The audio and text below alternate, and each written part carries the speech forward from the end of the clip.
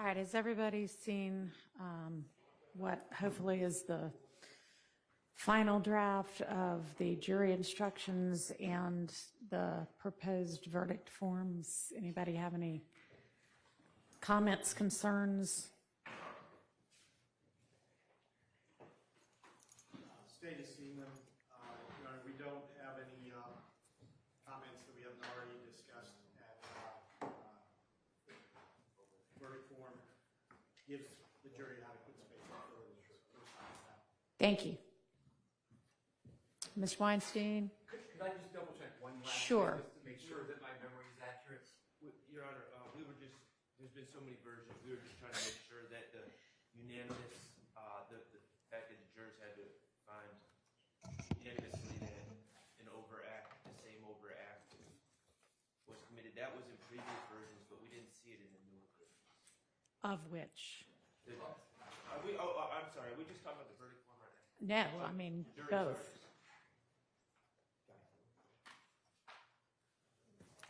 They are, let's check.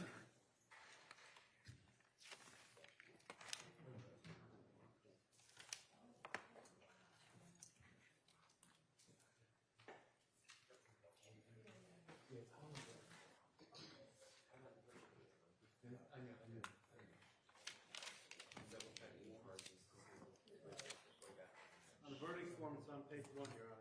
Yeah, I'm double checking the charges. Okay, I mean, the charges. that's fine.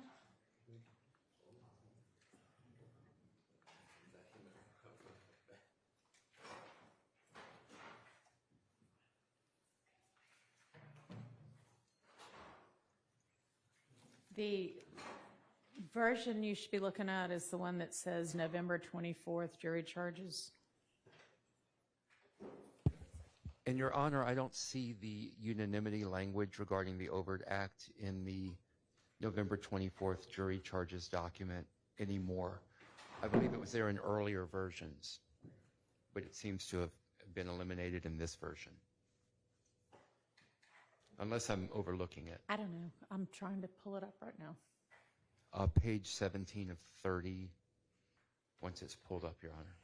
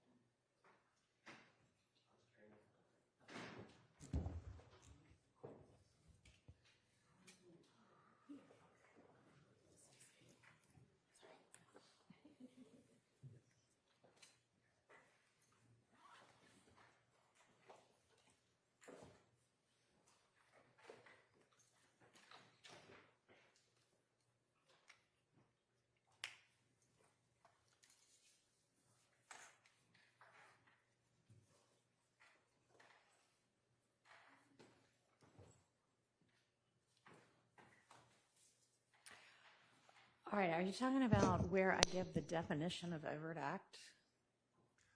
I don't see it there, Your Honor. I mean, is that what you're talking about? Yes, Your Honor. Okay, it was never there. I'm looking at the prior version, and it's Let me see if I- exactly the same. Nothing changed. Let me on see if that I can part. find where that was in there somewhere. It's certainly in the actual verdict form. But I believe they need to be instructed on that as well. And I'm pretty sure they are. If you go down to where the verdict instruction is on page 27. Your verdict as to each count must be unanimous. That means you must be unanimous in your determination that the state has proven every element of that count as defined and listed above beyond a reasonable doubt. And then skip down 2 paragraphs. On the overt act element, you must be unanimous that a conspirator committed an overt act after May 10th, 2017 to further a criminal objective of the conspiracy, and you would note on your verdict form that and any other overt acts committed in furtherance of the criminal conspiracy to which all 12 of you unanimously agree.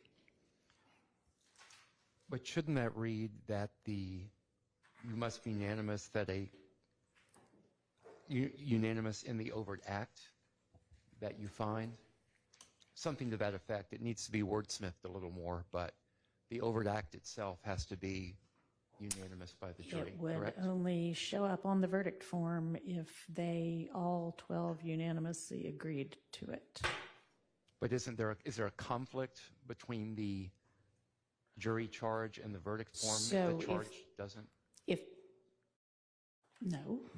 If they don't, anything that they don't find unanimously as to an overt act, they're not going to list on the verdict form. And if they don't list on the verdict form at least one overt act after May 10th, 2017, then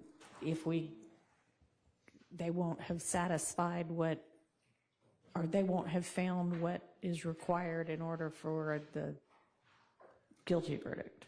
I'm not concerned about the verdict form, and if I agree with the court.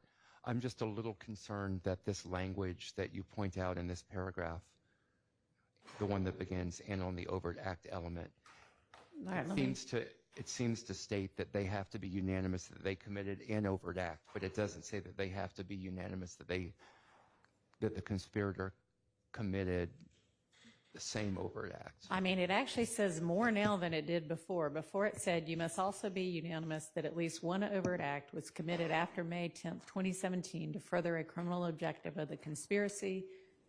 You should note on your verdict form any overt acts in further of the conspiracy to which all 12 of you unanimously agree. Okay, I'm satisfied with that. Okay. Thank you. So, Yeah, I'm only speaking for myself. I don't know Mr. Sharp's position on that. Okay, thank you, Your Honor. okay. All right, so then everybody's satisfied with both the jury instructions as they now read and the verdict forms. Is that correct? Yes, Your Honor. Yes, Your Honor. Yes. Okay, thank you.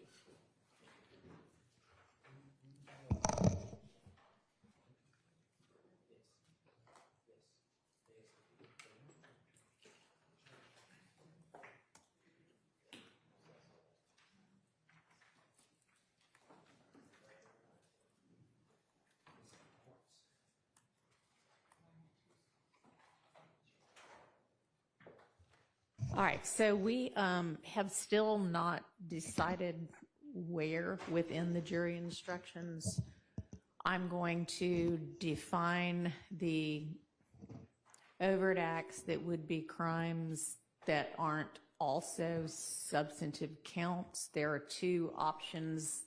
Both of them are highlighted in that November 24th jury charge of places where I could do that. Does anybody have any preference? If not, I'll just pick the one I think makes most sense.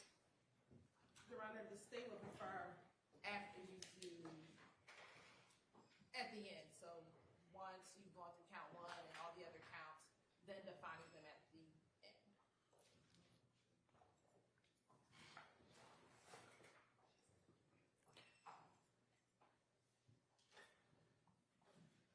I'm going to leave it to the court's discretion on wherever the court thinks it's best to include them, Your Honor. All right. So the two choices right now are top of page 26 or bottom of page 28. Both of those would come after the substantive crimes have already been explained. If nobody has any preference, as long as they're after the substantive count crimes, then I'll just pick one of those.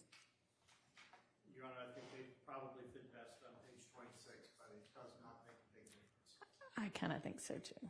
All right, that's where I'll put them if nobody otherwise has any preference. Okay. And is everybody in agreement as to what those crimes or would-be crimes are? Have we? Look, Ms. Pursfield, wasn't there a list that everybody had generated? Didn't we review a list of the overt acts that would be crimes that aren't otherwise substantive counts that are still in the indictment? I think on Thursday, this side still needed to finalize whether a few of the overt acts had evidence presented on them or not. So do we have the final list? Yes, Your Honor, I sent over to the court the redacted indictment, which should cover all of the overt acts that have been excluded. Okay. We're not excluding them, we did not present evidence on. And Your Honor, we didn't receive that redacted indictment until 7 or 7:30 this morning, whatever time it was. Your Honor, And that's- He's talking. I'm sorry, I haven't had time to review that redacted indictment yet. Okay. And I just want to say, Mr. Atkins did send that to defense counsel over the weekend for review. And so when we did not hear anything back, that's when we submitted it to the court. All right, so it's the same version that, Okay. I didn't realize it was the same version that had been previously presented to all right, us. so that looks good to everybody? That looks accurate to everybody? It looks accurate to me, Your Honor. Okay. Ms. Short, yes? Okay. All right.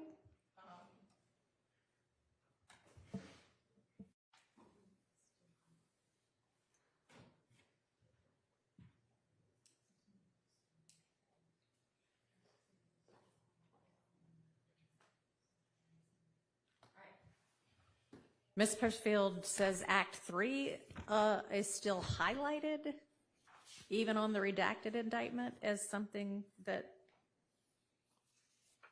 I'm not sure why it's still highlighted. Is that something y'all needed to revisit, or did you just forget to take out the highlighting? That is an act that is in, Your Honor. We just need to remove the highlight. Okay.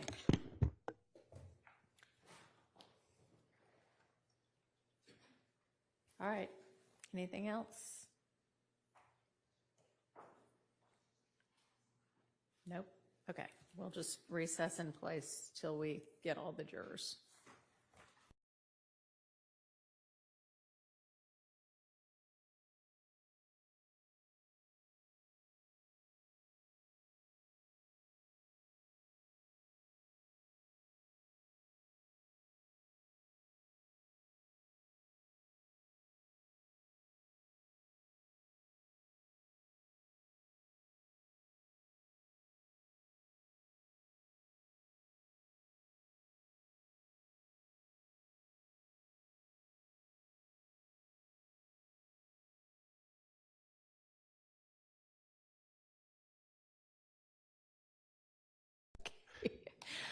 All righty.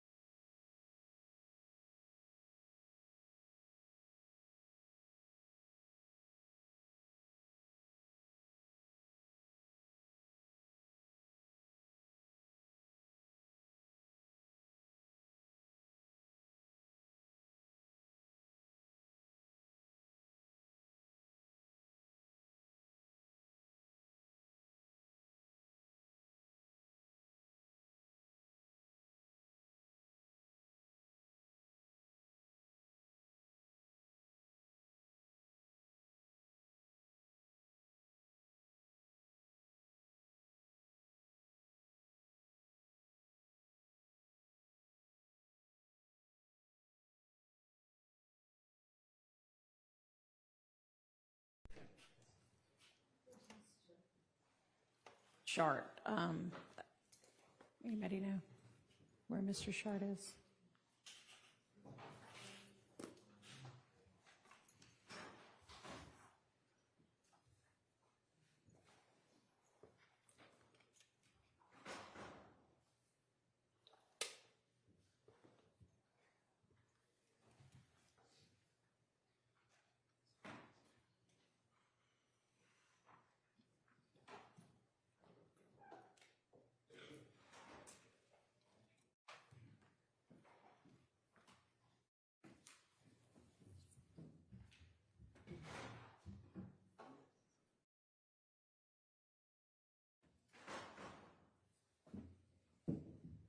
So apparently he's potentially upstairs to grab a podium.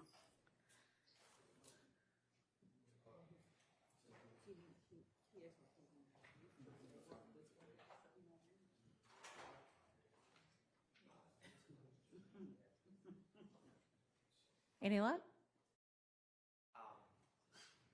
I don't know the rank, but Deputy Gibson, I believe Judge Edie has one, Okay. so he's working on that. All right. So I spoke with our court administrator, who is also putting out an APB for any possible lectern that could be used. So, and also, I think we have an issue with one of the screens, so that is getting worked on. I don't exactly know what the issue is. And then it seems that we might need an overflow courtroom today, and so that's getting set up in 5D, which is right next door. So if somebody can make sure, and I'm sure y'all have already done this, but that the people that are outside know to send anybody over to 5D once we're filled up in here. You're on 5D or 1D? I don't mean 5D. I'm sorry, y'all. 5D is not right next door, is it? 1D. 5D is my courtroom, but I haven't been there since July. Your Honor, one other logistical If you matter. need to go ahead in and fix whatever the issue is, go ahead. One other logistical matter, Your Honor. Would there be any objection from the court when I'm delivering my closing remarks? Mr. Kokomo's going to be displaying certain things on the screen. Would it be okay if he sits in the, That's fine. witness chair? Sure, that's fine. And while we have all kind of, outside of the presence of the jury, gone through the, me asking whether the defense is going to present evidence and y'all saying, no, we haven't done that in front of the jury. So when the jury does come out, I'll just say, you know, as you recall, the state rested on Thursday, and I'll ask each of you if you have evidence to present on behalf of your client. And I assume y'all will still say no. If not, then it'll be very different today than I expected it to be. But assuming you both say no, then I'll just say, all right, closings are up next. Okay.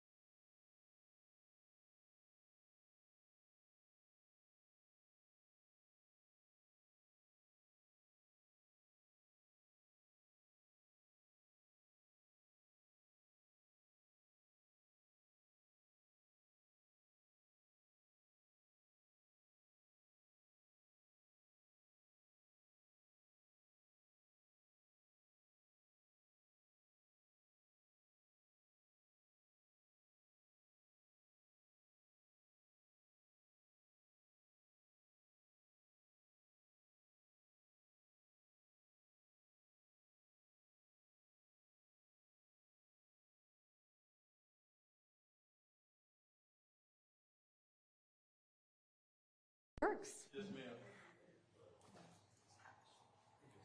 I like it.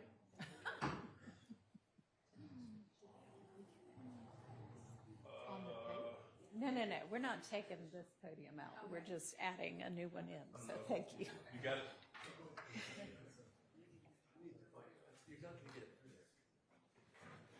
Okay, wait, stop. Don't move those tables. There's nothing wrong with it just being in the middle here in front of the other one. Okay. And then when you want to use it, you just turn it the way you want it.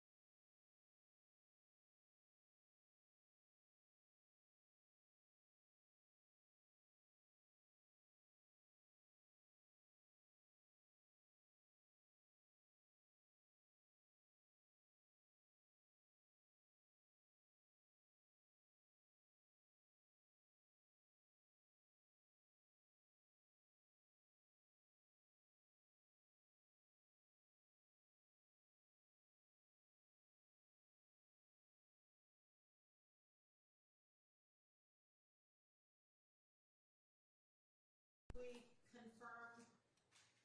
confirm? That this is working, we need you next door. Yes, it's working. I can't see it, so, okay.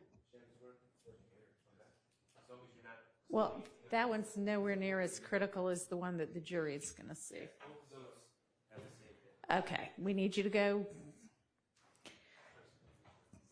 get us up and running in our overflow courtroom. Why that wasn't done before now, I'm not sure, but you may.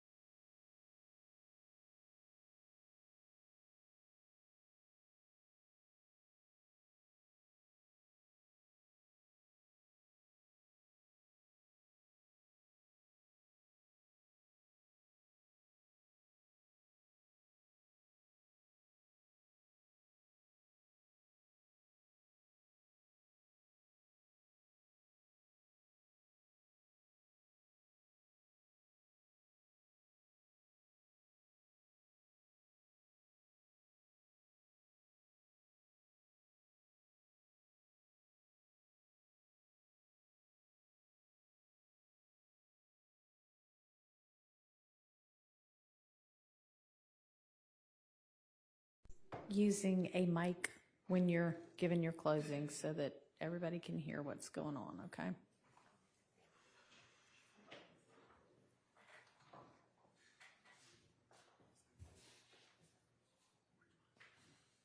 All right, I think there's at least one camera up and running in our overflow courtroom now. So I think we're ready to get the jury out. If you want to. Ms. Persfield said there was, so I believe her.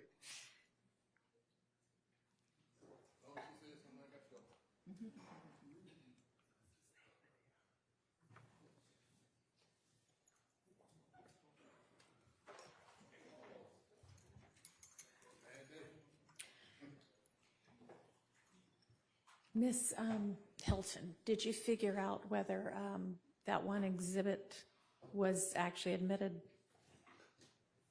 Yes, Your Honor, we were able to figure out that it was admitted, as 60G. Okay. 60G. Yeah. All right, thank you. We're ready for the jury.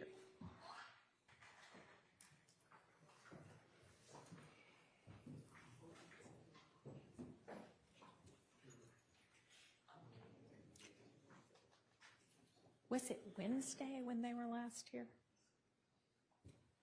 I believe so, Your Honor. Yes.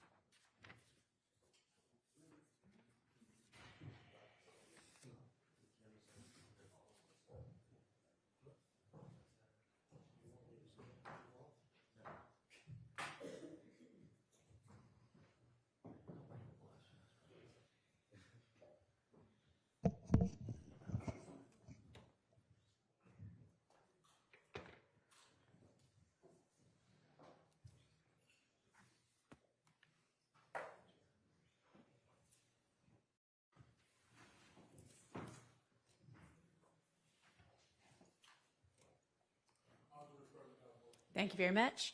Good morning, ladies and gentlemen. When you were last with us on Wednesday of last week, as you recall, the state had rested. I'm now going to ask the defense whether they wish to present evidence. Mr. Sharp, does the defense have evidence to present on behalf of Mr. Stillwell? Your Honor, we do not wish to present any evidence. Understood. Mr. Stillwell. All right. And Mr. Weinstein, does the defense wish to present evidence on behalf of Mr. Kendrick? No, Your Honor, we do not feel that's necessary. All Thank right. you. Thank you very much. All right. That means that the evidence is closed, and the next step in this case is the closing arguments. Because the state has the burden of proof in this case, the state will make an initial closing argument. The defense will then have an opportunity to present any closing argument that they wish to present, and the defense, if the defense does present closing, then the state will then have a final opportunity at summation. All right, so I'm not sure who's going to present the opening on behalf of the state, but whomever that is, you may proceed. Thank you, Your Honor.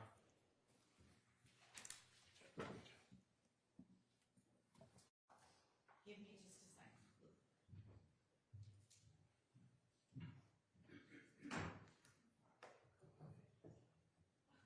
just a second. Before you start. Yes, Your Honor. This is going to be amusing to some of you, but overflow actually is 5D and not 1D. So maybe that's why I was saying it the whole time. All right, you can go ahead, Mr. Adkins. Sorry. Thank you, Your Honor. Let me turn this microphone on, Your Honor, or I'll forget. Good morning, Mr. Jury. I wanted to talk to you about what we've learned YSL is about. And 4 words come to mind. The first word, deception, intimidation, destruction, and death. Deception of the youth who get enamored with what is presented publicly and then deceived when they become a part of the criminal enterprise. Deception for law enforcement to not uncover the actions that they commit. And deception in this very courtroom with witnesses that have sat right before you to try to continue that enterprise. Intimidation the public videos we've seen about people that they label as rats, people that they label as snitches or snitching, and that repeated threat, either overt, out in the open, or subtle, that if we do a crime to you or you know about it, don't say anything. The destruction has multiple parts. You've heard from multiple communities all throughout Fulton County that often similar pockets in the city have been affected, from dealing drugs, the robberies, the shootings, the shell casings, the windows, the doors, the refrigerators, the cars, over and over. That's the destruction. And then you've heard about the death. Jeffrey Williams himself said, YSL, in this video after he says murder gang, someone right next to him says YSL till we're dead and pale. But also, you've heard about 3 murders: Donovan Thomas, Chanel Drinks, and Jamari Holmes. That is what YSL, the criminal enterprise, is about. Now, I'm going to talk to you about count 1 RICO and criminal street gang. And so when I am complete at the end, Ms. Hilton will come up and talk to you about the murder of Donovan Thomas and the murder of Chanel Drinks and the remaining counts. Now, what I just said is not just my words.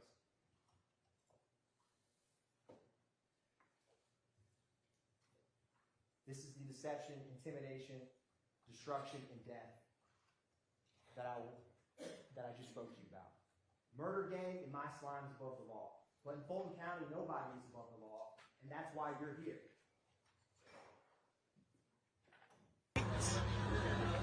Y'all already know why I said we dead and pale, bitch. Murder gang, bitch. Yeah. Slack. Gang. Original. No cap. No cap. And we actually free. You know that. Niggas always. Those are their own words, murder gang. What they are publicly stating that the enterprise and the street gang, and I may use both of those terms interchangeably today, are about. Only thing y'all nigga got more than us is dead now. This in your video? There's a we and a us. He's saying the only thing that they have is more people who are deceased, which is saying that we don't. And the they, I argue from the evidence we've been presented amply throughout this trial, is their rivals, their ops. The Atlanta Blood Gang, Fifth Gang, Nine Dudes, YFN, that group. And lastly, after publicly bragging and boasting about murders, what is their viewpoint on being held accountable? Well, let me take their own words. Don't just take mine. Just beat a murder rap. Pay my lawyer 30 for that. And my slimes above the law. We ain't walking no credit. That's saying my slimes are above the law. So now I'm going to equip you with the duty as jurors so that you can learn about the law that the judge will instruct you on, so that you can have the toolkits needed to deliberate and understand how to organize the evidence that we have presented. So that's what I'm going to here to do with you today. So I'm going to take a step back. In general, jurors' duties, it's to honestly seek the truth. You've heard evidence, testimony, physical items. It's not to seek doubt, it's to seek the truth. You determine, how you handle and weigh the evidence. And I'm going to highlight some things for you so that you can understand some connections between some of these evidence. Because there's connections between these shootings, connections between these crimes, locations, victims, and accomplices that's important for count 1 RICO. And that's what I'm going to walk through with you about right now. The duty to deliberate. When all of this is done, all of y'all will go back there and speak with one another. Speak freely with one another. Go through the evidence and talk about what you've heard throughout this trial, and talk with fellow jurors about the evidence as you reach your verdict. And like I said, seek the truth. Now, I'm going to explain to you in a couple minutes about what you can and can't consider. So everything outside of this circle has comes up in almost every trial, sometimes a little, sometimes a lot. Sympathy for victims or defendants. Viewpoints on a witness. You like the witness, you don't like the witness. You like the police, you don't like the police. You think about some issue that comes up in a case that's not about the evidence and the law. You disagree with the law. All of those things you can't consider. What you can consider, and it's going to populate in the middle, is the evidence, the testimony, the physical items, the videos, the wiretaps, the jail calls, all of those things you can consider at this trial. And it's not lost on me the length of this trial. And I could stand up here for 4 hours and explain to you my genuine understanding and frustration with how long you all and the sacrifices you've made. And what I thought about, because when you initially came on, it was 6 to 9 months, and now we're here 12 months later, and that is a significant difference. And there's one time in my life that came to mind about this. I couldn't do this again today, but I ran one marathon. When I got there that day, I was supposed to do a half marathon, just many years ago. And when I'm in line with one of my best friends who encouraged me to run, I see people much older than me. I won't call them old, but they may have been pushing 90. Marathon. And so he gave me that look, and I said, all right, I'll do the marathon with you. And during that, expecting to run a half, that day running a full, I had moments where I wanted to quit. I had moments I wanted to walk. I had moments where I wasn't ready, I wasn't prepared, I didn't sign up for this, even though technically I agreed to do the marathon. And as I got to the end, like we are here, I said, if I walk off on mile 21 or 20, all of this will be for nothing. And I will regret that. So with this time, I ask you to see it through, finish strong. And by that, I mean listen to the closing arguments and deliberate with one another in the evidence. Because you owe it to yourself, you owe it to the victims, and you owe it to your duty as jurors. And like I said, what I wanted to do, because I can't go back and change the hands of time, I can't, is make this time valuable and give you the tools you need. Because you've heard a lot about RICO, but you've not yet had anyone explain what that means. So that's my goal, and that's what I'm here to do, is to help that you can understand the law, how it fits with this evidence, so that you can deliberate and reach the only reasonable conclusion that these defendants and these co-conspirators are guilty of count 1, conspiring to commit RICO. So I'm going to walk through that with you. Now this circle, I speak faster than I click, so it's going to catch up with me. But like I said, you consider the evidence, the testimony, you don't consider what is outside.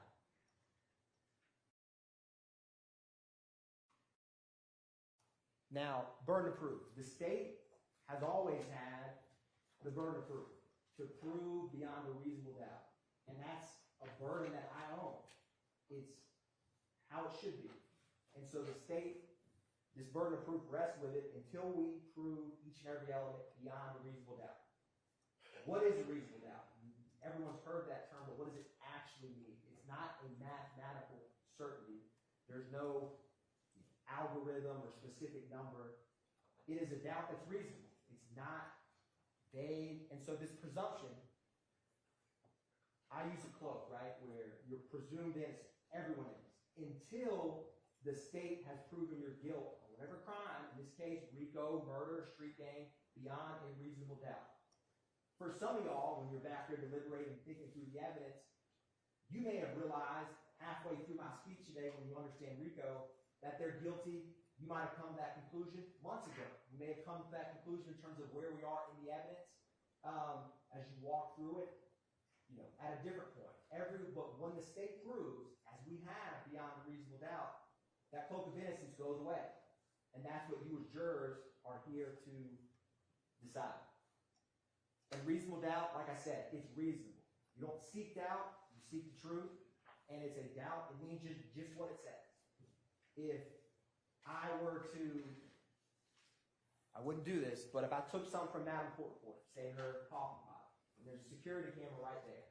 If all of y'all saw me do this, if I had a trial and never called one of y'all out, I'm on trial for stealing Madam Court Reporter's coffee mug, if you didn't, if you had a trial with just that surveillance video, and it clearly showed me unmasked, taken, and leave, you wouldn't need all these witnesses. Or if you had the reverse, you didn't have a surveillance video, but you had an eyewitness or circumstantial evidence.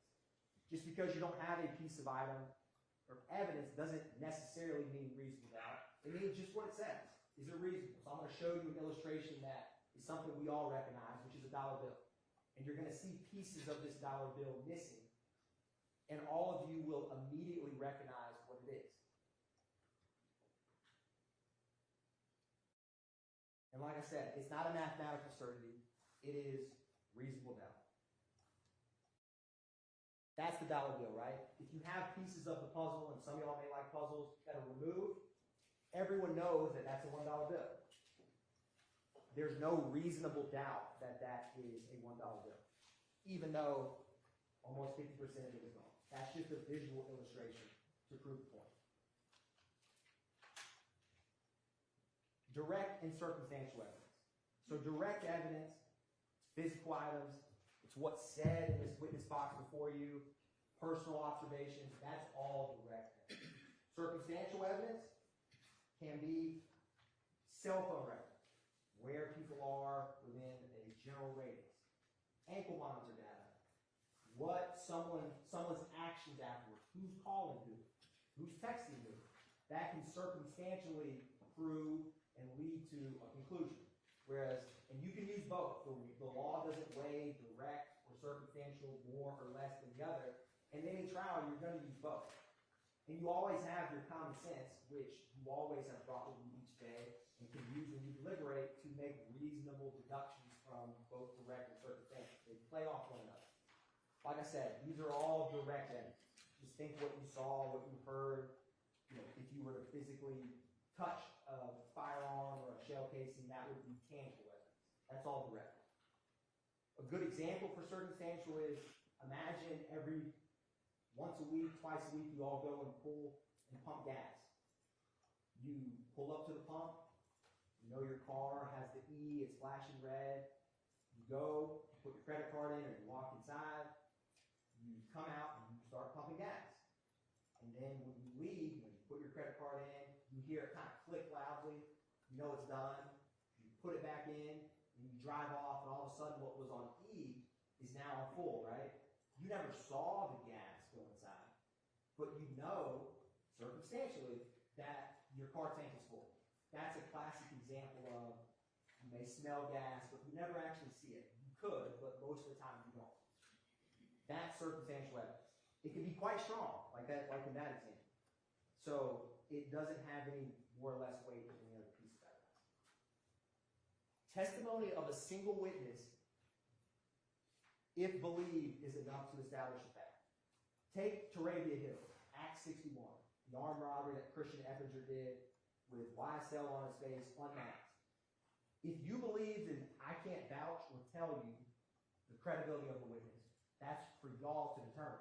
So if you believed her testimony, that's who robbed me, this is what he took, and then he drove off, a testimony of a single witness is enough to establish a fact. In that case, with her testimony, it would be every fact of armed robbery. So that's one example of a single witness can establish. Sometimes it's only one fact.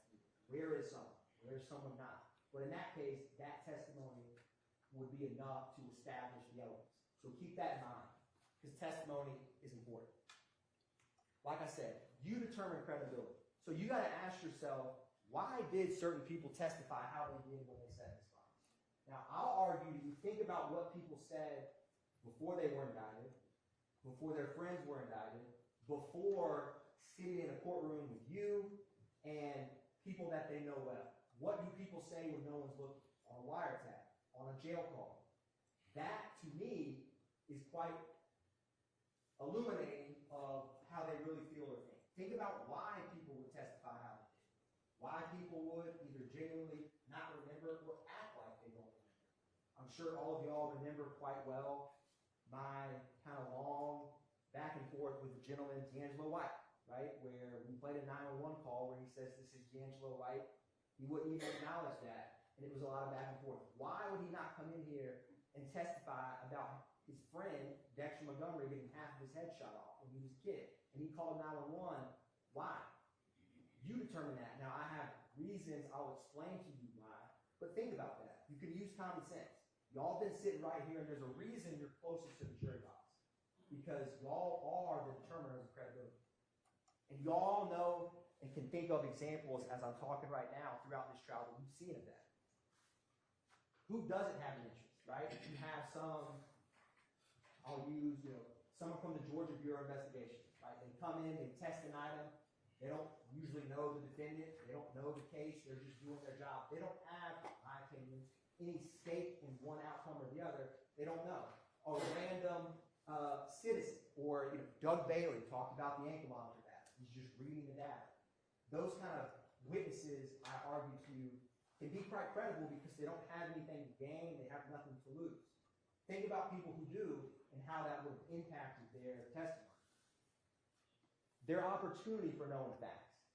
If someone hangs out with one another, like Redacted, you saw all these photographs in 2015. He's in photo after photo with Shannon Stillwell, Monte Kendrick, Mikion Garlington.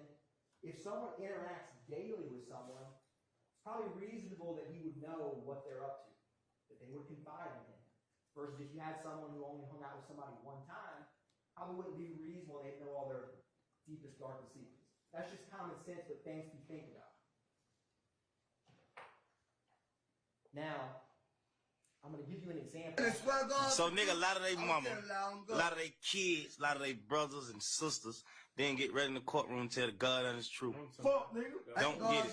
Fuck with you, bro. Y'all niggas need to get fucking killed, bro. You snitching bitches. From me and YSL. That's what's said outside of the courtroom. These are all witnesses who testified that were either co-conspirators or indicted on this case. And ask yourself, you could know it just as well as I right before if the state would ask, is YSL a gang? The words music group, you know it's about to come off, or I've never heard of that. I said gang, G-A-N-E. I didn't say G-A-N-G, even though you just heard them say gang. Think about that and why people would come in here and think about what they said. I mean, when Darius Zachary said that these two defendants confessed to him to murdering Donovan Thomas the night of the murder, you don't think he's going to come in here and back up off that? Think about Wooney Lee, the bragging or boasting about the murder. We put that on your tombstone. The things he knows when he's sitting up here don't sound good in a trial of his friends, fellow gang members, and co-conspirators, so he's going to back up off of them. Think about Walter Murphy. Antonio Sledge. He, when he did his plea agreement, said that he had knowledge that someone was involved with the murder of Donovan Thomas, but then backs up off of it, right? He gives why. Think about why. And think about, they know the feelings that these defendants have about people who come in and tell on them. And sometimes they slip up. If you remember Antonio someone who testified pretty recently, he didn't know Wooney Lee's name. So he said, what's his slime? And he changed it. He stopped. He took a little pause and he meant, what is his nickname? So he said, what's his slime name? Those kind of clues or slip-ups, remember those, because they're important. Here's another example. This is Diamante Kendrick on the left with a hat that has a big rat and a big X on it. And on the right is defendant Stillwell's tattoos. Omerta, you heard that, the code of silence. And on his chest, the price of loyalty is wealth. The price of disloyalty is death. So these witnesses who say incriminating things about them in a police station or outside of court, when they come in here and are sitting in a witness box 10 feet from them, how do you think they know this? That's these defendants' own words about people who come in and testify against themselves or others. That's their feelings on it. Things that these witnesses know very well. Kenneth Copeland. This is Kenneth Copeland outside of the criminal courtroom. Last words and shout outs before we get you out of here. Shout out to the game. YSL for life. You know what I mean? YSL for life. And these are photographs he's had. He has known Shannon Stillwell for almost the vast majority of his life. Most of these photos to show the length of time. Look at these photos with Kendrick. These are all photos with Kenneth Copeland and both of these defendants in trial. They are friends. They know each other very well.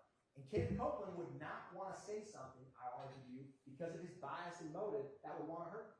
That's just common sense. And think about that when you hear what people say to a police station when it's just Detective Gaither and Dennis, or what they say in this courtroom. Quindarius Zachary, outside the court. Yeah, big Bruce Knight, Slime Takeover. Oh, fuck you mean? I got all my niggas with me when Bruce Knight. Niggas, where we at, y'all? Bruce, Yeah, niggas YSL, slack. Niggas bitch. fuck Yeah, wrong ho. child, nigga. Fuck wrong Plenty with ammo niggas, for we you bang, monkey bitch. niggas. Yeah. Big Yeah, we guns, on bleeding bitch. right now. Slant. Now, that's a video from May of 2015. Roughly February, March, April, 4 months after the murder of Donovan Thomas. That's what Conveyor is exactly saying. You don't think he knows who did what? I argue to you. And then when he comes into court, right, he doesn't recognize a snake emoji, or, he makes jokes about the color green, things that he thinks will hurt them. You all pick up on this. I saw you write notes. You can see their reaction. You can see if someone's uncomfortable, comfortable. All of those things you all are equipped with and can use when you weigh testimony. Parties to a crime. This is a principle that's going to come up in this case. Parties to a crime. Think about this. 4 people go to rob a bank. One of them is the getaway driver. One of them, I'm going to go run in and get the money. The third one's going to go in and do a distraction. And the fourth one has a gun in case it's needed. The driver never gets out of the car. They get to the bank. The guy goes in to get the money. The security guard realizes it's a robbery, pulls out his gun, and the guy with the gun behind him shoots and strikes the security guard. And then they all 4 get away and leave. As parties to a crime, they all played a role or a piece in that crime. So they would all be legally guilty of that murder if those facts came out into a trial. So party to a crime, it's not necessarily the person who pulled the trigger. It could be the driver. Now, this is going to show you an illustration of what I talked about, because this isn't at first stick out. So you have 4 people planning a bank robbery, all with different roles. And if it was either intentional murder or, say, the security guard shot and killed one of the robbers, it could be a felony murder that comes up. And so all of them would be guilty in this fact pattern of that. So in this case, what Copeland and Zachary say about defendant Kendrick is he was driving the Infiniti Q50. If he's driving that Infiniti Q50 while Shannon Stillwell, Demise McMullen are shooting 7.62 and 9mm shell casings into the body of Donovan Thomas with Justin Cobb doo-wop, that's party to a crime. That's an example in this case. And it will come up in some of the overt acts that we're going to talk about soon. Mr. Atkins. Yes, Your Honor. I need to interrupt you for just a minute. I'm sorry. In the overflow room, they can't hear you. It sounds like, Your Honor, this microphone may have... Yes, Your Honor. If you let me know if that helps fix that. I got to fix this belt buckle here real quick. Well, I'll hold it for right now. Now, sorry, I want to talk about the crimes that I'm going to talk about. So in green is what I'm going to talk to you about, which count 51 is criminal street gang. Count 50 is criminal street gang of defendant Stillwell. He's on the right, and Kendrick is on the left. And count 1 RICO applies to both. So both are charged with the murder of Donovan Thomas. Kendrick has this count 57 participation in criminal street gang activity for the marijuana and firearms, like street gang activity during the commission of a felony for the May 9th, 2022.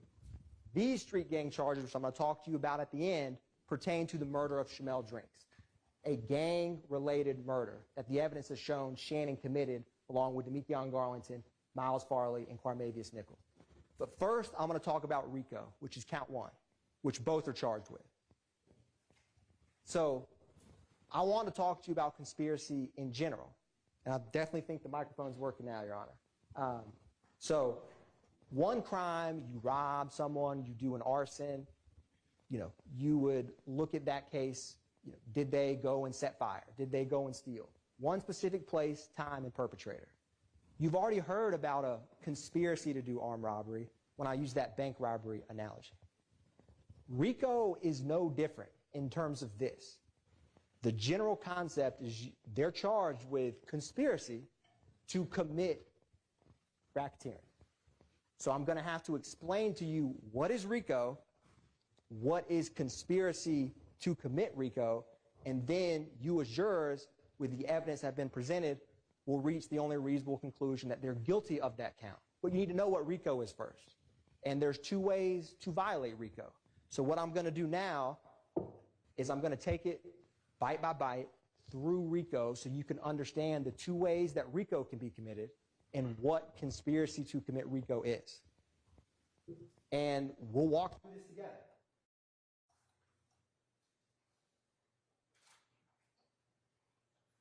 I've already explained conspiracy in general.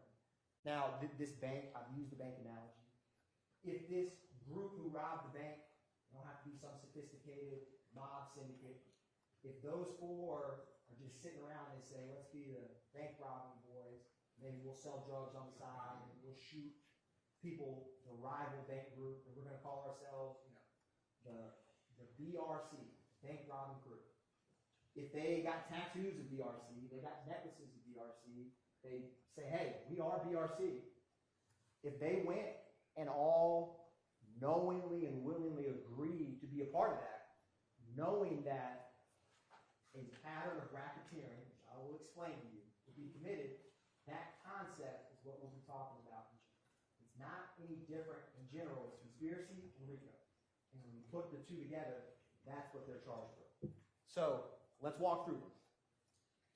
This is from the indictment, which you will have with you when you deliberate. I'm not going to read off this right now, but page 12 of the indictment is an important page. It lays out what the state alleges the criminal objectives of the conspiracy are, and that they violated, there's a subsection A and a subsection B, which we're going to talk about. So remember page 12 of the indictment, because it will come up multiple times. So what is knowingly and willfully joined? Look at what they do, what they say, and crimes that they commit.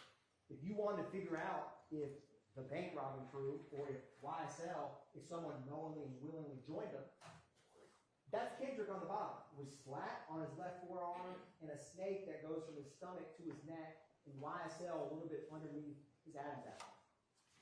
Do you think he knowingly and willfully joined YSL?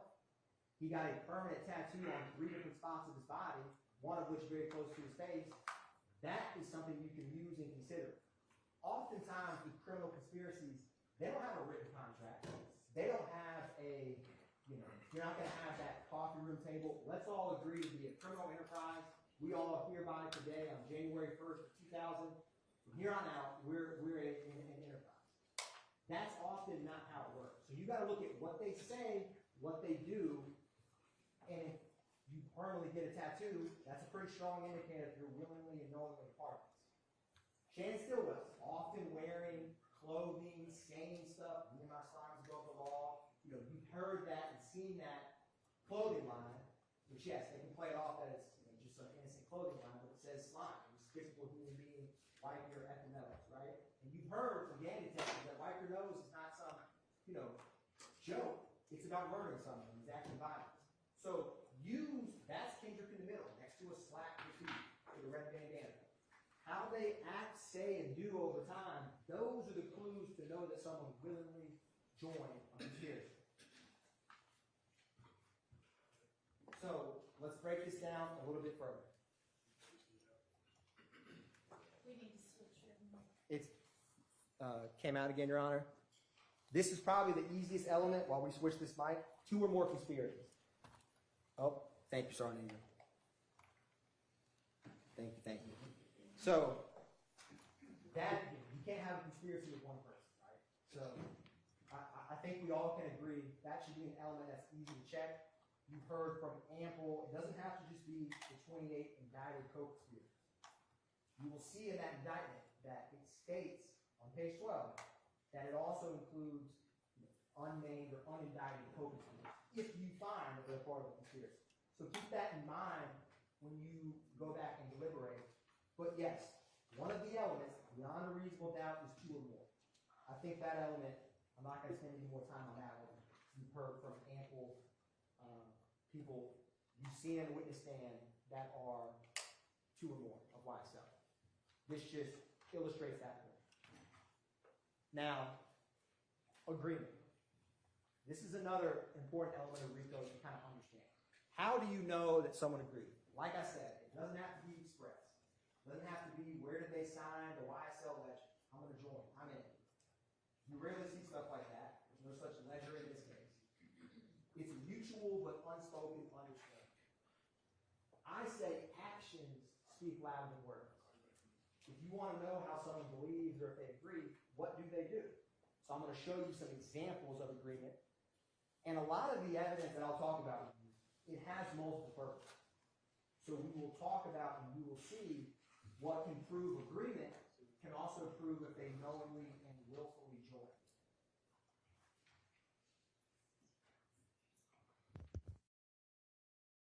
Let's see. I'll keep working on this now. So, You can just hold one. yes, Your Honor. Sounds like it's working now. So, what else can you use? Remember we talked about circumstantial evidence? So, circumstantial evidence inferred from the nature of the acts done, relation of the parties, and the interest of the conspirators. What do they have to gain? Is it for something to further the group's interest? How do you know someone agrees? Look at what they do. And I argue to you that the evidence has shown that they've all knowingly and willfully agreed. Take where we started, or take the two murders. Shannon Stillwell, January 10th, 2015, murders Donovan Thomas. March 14th, 2022, Shannon Stillwell, with 3 other YSL members in both times, murders Shamel Drinks. If you have to ask yourself, did he knowingly and willfully agree to be a part of YSL criminal enterprise with 2 gang murders?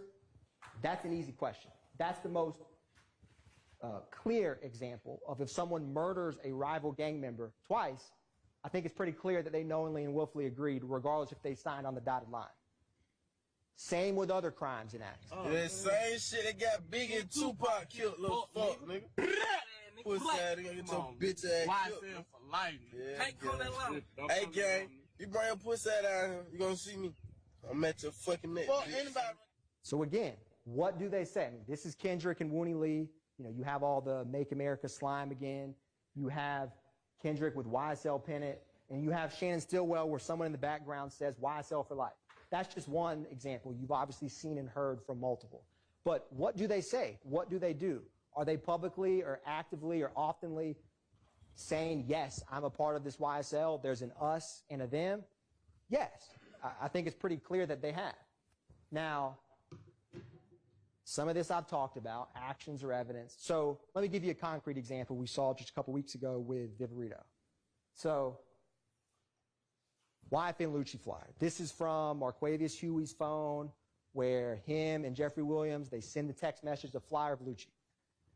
In 6 text messages, this principle of agreement, you're going to see agreement in action. This text is about to come up where all that's said, right?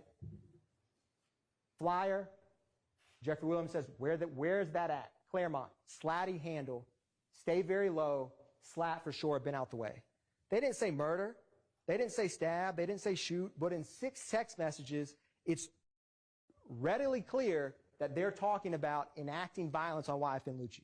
That's agreement in one, barely a screen of a text message. That principle shows you, and think about this example throughout. What do they say with one another? What do they do with one another? That's how you can know agreement. It's just like you all have family and friends, you may text one word and they know what you're saying. I'm heading home. You don't say the address, right? Agreement can be inferred with very little words, especially with people who know each other very well. And YSL has its own lingo, so they don't have to say much. Slatty handle, he knows he will handle it. Other examples.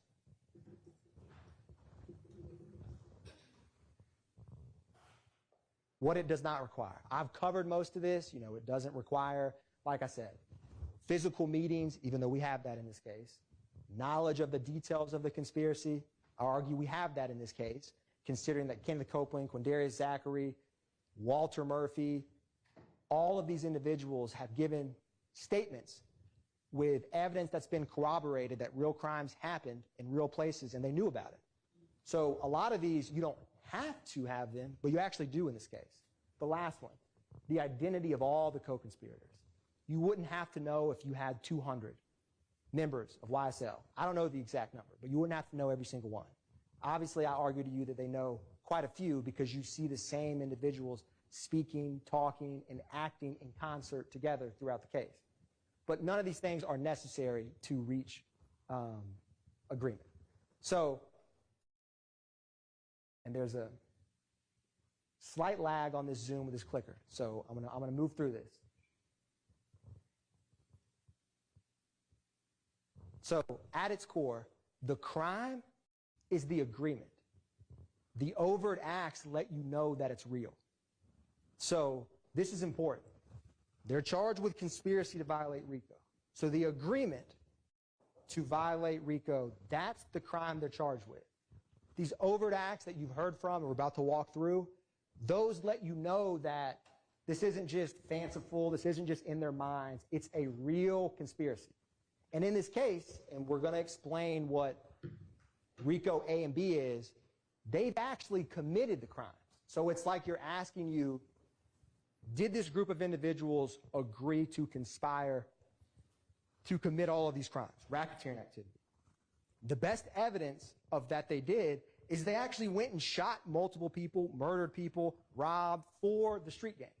That lets you know that there's not much to say when you actually do the crimes that you're alleged to have just conspired to commit. It'd be like if you're asked about the bank robbery conspiracy and all they do is just talk about the bank robbery, get the items, they go and buy a gun, but they never do a robbery. Fast forward, they've done 20 robberies, 50 robberies over a decade, and you're asked, did that group of bank robbers intend to be part of a bank robbing crew? You'd obviously say yes. It's common sense because of what they actually did. That concept is important. Like I said, the overt act lets us know that the conspiracy is alive and well. And I'll argue to you, going back to credibility, the conspiracy is alive and well in this courtroom with deceiving in this witness stand. So this is just a visual explanation that you have Shannon Stillwell, Diamante Kendricks, and some, I didn't list all the photos of people you've seen, but this, the criminal enterprise, visually depicted. So let's walk through what an overt act is. So joint objectives equal joint responsibility. This is like a partnership in crime. Now, to find that someone's act is all the co-conspirators are on the hook for it, so to speak, any act done by any co-conspirator to further the criminal objectives is what counts. So if they're going to shoot a rival and you find that, yeah, they did shoot that rival and they did it to help YSL the enterprise, if that act and you find that whoever you find as part of that conspiracy, it's like they're all one and one for all. So each co-conspirator is responsible for the acts of others that are naturally and necessarily done to further the enterprise.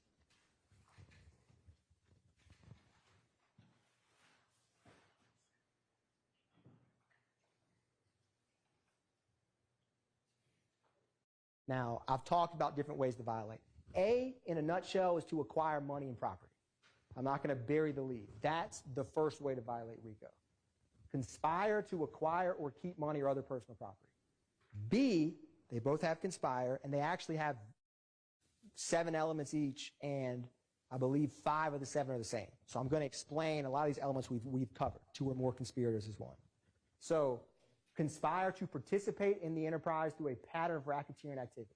If you find the defendant, and on your verdict form it will say the defendant violated subsection A or subsection B, conspired to violate. So I'm going to walk through what is A, what is B. They don't have to actually have committed A and B, although in this case I believe that they have, as I'm going to show you. You just have to say, did they ever conspire? And remember these principles I talked about. The unspoken words, what people do and say is the agreement, or you're not going to have that magic conference room meeting, so to speak, that's all captured where the conspiracy gets hatched. So let's walk through this. We're going to start with A. Keep it easy, keep it basic.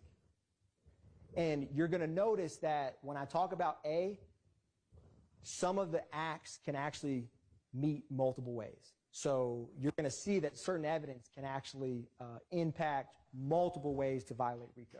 So let's talk about subsection A of the RICO Act. Knowingly and willfully conspired with two or more co-conspirators to acquire or keep money or other personal property through a pattern of racketeering activity. I'm going to explain pattern of racketeering activity. It's two or more crimes that are explained and listed, and you'll be instructed by the court on what they are, that within 4 years. And any of the co-conspirators committed an overt act with at least one in furtherance of the criminal objective, and at least one has to be after May 10th, 2017. So that's A. I'm going to walk through some examples of A, and we're going to take this bit by bit. Armed robbery, Arshillian Bennett. Walter Murphy, Jeffrey Williams. May 13th, 2013. You heard from the officer where she walked with her child from 988 Confederate Court to that zone precinct to report a crime. That takes a lot of effort and time. So I'm going to use this top one while that bottom screen comes back. But, you know, obviously she came in here and, you know, did not want to acknowledge about the robbery, but I argue there's about to be a real bullet in her window that was taken by a crime scene tech who just responds to a scene. That is 988 Confederate Court, which comes up that address and area multiple times. And she said that she told the officer at the time, you know, her Kel-Tec, the money, her purse was stolen. Acquire and keep money. Now, Walter Murphy, Jeffrey Williams, and, you know, she said someone that she didn't know, Jeffrey Williams' brother, that's multiple people doing it. That's one crime, one act. But when they work together, it's much easier to get property and items. And no one expects Ms. Bennett to come in here and testify. Certainly not back then and certainly not now. But that is an example of acquiring or obtaining money. It's robbery. Derek Dotson, also in 2013. This is 5 through 7. Adrian Bean, the coin laundry, where Miss Marissa Cisneros' car flew over the ledge. I mean, Adrian Bean sat here for what felt like an eternity and didn't remember entire years, but he flew over while driving a car over a 6-foot embankment. Why did he not remember any of that? Just think about that. I think the only thing he said is that memorable moment where he's like, keep it a buck, and he took his mask off. But he clearly would remember flying over a wall. Why are they not coming here and talk about it? Now this, again, Walter Murphy, Jeffrey Williams, that's the location where Leonard Pass's car, which is that gray Dodge right there, is parked, Summerdale Apartments. Obviously this is in the Cleveland Avenue area, because often these crimes are committed in the same locations, which will come important later. These are the firearms that they recovered from the car and then this is Mr. Derek Dotson, and you heard from Leonard Pass, who was with him. That's the car that was crashed underneath. And then this is a picture with Walter Murphy, Jeffrey Williams. At the time, he's throwing up rock crew, and if you remember, the background behind this is this slime in kind of green and black font. So, again, it's two YSL members acquiring and obtaining, trying to rob Derek Dotson. And again, they're working in concert, working together. Ms. Taravia Hill, Act 61. She's just at her apartment complex, and this car, and if you remember, she only could recognize or ever identified Eppinger, Christian Eppinger, but there was 2 cars and multiple males with him. We don't know who these people are, but I think from what you've heard in this case, it's reasonable to suspect he's working with other people to do the robbery. Because again, it's hard to rob someone by yourself. So working in concert. That's Ms. Hill. That's her apartment complex in present day. That's Christian Eppinger from his public posting a firearm on social media. That's her wrecked car after it's found later. And where does the car go? Where Ms. Hill lives, to Cleveland Avenue. Where do the guns and the Infiniti Q50 from Diamond Thomas go? They go to Oak Drive, where O.G. Bentley's house is. Common after crimes, they go to the same location. That's important because these same victims, same accomplices, same pattern is important for RICO. So keep that in mind as we walk through this. And he does all of this with, and it's hard to see from here, YSL on his face, no mask.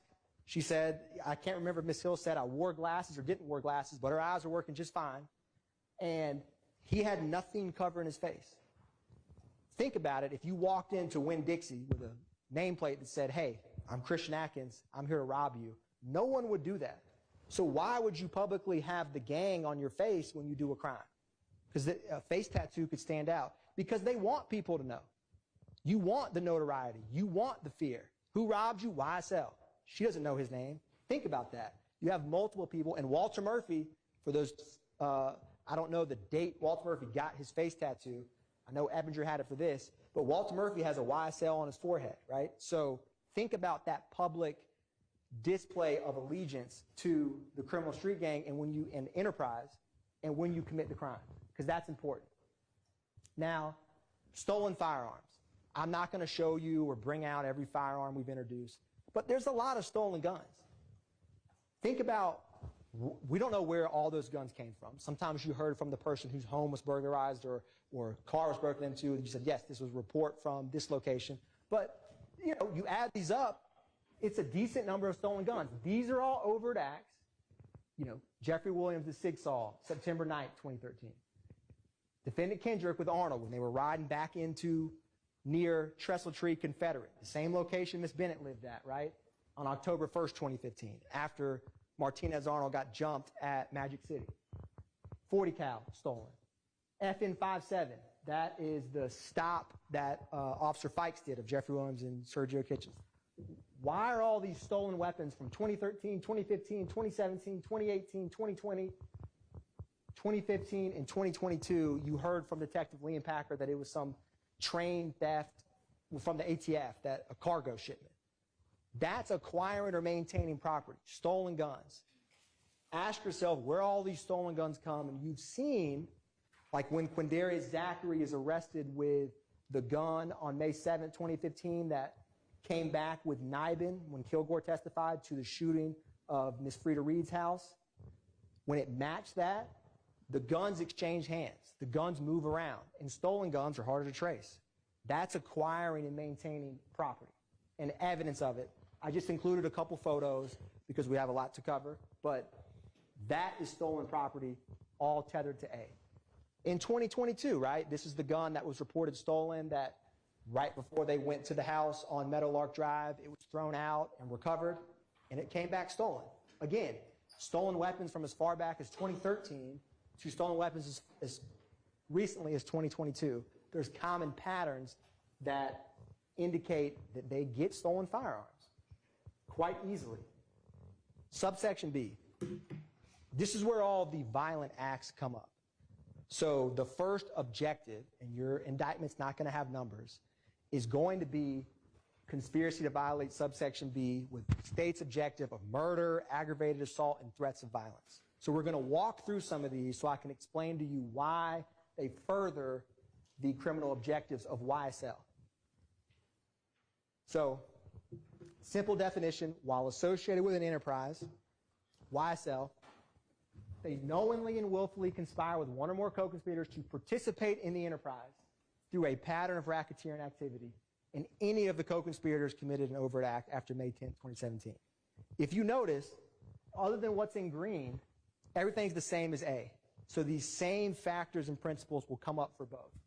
So I got to explain to you what is participating in the enterprise and what are these criminal objectives. So we're going to start with the murder, aggravated assault, and threats of violence and go from there.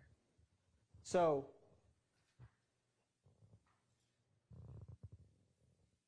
again, page 12 of the indictment, it outlines the conspiracy. I'm not going to read all this for you now, but it states the Young Slime Life enterprise and what the criminal objectives are right after it. That's where you can find it on page 12 of the indictment you're going to have. These are these objectives. I've removed them from the indictment, but we're going to start with the first one. Murder, assault, threats of violence. And then we're going to talk about robbery, theft, unlawful sale, and distribution of drugs. So let's walk through this together. I just wanted to show you a brief visual of how you're going to have the indictment with you and can look through it. So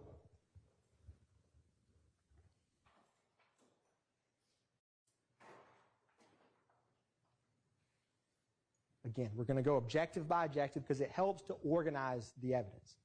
And objective 1, murder, assault, and threats of violence. So you've heard about pattern of racketeering activity. What is racketeering activity?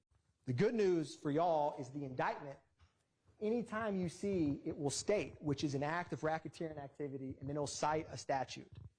This is what explains what racketeering activity is. This is the murder of Donovan Thomas. And you'll see when you are deciding, which is overt acts 16 through 20, is the murder of Donovan Thomas. When y'all are back there and saying, I want to figure out if something's a pattern of racketeering or figure out if an overt act is a racketeering activity. That will tell you. That's your snapshot. So just look. This is overt act 17, which is the murder. 16 is when Jeffrey Williams rents the vehicle. But when you see what's highlighted, you'll know it's racketeering activity. So I just wanted to show that for you. And then we're going to walk through this now. We're going to talk about Donovan Thomas first, overt acts 16 through 20. The last one on the line for the 6204. Yes, that's police over here on the north side of McDaniel. North side of McDaniel. Why did you? Yeah, at Harold Limited Barbershop. Somebody don't got shot. Mr. Parker, who you testified, who's owned a barbershop there for 20 years.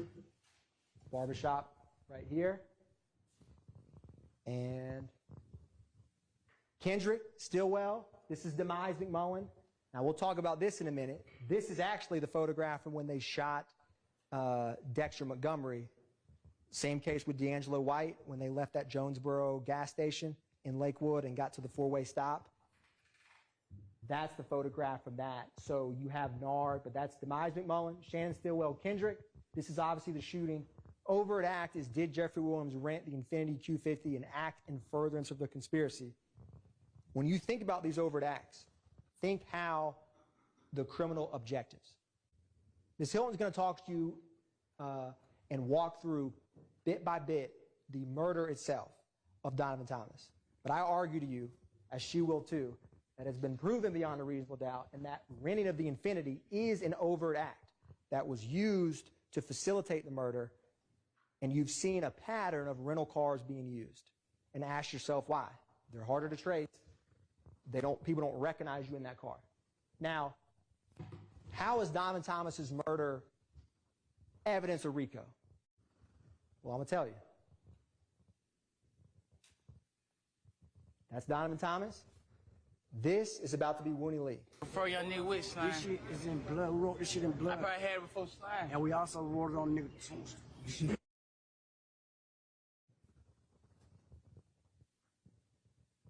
We wrote it on a tombstone. And that's Donovan Thomas's gravestone. And when Miss Edmonds, who testified to you about recognizing that, she didn't wipe graffiti, she didn't wipe paint off that tombstone, she wiped a confession.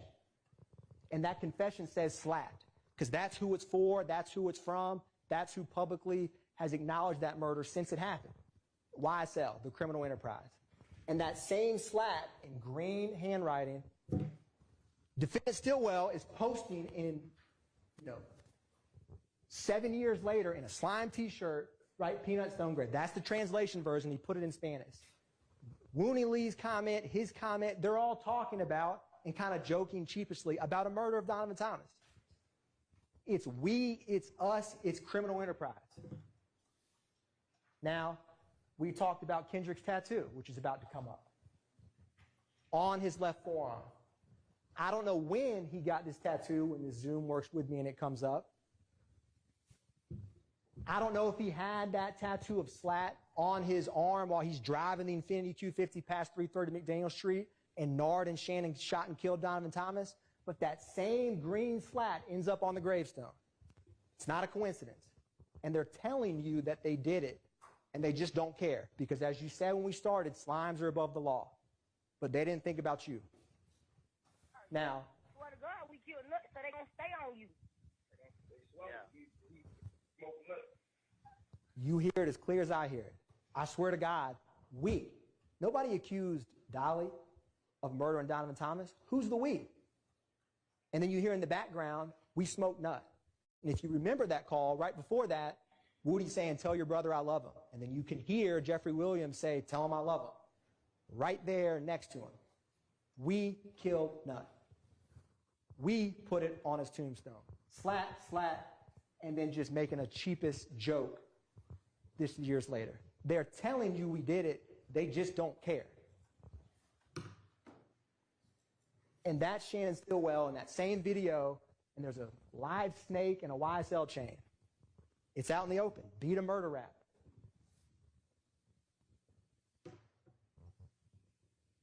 Now, we're going to turn to Jamari Holmes next, and I'm going to explain to you why that murder that Rodelius Ryan and Damon Blaylock did is in furtherance of the YSL criminal street gang, which is Overt Act 79 through 81, February 23rd, 2019. That's the vehicle that 15-year-old Jamari Holmes was in. This is Rodelius Ryan. You know, this is Blaylock throwing up YSL, which is also an overt act, that public display of allegiance. It's going to come up in just a second. That's Jamari Holmes. You're going to see the message where, you know, where Mariah leaves and she says, or not Mariah, but Brazy, as they called her, text and DMs Ryan and Blaylock and says, you know, they know about Ryan but don't know about you, and allude to Mariah snitching on them. That snitching comes up repeatedly. This is the projectile that was in Jamari Holmes' head that was fired from weapons that Rodelius Ryan and Damon Blaylock shot while they were hanging out with females in Cleveland Avenue. It came to 50 Mount Zion. And then I want to ask you, this is that message. All again, talking about snitching, trying to not get caught. Now, how do you know why Ryan did it? What does Ryan think about this murder? What is he remorseful? Is he sad? Well, here's him that same day at 5 o'clock. So that's the 911 call at 4 in the morning, not 4 in the afternoon, February 23rd, 2019. That YSL makes the news FaceTime. You've heard repeatedly about the FaceTime. I argue to you when he says that YSL makes the news, Fox 5. So he's telling people without, you know, having some plausible deniability of no one's going to know what I'm talking about, YSL makes the news. Now, what does he do 5 hours after this? Let's find out. Block life knowing again. 250 knowing again. Bet y'all push nigga can't come up here in that block. Yeah, no cap. Color right, gonna shoot at your fitted. That's no cap. He's going to shoot at your fitted, and that's the fitted cap that Jamari Holmes wore on his head when he was murdered. That is bragging about the murder. YSL makes the news, and then he's on the quote-unquote block, right? And he's throwing up YSL. Is it a coincidence that this guy he's with says Little Rod will shoot at your, don't come on this block, and you have Bernard, Mitch, and all of them who weren't from that neighborhood come over to 50 Mount Zion, he will shoot at your fitted cap. And there's a literal fitted cap from Jamari Holmes' head with a bullet hole in it, and that's his skull with a bullet hole in it. This ain't, murder gang isn't some facade, this isn't for clout, this is real life. And this is the bragging and the boasting above the law and proving that they're doing it for the street gang.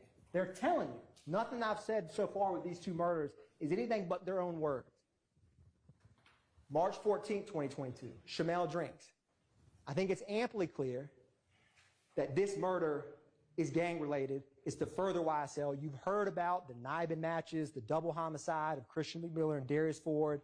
You heard op hunting, all of the way that Garlington and Shannon talked about getting revenge. And what happens? They see an op at a gas station and 4 YSL members in a rented vehicle murdered. And Shannon Stillwell is involved in both. And it's eerily similar to Donovan Thomas's murder. This is the corridor right there, and that is Shamel Drink's vehicle with bullet holes on the same side of his car that Shannon Stillwell's Audi drove up in. It's not rocket science that he did it. The evidence has shown you he did, and it's 100% gang-related. They're both part of the same rival group. There's no evidence about any kind of disagreement or anything with Shamel Drinks. They did it for YSL. They did it to get revenge, and this is just a visual representation where Shannon Stillwell is publicly stating, check the score. Because again, shooting and murder is like a scoreboard, but this ain't a sports game. This is the Superior Court of Fulton County, and you can't go shoot people for sport or murder your rivals to up the score. That ain't how it works. That's the Mekion Garlington. There's the Ford Fusion with Miles Farley and with Quarmavius Nichols. Now, aggravated assault. We've heard a lot about aggravated assaults. And in a case like this, you can kind of get numb to the shell casings collected, the damage, but these are acts of racketeering, real guns shooting real bullets towards property or people. What do YSL members say about shooting? Well, let's ask. Y'all know we on tour. You better keep your distance. Don't come to no club. Don't come outside. Don't do shit. Stay your ass in your mama house. Baby, your mama basement. You making beats and shit. Bring your ass out the house. Hey, look, don't come outside. You niggas soft as fuck. You niggas pussy. Okay. That's their words. Shoot the ops, make them catch on. That's Rodelius Ryan's Instagram that came in when Mr. Howes was sitting right here. And then this is Rodelius Ryan with a drum, a YSL chain, publicly showing it. These public threats of violence, when you're murdering people and throwing up YSL and bragging about it, that has a real effect of people who want to come in and testify or people that ever want to tell the police, period. These aren't just, a facade. This isn't just a movie. This is real life. And they're showing you and telling you what they're about. So I say take them at their word for it. April 12, 2015, Dexter Montgomery. This is important because when you boil it down from what D'Angelo White told 911 and the police that you heard, they were just driving. And it seemed like OG Bentley thought that they were following them. They get to the gas station. There's no real reason for this to escalate to where it did. And when they leave the gas station, from Walter Murphy's evidence, Nard and Walter Murphy come. It's one YSL member, OG Bentley. Maybe he was paranoid. Maybe someone was out to get him. But it wasn't D'Angelo White. It was not Dexter Montgomery. And this is their car when it stopped after the shooting at that stoplight. Cornelius Davis and Christian James. And that's the bullet that comes in through that car, and that's Dexter Montgomery with half of his head shot off because they followed a YSL member to a gas station. That's it. One call, Walter Murphy and Demise McMullen, they didn't say, where do I sign the criminal enterprise contract? This agreement I talked about, Slat handle that. They just go. They grab the sticks and went. My name's D'Angelo. And D'Angelo, tell me exactly what happened. Now, we was at the gas station. And, my partner was trying to talk to a girl, but I guess they thought we was following them, and then they pulled up on and just started, and we pulled off. And then we pulled off from the gas station, and then we got away. And then we ended up driving a back streetway, and then we ended up seeing them again. They ended up shooting, and somebody ended up getting hit. Okay. Are you with the... Like I said, they're just driving. I mean, this is Walter Murphy with a stick. This is Demise McMullen, who they say hard Nard, the same person that Condarius Zachary and Copeland said was shooting at Donovan Thomas. This is 3 months later. It's a lot more likely that he's a shooter when you see him on camera with a long gun at a gas station for no reason because OG Bentley called him. Their same common associates with no questions come. That's an overt act in furtherance of the conspiracy. Lil Wayne tour bus, April 26, 2015. You heard a lot of evidence about Lil Wayne. What you didn't hear was any remote personal reason that Jimmy Winfrey would have even knew or had any kind of squabble with Dwayne Carter, Lil Wayne. So why did he shoot the bus? You heard about the public back and forth, and look at the actions before, during, and after of that shooting. Now, this is only a couple weeks after Dexter Montgomery. And it's 2 days before the shooting spree of Adele Drive and Jew Drive that Garlington, Zachary, and Sledge did. So all these shootings, when Gaither and Dennis come in and talk about shooting after shooting, they're not just making this stuff up. It's real. So this is at Mr. Alvin Lewis's tour bus shot up. This is Jimmy Winfrey. You heard from Detective Dennis about visually seeing them, and Zachary kind of got spooked because he knew his social security number, which would probably spook out Zachary of like, how does this gang detective know me like that? And then you have this post, which is Overt Act 121, I'm free, death before dishonor. Quite similar to the tattoo that Shannon Stillwell has, YSL. And what does he say about it? And by he, I mean Jimmy Winfrey.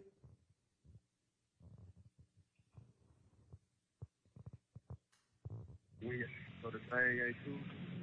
And then another thing we shit on let Amina know they got paperwork up in black and white showing, that I work for the company. So now it's gonna look like street business. Get Amina to get the paperwork to put it in black and white, because if not, it's going to look like street business. Because it is street business. They just don't want you to know. That's that deception piece. They don't want jurors to know. They don't want the police to know. So get it in paperwork so we can make it look legit. There's nothing legit about shooting a tour bus driver's car on a highway. There's none.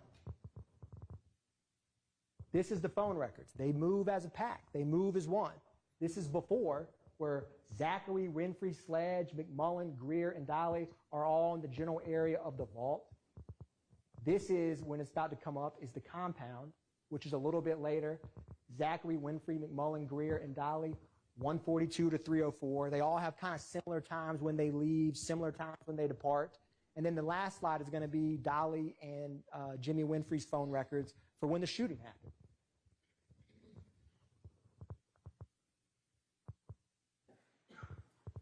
And you can see the path of travel, and Winfrey's in black and Dolly's in orange, and the white Camaro that he hid and made the jail call to not get it found, and then he comes out, and then it's YSL, death before dishonor.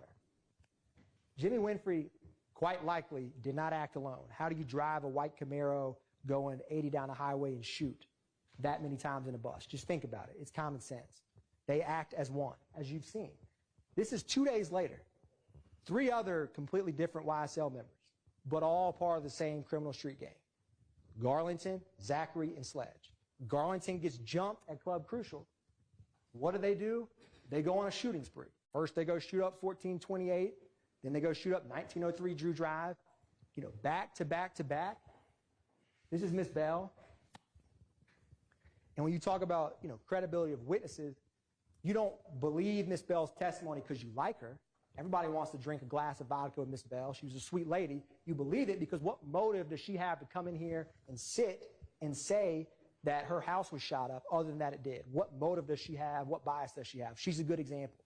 She's just in her bed trying to drink a nightcap and just hang out. And what happens? They shoot at her because they think that her nephew or someone in YFN is there. That's not how it works in Fulton County. You don't just go shoot people's houses up because your op's there. But again, they're above the law. This is the timeline, 220 to 406 to 551. This is Zachary with what looks like an AK-47 and Demekion Garlington, and there's Sledge wiping his nose. Just like, if you remember, he wiped his nose when he walked off that witness stand at y'all. So these are the things that they're telling you, and you're going to see photographs from these. First, it's going to be the Club Crucial shootings. When they post about guns, when they talk about guns, and then they tell you that they committed the crimes, it's not rocket science. Take them at their word, what the evidence has shown. These kind of retaliation is, again, Demekion's jumped, we got to protect him. It's a us, it's a we, it's an enterprise, right? And they act together because you have strength in numbers, protection and shootings. But this was a fist fight. Now, it was a shooting in the parking lot, and then they go to other homes, travel intentionally down there and shoot. Again, they're moving together in concert. As you saw from the Donovan Thomas phone records, the Shamel Drinks phone records, the Little Wayne phone records. We didn't put in phone records of this, but I think it's quite clear who did it and why they did it from the testimony of Zachary and Sledge and what we impeached them on. 34 shell casings. Drew Drive, roughly 2 hours later, right? This is where Miss Battle's apartment was, and it's just an apartment right by the street. All these shell casings in the middle of the street, refrigerators and ovens shot. All because someone jumped Demekion, and so they go, no questions asked. Again, they don't have to sign on the dotted line. They have agreement, they have knowledge, they act in concert, and the criminal objective is to help the street gang, which is go get revenge. That's the RICO in action. So if you're asked, well, did Kendrick and Stillwell agree to be a part of a group that would commit racketeering activity? Did they agree to participate knowingly and willingly? And you have all these shootings, and you say, did they think that was it reasonably foreseeable, understanding when they joined that multiple shootings would go on with YSL? You bet there is. You've seen it, right? They don't back up. They don't quit. They keep hanging out, shooting, and associating, and publicly bragging about YSL over and over. This is roughly a month minus 7 days from when this shooting spree happened that these two, Garlington and Zachary, do. They can mess with us if they want. We're going to bring them homicide. Take their word for it, because an aggravated assault could be a murder. It just missed. So they're shooting. They're telling you I am. And then they want to act like, oh, I'm just kidding. It's obviously not a joke. It's not a facade. It's very real. Conspiracy to commit murder, which is Diamante Kendrick and Martinez Arnold, same neighborhood, Summerhill area, Confederate area. They have a stolen handgun and a long gun, and they're riding, yet again, after a fight, and this time it's not a nightclub, it's a strip club, Magic City. And you heard that brief snippet of a jail call where Kendrick's talking about it and talking about how Duke just called him, right? So, again, little questions, little actions, just driving and get stopped in the same area of town where Kelvin Watts and Miss Bennett and YFN Lucci and YFN, all of that area of town. It's not a coincidence. It's the same victim, same area. This red circle is going to be the stolen firearm. That's the long gun. This is Overt Act 111. 5 years later, you have the same two individuals in a slime T-shirt with Martinez Arnold. Again, they're still hanging, associating. And then on the May 9th, 2022 stop, Martinez Arnold and Kendricks are at that house that has all of those firearms and the marijuana out in the open. Nothing's changed except time. Public displays of allegiance. This is the photograph that I believe Investigator Griffin, who was the lead detective on T.R. Jones' murder, introduced. Does that apartment complex look quite familiar to the steps of Miss Bennett's? It's because it's 988 Confederate Court, that Confederate Court area. ABG territory, which is, and that's Kelvin Watts, right? And this is where they were headed. And obviously in 2022, they're still trying to shoot and kill, shell kill Kelvin Watts. You see how over time it's the same acts. That's conspiracy. It's just right before you. Now, objective 4. Remember how I said at the beginning, sometimes those stolen firearms or the robberies can play up multiple ways? This is a good example of it. Money, weapons, and other property through acts of racketeering activity. So those robberies and thefts, you could find them as they conspired to violate B, to participate in the enterprise, or A, they conspired knowing that they could acquire and get property a lot easier. Either one. The evidence can sometimes fit multiple. And you have the unlawful sale and distribution of drugs. Now, I'm not going to walk through all of the drugs we introduced or firearms or items. I'm just giving you a snapshot. That criminal objective has multiple. I think I would focus on the areas of where they are if there's other people with them. And I think this might have skipped through faster than I anticipated. This is obviously the May 9th, 2022, which is Jeffrey Williams' home. I'm going to go back one. And while that's coming up, I may get some help and put up one of these easels that we'll talk about. Yes, thank you. This just has agreement, enterprise, and pattern. This agreement to be a part of the enterprise, a pattern, and they all flow together, right? So evidence that they agreed, they go and shoot rivals together. We go and shoot the same rivals with the same people together. Evidence for agreement, evidence for pattern. Does the YSL enterprise exist? Is it a loosely formed group of individuals for a same common criminal purpose? All of these three kind of feed together. So this triangle is just a visual way to help think through this. Okay, well, it's catching up with me, and I apologize for this. But what's going to come up next, this is the Green Store, right? This is a picture of Kenneth Copeland and Shannon Stillwell. You have August 23, 2013, where one of the first witnesses, Sergeant Heeb, H-E-E-B, he was with an officer, Viverito. Sound familiar? 50 individual packages of clear marijuana. And this area of town is not far from where the Windsor Street gas station is in 2022. where Shamel Drinks was last seen alive before that stoplight. This is Trontavious Stevens' possession of marijuana after a traffic stop where he was with Stillwell. You've seen kind of over the years, multiple, sometimes at around 151 Cleveland, drugs. You've heard about the May 9th, 2022, all of the drugs that were found in that house. This is just a snapshot. These are some overt acts that you could use for this criminal objective of unlawful distribution of drugs. So I just include this as a tip. I'm not going to walk through every one. Act 48, 2015. Act 49, 2015. Act 65, 2017. 2020, it spans 7 years. BB, Nichols, Stevens, right? You've heard and seen pictures of them, identifiers of YSL over time in similar areas dealing drugs. That's another benefit or perk or objective of being in this kind of group, because no one's going to want to mess with you when you're going around shooting people and saying, I'm going to shoot. It helps you to unlawfully distribute drugs a lot easier in certain areas. Now, Objective 5 is obstructing law enforcement, right? So you've heard about this in multiple ways. This is intimidation of witnesses, because that helps the enterprise, because then you can't get caught. Maybe you can fool or deceive a juror, a detective, a pattern, repeatedly, publicly saying you'll lie to all your family and friends and then come in here and tell the truth, basically saying, hint, hint, why can't you lie in court? And you need to get killed. And then agreement, where all of them benefit and know and participate in this. So what evidence do we have of attacks on law enforcement?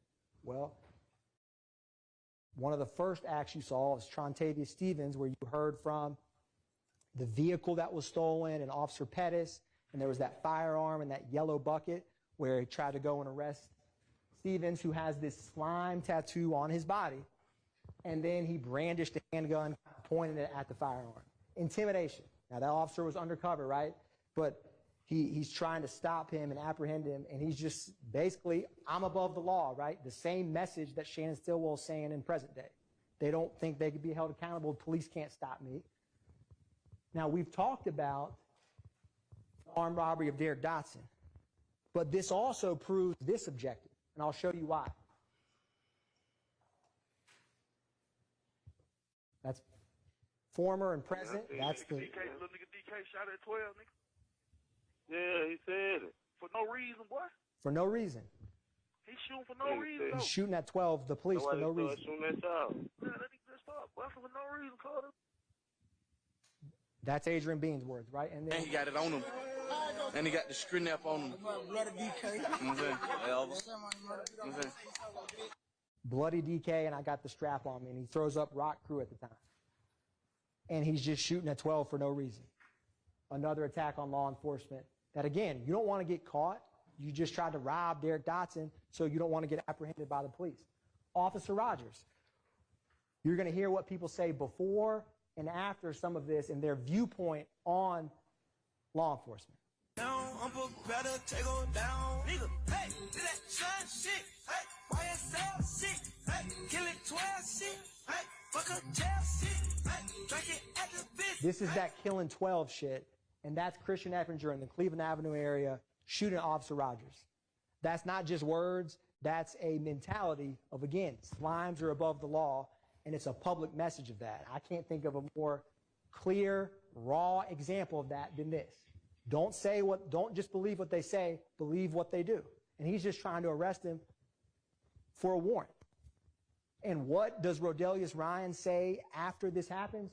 If you look at his TV screen, you're going to see Officer Rogers' photo pop up, and this is the message he has for his fellow YSL gang member after he just tried to attempt to murder Officer Rogers for doing his job. Yeah, man, free my nigga Big Brish, man. Here's Officer Rogers. Yeah, man, last chain gang. Fuck that boy. Fuck that boy. Spank that baby. Yeah, man. Free my nigga Big Brish, man. Fuck the DA. Ain't we catching the fun on this shit. Yeah, we about to catch that fun, fuck nigga. We coming to get you. You know what it is. Yes, sir. That shit in the hood right here, gang. Free the gang. That's in the hood. Yeah, YSL shit. YSL shit. Yeah. Just like the song said, Slack YSL shit, killing 12 shit. This is Ryan bragging and boasting about his fellow gang member trying to shoot Officer Roberts. And then he says slap, right? This shows you how they view the enterprise. Yeah, man, free my nigga Big Rich, man, by the way. The gang way. Big Rich was the big head, man. They gave my nigga a bun today, man. Smell me. Overt Act 180. Nigga, lie to your kids. You know, so Ryan's words there are kind of telling, right? Because he views what Eppinger did on the one hand by himself as a collective, we, us, he's with me, and he's saying YSL and SLAT, because it boosts your street cred. Quite frankly, it boosts your street cred to shoot at the police. And that furthers your gang because you get more of a reputation. And that's what you've heard from the gang detectives and seen why Ryan would have this positive reaction and collective us to Eppinger doing that. It wasn't just Eppinger alone. It's a we, it's a us. And any overt act done to further the conspiracy is held against everyone, to include these defendants. Because when you knowingly and willfully join a criminal enterprise, you got to buy the good, bad, and the ugly. Now, we've talked about intimidating witnesses. I started with that video of Jeffrey Williams. What's Antonio Sledge's position on You lie to your kids, you lie to your mama, but you get in the courtroom and in the investigation room and tell them punk-ass people the God-honest motherfucking truth. Puss-ass. And that's Antonio Sledge as a witness, right? So you realize what people say outside of court. Think about that Antonio Sledge and that. And it, how people are in the witness stand, right, is quite different. But you don't want to get caught. You don't want people to come in here and tell them. It's as clear as that. Miss Bennett, Antonio Sumlin, Quindarius Zachary, Walter Murphy, Kenneth Copeland, about to be Adrian Bean up here, Wooney Lee. You saw their reactions, the awkward pauses, the kind of contemplation of, man, what am I going to say here? Or some bad piece of wiretap or jail call that gets played that doesn't sound good. Trontavia Stevens and Adrian Bean.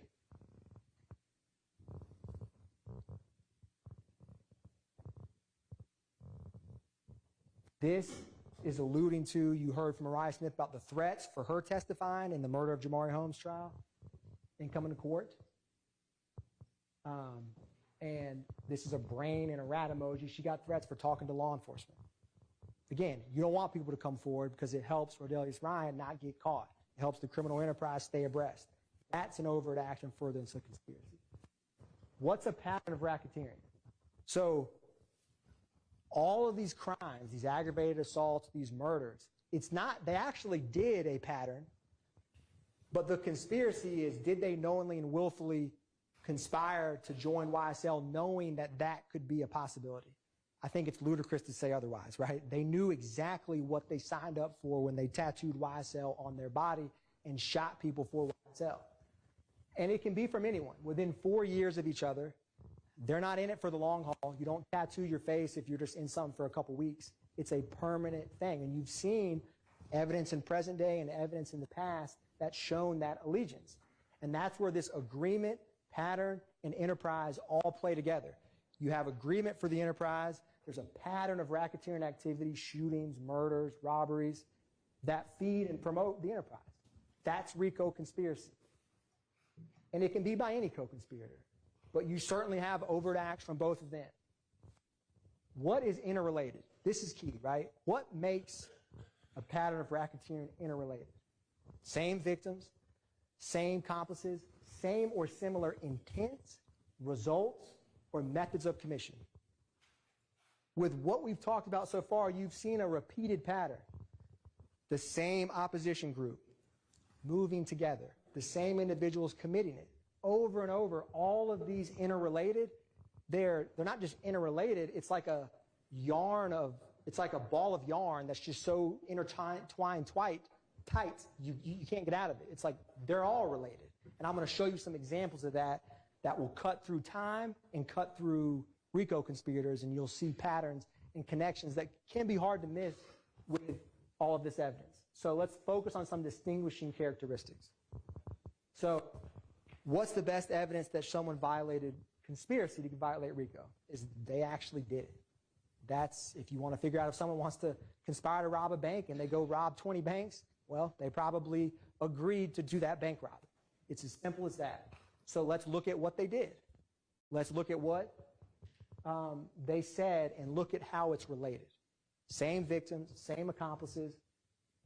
So I'm going to show you some examples that are going to mirror together exhibits from different parts of the trial. Actions speak louder than words. They just do. It's like what your grandparents say, or dad or mom, don't do what I say, do what I do. So believe them. Let's see what they do and how they do it and why it's interrelated.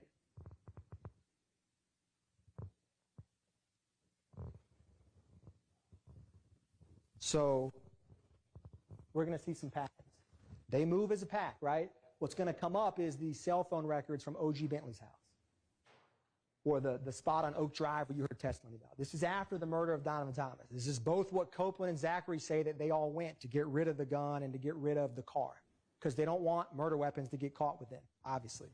So the same individual who called Walter Murphy and Demise McMullen 3 months later when they pull up with a stick, you don't think that Demise McMullen killed Donovan Thomas with Shannon Stillwell, Kendrick driving, and Justin Cobb, and then would go to his friend O.G. Bentley? Of course he would. And where do they go? I mean, 755, 750, this is McMullen and Williams. That's O.G. Bentley's house. 5 minutes of each other. They go from up north, where Sky House is, to down there. Let's look at the next slide. Bradford, 747, O.G. Bentley's house. You need a common place to take guns and cars. It's not a coincidence they all just woke up and decided to go, have a pizza party at O.G. Bentley's, within 30 minutes of the murder of Donovan Thomas in a car rented by Jeffrey Williams. That's not a coincidence. And that Copeland and Zachary just guessed randomly of where they traveled. They knew. They knew. Let's look at Treadwell, right? He's all over this Oak Drive address because that's where his house was. Now, fast forward, this is Chamel Drinks. Where do they go after the murder of Chamel Drinks? This is Farley, Garlington, and Jackson. The times are a little different, but the general direction of travel is to, look, here's the airport, there's the airport, there's the airport, there's 70, 70. They go to the same location after a murder for a variety of reasons. Maybe to get their story straight. Maybe to all have a common place to go to get away from when you just commit a murder. This is 2022. That was 2015. That's a pattern. I can't think of a more clear example of one. Now, common places to stash and store. You've heard about the web. You've seen more recently Waters Road, and you used to hear reference about the dugout, but the web and Waters Road come up frequently. What were some similarities between them? There are places where they can store their guns and can frequently go where no one's going to catch them or bother them. This is Trontavious Stevens. This is Antonio Sumlin. He has the slime tattoo on his body, and Sumlin has YSL here and multiple king slime on his forearm. This is the web. There's that YSL. There's the surveillance video right there. Looked kind of similar to Waters Road. Completely different locations. This is from the Instagram where one slug, I'm going to the web. And then there was this wiretap. We back at the web. What, slug on spot? Yeah, we got that spot now. We ain't slug spot though. We're back at the web. It's not slug spot. It's now my spot. They exchange guns. They exchange locations to help the gang. It's quite simply that, right? They need a spot to be able to hang out and lay low. Fast forward to present time. We're about to talk about and see Waters Road, and you saw the phone records both in March, the ankle monitor, it was 3,000 something times per minute that defendant Stillwell was at that 2830 Waters Road. It's not a coincidence, right? You just saw that surveillance at the web. Yes, you can have surveillance system in your home, but with the evidence of guns, and let's go to the web, Waters Road, with all of the assault rifles and bullets that were there, that's the surveillance video on the 16th. That's the cables removed on the 17th. Same address, Waters Road. It moves and talks and walks very similar to the web. Different locations, YSL members, to help the enterprise. They all agree to be a part of it, from the tattoos and the shootings and the actions, and there's a pattern. There's a clear pattern. You don't have to be a rocket scientist to figure out this pattern. Same or similar intents and accomplices. So follow me with this. So Donovan Thomas, murdered January 10th, 2015, by YSL. YFN Lucci, whose mother's house is shot on the 22nd of January and the 26th of January, 2015. And then, what do they say? What do they do? What are their methods of attacking or harming a rival? Well, that's the 22nd, 1007 Hill Street. And then the 26th, that is, a window, a mirror window in her home. Is it a coincidence he shoots at, I shoot at his mommy, he no longer mentions me? Maybe it is. Maybe it's just a coincidence. But then when you see the text messages, right, between Huey and Thug, go handle that, Slatty, it kind of takes on a little different feel to it. All right, so keep going. What other actions do YSL members have with, and if you remember, right, the gun that Zachary had, that he was arrested with, got tied to those shootings. So this is where guns change. Multiple conspirators work together in concert.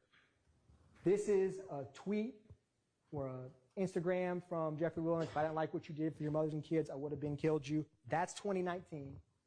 And then you have, in 2020, coincidentally, Kendrick with slat and a snake on him standing on the same Mr. Bennett's car, right? A clear sign of disrespect with a middle finger. And then fast forward, it's not just funny tweets or funny songs or funny cars, right? Let's keep going with this. Same victim, same YSL members throughout all of this. There's the flyer we talked about, right? There's the tweet, go handle it. You saw examples. You saw another example of that when Viv Rito was on the stand. Now, not only do they shoot at his mother's house, murder his friends, tweet at him, disrespect his car, then they try to stab him and actually do stab him in the jail, but they try to kill him is what I meant to say. And you saw the text messages about that. So let's walk through that, right? This is spanning from 2015 to 2022. Agreement, enterprise, pattern. This is when Jaden Myrick stabbing YFN Lucci in the jail. That's YFN Lucci. He's actually stabbed, right? This isn't just some fake violence. Then, this is Shane Stillwell, that same day. They got me on PC with the flash. Oh, that's on PC. And this is Eppinger and Summer. Yeah, hey, find out what I can get for that, bro.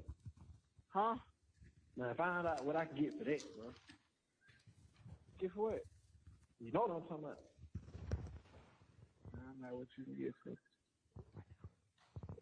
I just told you why I'm at.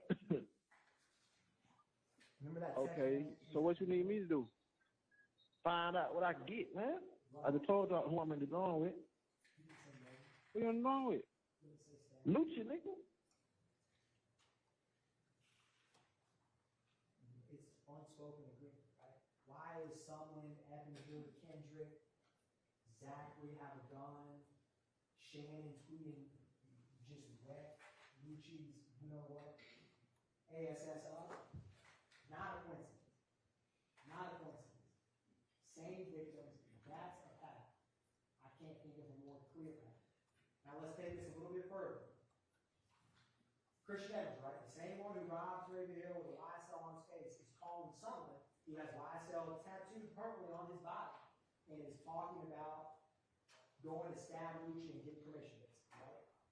So these same co-conspirators just work together over time.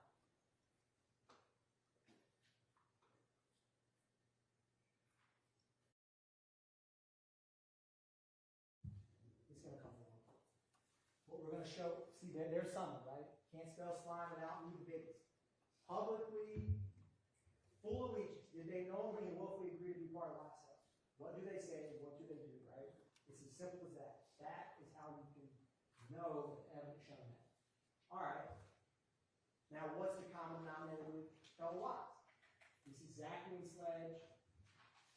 There's Kelvin Watts, Shell Kell, and Donovan Thomas, right? You just saw a picture of Donovan Thomas and Mr. Bennett. And you saw the actions that the YSL criminal street gang did and thoughts about him. So here's yet another friend in a public picture with downtown, let's tell the lots, what are their viewpoints on it? This is Zachary and Sledge publicly threatening him in 2015. You little strip dip ass niggas. We ain't really going back and forth no nigga. You little bitch ass nigga wanna see me? I'm everywhere. Yeah, fuck you nigga, Cal. Whoever else, nigga. Well, nigga. Pop, pop, pop. Nigga. Whoa. They said I ain't really going back. Mr. Atkins, might, My apologies, Your Honor. I'll just use a okay.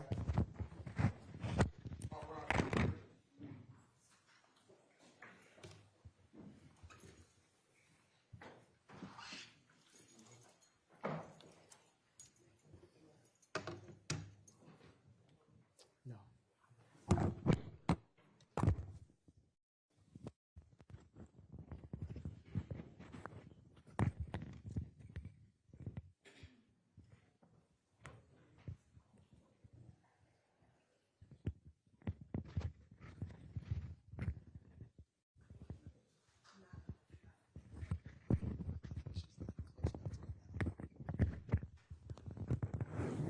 Can you hear me now? It just was too low. Okay.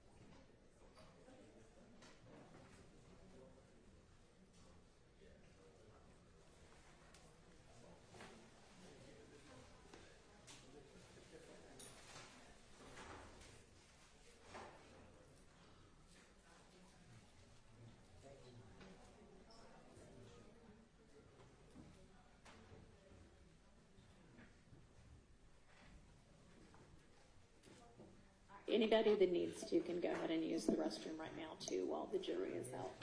Then we'll finish the states open and we'll break for lunch.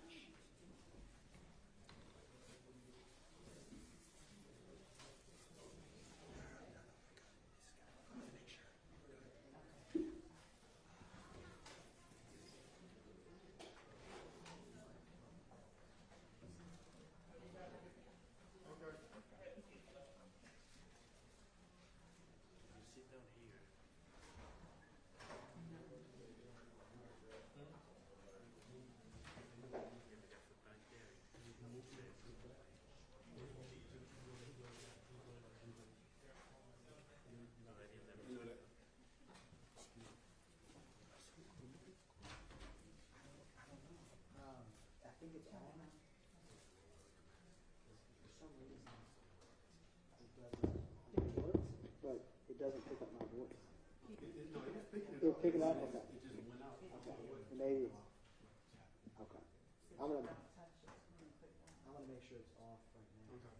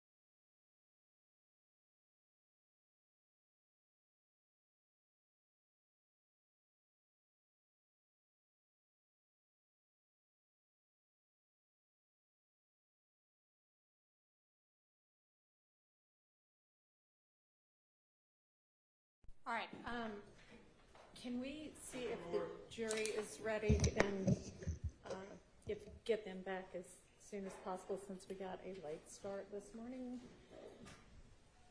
Can y'all move that a little bit because that's kind of blocking the defense's view of the jury.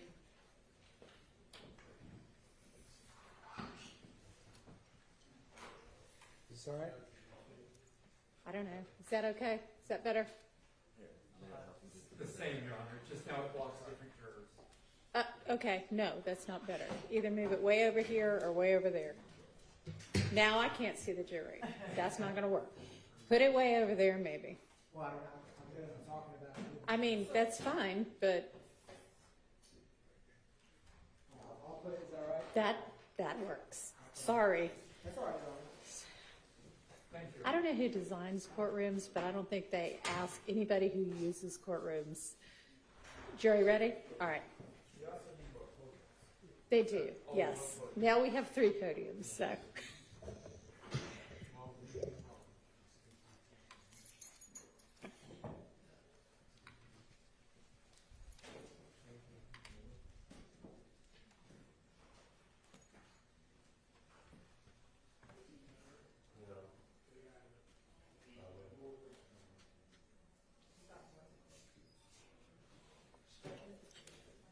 You can roll the screen over this way some, maybe, if you want them to be able to see them both. I don't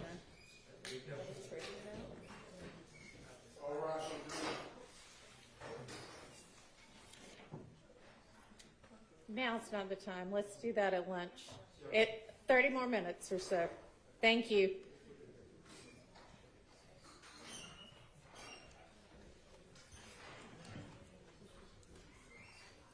I think that screen maybe stopped working halfway through. So the other one, either the one above or the one, I think the one below doesn't work, but the one above will. They'll switch it up at lunch.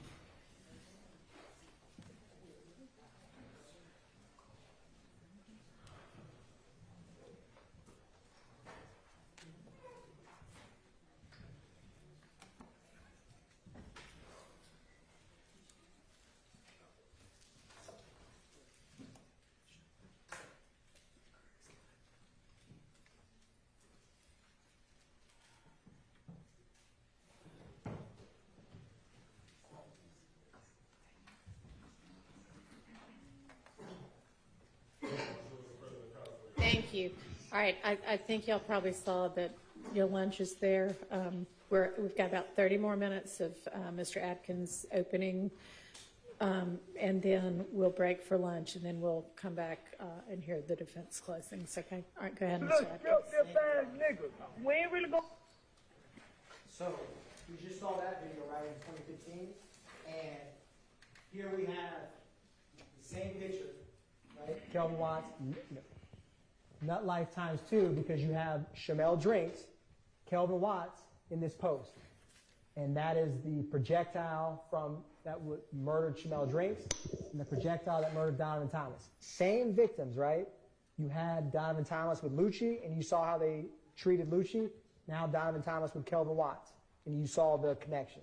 Similar victims over time with different YSL co-conspirators committing the crimes, often together.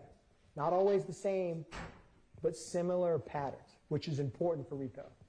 Now, other connections. You heard about, and we got to take Buddy's name out of the songs in case she gets whacked. I fuck around and get whacked. You know that shit come down on us. Yeah.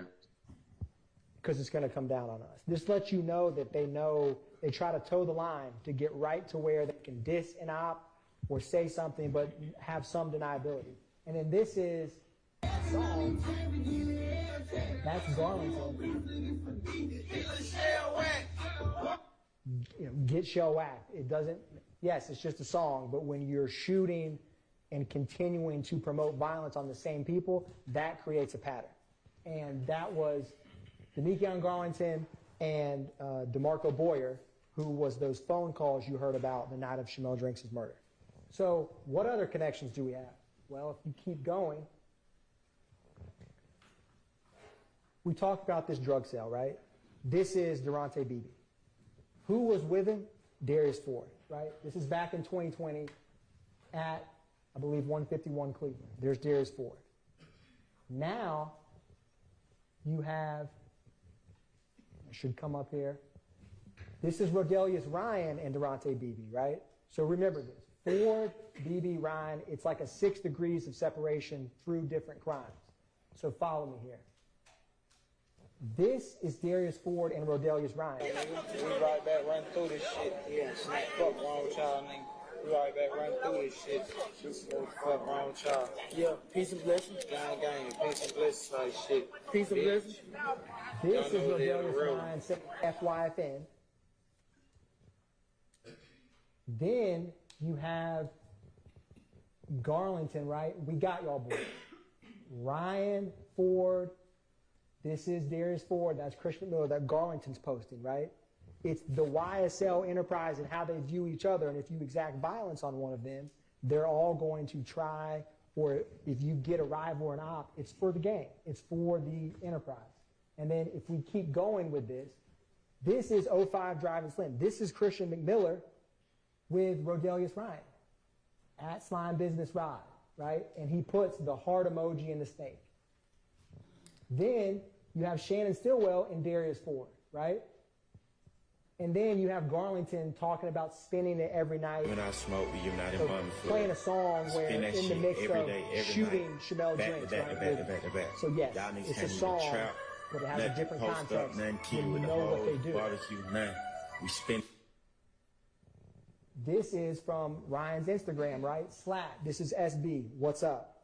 Using Garlington's Instagram to Rodelius Ryan, right? There's connections between the co-conspirators, and it shows a pattern where they commit crimes together. It may just be Darius Ford and Beebe selling drugs, but then it also may be shooting up all of these homes or murdering people, and they work in concert together. Now, it has to have, what is an enterprise, right? In this case, it's the criminal street gang. It's got to have a common purpose. It has to have a common kind of ongoing nature. It doesn't have to be a formal, like, employee roster or something like that. It can be a loose or informal relationship amongst them. It's as simple as that. You've seen how the way that YSL, the common identifiers, and the way that they act and speak in concert shows that they have, I would argue, more than a loose relationship with one another. In determining it, you can use the pattern to prove the enterprise. This is where the crimes themselves and how they're committed kind of help you in, is there an enterprise? Well, the way that they work in concert shows you that there is. And I misspelled, there's always one word in every slide, and I've checked this thing 20 times, so I apologize. Racketeering. I knew there'd be one. Okay. So, is this a RICO? Right? Yeah, Uncle had wanted me to call you. The man got jumped on. I know it. That's why I was telling y'all, the last time I told you, I say when Lamar leaves in classification, make sure y'all tell him to hit so a nigga know we called you soon. He got up there, but see what Uncle was trying to see. They were saying it was a mob nigga and some 9 dude niggas jumped on, bro. Yeah, we just heard the same thing too. That's why we trying to figure out who the fuck up that mob and folks jumped in with some YSL niggas or some shit. Yeah, that what folks were trying to call you and see like who the hell that was. So do it for Phil, right? Trying to get protection is with in the other car with Parmavius Nichols after the murder of Chamel Drinks. Talking about Unfunk. Do it for Phil, the person who's hashtag top shotter, happy snake day at Slime Business Ride, is Miles Farley, the same person who's in the Ford Fusion with Parmavius Nichols when they're at the gas station and then pulls out behind Chamel Drinks, right? So you see this connection and support where when one goes in jail and someone tries to jump Farley, the gang gets protection, and they may use an allied gang. That's a pattern, and it's to further the enterprise because you don't want to get caught or get harmed. So take it a step further. This is Christian Eppinger, YSL Brish. That's Unfunk he's posting. Here's Eppinger, Wooney Lee, and Beebe, right? Only the Slimes all together. Now, when you have Unfunk, Garlington, and Sumlin, so you have Eppinger in 2016 saying free Unfunk, right? Then in 2022, you have Christian Eppinger and Sumlin having that jail call to try to get Lucci. And then you have Unfunk and Garlington trying to get protection because YFN, the same group of Lucci, is trying to hurt Miles Farley. So there's connections between the acts. There's patterns in the interactions amongst each other. And if you take it a step further, then you have Rooney Lee with Shannon. You heard about No Slime Left Behind. Rooney Lee with Kendrick, actively promoting the gang. Yes, it may just be a photo. But when people think you murdered people, shot people, and got away with it, it has a different context to that. It has a much different context. What is Kenneth Copeland roughly 2 weeks before this indictment? How is he interacting, right? He comes up here like everything's in the past. This is Kenneth Copeland. He heard somebody. Police been knock up 43, they got a 43-man indictment. That what Font said? That what Toon said. I don't know. He ain't told me that. Yeah, he said that what he heard, but you know he probably just talking. Ain't no telling. Yeah. What you think for what? I had Jake out of what's the name of him? What you think for what though? He just said Rico, I guess. Rico, I guess. Yeah. That's what he said. But I don't know how true it is. I told that shit. That stuff Instagram. Better stay off Instagram. Yeah. Not like Rico. Yeah. What Rico? I'm not a criminal enterprise, right? They're casually Copeland, and it kind of makes you think when he's in this witness stand, like, I'm a changed man or I don't hang out with him anymore, right? This is him in April 23rd of 2022. If you look at the indictment date, it's May 9th, 2022. That's 2 weeks before that indictment, and he's calling Garlington, who he said told him about what happened, that all of these two defendants when they murdered Donovan Thomas. Think about that when you determine credibility in RICO. Taking it a step further,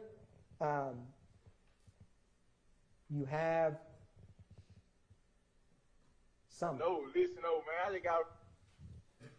Well, it's the call where he says he just got off the phone with Rudy, and that YSL stuff is hot. You need to take that down, right? And then at the very end of that, and I won't play the whole thing, but it's in evidence, they say, we need to take that YSL because it's hot, get off social media, right? So that shows you that they know, they just don't want to get caught. This RICO conspiracy, this is your verdict form. When we talked about A and B, it's going to look like this. As to conspiracy to violate subsection A, we the defendant. A, acquire and maintain property, knowingly and willfully conspire. B is those objectives I talked about. Did you participate in the enterprise, knowing and understanding that a pattern of racketeering, which remember, check the indictment for the crimes. Do you think that they knew, when these two defendants from January 10, 2015 onward, that there would be robbery, aggravated assault, intimidating witnesses? I mean, of course they did. But think about that when you look through this, because you have to decide, is it A or is it B? I believe it's both, but you can find either as a jury when you deliberate. And remember, some evidence can factor into both. The robberies can be A. The stolen guns can be A. They also can be a part of B when you create a pattern. And then on the bottom, it's going to ask you about guilty, guilty. Please identify on the next page the overt acts you find. So when y'all agree unanimously on an overt act, and you got to find one after May 10th, 2017, the good news is there's plenty that the state has proven happened after that date, so they shouldn't be hard to find. You write them down. And if you need to write 50, write 50. If you need a pen, ask the court reporter. She'll come bring you an extra pen if y'all need and run out of ink. But fill it out on the form after this, once you all deliberate and talk through the evidence. And you will find them guilty of the RICO enterprise when you look at the evidence and the common sense, reasonable inferences from all of it and some of these connections. I just gave you a few. I could do this 6 degrees of separation with multiple crimes throughout the case, but I tried to pick a couple to show you. And participation in treating activity, this is much simpler. You know, the RICO enterprise and the criminal street gang is one in part the same. Criminal street gang activity is there is a gang, YSL. Clearly the evidence has shown at this point that YSL is a criminal street gang, right? Are they a part of that street gang? Do they commit criminal street gang activity? For purposes of this indictment, the judge will instruct you that the street gang charges, the firearm possessed during the drugs for Kendrick and the murder of Shamel Drinks for Shannon Stillwell, both murder and possession of firearm during commission of a felony, which is the drugs, are criminal street gang activity. So all you really have to decide, in my mind, is there a nexus to the street gang? And I'm going to, this goes on to explain criminal street gang activity, which the judge will tell you that for these crimes, they are street gang activity. You just have to find Kendrick and Stillwell and the YSL street gang, which for all intents and purposes is the same as the criminal enterprise we've just been describing. And I'm going to, B is in order to maintain or increase status. So you'll see Shannon Stillwell has B. When he murdered Shamel Drinks, do you think that was in order to boost his YSL street cred and increase his status? Of course it was. He had no personal disagreement with Shamel Drinks. The only reason to murder him is because you saw all this public posting about get back, revenge, and he has that tweet I had earlier of up the score. That, when Shannon Stillwell committed that murder, it was to further the street gang. There's no other reason that makes any sense.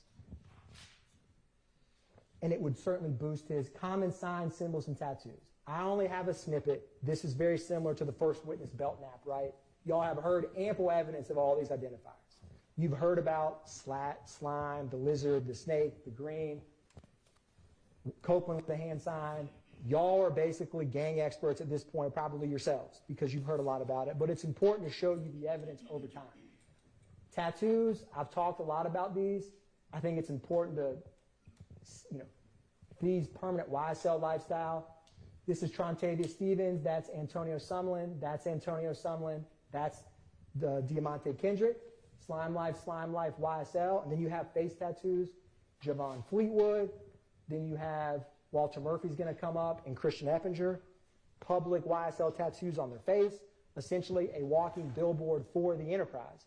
And if you commit a crime with that on your face, it's to help let people know this is from YSL. Going a little bit further, 3 or more members, clearly there's 3 or more. RICO was 2 or more. Gang, you need at least 3. So you can't have a gang of 2 under the law. It's the same principle. That block is easily checked as an element. This is just pictures of multiple. This is Rodelius Ryan adding all of the slimes. This is Kendrick, Copeland, Zachary, ball up them slimes back in 2014. And that's Trontavia Stevens, again, showing you how they publicly accept and acknowledge the gang, or at least when they're outside of a courtroom. Going further, this is Quindarius Zachary, November 6th, 2014. Well, I'll keep going, but it's the video y'all watch where he says YSLD, big bullets, and he's pointing a gun at a camera. That's just him publicly. And then firearms, right? This criminal street gang is armed constantly. These are some examples of acts where this is Shannon Stillwell with that firearm, Trontavia Stevens with this firearm. Going further, that's Christian Eppinger with a stock of guns. YSL Brish, who said they want smoke, that's Zachary, still don't know any better. YSL Little D. They have these firearms because they use them. They're not sport hunting, they're not collecting them, they're shooting people with them, as you've seen repeatedly. This is Waters Road, the drum magazine, the double magazine where it's taped together. That was the stolen one from the cargo. I'm just showing you examples, and if you think about it, it's quite a lot of guns, either in photographs or physically introduced. Why do they need them? For the enterprise, and for the context of this, the street gang. This is from May 9th, 2022. All of the guns in the home. Again, 2022 and 2015, they all are stopped and have and use firearms. That's the violence. That's the tool for the street gang. More firearms. This is from Rodelius Ryan in the middle with 6 firearms. This is Zachary with an AK, Zachary with an AK. This is Shannon Stillwell with nothing compatible in the trenches but a carbine, right, in 2020, overt Act 115. Over and over and over, they show you we have guns, we use guns, we're not afraid to use it. Believe them. The evidence has shown it. Gang detectives, I'm not going to go through everything. I think you've heard a lot, right? And what they talked about was not fantasy. Gaither and Dennis, when they talked about getting woken up in the middle of the night with all of this 2015, they interviewed Walter Murphy. They interviewed Quindarius Zachary. They interviewed Copeland 6 times. Not an easy task. All of that stuff they did repeatedly. They didn't, and they all acknowledged. This is Jeffrey Williams. The cops asked them all. They know my business in all the jurisdictions. They all testified about YSL Street Gang, identifiers, identified members. Are they all wrong? Are they all just, Gaither and Dennis are just making up crimes? No. YSL is a criminal street gang as shown by their actions. And Detective Belknap discussed the origins of Rock Crew, how it became YSL. He also mentioned how YSL, the street gang he started hearing about in schools before the record label was formed, and the rival between YSL and Inglewood family. I just simple 2 words, or I guess it's 3. 2015 first wave. This is waves of violence and a tsunami of evidence about a criminal enterprise operating throughout.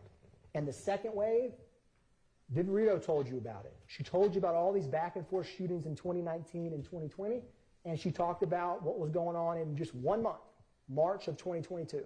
And all of these social media she was clipping by, it seemed like almost the hour, to show this public disrespect. Same group, same victims, same rivalry in YSL and YFN. Nothing has changed except time.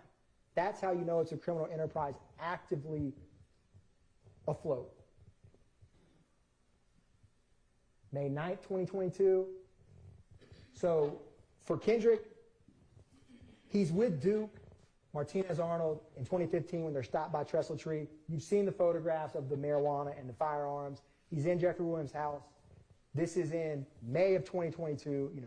Him actively having this arm protection, firearms, and being in a house and then running when the police come with 2 other identified, documented street gang members. It furthers the gang's interest to have multiple YSL members together, even in one of their own homes, because as you've seen, they're going to always be armed and have firearms. So all you have to decide, in my opinion, if you meet the other elements, is there a street gang? Is there 2 or more members? Is his possession of the marijuana and firearm collective construction, which Ms. Hilton will talk to you about, in furtherance of the gang? And I'll argue that it is. Shannon Stillwell's, when you talk about participation in criminal, I made it green to say found. Like I said, I don't need to belabor this much. I think it's quite obvious that Shamel Drinks is a textbook example of a gang murder, where they literally just shoot him because they happen to see him at a gas station. He's a rival, that they're following Kelvin Watts and other postings that are dissing or alluding to the murder of McMiller and Ford, and that's why he kills them. But you don't have a license to just kill who you want because they happen to be in an Instagram post, or you think, or they are associated with a rival gang. That's to boost his street cred within the gang. And then,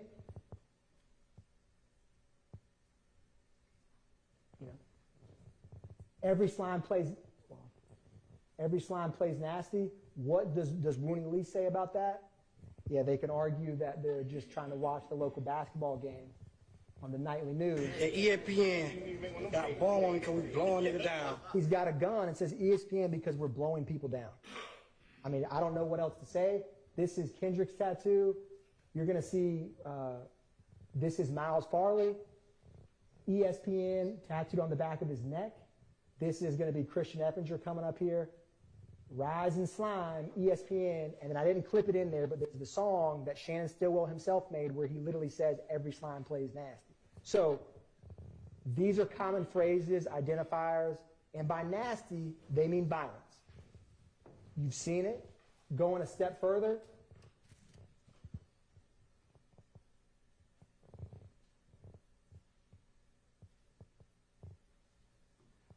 is this a street gang? This is going to be Rooney Lee and Rodelia Slime. Fake, man, yeah, man, gang shit, man. You know what the fuck going, man, yeah, man, slime business shit, man. Slime man, business happy birthday to me, man. Really mean everything to me, man. This shit on me for real. Can you get the only tattoo on me, man? Gonna spin again. Nah, for real, no cap, nigga. Slack, nigga. It been a minute since I seen it up. It been a minute since I seen it up. It been a minute since I seen it up. Where you from? Where your setup? Where I'm from? He 10 o'clock, already winning and he bothered me. When he turned in the streets, took a party. I wouldn't try to roll to a gangster. Technology jacked up on me, but it's their own words, right? Rodelius Ryan, it's slime business, slat, and William. Sex money mercy that's going on this set. I mean, I'm the BEO. I'm the BEO of this sex, money, murder set. You heard Belknap, Gaither, and Dennis talk about the sex, money, murder, where YSL is a subset of that, right? It's their own words. They're not hiding from it. They're not slat on the finger. And then you're going to have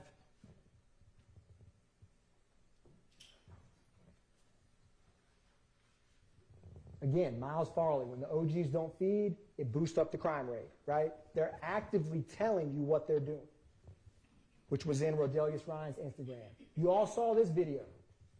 Again, take them at their word. Don't just take mine. wipe your nose, wipe your nose. Yeah. Big B. Big B. Yeah. I know this shit. Little baby rollout. Little baby rollout. Little baby rollout. Cute rollout for a small town. Sleeve that can't fucking bleed slop in the fucking trenches, man. Sleeve right now in the trenches keep pistols. Oh, like you up. And they do keep pistols, and they do light people up, which means shooting at them. What is YSL about? I said the deception. You have the flash and the fame and the lifestyle, and it's all a joke. And then you have the reality of YSL street gang members exacting violence on members of their own community repeatedly over the years with impunity.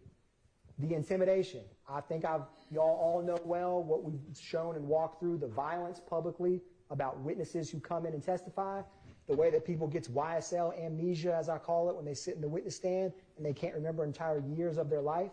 It's not believable, except there's real fear and there's real trepidation to coming into a court and testifying.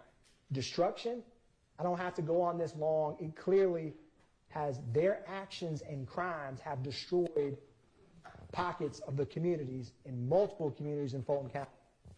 And death. You've heard about the murders that they've committed repeatedly. It's not just words. In Fulton County, you can get a driver's license, you can get a fishing license, but what you can't do as a criminal RICO enterprise is no one's above the law, and you don't have a license to kill, and you don't have a license to operate for impunity for a decade at citizens in Fulton County. Because it doesn't matter in Fulton County if you're the richest, if you're the poorest, it doesn't matter anything about who you are. You don't deserve to be victimized. And a criminal enterprise has a lot more power and strength. And the crime that they've done, the pattern, the evidence, the agreement that they've had publicly proclaiming it is clear. That this RICO enterprise is very real. It's more than just a conspiracy. It's alive and active. They willingly and knowingly agree to it. And they don't think that anyone will hold them accountable. But as reasonable, fair-minded jurors, when you deliberate and walk through the evidence, and you compare the evidence with the law from the judge, there's no conclusion but guilty on count 1 RICO. And I argue it's both subsection A and B, but that's for y'all to decide. And these crimes charged, the criminal street gang and RICO, I ask you guilty on all those counts.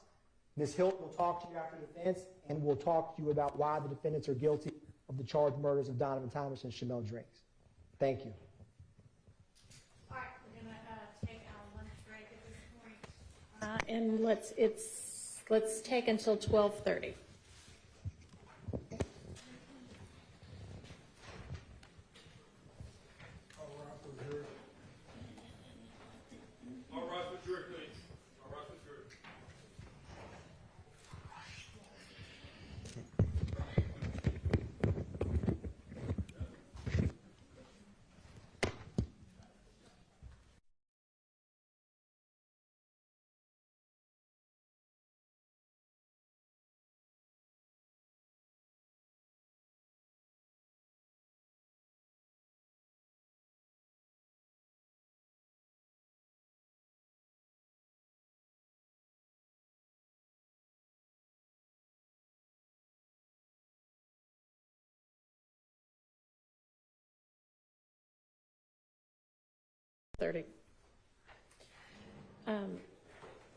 On the jury charges that I sent, the overt act definitions include some that are previously defined, but on the possession of a firearm during the commission of a felony and possibly by a convicted felon, we will go back during lunch and make sure that the previous definition, when it's in the counts, covers only the crimes that these two defendants would be charged with, and that there may be others, so we may have to kind of do a little definition of those again to make sure that it includes whatever crimes might be alleged in the overt act. So that's one change that's going to need to be made.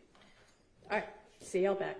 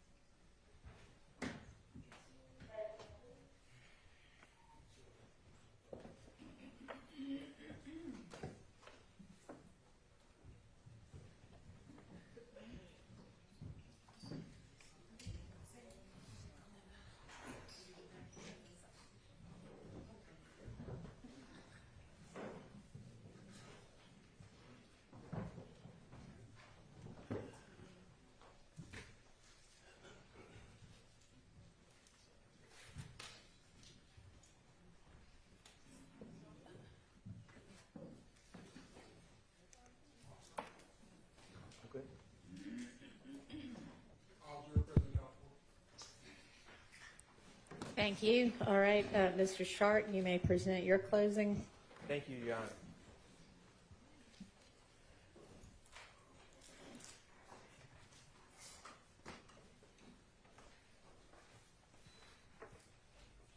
Accusations are easy to make. Allegations are easy to wage. And this indictment has plenty of both. But here's the thing. There's a big difference between making allegations and proving them in court beyond a reasonable doubt to the citizens of Fulton County. It's a different matter entirely. The state has spent the past year with a hammer in their hand, banging on a square peg that they call evidence. Banging, banging, banging, trying so hard to fit that square peg into the round hole that they call their narrative, their theory. And the reality is that square peg does not fit in that round hole. It never fit. The state hasn't proven their case, and they certainly haven't proven their case beyond a reasonable doubt. In this indictment, the state alleged, accused Shannon Stillwell in count 1 of violating the Georgia, conspiring to violate the Georgia RICO Act. He did not. They have not proven their case beyond a reasonable doubt. I'm going to ask you to find Shannon Stillwell not guilty. In count 2, the state alleged that Shannon Stillwell on January 10, 2015 shot and killed Donovan Thomas. He did not. The state hasn't proven their case beyond a reasonable doubt, and I'm going to ask you to find Shannon Stillwell not guilty of count 2. In counts 49 through 54, the state has alleged that Shannon Stillwell on March 14, 2022 shot and killed Shamel Drinks. He did not. The state has not proven their case beyond a reasonable doubt, and I'm going to ask you to find Shannon Stillwell not guilty. Good morning, good afternoon, ladies and gentlemen. I think I've made this abundantly clear over the past year. My name is Max Shard, and I represent Shannon Stillwell. But that's not the entire story. In fact, I have been joined by my co-counsel, Mr. David Botts, my wonderful legal assistant, Shaquille Kokomo, and it's been our honor to represent Mr. Shannon Stillwell throughout this process. And I'm excited for the opportunity to talk to all of you about the evidence that we have heard over this past year. But before we get started with that, I want to acknowledge you, the jurors. I want to acknowledge the immense time commitment that you have given this case. I want to acknowledge the sacrifice to your family, the sacrifice to your job, the sacrifice to your vacation plans. I want to acknowledge the patience that you have shown me and all the other attorneys, and I want to acknowledge the attention that you have shown this case. It's greatly appreciated. I acknowledge the fact that you have been paying close attention to this case, and for that reason, I'm going to try to avoid rehashing every piece of evidence. I'm going to try to be as direct and concise as possible to avoid unnecessarily taking up too much more of your time. Mr. Kokomo, if you could put page 3 up.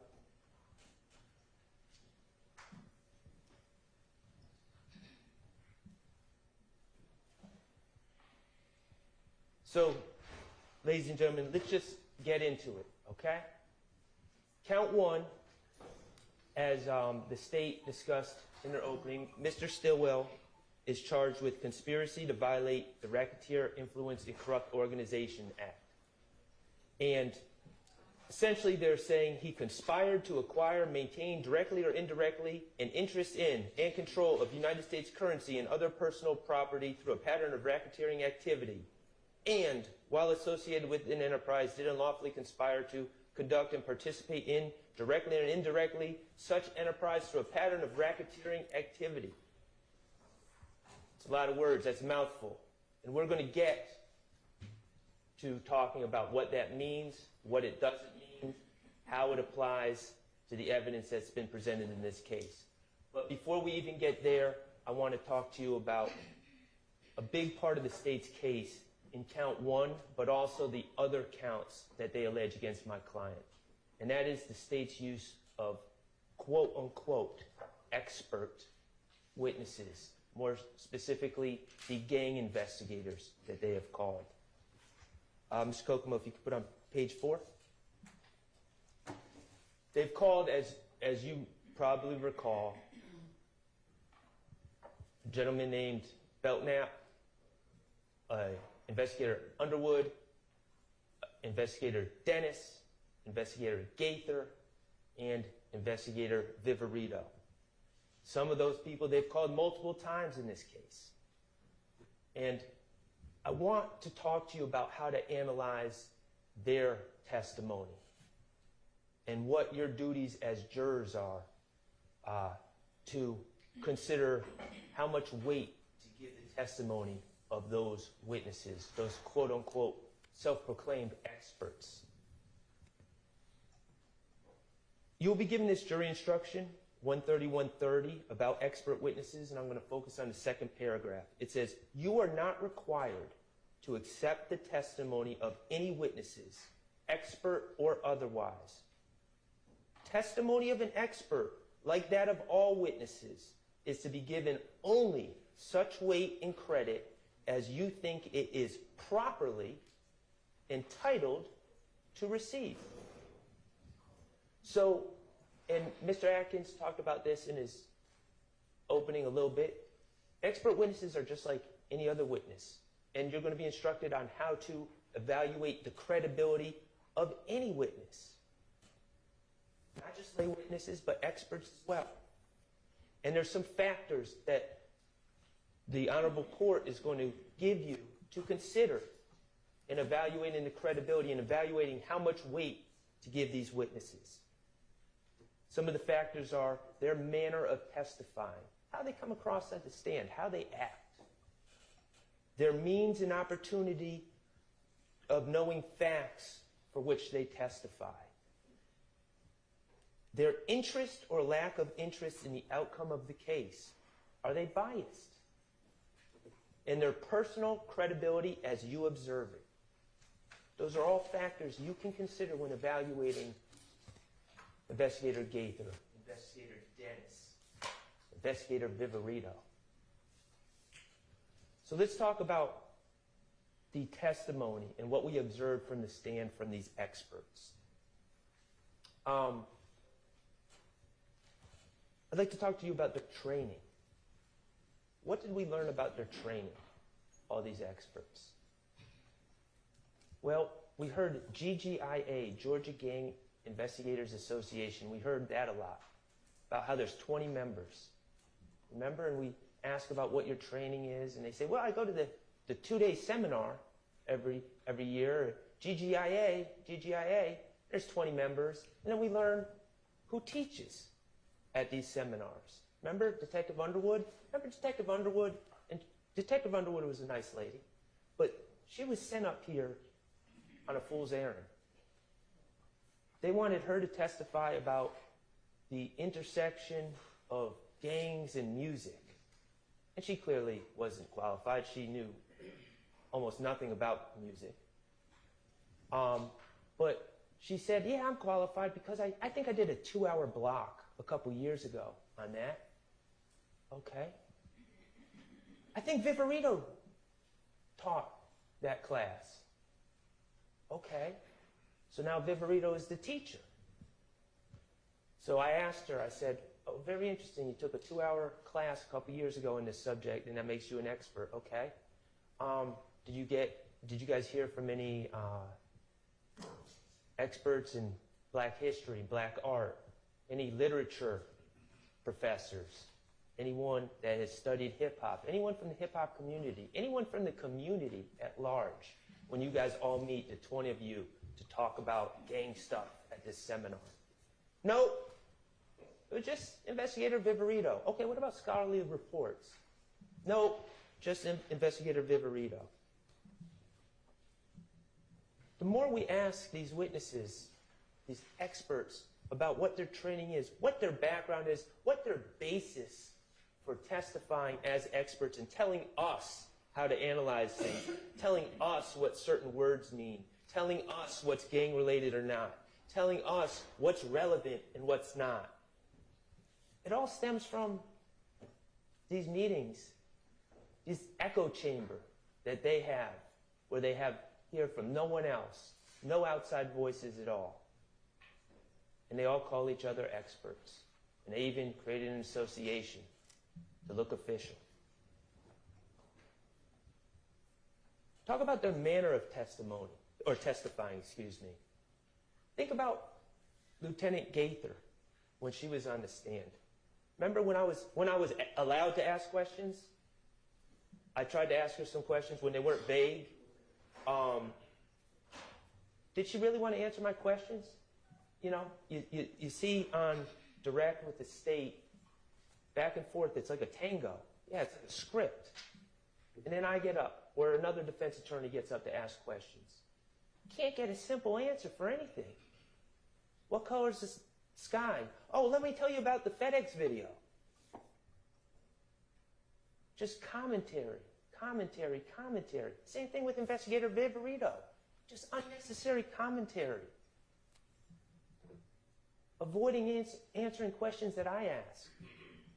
Clearly, Investigator Dennis was doing the same thing. He's out of here. He was sent home. Consider the manner that they testify and how much weight and credibility they really have in this matter. Think about their interest and lack of interest in the case, also known as their bias. Mr. Kokomo, would you put up Mr. Williams 70A for me?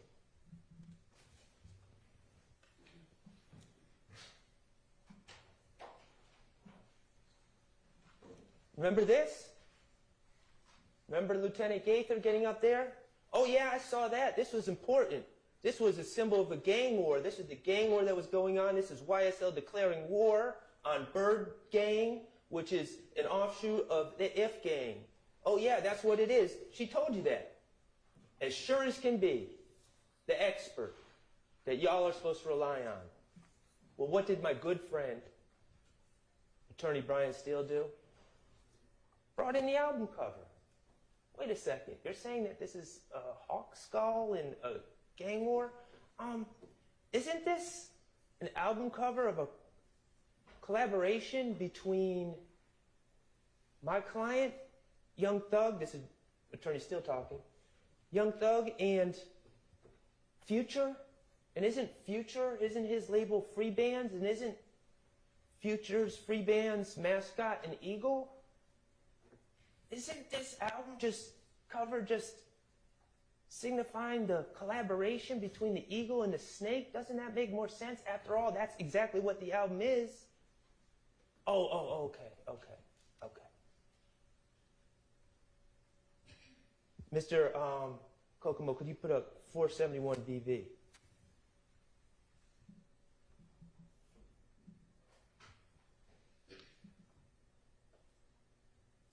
Remember this?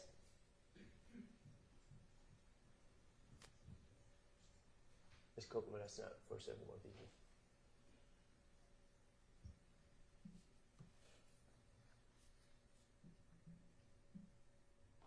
And actually, could you put up 471 VVA first?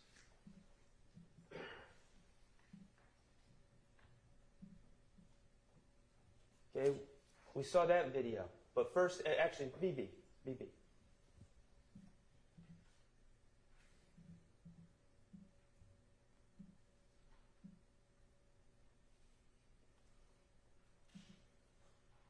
Investigator Viverito brought this into evidence, said this was one of the social media posts that she pulled. Remember that?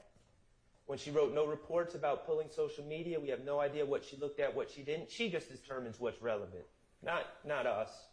Not you. You don't get to see that. She determines. Remember? This came into evidence. She said, of course, she didn't give us a date because she wrote no report, but she said she collected this shortly after the shooting of Shamel Drinks. I run with... What you saying? I run with cold-blooded killers. Blooded killers. And that's Quamarvius Nichols. That looks pretty bad. Looks bad. It's posted a day after this killing, and it's a post, and clearly that's what it says. No other explanation. And then what do we find out later? What do we find out later? Could you put on 471 VV? Could you play it, Mr. Kokomo? We find out that this was part of a post, a story that had a bunch of different posts about fear of roller coasters, about being sick, a whole bunch of different things. And then we finally get to the part where it has the lyrics from Young Boy Never Broke Again, right? Let's watch.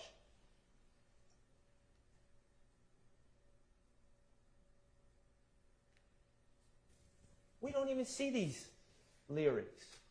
Why don't we see them on this post?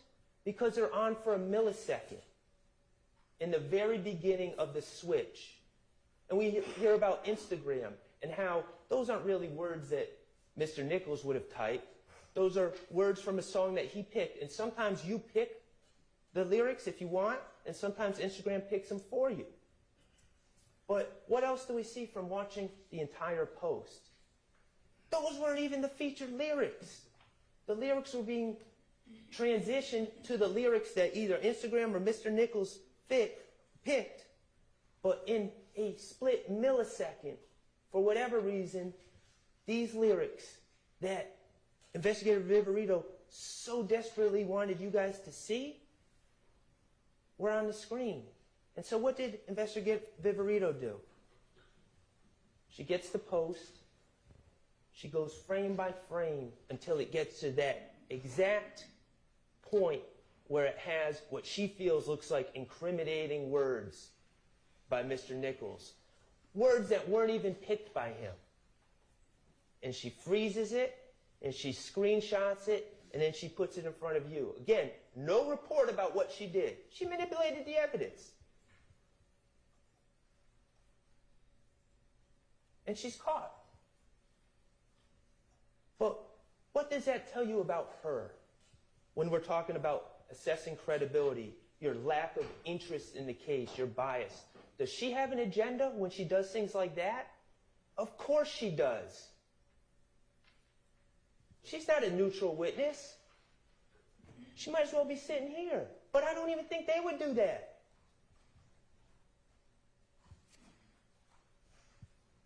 Personal credibility as you observe it. Mr. Kokomo, could you put that other exhibit that you put up, the affidavit?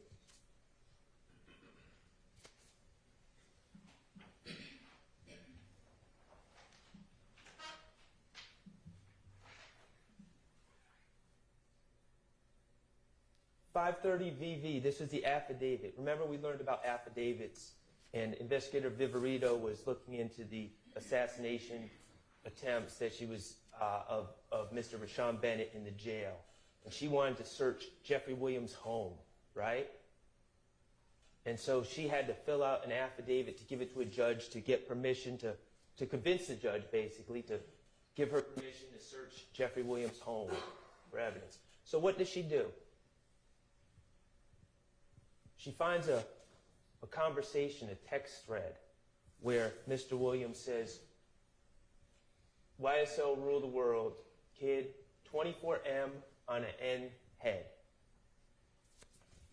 And she bolds it and makes it bigger and circles it for the judge to draw attention to that, because of course she wants the judge to feel that Mr. Williams is just ordering hits on people. That's the implication. That's the message she's sending the judge. And here I am. I know about Jeffrey Williams 3 and Jeffrey Williams 4 that Mr. Steele brought in, about the day before this text thread about Lil Uzi Vert putting a $24 million diamond into his own forehead, and Jeffrey Williams thinking that's funny, and that conversation happening, and this having nothing to do with ordering hits on anyone. And here I am. I say, oh, let me confront Investigator Viverito with this. And what was my point, really? What should have happened? Oh, yeah, I misinterpreted that. You're right. And then I would have been Mr. Smart Lawyer and say, see, jurors, Investigator Viverito doesn't always know what she's talking about. She misinterpreted that one when she's telling you what my client means when he says things, what other people mean when they say things.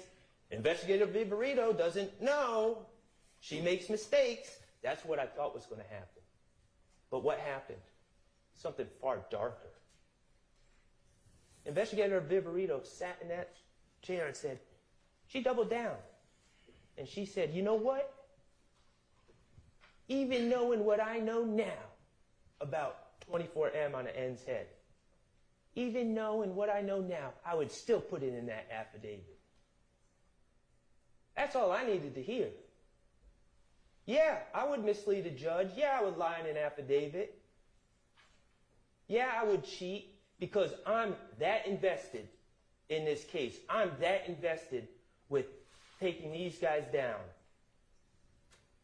I'm that invested. And if she's that invested in that, and the rest of these gang investigators are that invested, consider their credibility. Take what they say with a huge grain of salt. You don't have to believe what they say. You can disregard everything they say. The law allows you to do that. When they say, oh, this is a hybrid gang, and they can't even explain what that means or why it's classified as a hybrid gang, and it's just something that they come up with at their little private meetings every year at these 2-day seminars where they don't get input from anyone else. You don't have to buy that. It's not a hybrid gang.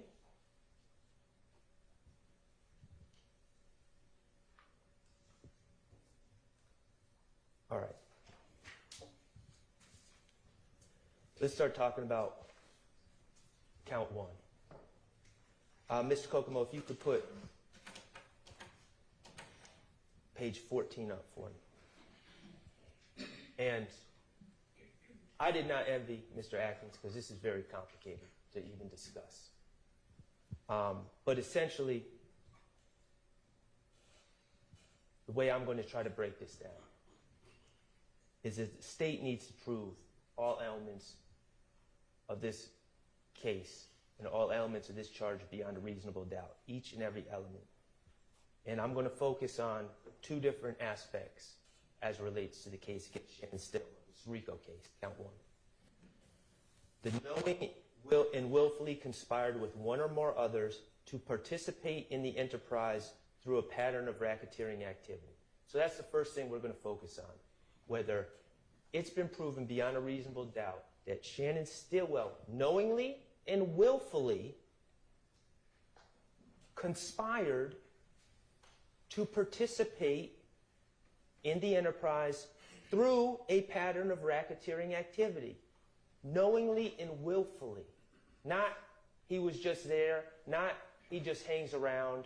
Knowingly and willfully conspired. And then the second part that we're going to focus on a little bit later is number 6 and 7. That someone committed, or that the state has proven beyond a reasonable doubt that someone committed an overt act to further the criminal objective of this conspiracy. So, thank you, Mr. President. So when we're talking about the question about whether Mr. Stillwell knowingly and willfully conspired to basically take part in racketeering activity, a pattern of racketeering activity, I think we have to look at this whole case in context. I think we have to consider origin story of what everyone's calling YSL, whatever you want to call it. The state seems to suggest that a bunch of people all came together to commit crimes. Just a big conspiracy. We're all going to come together and we're going to be a racketeering organization. That's not the case. Now, let me be clear.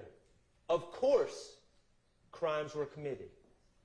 Crimes were committed by people with YSL tattoos on their face.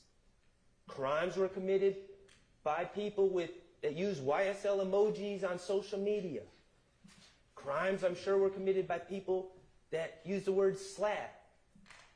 But that's not the issue here. The issue is whether Shannon Stillwell knowingly and willfully conspired to be part of this RICO organization.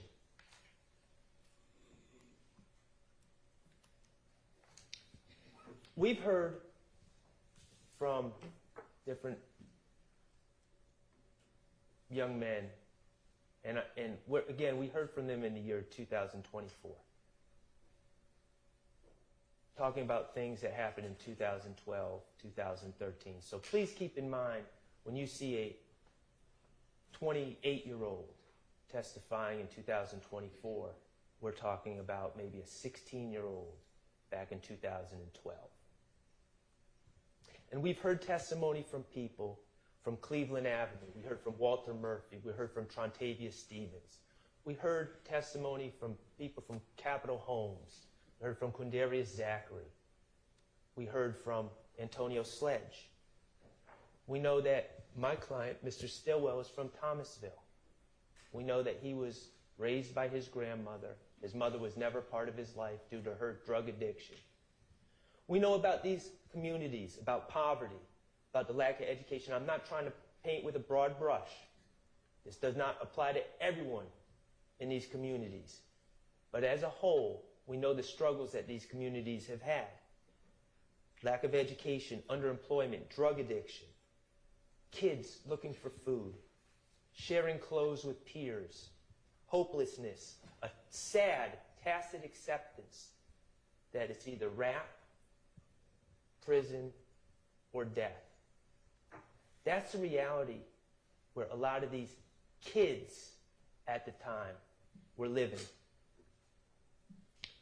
And the state, throughout their presentation of this case, has played several videos of people, of young people in parking lots, at parks. Some of them might have a gun, using foul language. Someone might be smoking marijuana. Some might be saying slap. A lot of times people are, and it's kind of sad to watch, a lot of people talking about all the stuff they got when we all know they really don't have anything. About all the cars they own. Remember that one gentleman? Oh yeah, I'm getting my daughter this, I'm getting my son that car. You know, cap. We saw those videos, and I'm watching all these videos, and I'm wondering, you know, what's the point? Why is the state playing this? Just to show, like, bad kids, or who they feel are bad kids, just to show who they feel are future criminals? Like, what's the point of these videos that are really sad to watch? And then they played this video, and it's marked 54W, and I'm going to ask Mr. Kokomo to pull it up, but not play it yet. And it's a video where you see a group of people hanging out in the park, in a parking lot in the park, and you see Jeffrey Williams. Shannon Stillwell's not in this video. And you see Jeffrey Williams leaning on a car. And you see his emaciated body. You see his teeth that are rotten. And he's wearing pants that are clearly too short, too small, clearly been handed down, traded. They didn't come out of Fitz Plaza. You see him wearing a Alabama Letterman jacket. And I'm not talking about like the cool Letterman jacket that you might get at Mitchell and Ness. That's where you get like high-priced sporting goods, throwback stuff. Not cool like that. Like one that was probably made in the 80s. The Letterman the sleeves are all nasty. And the thing comes down to like his navel. And people are picking at him. Not in a harmful way, but picking at him, picking at his clothes. Go ahead, Mr. Kokomo. Checking out him. Put the camera on this nigga. Hold on, look. My partner say this man stole his swag, no. Hey, Jay, how you say he do it? Hold on. Let me wind it out. Let me wind it out. Hold on. My nigga, Lil Chell say he the king of white swagging, right? Stand on one time. Let's just let these folks see what you doing now. All right, you check him out now. What happens there? I think about when I was young. If I had to struggle, if I had to wear clothes that I was embarrassed about, if I was embarrassed about anything, I would hide, I would run, I would stay inside, I'd be ashamed, I might lash out at people picking at me. But what happens there? Jeffrey Williams takes those clothes, those tattered clothes, those old clothes, those ill-fitting clothes, and he twists it. He turns it around. Nah, these aren't rags. This ain't nothing to be ashamed of. You can take it down. This is white boy swag. This is swag. Think about that for a second. What that means, and I'm not suggesting Shannon Stillwell saw that video, but that mindset. I'm not ashamed where I came from. In fact, I'm going to turn it into a positive. I'm going to turn it into a sense of pride. And lo and behold, what happens? Everyone starts wearing the skinny jeans. Now think about if you're Walter Murphy.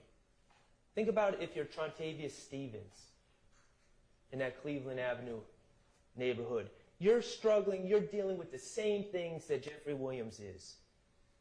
And you're ashamed and you don't feel good about yourself. But then all of a sudden you see someone with confidence. Someone that's not ashamed. And all of a sudden, you know what else? They can rap.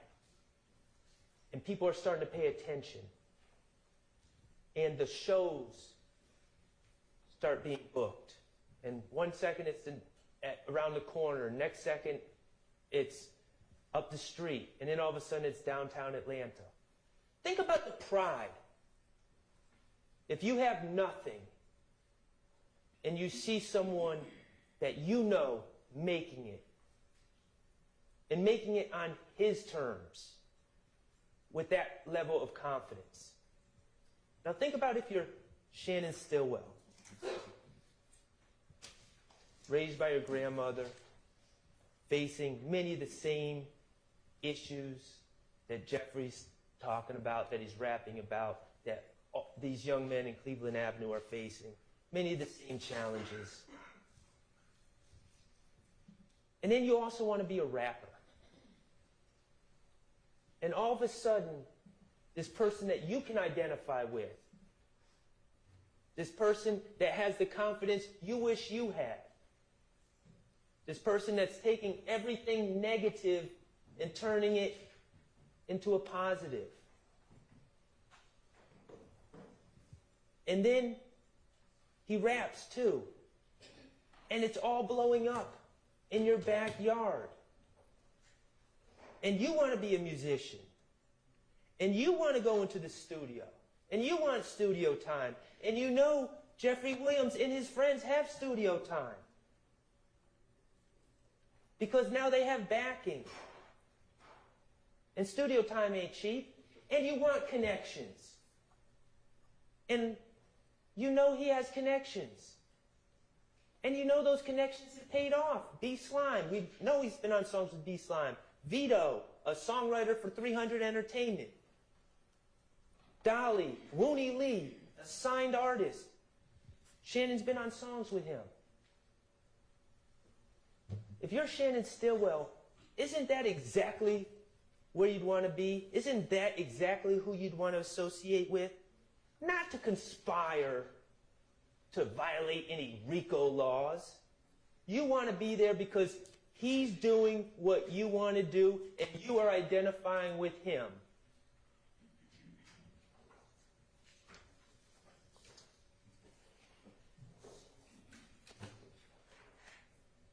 What have we learned about this quote-unquote gang that they're saying exists?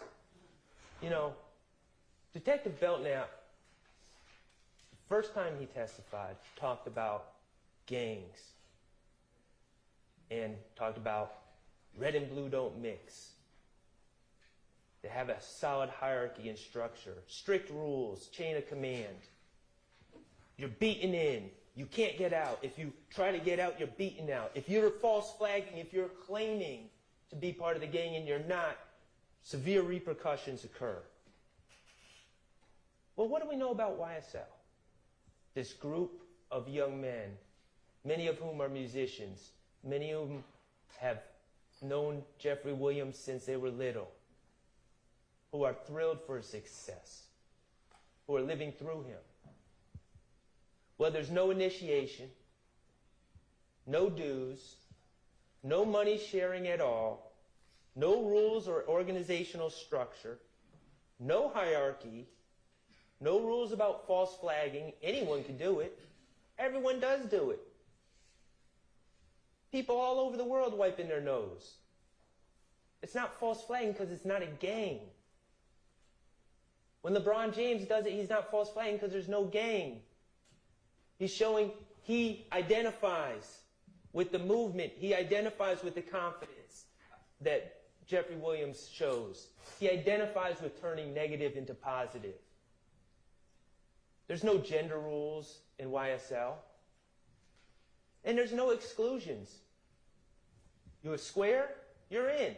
Sure. Whatever you want. You're a blood? Yeah, you can hang out. You're a Crip? Yeah, you can hang out. You're not affiliated at all? Yeah, you can hang out. You an athlete? Sure, you can hang out. You a musician? Yeah, you can hang out. You a nerd? Yeah, you can hang out. No one's sending anyone away because it's not a gang. It's not exclusive.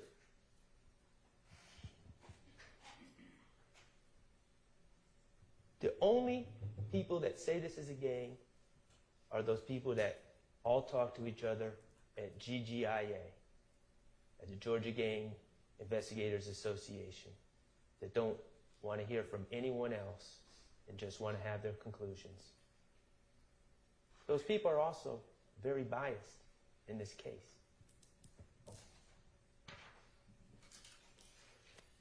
So, has the state proven that Shannon Stillwell knowingly and willfully conspired to participate in an enterprise through a pattern of racketeering activity? Well, Mr. Atkins says, well, he killed Donovan Thomas, so that's proof right there. Well, that's pretty circular logic. He didn't kill Donovan Thomas. Well, he killed Shamal Drinks, that's proof right there. No, he didn't kill Shamal Drinks. What have they proven Shannon Stillwell has done to say that he knowingly and willfully conspired to do anything other than to be around Jeffrey Williams and try to make music and further his rap career and be around people that he identified with? Okay. He's been in social media pictures with many of the people that he hangs out with. Okay. He uses the word slat. He uses a green snake emoji. Okay. A lot of people do that. He posted, he spends time in a recording studio with other people that know Jeffrey Williams. Yeah, of course he does. He makes rap videos and posts them online. Yep. Are his friends in the videos? Yep. He uses hand signs such as wiping his nose. Yeah. Post video. The state played one video in their closing about Shannon Stillwell calling out gang. Look at the bottom of that video. What's it say? Baller alert. Shannon wants to be a rapper.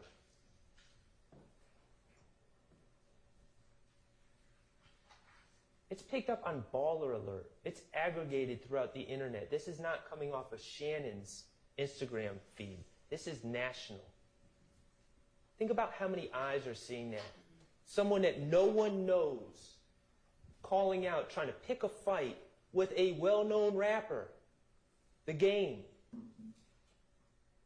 It's exactly what any music person, not necessarily a lawyer. I wouldn't tell Shannon to do that. But it's exactly what any music person would tell Shannon, who's trying to make it in the rap game. They would tell him to do exactly that. Get noticed. That doesn't mean he's knowingly and willfully conspiring to be part of any RICO organization. Mr. Kokomo, will you please put up page 13?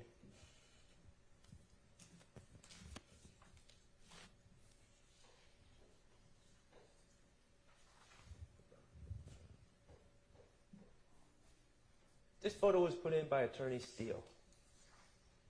Who's going to tell LeBron that he's acting like a RICO conspirator?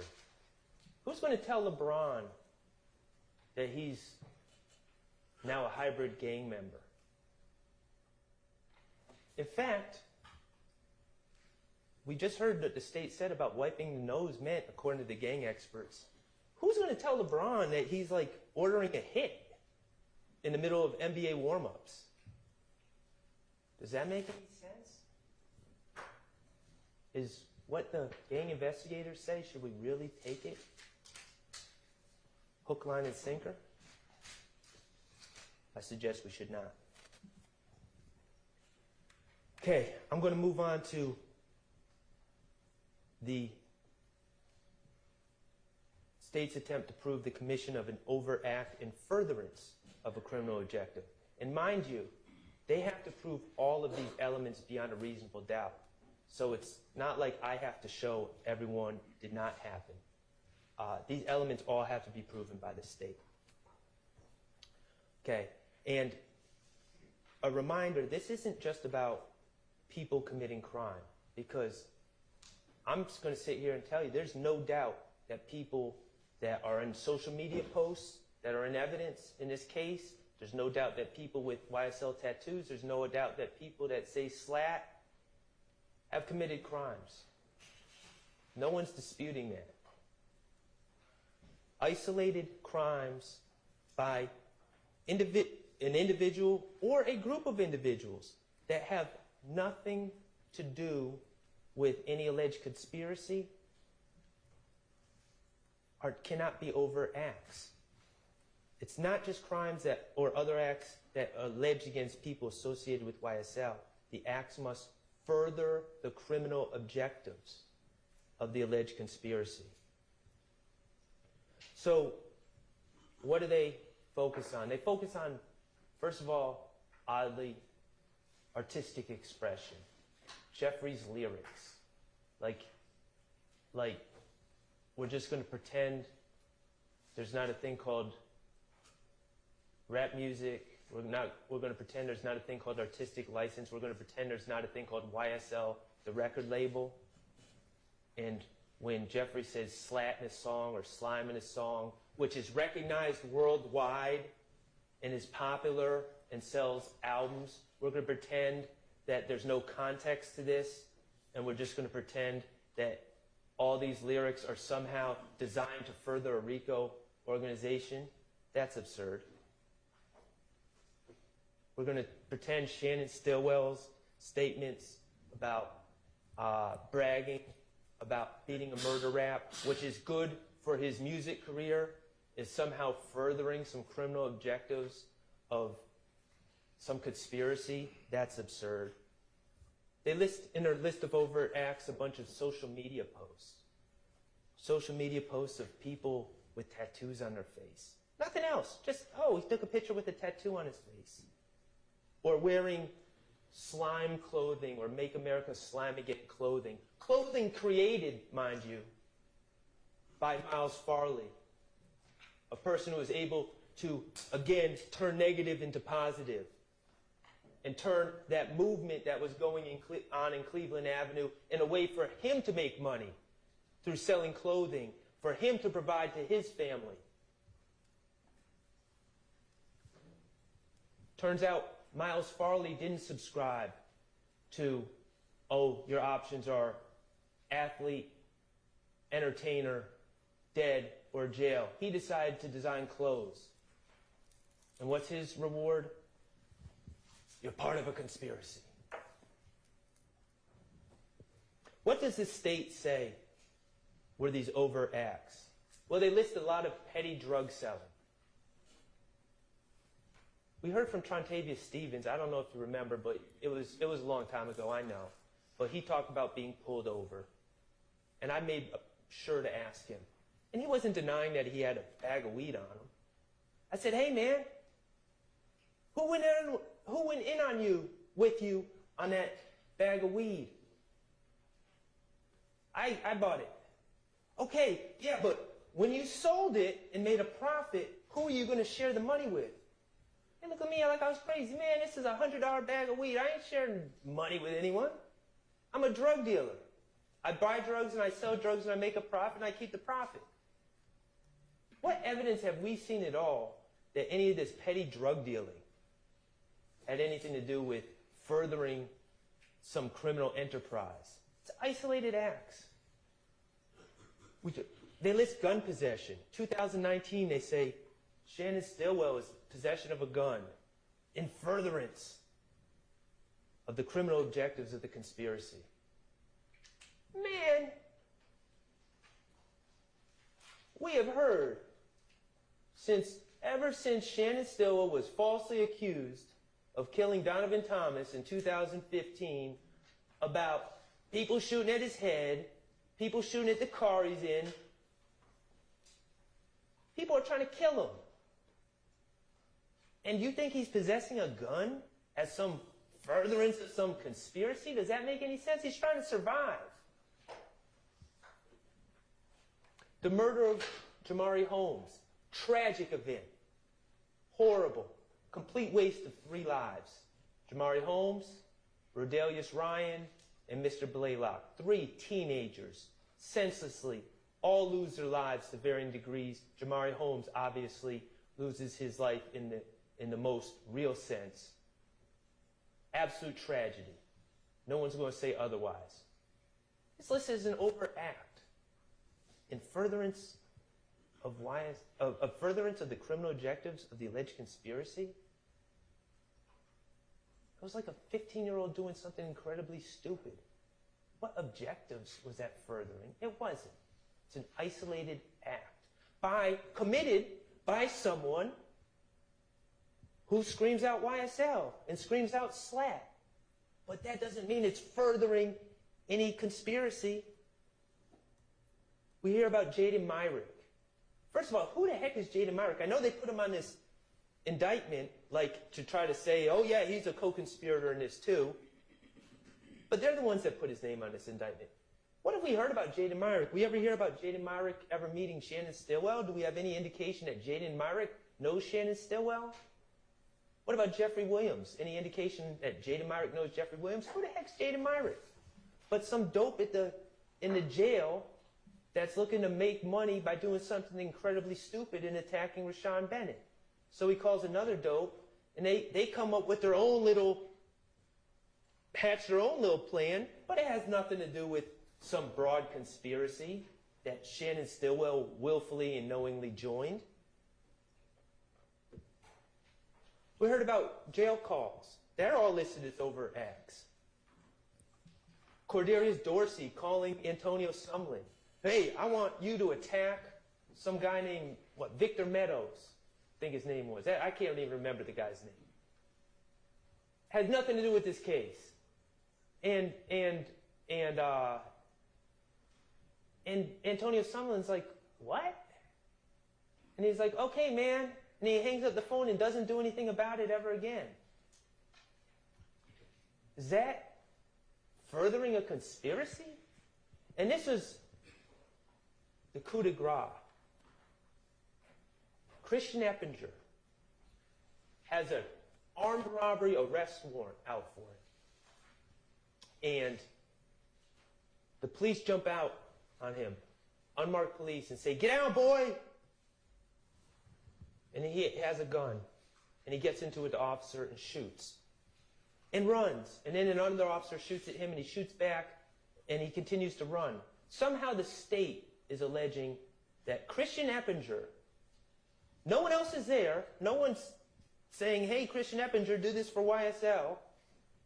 Christian Eppinger trying to avoid arrest, trying to stay free, completely isolated from anything else going on in this case. Somehow Christian Eppinger doing that making that idiotic decision to shoot an officer to avoid being arrested, somehow that is in furtherance of some conspiracy that Shannon Stillwell knowingly and willfully joined? Doesn't make any sense.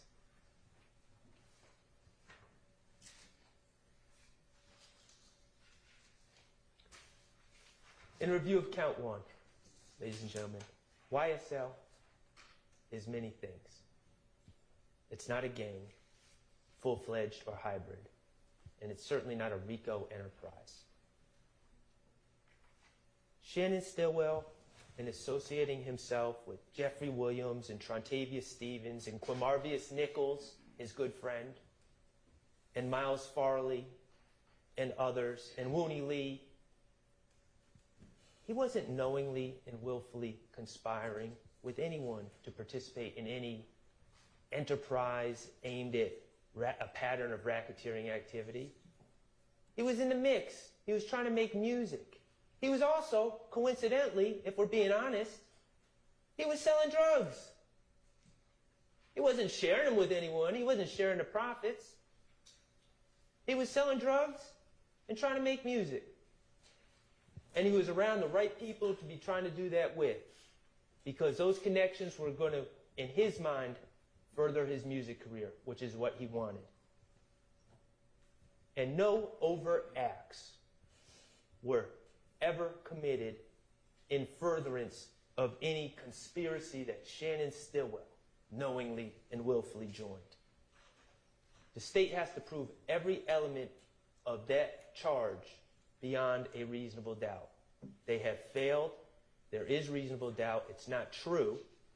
And your verdict on count 1 must be not guilty. Let's talk about count 2. Mr. Kokomo, if you would, pull up page 21.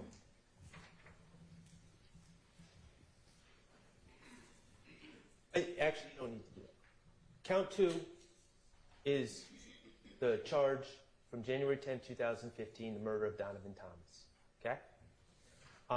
But before we start talking about the evidence in the case, and we will, let's talk about music. Okay? We know that Shannon was working on music. I think we've made that clear. Through his phone, through the fact that he's always at the studio, through the fact that he has songs on his phone, multiple songs, some we've heard, some we haven't heard. Clearly, that's what he's doing in life. And we've also heard about drill music. We heard from Investigator Viverito. We heard from Antonio Sumlin. We heard from other people. We heard about the common themes of drill music, the things that make you marketable in that space. Okay?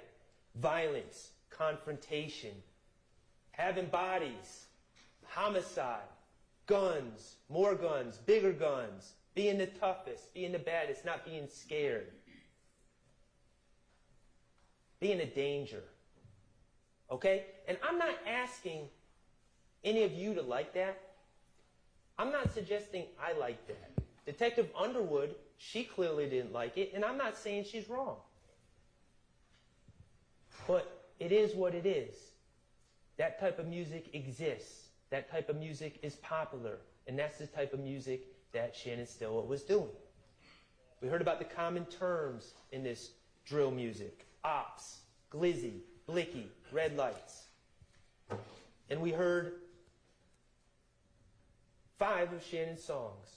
We heard Slap Talk, Lizard Walk, Red Light, featuring B-Slime and Vito.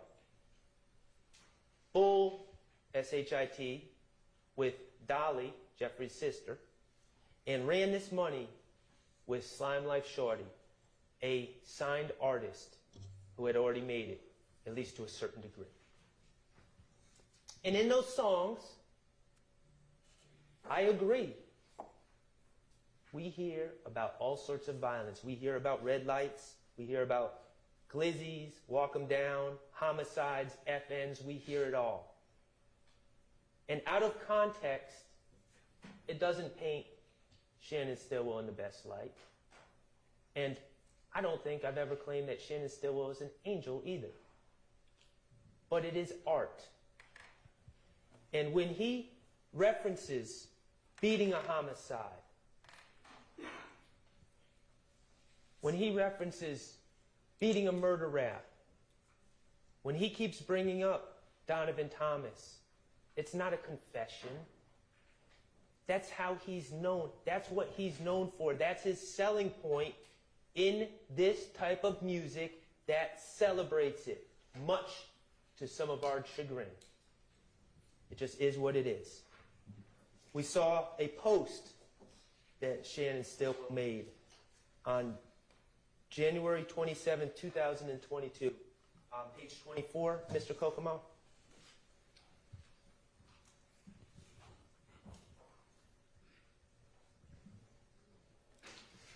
And this is the untranslated version, but I'm not hiding from it. The translated version says peanut stone grave. But what does it say? I fell off 100 times, 100 times I bounced back. Life size, hashtag life size lizard. Lizard, what he's rapping under, lizard walk. Okay? And it says Manny Tumpa de Piedro. What's he talking about here? Fell off 100 times.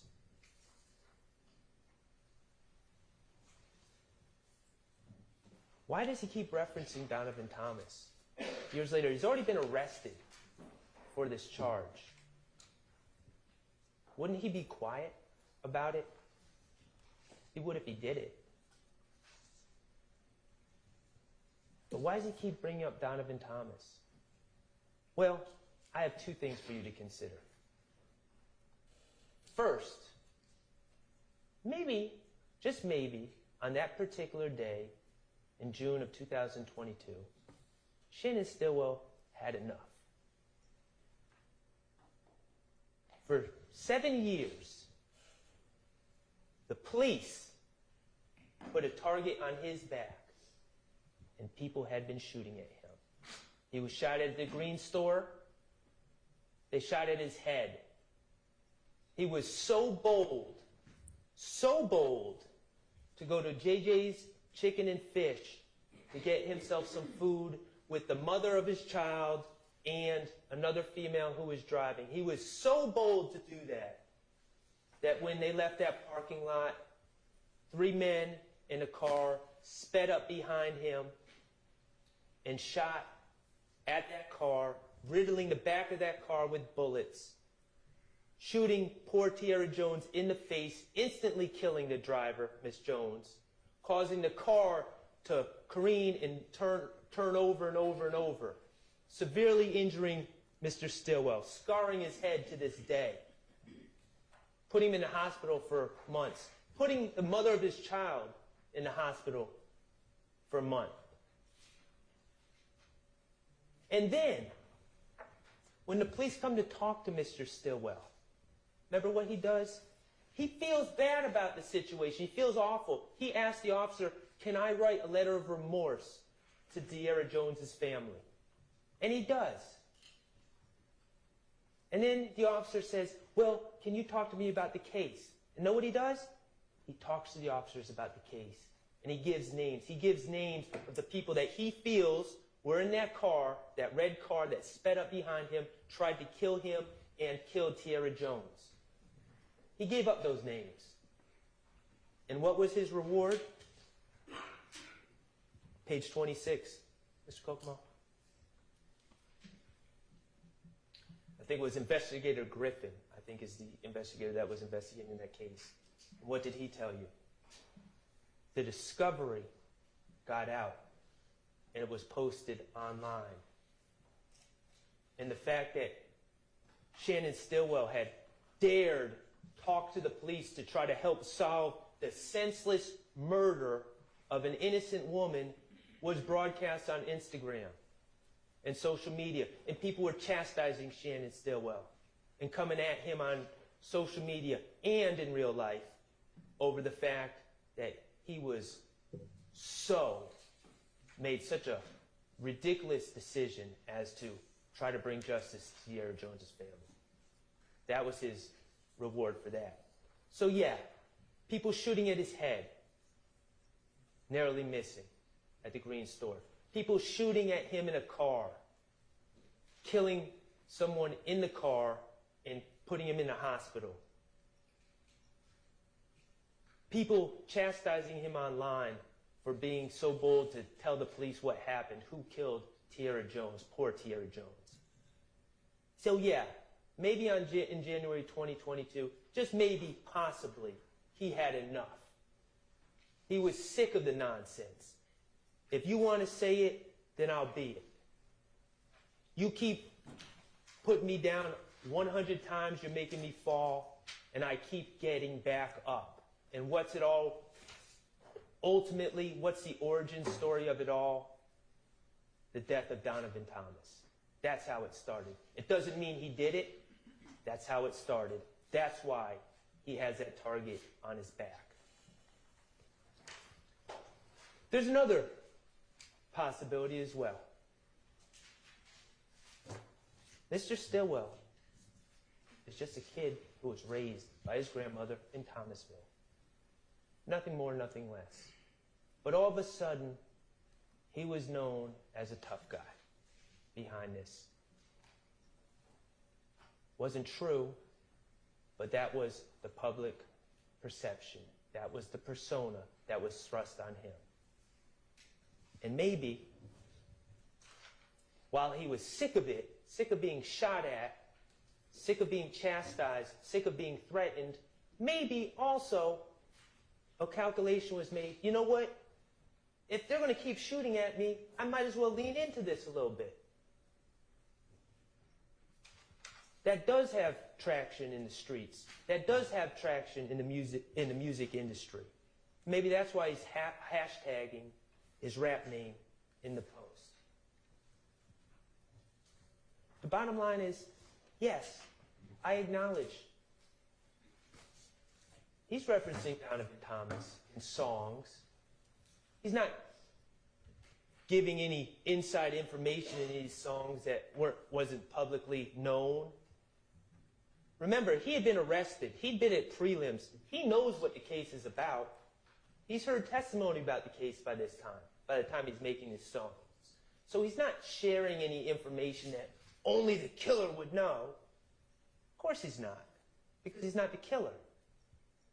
But maybe he is leaning into the bad boy image a little bit. But here's the thing.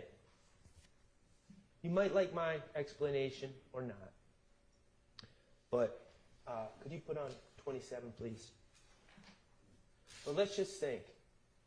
If songs were confessions, what would that really mean? Could you put on 28? Remember that song, Homicide, by Lil Woody, Kenneth Copeland? Who played the role of the assassin? Threat, Trevante Turner. You watched the video. I don't think we need to watch it again. Who gets killed? Someone who looks like Donovan Thomas. Who put money on his head? Kenneth Copeland. If songs are confessions, then Kenneth Copeland is confessed. He hasn't been charged. He's not sitting here on this indictment. So maybe songs are just songs. And posts are just posts. So let's talk about Donovan Thomas and some of the evidence in this case. Eyewitnesses. Who did we hear from? We heard from Reginald Hendricks. He was a gentleman that was shot. He was standing near Donovan Thomas. He didn't identify anyone. We heard from two witnesses, two people that were in the barbershop, working in the barbershop. They heard shots. They ducked. They described what happened afterwards. No one identified anyone out of those two witnesses. We heard from a man named Sammy Davis, an older gentleman who lived across the street, who knew Donovan Thomas. They called him Car Wash. He washed Donovan Thomas's car. He didn't see anyone in the car. That was his testimony. And then we didn't hear from, but we heard about someone named Spencer Wright. Well, actually, we heard about someone named Nicholas Robinson. What did we hear about Nicholas Robinson? And Investigator Thorpe talked about it, and definitely District Attorney Sprinkle talked about this as well. What did we hear about Nicholas Robinson? We heard about Nicholas Robinson September of 2015. He was being arrested for felony theft and a probation matter. And when he's being arrested, and when I say he's being arrested by the Atlanta Police Department, by an officer, and he's hours away from having, you know what I like to talk about, the Fulton County Blues. He's hours away from having that blue jumpsuit on, right? And what did we learn that Nicholas Robinson did? He said, "Whoa, you guys are arresting me. I want to go talk to a detective about a case." So they take him to Thorpe. He wanted to talk to him about the Donovan Thomas homicide. They take him to Thorpe, and Thorpe starts to interview him. Okay? And Nicholas Robinson claims he's at the scene and starts talking to Investigator Thorpe about what he saw. And that would be hearsay to talk about because he didn't testify. But we also heard that in the middle of that interview, Lieutenant Gaither was there. She's doing research into the background of this Nicholas Robinson. And what does Lieutenant Gaither realize? Wait a second. This man who's saying his name is Nicholas Robinson, this man is telling Detective Thorpe his name is Nicholas Robinson, his name is actually Spencer Wright. So she goes and tells Thorpe. And what does Thorpe do? He's interviewing someone about what they allegedly saw in this high-profile case, and this person has just lied to him about his name. What does Thorpe do? He continues to interview him. And in the very next day, he goes out and takes warrants on 4 people, including my client. Then we hear about DA Sprinkle taking over this case in the investigation in early 2016. And him seeing this mention of this Nicholas Robinson, who was really Spencer Wright, and where he said he was when he witnessed events. And we hear about DA Sprinkle getting the surveillance and checking into it and talking to Spencer Wright. Where did you say you were? On what bench? Where? Circle it on his picture. And about how he went to look at the surveillance himself. And what did he see? An empty bench. Spencer Wright not only lied about his name, but he lied about a lot more. But know who he duped? Detective Thorpe. We're going to get back to Spencer Wright in a minute. We have no ballistics from the Donovan Thomas case, no DNA or fingerprints. We have an infinity car, which we will talk about in a minute as well. But essentially this case, this Donovan Thomas case, comes down to 2 witnesses. And in my opening, I warned you all about people wearing the Fulton County Blues. That was the theme of my opening. Because as it's played out, it turns out Rice Street is a disgusting, horrible place. Being locked up anywhere is awful.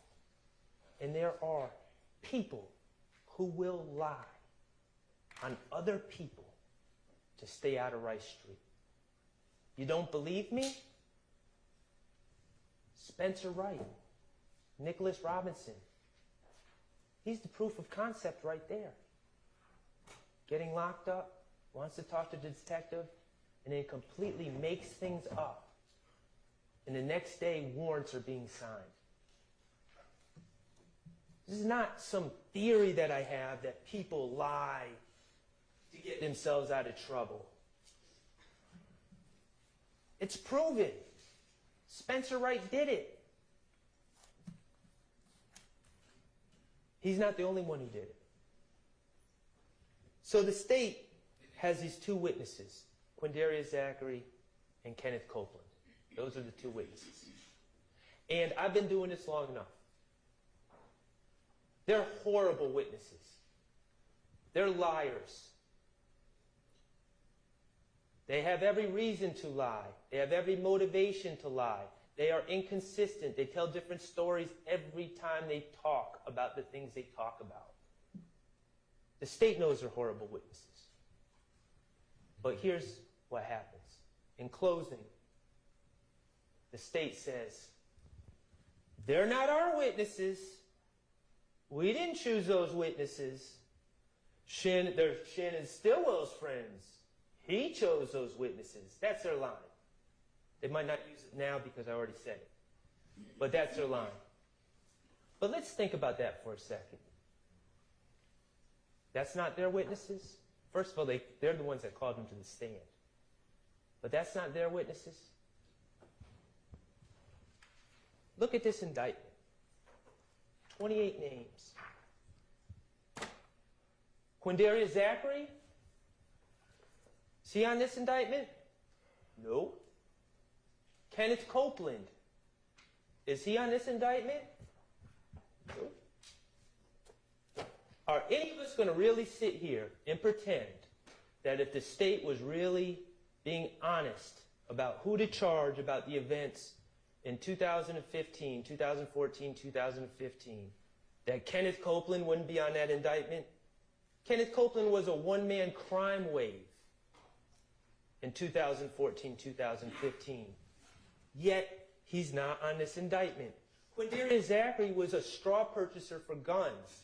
Quindarius Zachary was right in the middle, the impetus for one of the overt acts, the April 28th, 2015 shooting of houses. He's right in the middle of this. And they're not on the indictment? And we're supposed to pretend that the state aren't the ones that chose Kenneth Copeland and Quindarius Zachary as their witnesses? Of course they did. Of course they did. And why did they choose them? What are the qualifications that Kenneth Copeland and Quindarius Zachary both had when it really comes down to it? They're two people that are willing to lie on others to get themselves out of trouble. That was one qualification that they had. And two, they are two people that happened to put themselves in situations, serious situations, that would require them to lie on others to get themselves out of trouble. Those were their two qualifications. And the state said, sounds good. We'll sign you up. You're our witnesses. You're no longer on this indictment.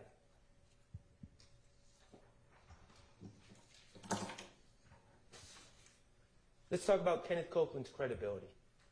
So use the same tests you do for those quote-unquote expert witnesses. What's his bias, his motive?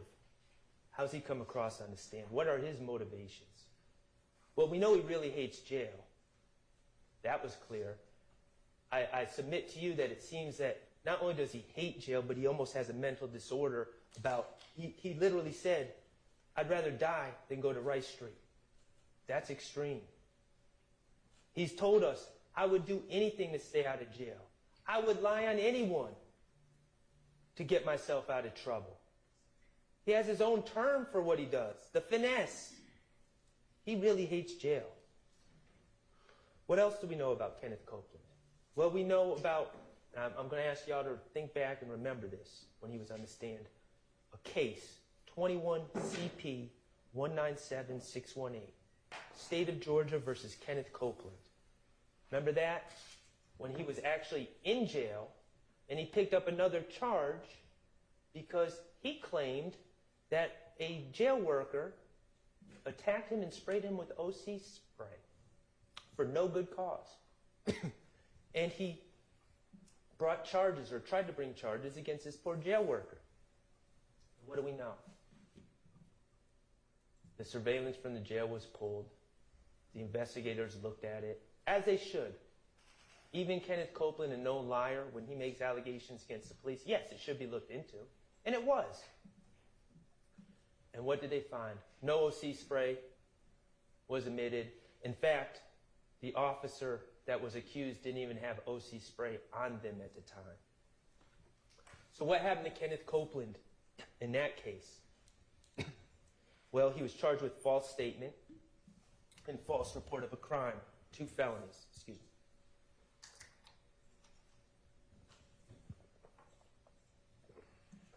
me. So as a result of his lie, he gets charged with these 2 felonies. False statement and false report of a crime. And it's pending, and it's pending, and it's pending. Then all of a sudden, as this case is ramping up, and Mr. Copeland's going to have to take the stand and be asked about his pending charges and his prior lies, all of a sudden, on January 18th, 2024, Fonnie Willis and her employee, Kenneth Hutcherson, quietly dismissed the case against Kenneth Copeland, the case of false statement, a case of false report of a crime. Why did they do it, according to that sheet? Was it, oh, we actually looked at the video again and it actually supported Kenneth Copeland? No.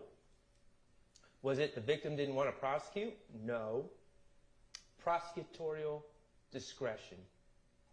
They decided it was in their best interest to dismiss that case against Kenneth Copeland before he testified. Remember I told Kenneth Copeland about it?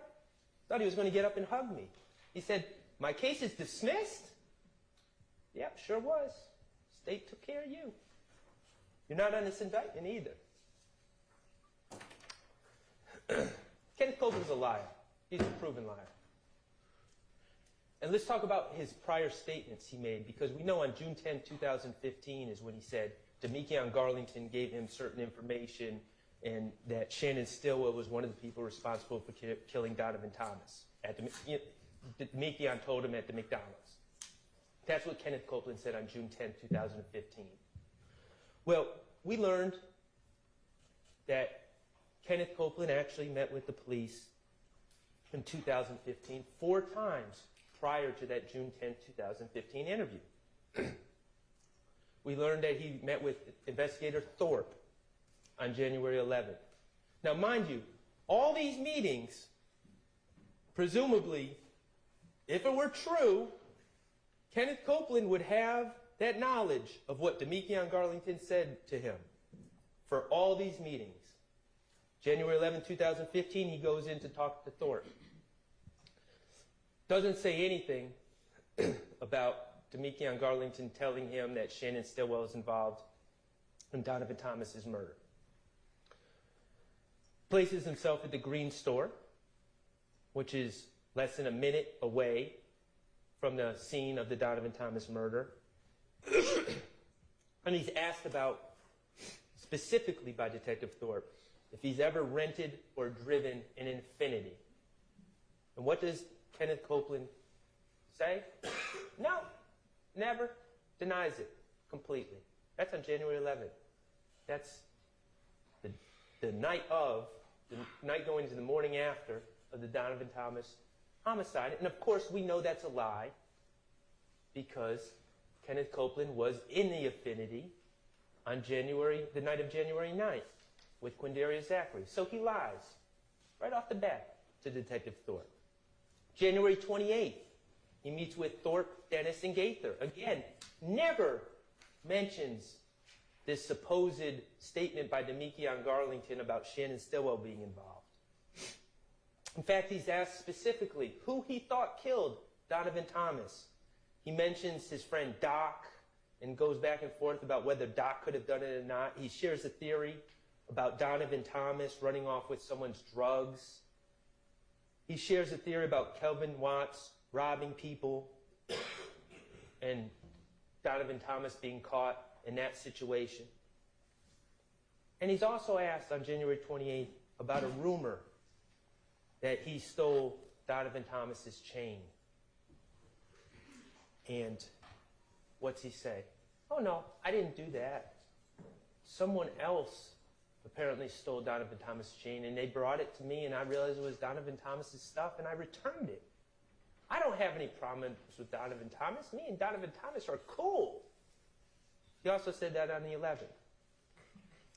So then we go to February 20th, the third statement he gave. Again, never mentions anything about what Demekion Garlington supposedly told him. And Investigator Curry, asked him about the Donovan Thomas case. Doesn't know anything. And then on February 21st, with Gaither and Thorpe, he's again asked about the Donovan Thomas case. Never mentions, oh, Demekion Garlington at the McDonald's told me that Shannon Stillwell did it. Again, he's asked about Donovan Thomas's chain, and it's another lie. Oh, well, someone brought it to me. He sticks with that lie. Lie after lie after lie. Denying beef with Donovan Thomas, denying stealing Donovan Thomas's chain, denying ever being in an infinity. Those are the statements that Kenneth Copeland gave leading up to June 10th, 2015. Could you put on page 33, Mr. Kokomo?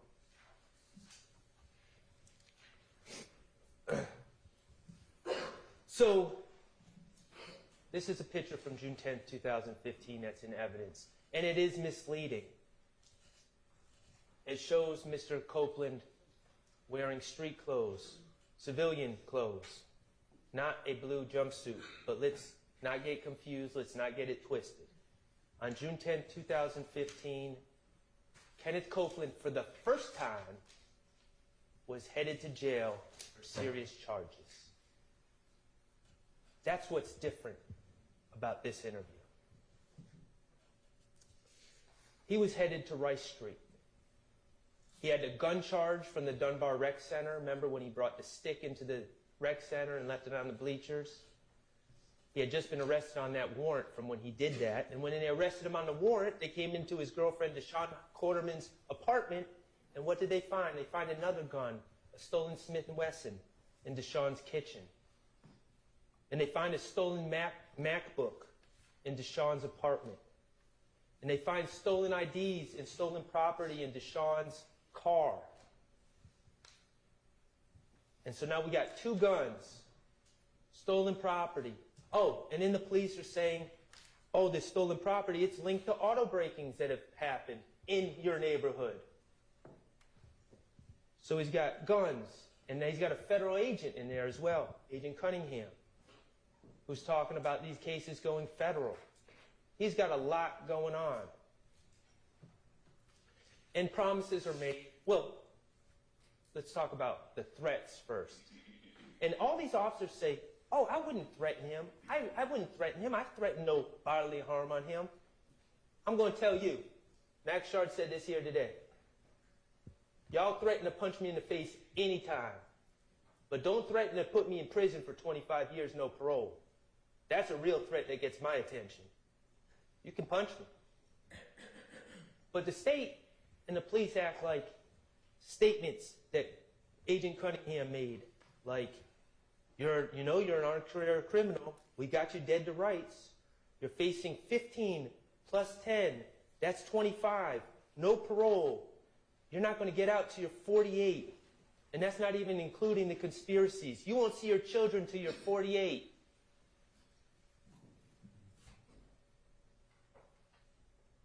That's a threat. That's a lot more bigger threat than I'm going to punch you in the face or we're going to beat you until you confess.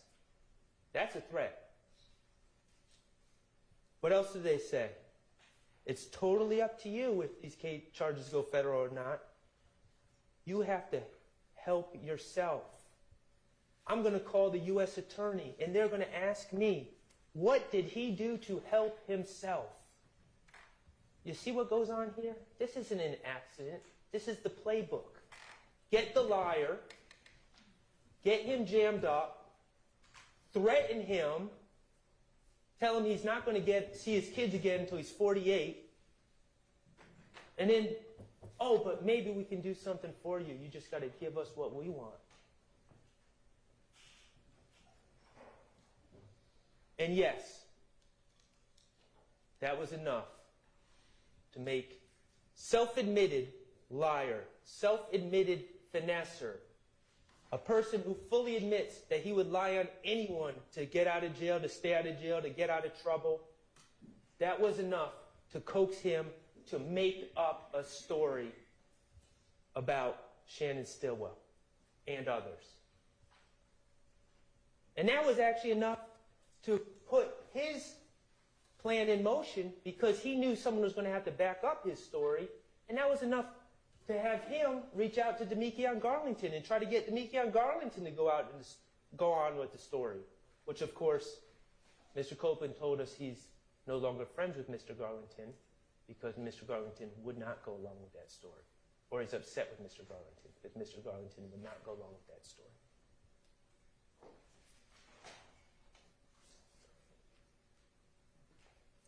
Maybe you say, Max, we get it. He's a liar. He was jammed up. But maybe this threat of prosecution was what was needed to bring out the truth. Maybe he was being truthful on June 10, 2015. Well, let's think about what else he said on June 10, 2015. Remember when they were talking about those auto breakings that they suspected him of? And said, you're going to have to answer these auto breakings. Why do you have all this property and these cars? We know you're involved. Remember what he said? Nah. That was Lil Mike and Quez that did them. Remember the detectives? They looked at each other, Lil Mike and Quez, Lil Mike and Quez. Well, what did we learn in the cross-examination of Kenneth Copeland? Little Mike and Quez, not only did they not do the auto breakings that Kenneth Copeland claimed they did on June 10, 2015, Little Mike and Quez, they don't exist. He made them up on the spot on June 10th of 2015. So my answer to you, if you think, oh, this pressure was needed to get Kenneth Copeland to finally be truthful, nope. He was lying. He made up people that didn't exist in this very statement that the state wants you to take as truthful from one of the biggest liars we've ever seen in our lives. Mr. Kokomo, if you could play what's on page 35. And what did Kenneth Copeland say on a call from the Fayette County Jail on December 21st, 2022, on a recorded call that Attorney Steele brought out? First thing I did it. First thing I did it. Ain't got nothing to do with it. I lied on to it because, you know what I mean, I found out that he I can't say that, I can't say that on the phone, but, you know what I mean, it's some shit happened between me and him back then. And just so happened I got locked up the next day. You feel me? He admitted. He said, I lied on Thug. In the very same interview, he was saying all sorts of things about Thug. He admitted he was lying. He was making stuff up to get himself out of trouble, to get out of his situation. And he got caught in a recorded line saying as much. Ladies and gentlemen, Detective Thorpe fell for the finesse. Kenneth Copeland said it was easy. Lieutenant Gaither fell for the finesse. The police report fell for the police department fell for the finesse. Kenneth Copeland got up on the stand and explained the finesse to you, to your faces. We know better than to fall for Kenneth Copeland's finesse. We know better than to just accept his words.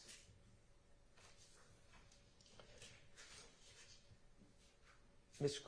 Kokomo, if you put on page 36.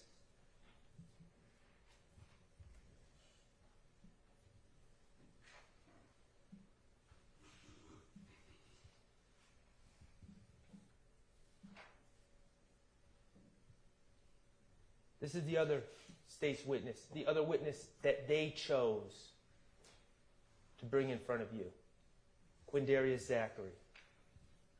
And yes, he's wearing the jail blues, and he had every reason to lie to get himself out of trouble. First of all, what did Quindarius Zachary say at trial? He admitted that he lied on Shannon in 2 prior statements. One August 5th, 2015 to Lieutenant Gaither, and then one in a proffer session on March 3rd of 2017. And he also admitted on cross-examination that even those 2 statements, those 2 lies he told about Shannon Stillwell, were not even consistent with each other. But none of the police seemed to mind. None of the prosecutors seemed to mind. Why? Remember his lie? His lie was, oh, the night of the Donovan Thomas killing, Shannon Stillwell confessed to me at Jeffrey Williams' condo. And then he also went on to lie about Shannon Stillwell on this August 5th, 2015 statement, lied about Shannon Stillwell's involvement in really a bunch of other cases. Cases that Shannon Stillwell has never been charged with. He just lied on Shannon. And he admitted his motivation for lying on Shannon. He admitted that he knew, or he was under the belief, that when he talked to the police, when he talked to Lieutenant Gaither, first of all, he needed to get bond. He had been locked up for about 7 days. His family had been calling Gaither, we heard about that, begging her to go up and talk to him.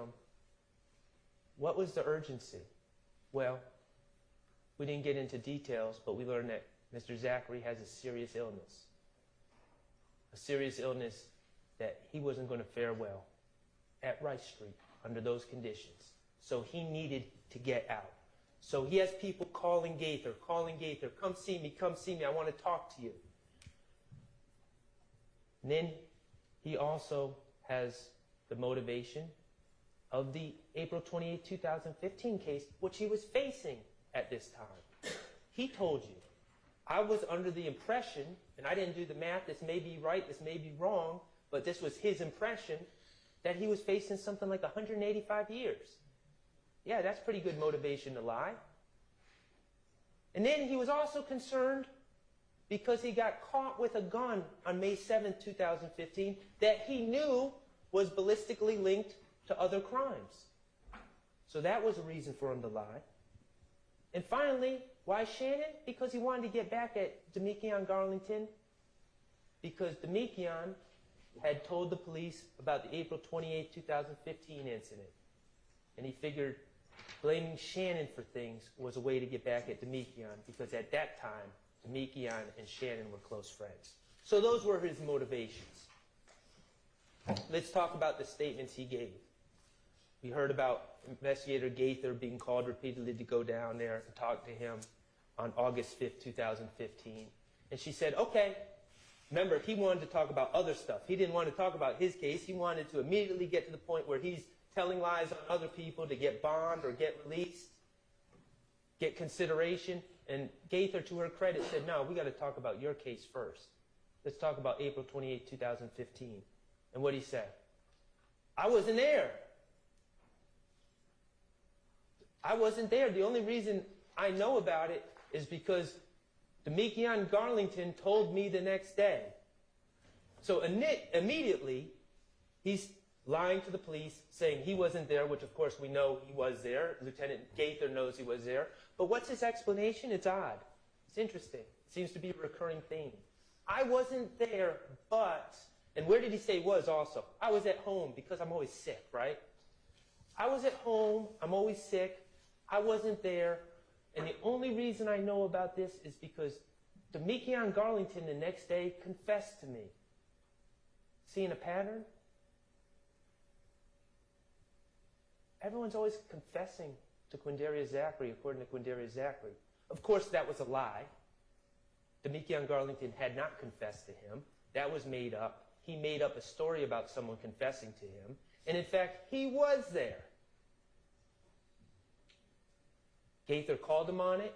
He about 2 or 3 times said, I swear I'm telling the truth. I swear, I swear, I swear. And finally he gave up the lie. And then he proceeded to move on to other cases and make up lies on Shannon. March 3rd, 2017 was the second statement set up by his lawyers. You got to understand what a proper session is, as it was a session for him to give as much information as he could about as many instances as he could, and the DAs were in the room.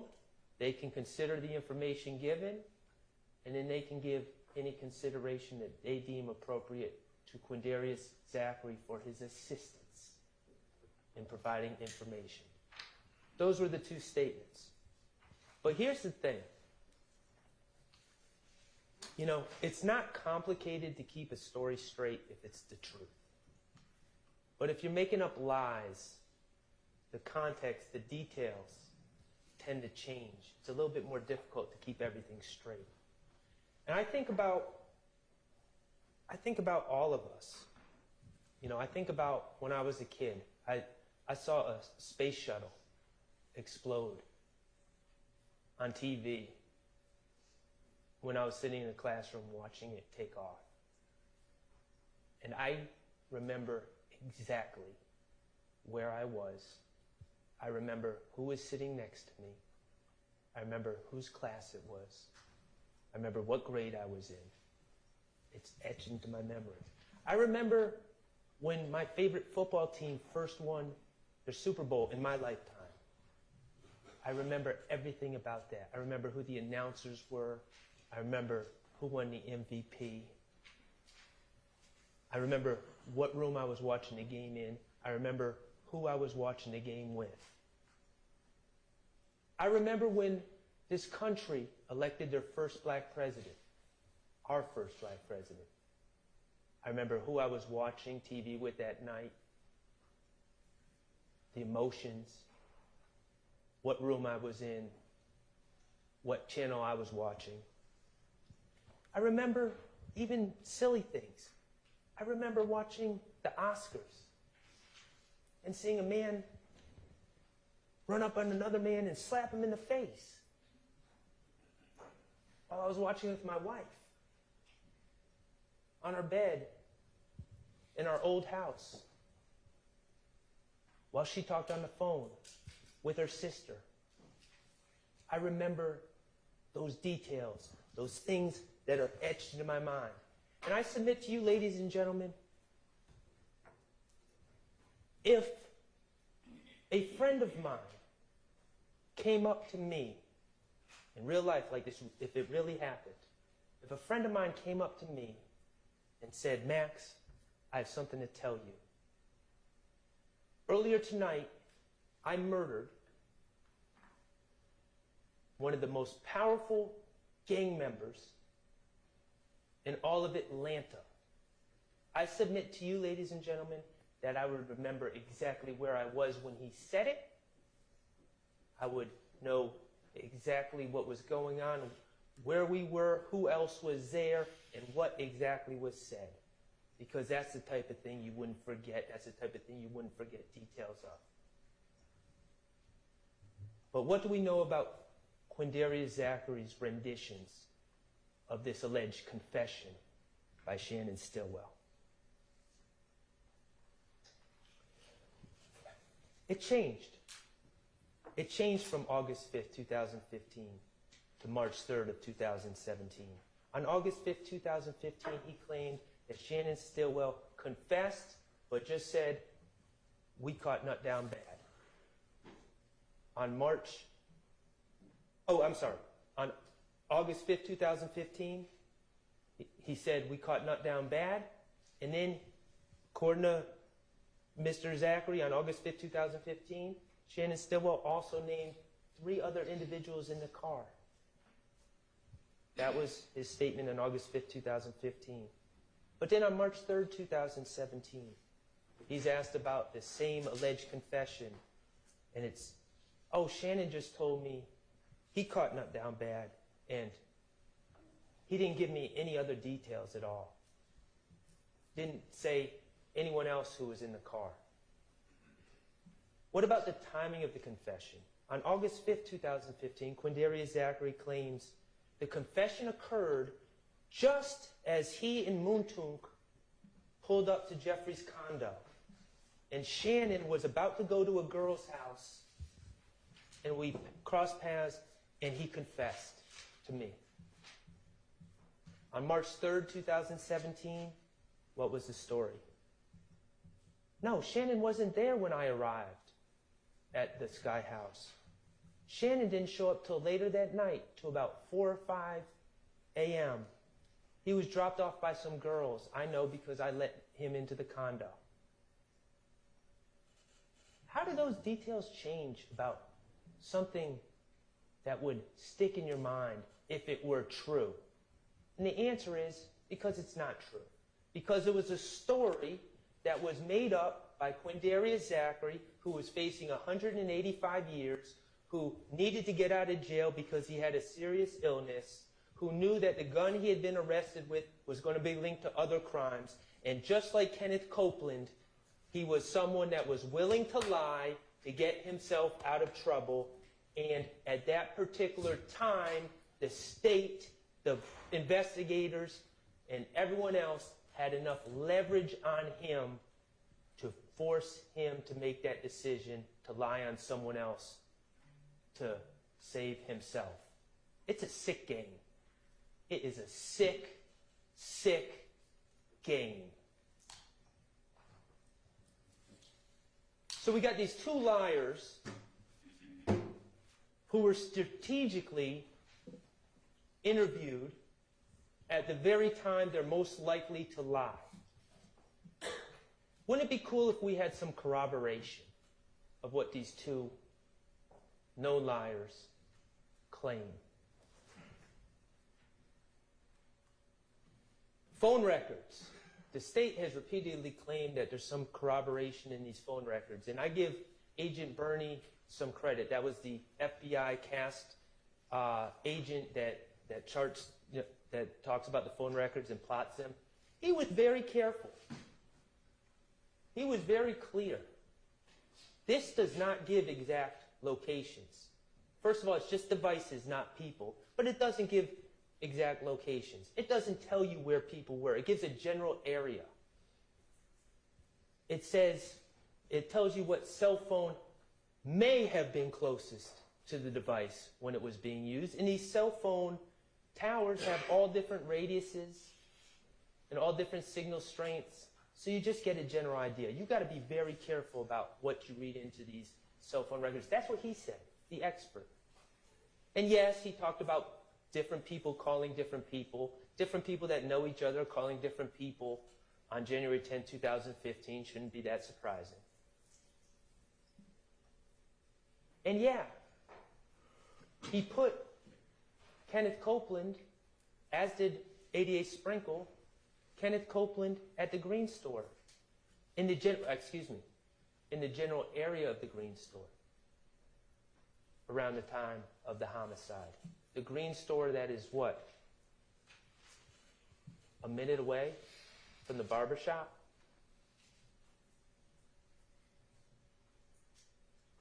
What did the phone records corroborate again? That Kenneth Copeland was right there at the time of the murder? That people were generally going north and south on the highway? What did they say about Shannon Stillwell? Where did they say he was? Go look at those phone records. Did they provide any cell phone records for Shannon Stillwell? How about Diamante Kendrick? What is the power of those cell phone records again? What did they corroborate? Did they have Kenneth Copeland wear a wire? Remember, when he was so desperate to get out of jail, I'll wear a wire, I'll wear a wire. That would have been an idea. Prove what you're saying, Kenneth. Don't just, you're a liar. You're a known liar. Don't just tell us stuff. Prove it. Nope, they didn't put a wire on Kenneth.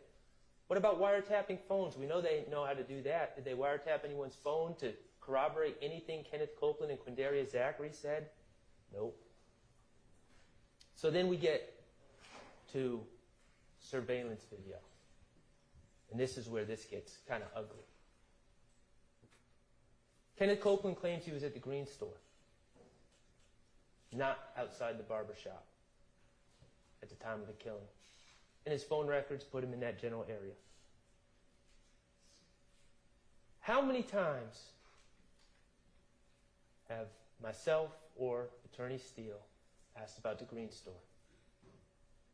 Detective Thorpe claims that he went to the green store to try to get surveillance, but he didn't think they had any. Really? Because I heard about my client being shot at, his head being shot at that very same green store, and I heard the officer responded and looked at the surveillance to determine who was shooting at my client. I've seen pictures of the green store. I see the cameras. They don't have surveillance. Okay, Detective Thorpe, so you tried to get surveillance. Do you have that in any of your reports? Any documentation of you going to the green store to try to get surveillance to corroborate the claims of Kenneth Copeland? Oh, no, that's not in my report. Ask Gaither, Lieutenant Gaither, about the green store. Why would I go to the green store? That's not even relevant. Really? I beg to differ. She had no interest in corroborating Kenneth Copeland. So then we talk about the McDonald's surveillance. The McDonald's at Old Hateville and Cleveland Avenue, the very spot where Kenneth Copeland claims in his story that everyone met and that Demekion Garlington told him who killed Donovan Thomas. Well, we know the McDonald's has surveillance. That's been testified to by several officers. And we know we don't have the McDonald's surveillance for January 10th, 2015. So I ask, Attorney Steele asks, I ask, other attorneys ask. First we ask Gaither, did you ever try to get surveillance to McDonald's? And what did she say? Oh, we went like 2 or 3 months later, we went and we talked to a general manager and they weren't able to get into the cameras right then, but we took the card and we gave the card to Thorpe. That was her explanation of the efforts to get camera footage from the McDonald's. I said, okay, do you have that in a report that you drove down to the McDonald's and talked to? Who was the person you talked to? What was their title? What was their name?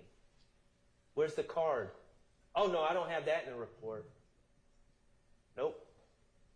Okay, so then we asked Thorpe, what did you do to get surveillance from the McDonald's to corroborate anything Kenneth Copeland said?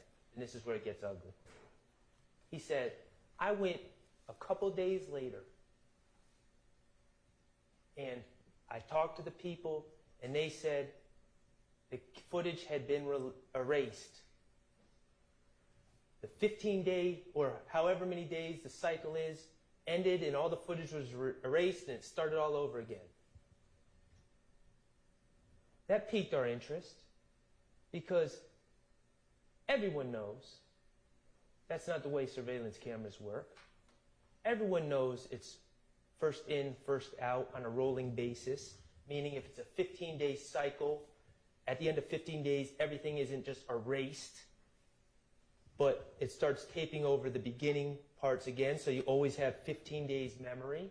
Everyone knows that you wouldn't go to the McDonald's 2 days after an incident and find out that the whole system had been erased, because that's not how surveillance systems work. And we asked every officer, it seemed, that came up here, you ever hear of a surveillance system working that way? Where it just all erases at one time, or does it roll first in, first out? Every one of them said they never heard of a surveillance system just erasing all at one time. Every single one of them.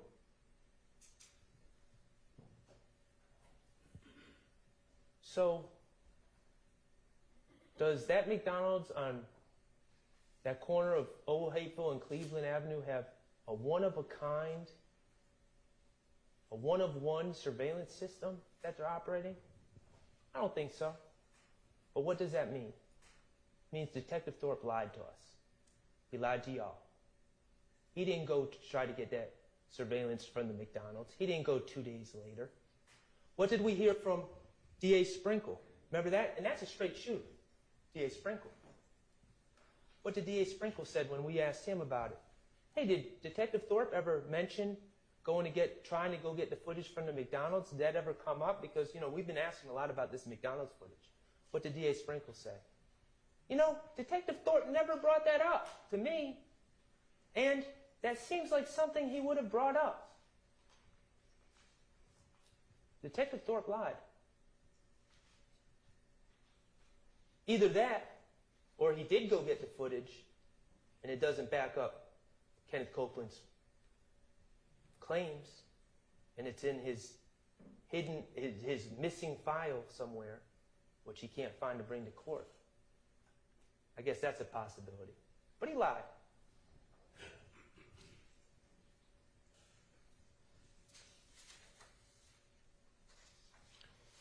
All right, so the elephant in the room. Who killed Donovan Thomas? It's not our burden to solve this case, first of all. The jury instructions are clear. It's not our job to solve cases, especially cases that happened 9 years ago. But to the extent that it factors into the question of reasonable doubt that Mr. Stillwell committed that crime, let's just leave it like this. I know someone who has a closest associate named Trevante Turner. I know of someone who is arch enemies with a man named Kelvin Watts, who's the brother of Donovan Thomas. I know of someone who, with Trevante Turner, went and shot up Rich Homie Kwan's father's barber shop in 2014. I know of someone who stole Donovan Thomas's nut chain and wallet and cell phone out of his truck in late 2014, and when asked about it by the police, repeatedly lied about that situation, repeatedly pretended that him and Donovan Thomas were cool. I know someone who was jumped by Kelvin Watts in Club Crucial on January 6, 2015. I know someone who basically admitted on the stand, I'm listening, to shooting up the TIG studios at 675 Metropolitan Avenue on January 8, 2015, 2 days before Donovan Thomas's death. A shooting which shot a hole in Rich Homie Kwan's windshield, and if you recall from the officer who responded to the scene, a shooting that very well may have occurred while Donovan Thomas was present. Remember, I asked that officer, were there people there in the studio at the time? Yes, there were. Who were they?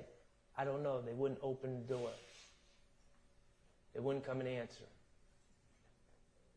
And I know someone who was put on the proverbial plate by Donovan Thomas on January 8th, 2015. Mr. Kokomo, could you please play DS24F?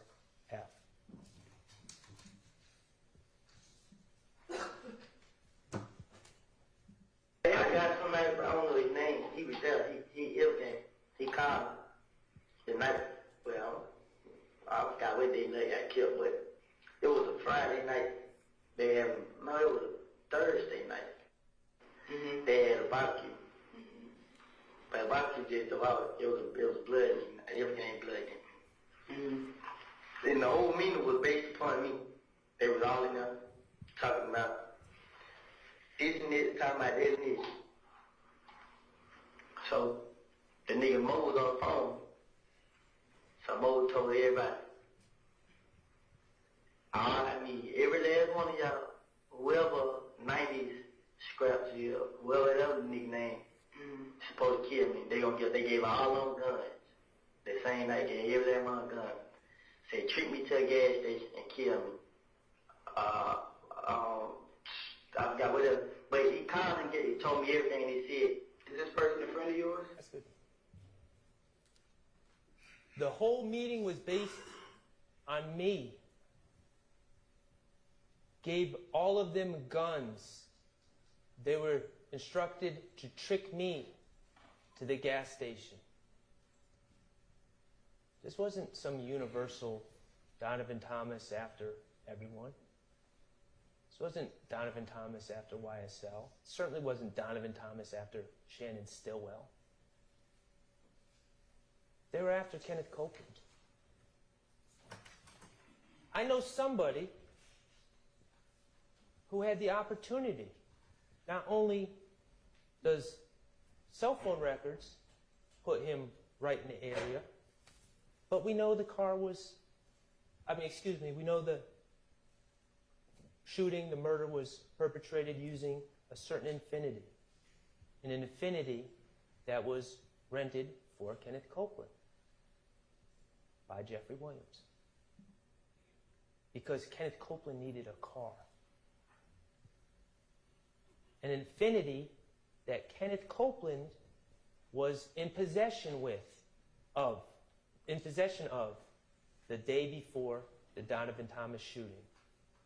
An Infinity which was last known to be in the hands of Kenneth Copeland and Quindarius Zachary before, according to Kenneth Copeland, he handed it off to his good friend, closest associate, partner in shooting up Rich Homie Kwan's father's barbershop, Trevante Turner, also known as Threat.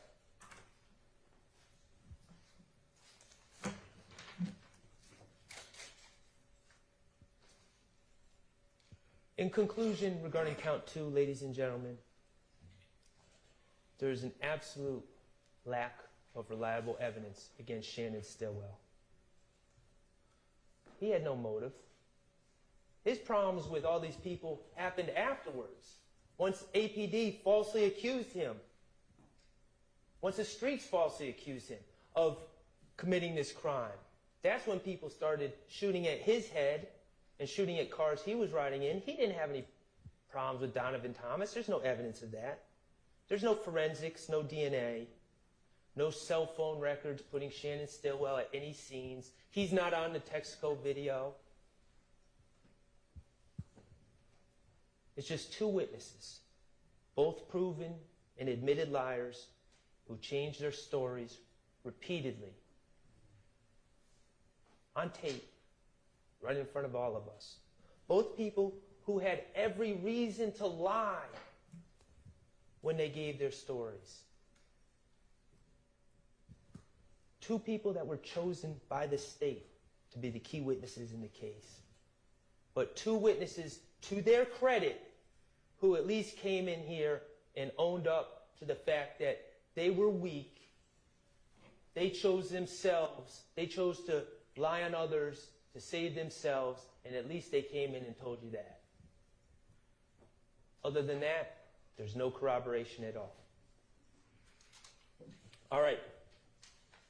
We got a little more to go, okay? Let's take.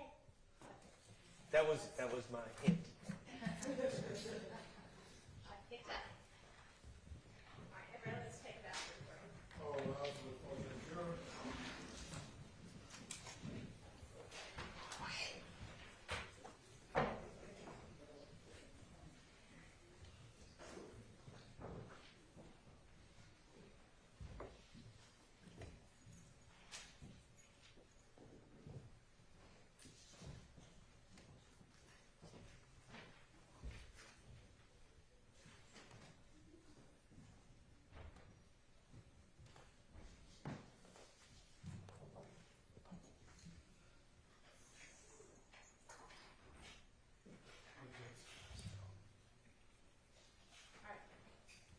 Everybody try to be back as soon as you can, and as soon as we can get all the jurors taken care of, we'll all get back, because this is going to be a long day.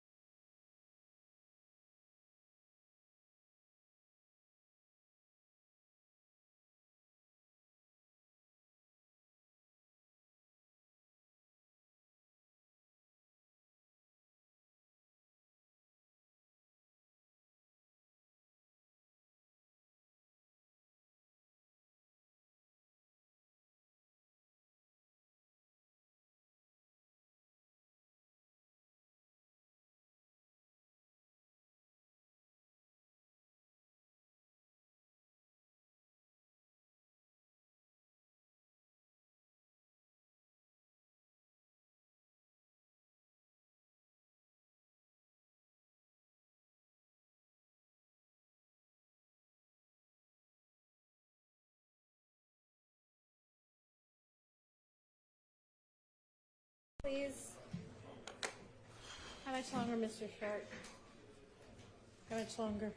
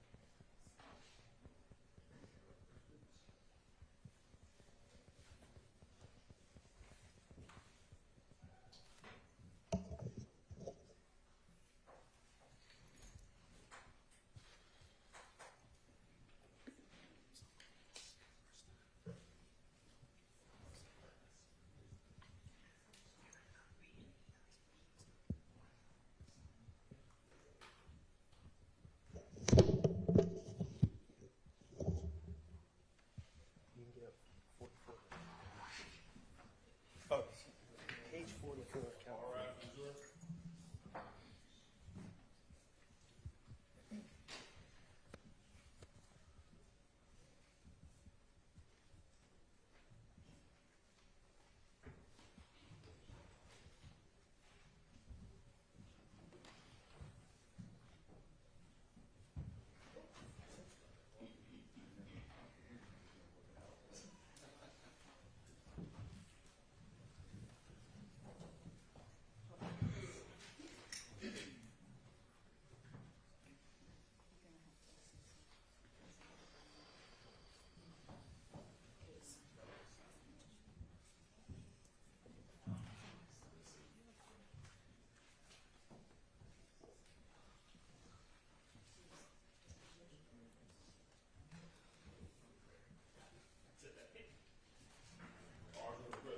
Thank you. All right, go ahead, Mr. Sharp. Thank you, Your Honor. May it please the court. I see the coffee. I can take a hint. We're almost there, okay? We're going to move on to the Shamel Drinks murder from March 14, 2022. And there are several counts regarding this case. Count 49 charges my client, Mr. Stillwell, with murder. Mr. Kokomo, if you could show 50. 50 charges participation in criminal street gang activity based on the murder. 51 charges criminal street gang activity based on the murder. And 52 charges possession of a firearm by a convicted felon for March 14th, 2022, based on the belief that if a murder was committed by Mr. Stillwell, he must have had a gun. And count 54 is charged possession of firearm during commission of a felony, being the murder. My point is all of these counts are predicated on the murder charge. And so I'm not going to focus on any of the other counts. I'm just going to focus on count 49, which is the murder charge. Okay, so turning the page to the March 14th, 2022 Shamel Drinks murder case. Let's start out by just reviewing kind of the basic evidence, standard evidence, and then we're going to get into some of the more complicated matters that came up during trial. There's no eyewitnesses. There's no DNA. There's a fingerprint that was briefly alluded to that was found on Schmel Drinks' car that does not belong to Mr. Stillwell or anyone else in this case. There's no ballistic matches. We know that the projectiles or the bullets that hit Mr. Drinks twice, once in the neck, once in the arm, we know that they were .40 caliber bullets. Okay? That's what we know. What else have we heard through trial? We heard about a phone that Mr. Stillwell had. We heard a lot of his songs off that phone, and we also heard about some other things. We heard about a article that Mr. Stillwell, or someone with Mr. Stillwell's phone, we'll say Mr. Stillwell, clicked on March 17, 2022. Okay, it was a Fox News article about a shooting on Windsor Street. Okay, that's 3 days after the homicide. That is after Mr. Stillwell's girlfriend at the time, Miss Alexander, alerted him to the fact that there was a shooting on Windsor Street. It's after the fact, it's after she sent a post posted by someone else on Instagram about this shooting on Windsor Street. It's after his grandmother, Miss Jackson, reached out to him to check if he was okay because she saw the news report about this shooting on the news. All that happened on the evening of March 14th. That's how quickly news traveled. It should be of no surprise that by March 17th, probably sooner than that, there was an article about this incident on the internet, on the Fox News website, the local Fox 5 website. Mr. Stillwell clicked on an article 3 days afterwards. Additionally, we heard about Mr. Stillwell being in we know that he's in the rap, or he's trying to make his way in the rap game, and we know that on the evening of March 14th, going into March 15th, Mr. Stillwell was in the studio. And we know there was a note in his phone that talked about a very standard, very common, not a particularly unique line at all, not unique at all, to be quite honest, from drill music, about ops. That was put in his notes while he was in the studio making drill music. So we have that. Neither of those two things in his phone are particularly noteworthy. They're not strong evidence of anything. But they were brought to your attention by Investigator Viverito, who searched his phone far and wide for any information she could find. And that was what she found. We heard about social media posts.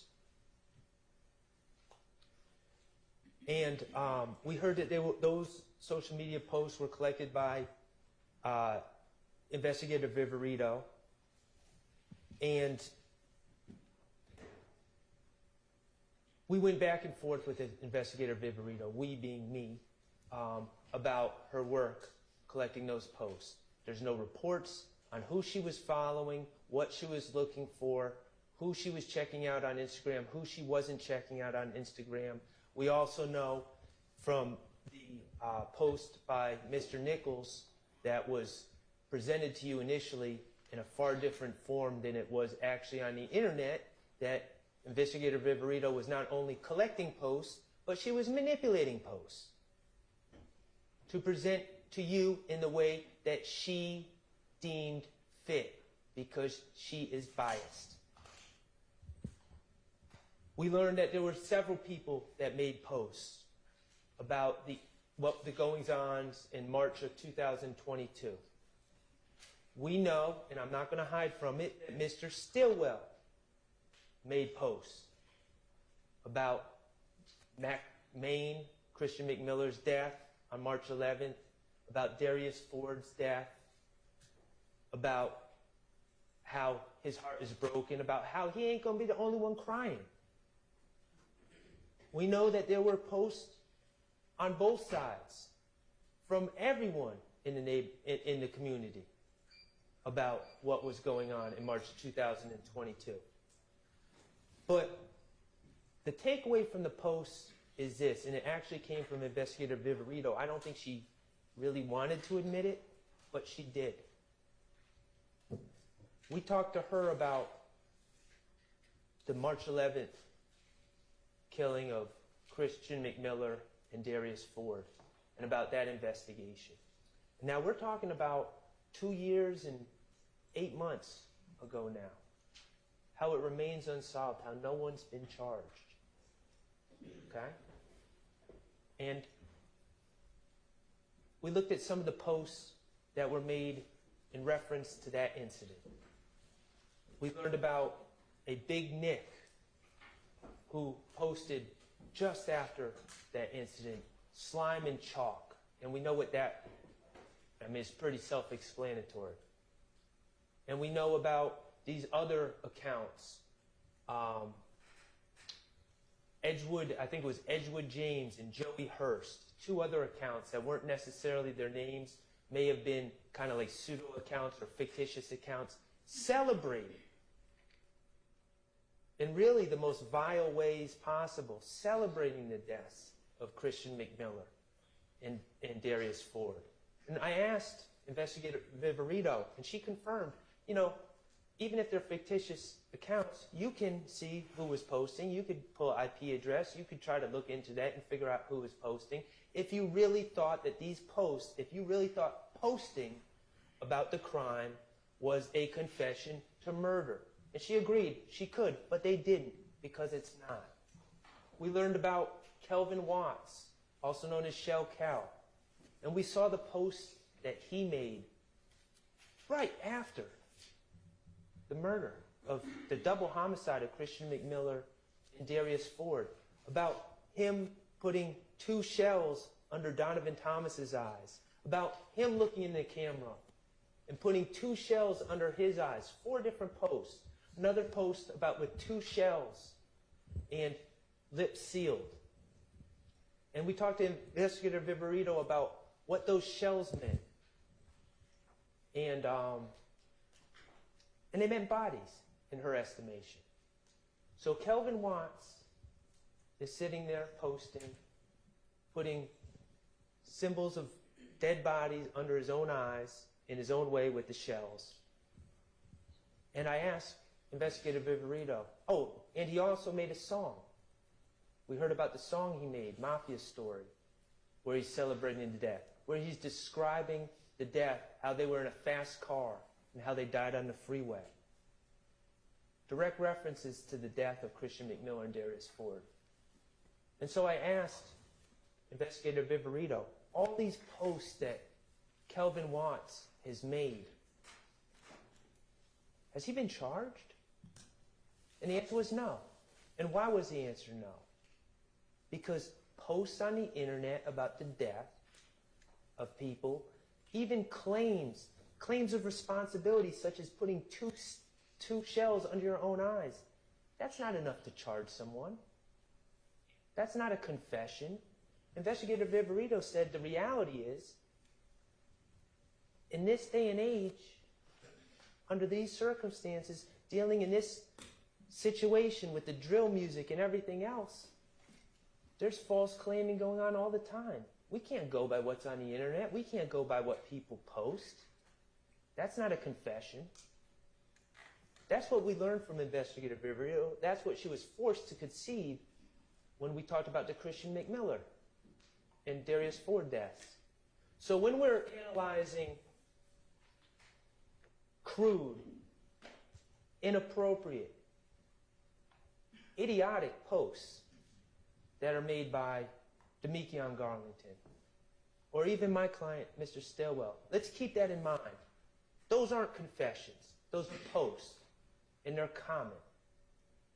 And even Investigator Viverito, who I have maintained pretty clearly is not an honest broker, was biased, even she had to admit that.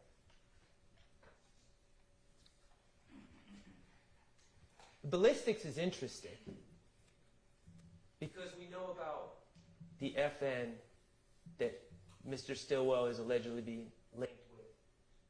5-7 FN. And that was always a hole in the state's case, right? Mr. Drinks was shot with a .40 caliber bullets. Mr.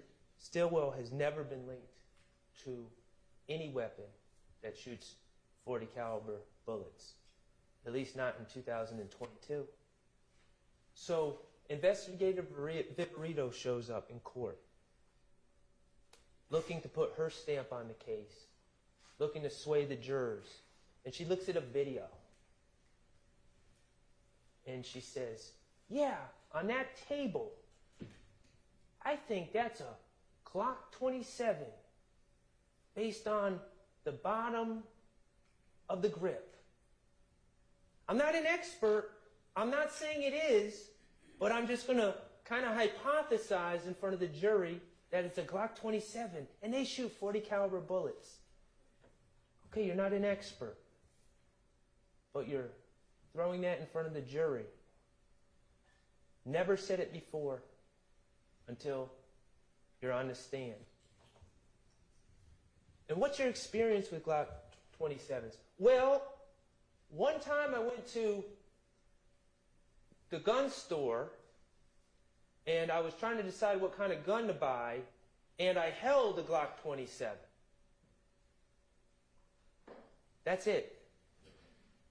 Think about Investigator Viperito and her bias and her trying to sway you and identify or claim to identify a firearm and a make and model from that picture and what her basis is, what her real basis is. Any evidence that Mr. Stillwell ever possessed that gun? And what did she say? She just can't answer no, because of course there's no evidence that Mr. Stillwell has ever possessed that gun. She says, well, do you have any evidence? Or I don't have any evidence that he didn't. Well, geez, that's an interesting shifting of the burden of proof from the state's witness. She's biased. She came in there to try to solve a key problem of the state's case, which is that Mr. Stillwell is not linked to any weapon that could possibly shoot the fatal bullets in the Shamel Drinks case. And she tried to solve that problem for the state with her little trick and her little identification based on one time handling a gun in some pawn shop or some gun store somewhere. Don't fall for it. It just shows her bias. So we heard the wiretaps. State brought on the wiretaps. And yes, the wiretaps do show Mr. Stillwell. We heard a call, Mr. Stillwell laughing about sneaking out when the police showed up and talking about taking a stick and his FN from the house after the police showed up. We own that. We acknowledge that. Neither of those guns could shoot the bullets that killed Mr. Drinks. But there was another wiretap that was played that I'd like us to just hear again. And Mr. Kokomo, you know where I'm going? Okay. It was from a call on April 1st, 12:29 a.m. And the state made such a big deal of this. Of course, the wiretap, hold on one second, just don't play it yet. Thank you. The state made a big deal of this because it's a wiretap. Demekion Garlington's on one end on his cell phone. And the state made such a big deal about Mr. Stillwell, what he was doing on this call on April 1st. Of course, we know he was in jail. He'd been arrested on March 17th. So he's in jail, and he's talking to Demekion Garlington. And they make a big deal. He's on a contraband phone. He's on a contraband phone. Now, I'm not saying that's right, but let's think about that scenario for a second. We've been sitting here for a year listening to the same. This call is subject to being recorded, right?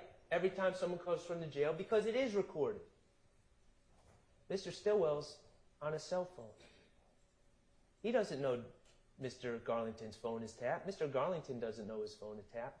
As far as they're concerned, they're having a private conversation. They have cut out the recording and are having a private conversation about March 14th, 2022. And what do they say? First, Mr. Kokomo, could you play 239 to 310? Yeah, that's what I'm saying. Like, that's what I'm telling folks.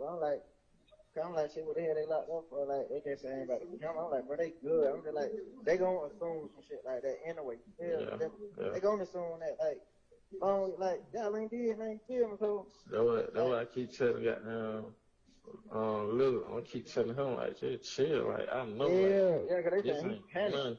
Yeah, I'm like, this ain't nothing, bro. Like, they just doing that cut. It seems as a goddamn gas station. Like, just chill. You see what I'm saying? Yeah. In this private conversation that they're having, they're not saying, oh, how can we cover this up? Oh, I think they're onto us. Oh no, I think they got us. They're saying, we didn't do anything. They're just assuming we did stuff because we're at the gas station, which is a fact that we have never denied. They were in fact at the gas station. They're having a private conversation and they're talking about how innocent they are and how the police got it wrong, and Mr. Stillwell is just saying, let's let it work itself out. So let's go to 1210 to 1225, Mr. Kokomo. Thank you.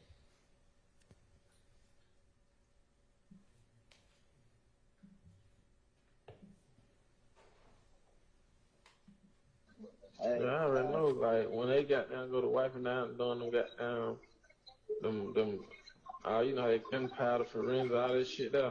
Yeah. You gonna come back clean. You see what I'm saying? So I ain't tripping on that. Uh-huh. Yeah. Okay, let's consider that comment. First of all, no one said the car has been cleaned. It's going to come back clean, is what was said. And now, listen to what Mr. Stillwell says. Once they GD going to wipe it down, doing GD, you know, the gunpowder forensic, all that S-H-I-T, the gunpowder forensic, does Mr. Stillwell sound like an expert in gunshot residue there?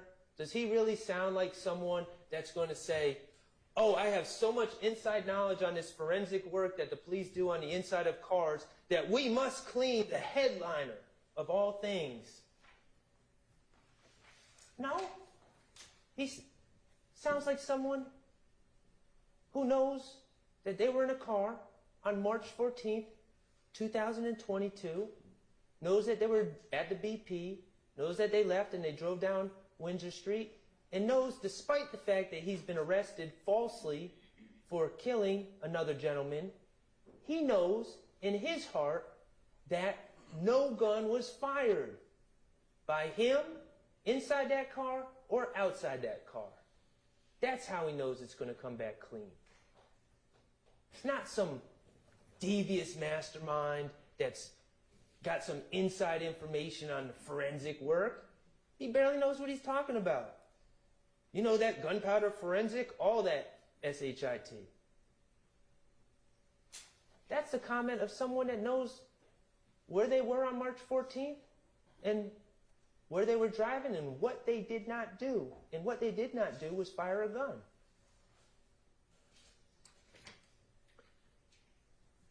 Let's talk about the rental car. State made a big deal of this rental car. Yes, Mr. Stillwell rented a car on March 14, 2022. First of all, we've seen the BP tape. There was no plan, okay? This was a chance encounter. It was unforeseen that Shimao Drinks would ever show up at a gas station. So there's no indication that people would be renting a car in anticipation of running into Shimao Drinks, okay?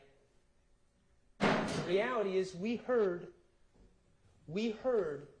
about what was going on in Mr. Stillwell's life. We know from his phone. We heard from Miss Alexander, who testified. Remember what she said? March 9th, I was robbed. I said she's in the cash business. She said, no, I dance. Okay, that's fine. I didn't want to put it out there, but she did. She dances. She carries large amounts of money. And people ran up on her with their guns out and tried to rob her. Remember what she said? I said, you shot at them in self-defense. She said, no, I shot them. She didn't have any remorse about that because people ran up on her to try to take her stuff at gunpoint. But she was concerned about the blowback. She was concerned about people coming back to get her. Couple that with the fact that Mr. Stillwell has had a target on his back since 2015. Couple that with the fact that Mr. Ford and Mr. McMiller were just ruthlessly murdered on the freeway while driving in a car that obviously someone knew who they were and had an idea of what kind of car they were in. Is it really any wonder why a car was rented by Mr. Stillwell and Miss Alexander on March 14th? If it's such a secret, if there was such a plan behind this car, isn't it odd that Mr. Stillwell, first of all, they ordered it online ahead of time. Mr. Stillwell walks in there on surveillance, gives his ID, gives his name. It wasn't no secret. They were renting a car because things had gotten dangerous. They were trying to survive. And then we make a big deal of these tints. Yeah, they did put a tint on the car. That was kind of the point. It was exactly the point. No one's hiding from that. Mr. Stillwell was scared for his safety. He was scared for Miss Alexander's safety. And the first thing he did that night is went and got window tints on the car. And yes, he broke the rental agreement in doing so. We acknowledge that as well. If this was a car that was involved in a homicide on March 14th, let's consider Mr. Stillwell's actions after the fact. I don't know. It seems logical to me that if I'm in a rental car and I use it as part of a homicide, the first thing I'm going to do is get rid of said rental car. Distance myself from the rental car. It's on video at the BP. It's on video on Windsor Street. There's surveillance cameras all over the place in Atlanta. The first thing anyone would do if they committed a crime as heinous as this in a rental car is to get rid of it. Well, what do we know that Mr. Stillwell does?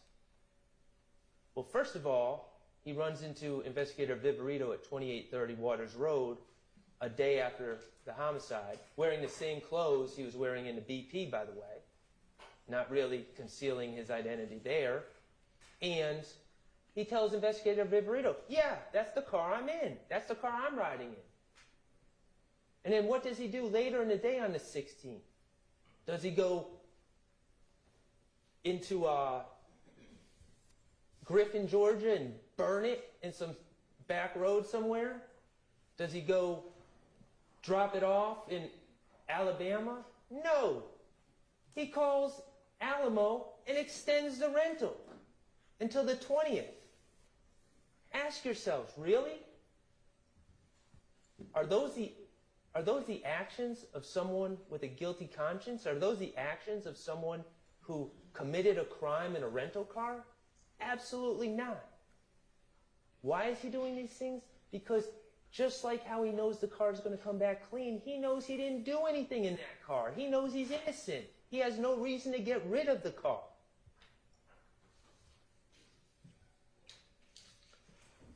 Okay, let's talk about Dr. Melissa Sims Stanley. She was the medical examiner who performed the autopsy on Shamel Drinks. She was very important. We didn't realize how important she was at the time, but she was very important. She testified that there were 2 wounds to Mr. Drinks, one to his arm and one to his neck. We don't know which order they came in, but we know the shot to the neck was the fatal injury It caused a massive injury to the base of his skull and the base of his brain. Dr. Sim Stanley testified about the effects of such an injury. Death would be immediate, and if not immediate, imminent. But, more importantly, conscious control of bodily movements would be immediately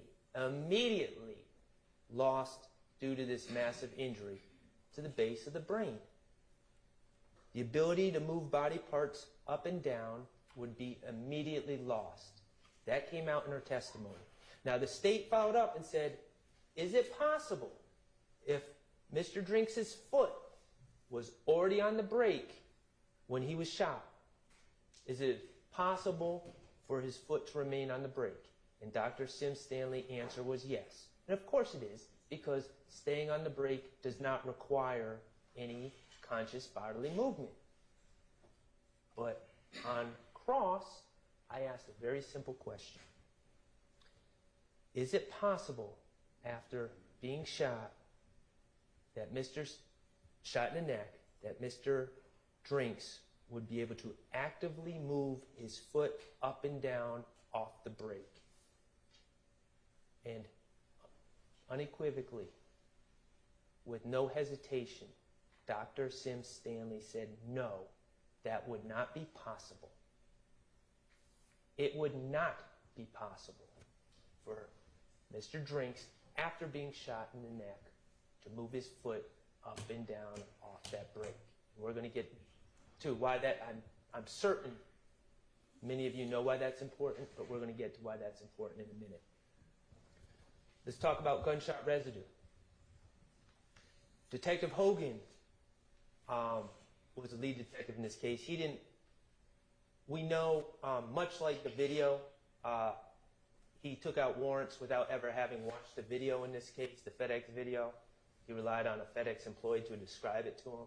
We also know that he didn't wait for any gunshot residue results to come back before taking out warrants either, before assuming the guilt of my client, Mr. Stillwell. He, in fact, when he testified, seemed unaware that there was even any gunshot residue tests performed or anything had been collected.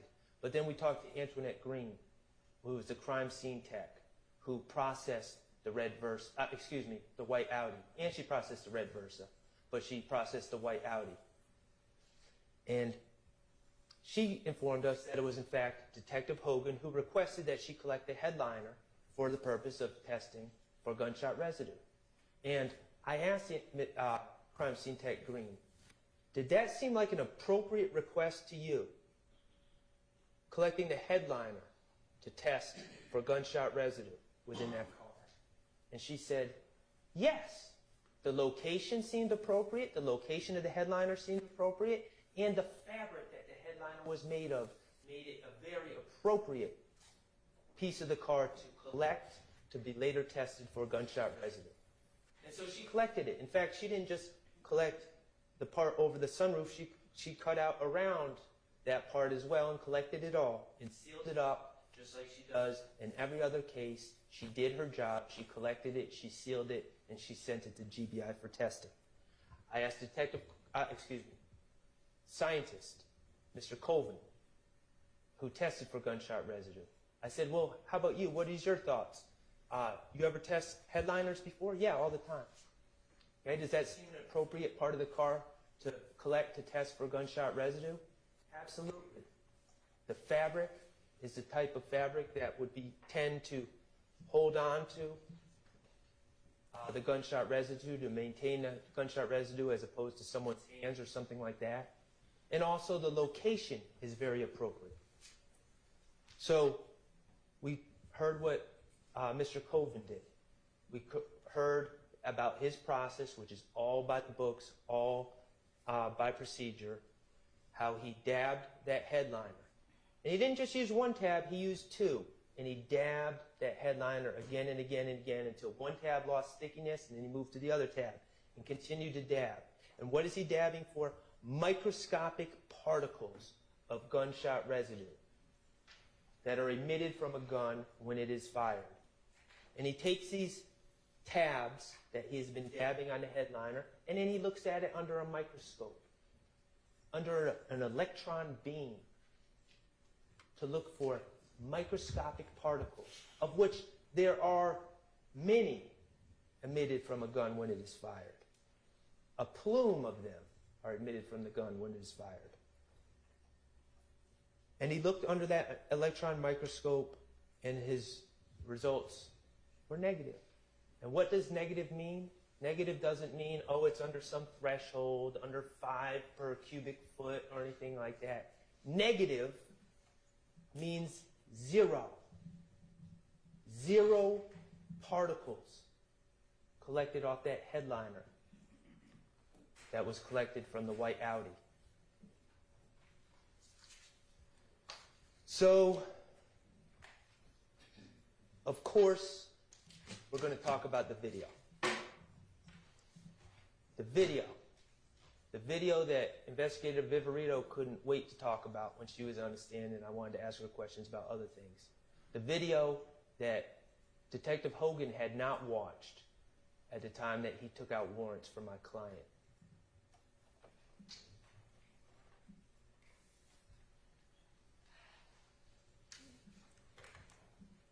Mr. Kokomo, could you pull up the video? Okay. And I just want to give a little timeline of what I submit we're going to see from this video. We're going to see 3 cars in a line. We're going to see a 4th car, a white car, pull up behind Mr. Stillwell in a driving fast. We're going to see Mr. Stillwell pull off.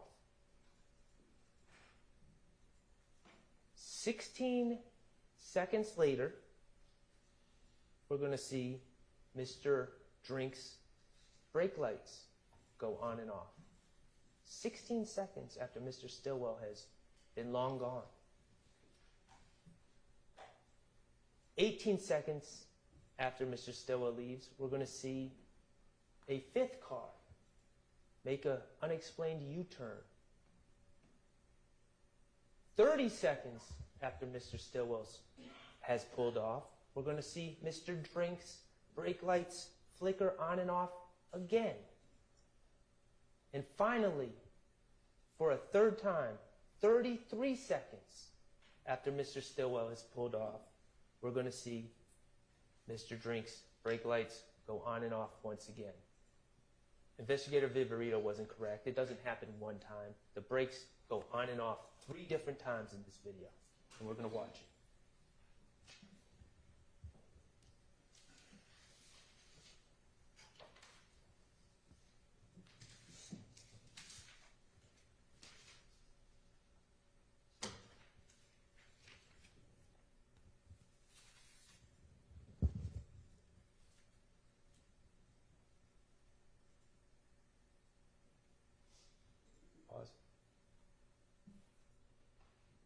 Okay, right here, we have 3 cars lined up. Mr. Drink's red Versa on the left, Mr. Stillwell in the white Audi in the middle, and Mr. Nichols and Mr. Boyer, according to the state, and Mr. Farley in the right. I invite you, when you're deliberating, I invite you right now, when you're deliberating later on, if you need to review this video, you can look as many times as you want. I want you to look to see if you see a muzzle flash at any time when Mr. Stillwell's car is next to Mr. Drink's.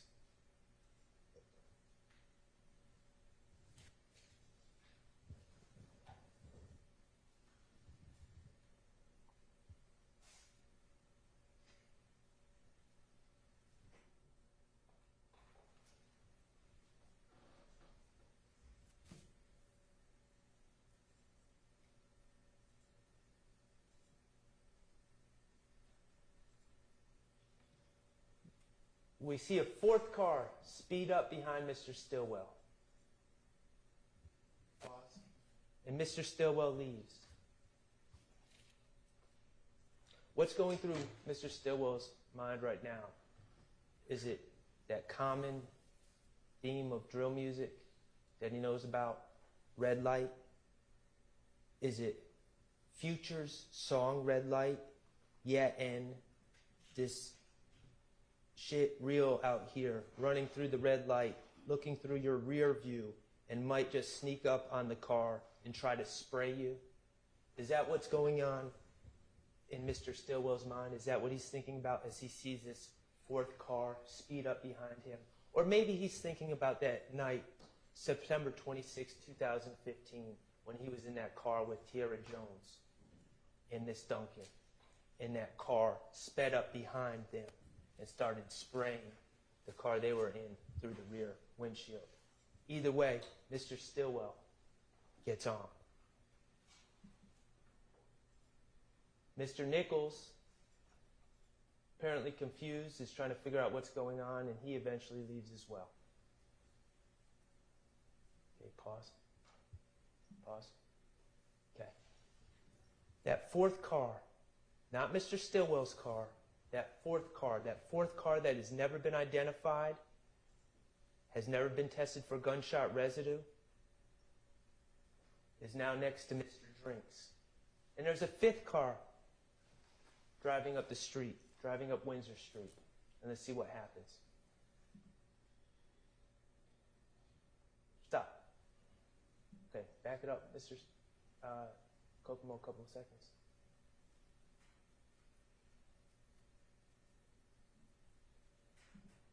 Okay, pause. Okay, I want you to look closely. Right here, we're going to see the fifth car make a sudden U-turn. Is there someone in the street? Is there someone waiting at that car to make that U-turn? Is there an obstruction? Is there anything going on that would explain why that car makes that U-turn at that exact time? No, there's not. There's one explanation. Hold on, Mr. Kokomo. There's one explanation and one explanation only. That car hears a gunshot. And while that car makes a U-turn, I want you to look at Mr. Drinks' brake lights. They flicker on and off. That means he's not dead. He has not been shot in the neck yet. That's science. That's from Dr. Sim Stanley herself.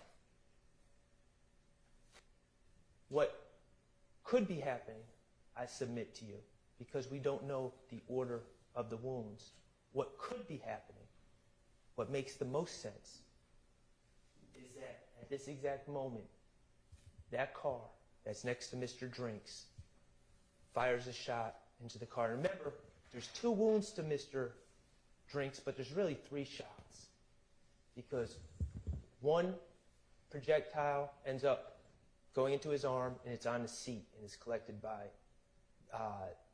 Miss Green, CST Green. Another projectile ends up, sadly, in his body, and is collected by the ME. A third projectile goes through Mr. Drinks' car, because we see the exit wound, where the bullet exited Mr. Drinks' driver's side front door. So there's at least 3 shots that are fired into Mr. Drinks' car. I submit to you, at this exact moment, first shot is being fired, that car hears it, is making a U-turn, and Mr. Drinks is trying to react, perhaps moving around, going up and down off the brake, trying to figure out what's going on, perhaps trying to find the firearm that he has in his car, trying to figure out what's going on, as he's certainly not anticipating or expecting to be shot at that exact moment.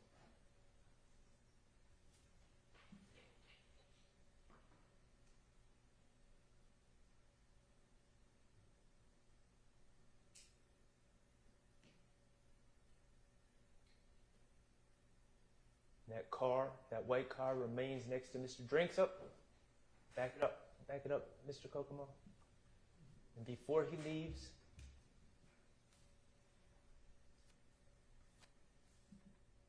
we see a slight flicker of the brake light right there. And then if we play it again, and no more flickers. At that moment, tragically, the fatal shot was fired from that 4th car into Mr. Drinks' red Versa going into his neck, causing him to immediately lose all bodily control and eventually leading to his imminent death. And that white car, that fourth car, leaves the scene.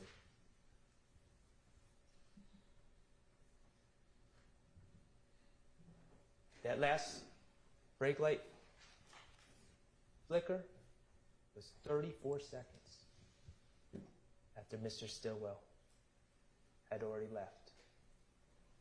It is scientifically impossible that Mr. Stillwell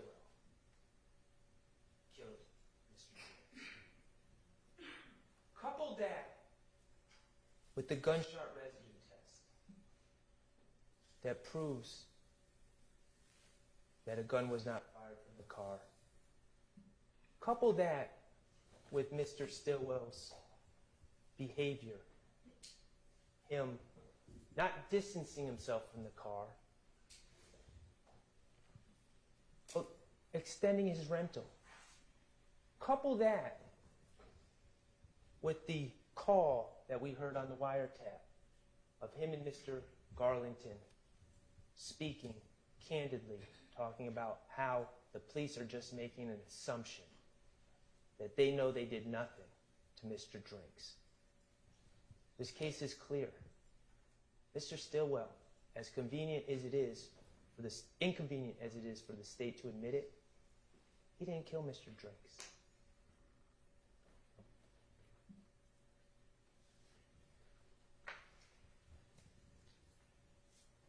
Ladies and gentlemen, I'm about to conclude. For nearly a decade, the prosecution, the police, the gang investigators, they have focused on this group of people.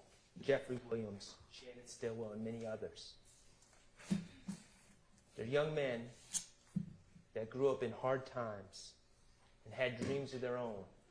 They saw something different in Mr. Williams, a confidence, an ability to turn negative to positive, like so many hip-hop artists before him. They were attracted to Mr. Williams.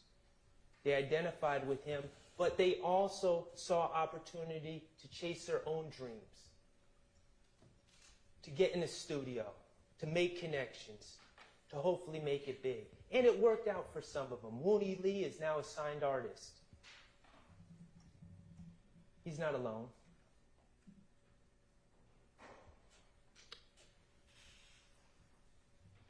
But for nearly a decade, these gentlemen have been followed on social media.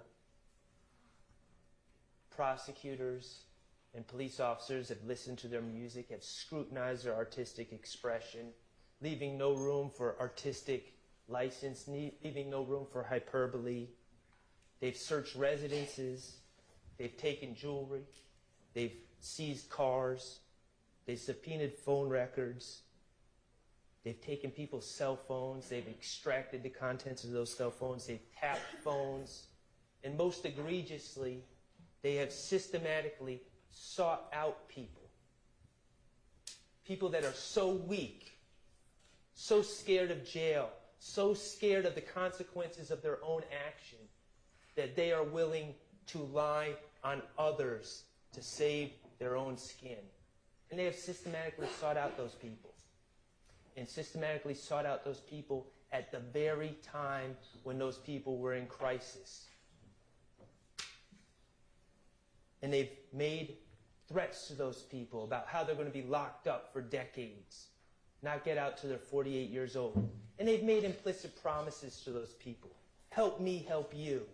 You're a small fish. We're interested in the big fish. I'll be on the phone with the DA as soon as we are done. This ain't 68 plus 1. I'm not going to do you, and you owe me one. It don't work like that. You have to give information. You're an armed career criminal.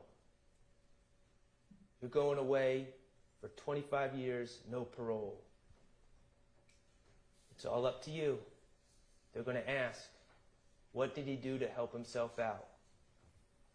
That's the game, the sick game that has been played, that's built this case from its inception. It needs to stop. For over a year, the prosecutors and gang investigators in this case have had their hammer out, trying to bang that square peg, their evidence, into that round hole, which is their narrative. And it still doesn't fit. It never will fit.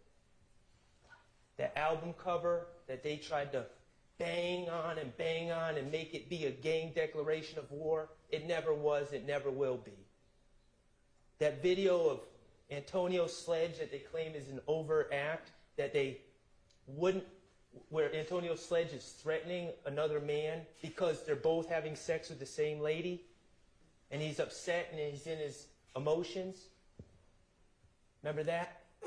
And how they wouldn't let Antonio Sledge enter a guilty plea. They wouldn't let him go home to his sick mother, go home to his kids, until he signed the plea deal that said that somehow that this is gang-related. Just banging, trying to make it fit. Of course it wasn't gang-related. They were both having relations with the same girl. It was over a girl. It had nothing to do with gangs. But they tried to make it fit. 24M on an end's head. They say it's putting money on someone's head and ordering an assassination, and they bang and try to make it fit. Of course, it had nothing to do with that. We all know what that was about. And that gang investigators do it too. No rules, no initiation, no jumping in, nothing that is synonymous with gangs as we know it, letting whomever wants to be part of the group in on their own terms, out on their own terms, worldwide, people identifying with YSL, and they bang and try to make it something it's not, and label it a hybrid gang. Think about the FedEx video. How many different versions did we hear? How many different hypotheticals from the state? Oh, no muzzle flash, must have been shot inside the car. Oh, well, no GSR, must be shot from outside the car. Oh, well, the windows were just tinted, can't roll down the window, must have opened the door. Oh, no GSR, must have been cleaned.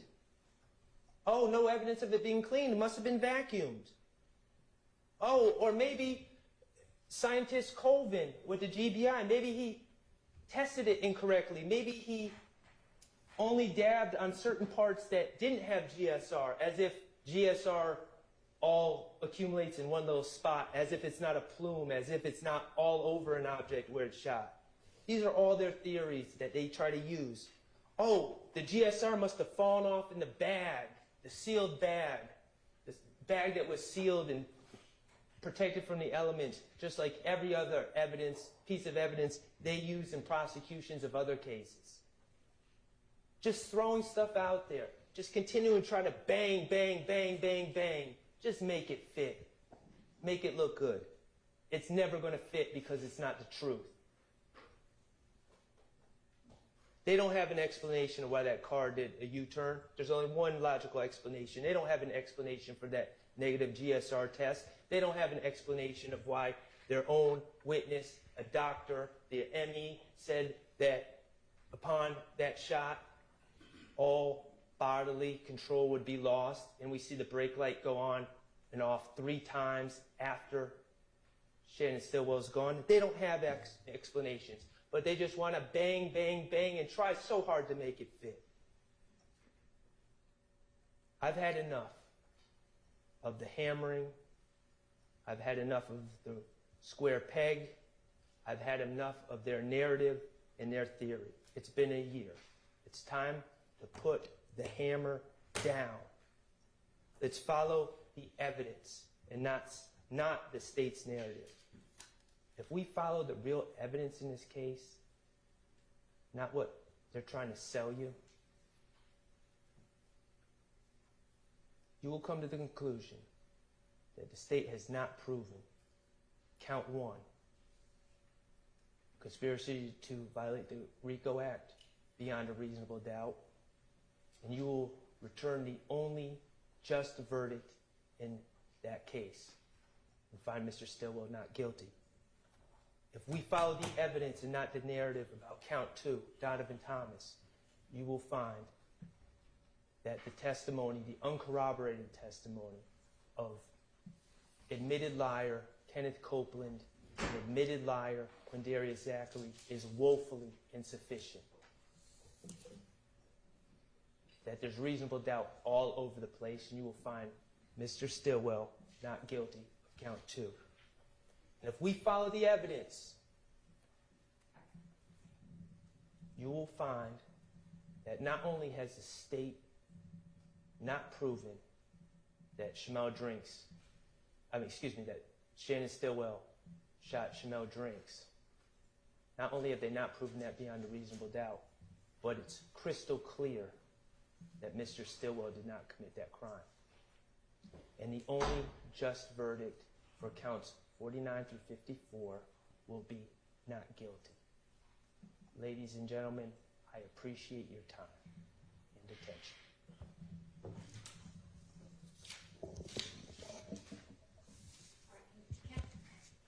Council, approach real fast for me.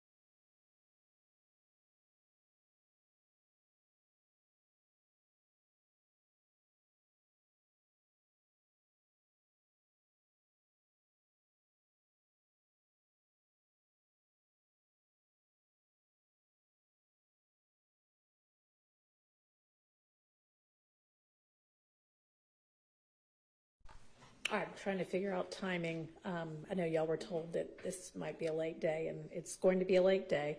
We're going to hear from Mr. Weinstein. We'll have a quick break, and then we'll hear the state's close, and then we'll be done for the day. We'll come back tomorrow and get the instructions. All right, go ahead, Mr. Weinstein.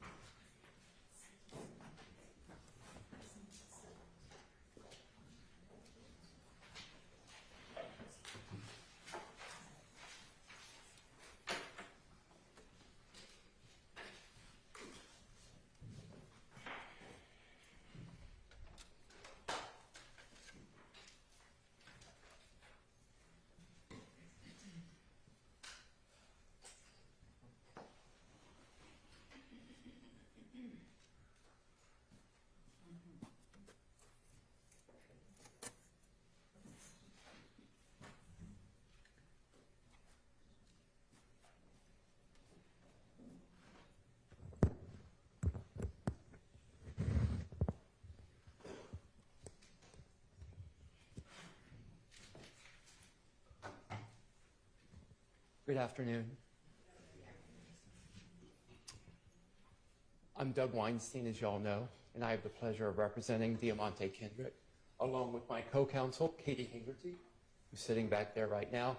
Mr. J. Apt also represents Mr. Kendrick, but he can't be here right now. And good afternoon, Your Honor, and good afternoon, Counsel.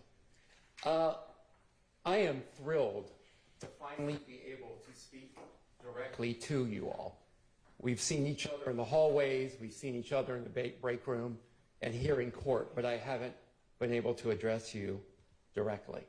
The first thing I have to say is thank you. Thank you for your time over the last year. Thank you for your attention. It is sincerely appreciated. And I am going to do something that you have not seen much of. I am going to try to move at a brisk and deliberate pace and not take up any more of your time than I need to, because I think we have already taxed that enough at this point. I know that your time is valuable. I know you want to be able to spend the holidays with your family.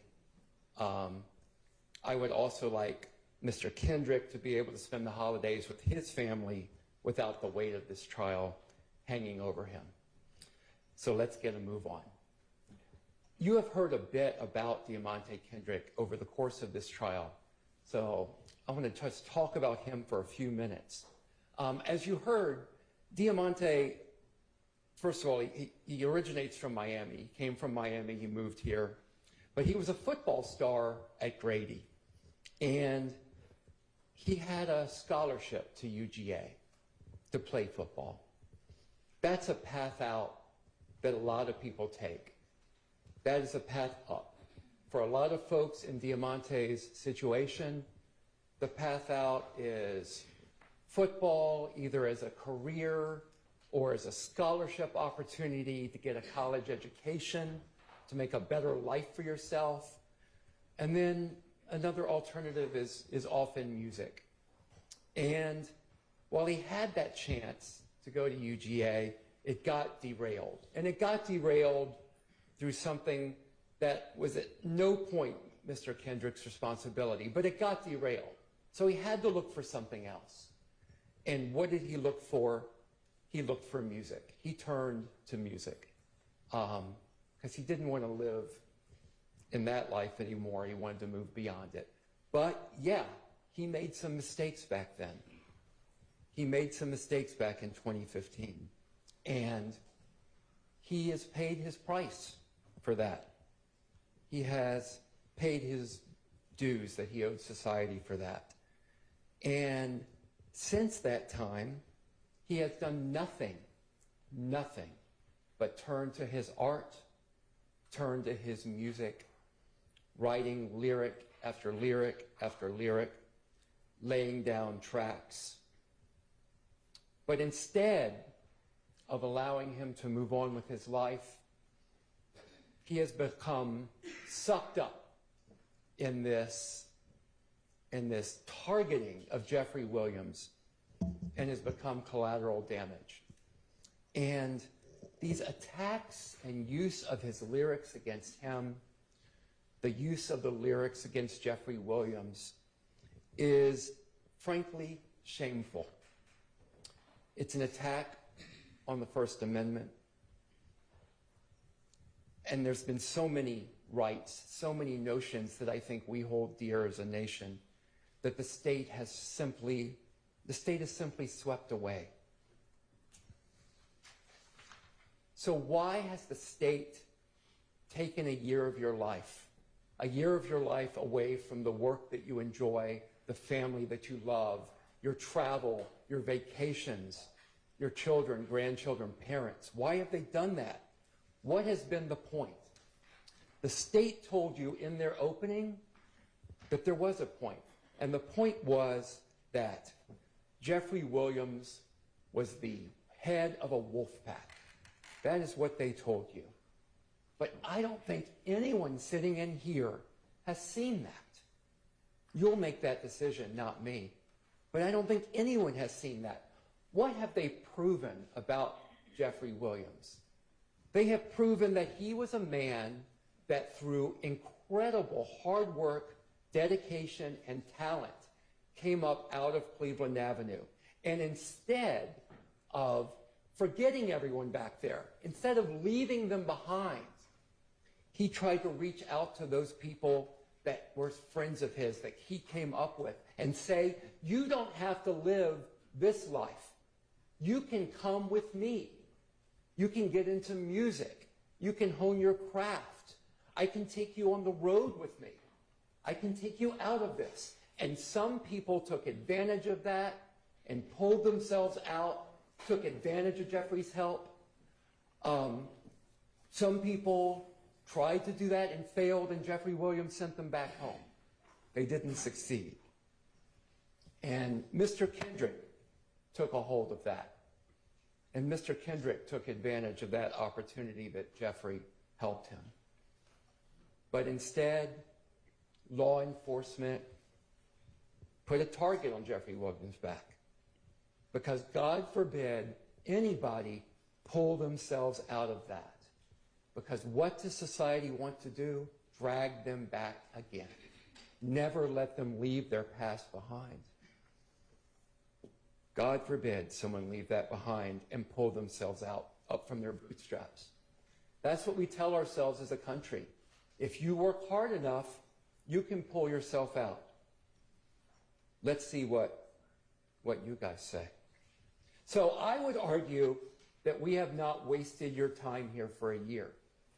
I'm going to argue that the state hasn't wasted your time, that this court hasn't wasted your time, and that we can salvage something out of this year that we have taken from you.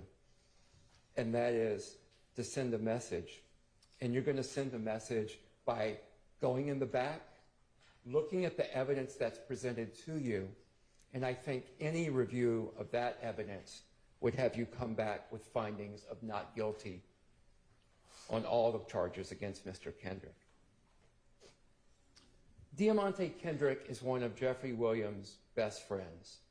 And as I said, he's a casualty of law enforcement's war on Jeffrey Williams. Mr. Kendrick is charged with racketeering, murder, and several other charges, about 4, all relating to drugs and guns that were found at Jeffrey Williams' house when Mr. Kendrick was over there visiting. What evidence, what testimony, what witnesses, what physical evidence has the state shown you that Mr. Kendrick committed these crimes? I would say almost nothing that you've seen in this courtroom. Sure, they've played some videotapes, but what have you seen from this witness stand? Nothing. When this case began, we stood up here in opening and we told you the state would not be able to present evidence against Mr. Kendrick. We told you they're not going to be able to show you guns tied to him, that there would not be ballistics tied to Mr. Kendrick. There wouldn't be fingerprints tied to Mr. Kendrick. There would not be witnesses putting Mr. Kendrick at the scenes of these crimes. There wouldn't be any video of Mr. Kendrick involved in the tragic murder of Donovan Thomas. We told you that this case was a Krispy Kreme donut hole. I think the phrase I might prefer is a nothing burger. But that's what we told you. That's what we promised you. And that is a bold promise for a defense attorney to make. And it's one you'll rarely hear. But we made you that promise. And we also told you what would happen, that the state was going to parade hundreds of witnesses through here to throw everything they could against the wall to see what would stick. And frankly, I would submit that nothing has stuck, that we have kept our promises to you. What did the state promise you? Again, a wolf pack with a ruthless wolf pack leader. It's late in the day. With a ruthless wolf pack leader that is here. And instead, you saw that man that wouldn't leave his friends behind. As the state has told you, as Mr. Sharp told you, the state has to prove these charges beyond a reasonable doubt. And they have to prove every element of these charges beyond a reasonable doubt. So let's just talk about reasonable doubt for a moment.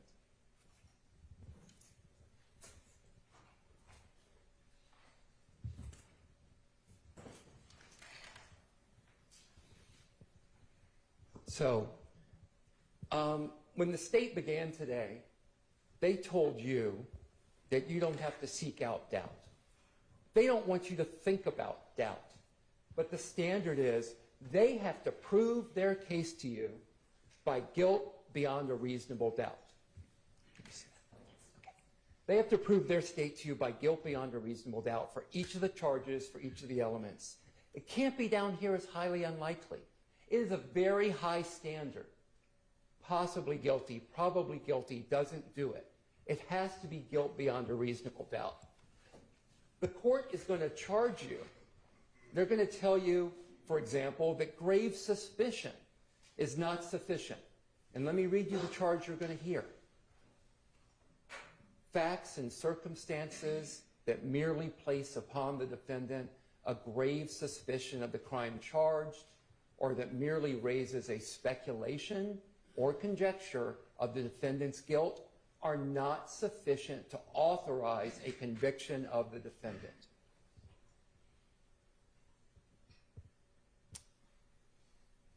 Mr. Short already explained so much about the evidence presented regarding the tragic killing of Donovan Thomas. And I need to start by saying I have deep, deep sympathy for the Thomas family. I cannot imagine what it must be like to lose a loved one to gun violence or any type of violence like that. I myself have 5 children, and just the thought of losing a child tears me up. So I don't know what they must be going through. But I think the evidence that has been shown to you does not demonstrate in any way that Mr. Kendrick is guilty beyond a reasonable doubt of the killing of Donovan Thomas.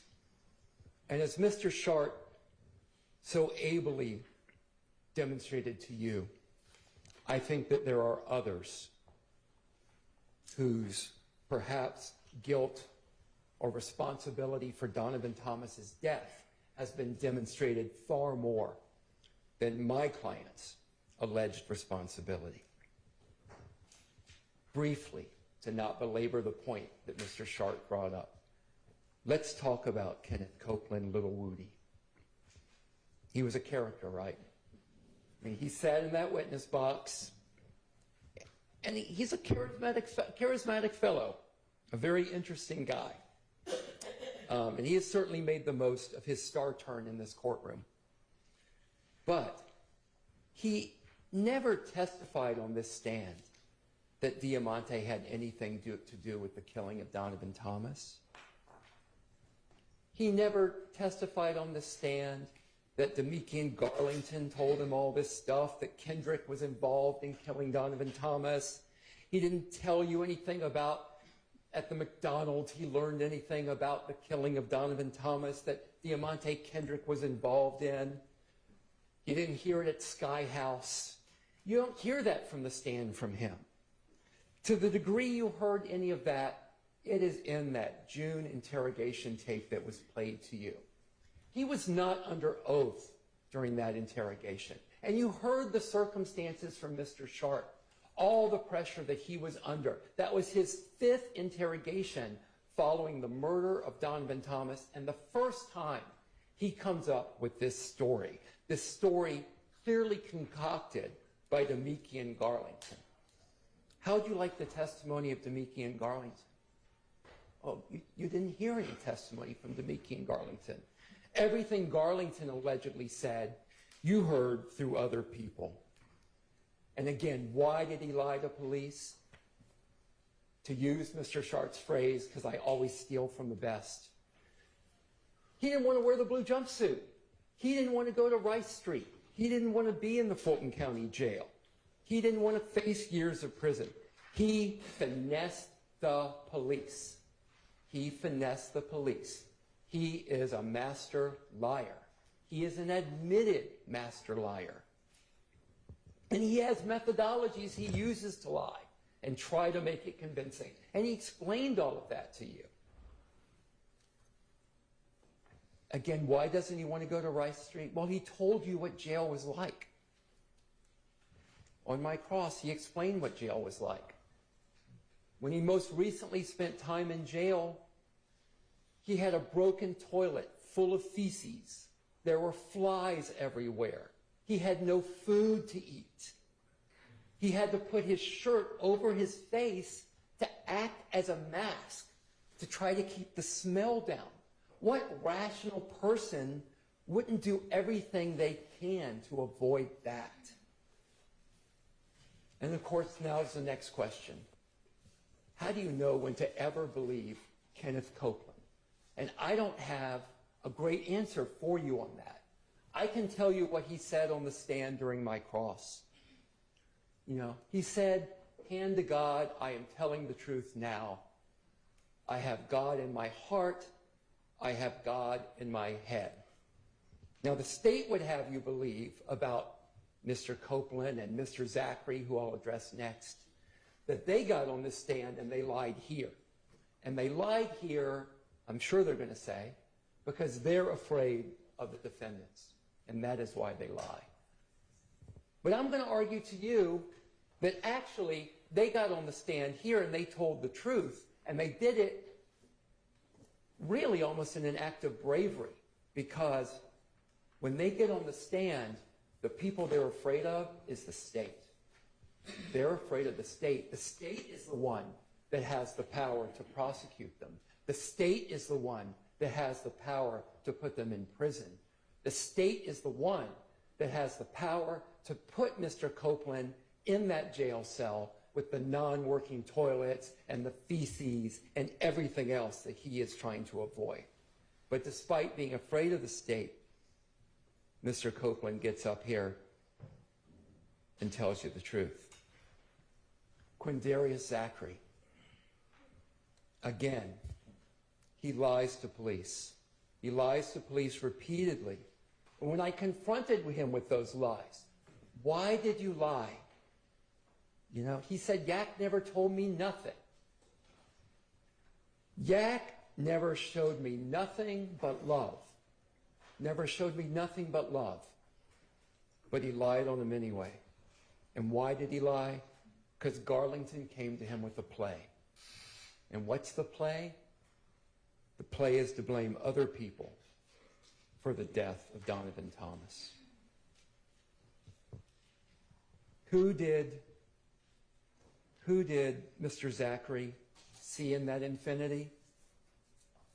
He never saw nobody in that infinity but Woody.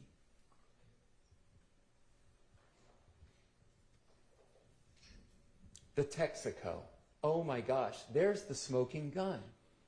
There's the smoking gun that shows that my client murdered Donovan Thomas. He's on video at a Texaco station a block away before the murder. Heaven forbid. He pulls up in that Texaco in a Pontiac. He leaves the Pontiac. He goes, you've seen this video 1,000 times. Well, maybe not that many, but it must feel like it. He leaves the Pontiac to go into the Texaco. And he buys some junk food in the Texaco, goes back into the Pontiac. He sits in the Pontiac. He talks to another car that pulls up. He gets back in the Pontiac, and he leaves in the Pontiac. Go in the back. Watch the video 1,001st time. You're never going to see him get in an infinity. You're never going to see it. How does he get in the infinity? Was there a witness that got up here and put him in the infinity? No. Do they have video from the surrounding area that shows him transferring into the infinity? No. I mean, presumably, he teleports into the infinity. I have no idea what their theory is going to be when they argue to you, but I'm going to be fascinated to hear it, because there's been no testimony about him in an infinity. How do we know it's an infinity in a drive-by? Well, the state is pretty sure it's an infinity. The state put on, this is one of my favorite experts of all of the state's experts, they put on an infinity identification expert who has worked with, infinity for years. And he can tell in any kind of grainy video that that car is an infinity. That's an amazing expert, but I'll take his testimony. That's fine. I think he's right. I think it's an infinity. And Mr. Kendrick is not in an infinity. And it's pretty hard to do a drive-by shooting if you are not in the car that did the drive-by. It is absurd. So again, there's no eyewitness testimony of Mr. Kendrick involved in the shooting. No weapons tying Mr. Kendrick to it. No ballistics. No fingerprints. No gunpowder residue. No DNA. Nothing. Nothing that you would expect to see. Now, the state has told you, well, you can look at circumstantial evidence. This is true. You can. And the state put up a dollar bill with some puzzle pieces missing. So, well, you can kind of infer that that's a dollar bill. And that's true. But don't go try to spend that dollar bill anywhere, because that dollar bill will not spend. And this evidence is not sufficient to convict beyond a reasonable doubt. Where's the cell phone data? Oh, my gosh. You poor folks. You had to spend days listening to experts come in here and talk to you about cell phone location data. Where was Mr. Kendrick's cell phone location data putting him there? They didn't show you any. Who killed Donovan Thomas? I don't know who killed Donovan Thomas. But I think Mr. Shart's theory has some merit. Let's turn to the allegations that YSL is a gang. The state had to bring in 5 different gang experts. You guys had to sit through 5 different gang experts to try to convince you that YSL is a gang. Now, they gave you the definition of a traditional gang, and these gang experts, who, as Mr. Sharp pointed out, all sit there and train each other in this insular little unit, but they told you, yeah, they're not a traditional gang. They don't meet the definition of a traditional gang. But lo and behold, we have another category of gang. It's a hybrid gang. Ooh, a hybrid gang. This is fascinating. Let's talk about hybrid gangs. What's a hybrid gang? Oh, a hybrid gang is whatever we say it is at any given point in time to fit our narrative. That's what a hybrid gang is. I use the term nose of wax. They can twist it any way they want to fit the group of people they want and say they're a hybrid gang. It's a catch-all. It's a catch-all used to throw all kinds of people together and say, well, you don't meet the definition of a gang, but because we are gang experts that train each other, we have decided you are a hybrid gang.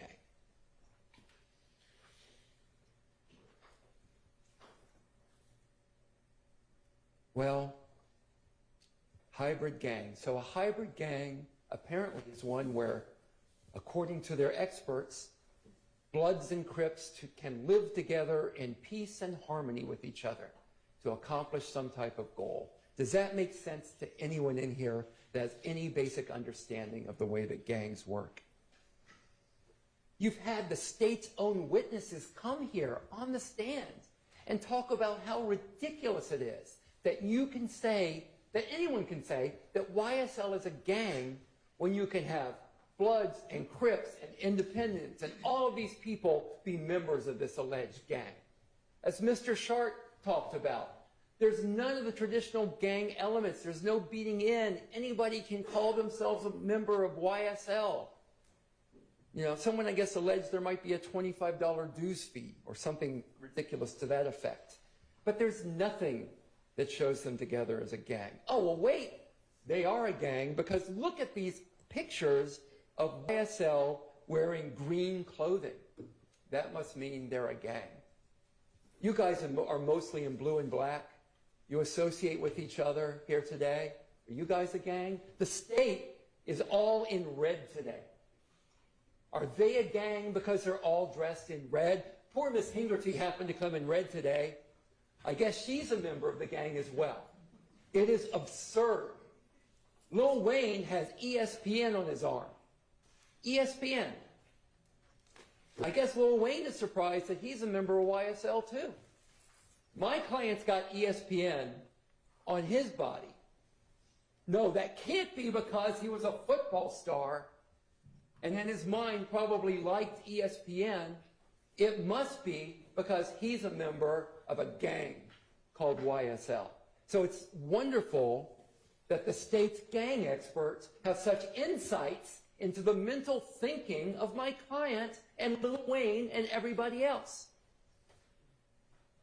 Now the state may say, well, they're not a gang, even though they all dress in red today, looking quite dapper. Because, well, they don't have some criminal objective. Well, I don't know. Let's look at the way the state indicts people. The state's around Investigator Viverito. Investigator Viverito is the last person I can find anywhere on video or that you've seen on video holding that missing $500,000 watch. Did she steal the watch? Was that an overt act in furtherance of the conspiracy? Maybe I should go to a grand jury and try to indict this. It's the state gang or something ludicrous like that. Everything gang investigators see is viewed from the viewpoint of it must be a gang. Mr. Kendrick, look at the photo they showed you of Mr. Kendrick in the bandana shirt. Go back and look at it in color. The gang investigator says it's red. It is orange. Orange as the sun.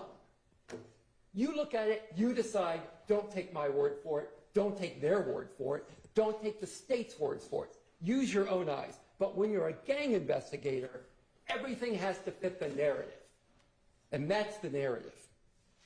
The snake on Mr. Kendrick's chest. Did he get that snake because YSL is a gang? Or did he get that snake because it represents the tree of knowledge in the Adam and Eve story? Well, they can tell you. I saw a mentalist Saturday night at a show, and this mentalist was amazing. This mentalist, you would think of something, and the mentalist would tell you, oh my gosh, you're thinking of a number between 1 and 50, it's 47. It was actually quite impressive. Apparently, Investigator Viverito and these other gang experts are mentalists. Maybe they will be at the next fundraiser I go to. I'd like to see some more of their tricks. Mr. Kendrick does modeling shots. So someone will say to Mr. Kendrick, hey, hold this hat.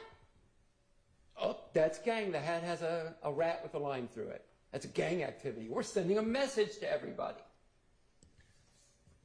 There's a photo taken outside at the time of a video shoot for music. Oh my gosh. Oh my gosh, look at that. Gang activity. There's photos of Mr. Kendrick wearing clothes that say slat outside of a recording studio. More gang activity. More people trying to pull themselves out, get into music, exercise their First Amendment rights. More gang activity. It's just exhausting, folks. All right. The racketeering charge. Racketeering is very complicated, as you all know. And the state explained racketeering to you. So I'm not going to go into all of the details of what it takes for you guys to find racketeering.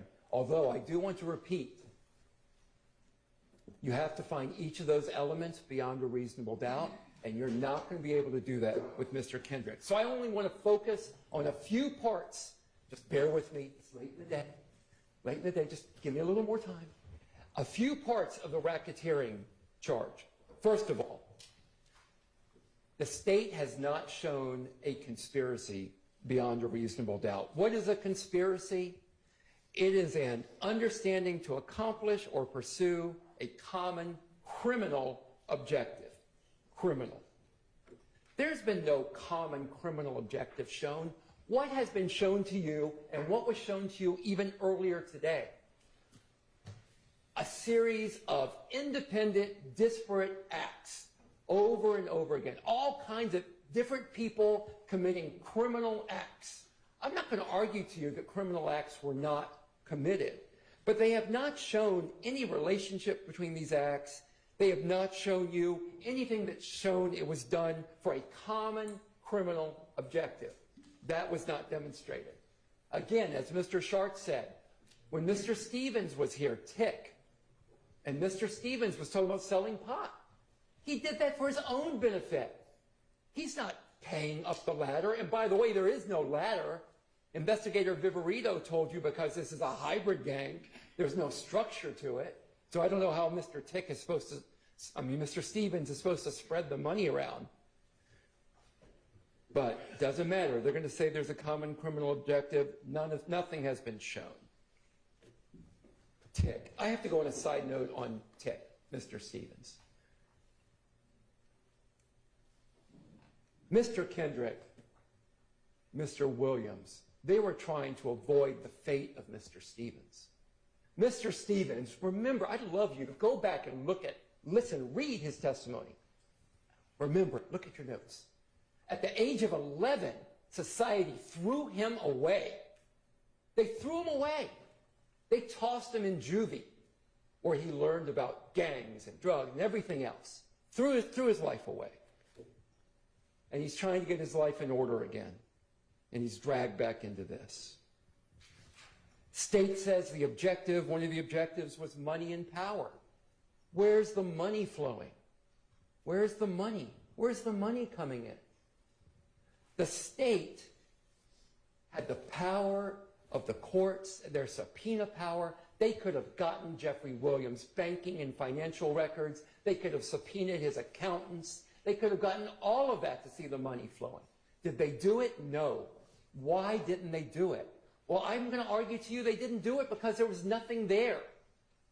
If they did it, it would undercut their case about seizing Mr. Williams' assets, about seizing $8 million worth of jewelry that he earned in the music business, about seizing all of those cars, about seizing the ring off of his finger and keeping it. We don't want to see those records because we don't want evidence that he earned all of this from his music and his hard work. No efforts of money and power as part of a conspiracy deriving from this gang. The judge is going to tell you in your instructions, mere association with an enterprise is insufficient by itself to establish a conspiracy to violate the RICO Act. Mere association. And that's what you have here, mere association. A bunch of guys that grew up together, were around each other, and that some of whom were trying to make it out, and some of whom were trying to help others make it out. Mr. Kendrick was trying to make it out. Mr. Kendrick would not let himself be thrown away like happened to Mr. Stevens. So I don't believe there's a conspiracy that's been shown beyond a reasonable doubt. What else has the state not shown? Well, they've not shown a lot, but I'm just going to focus on a few. The state hasn't shown that Diamante Kendrick knowingly and willingly joined this conspiracy, and they must show that. Well, first of all, I understand their difficulty. I understand their problem. How do you show that you knowingly and willingly joined a conspiracy with a criminal purpose when one doesn't exist? So that's their first challenge. That's their first challenge. What did they do to try to show knowing and willing join? Well, he hung out with some guys that did some bad things. He allegedly is part of this YSL gang that's not a gang. And by the way, you heard testimony, Mr. Kendrick was signed to the YSL record label. So I guess he knowingly and willingly signed to the YSL record label. But that is not the same as knowingly and willingly joining a conspiracy.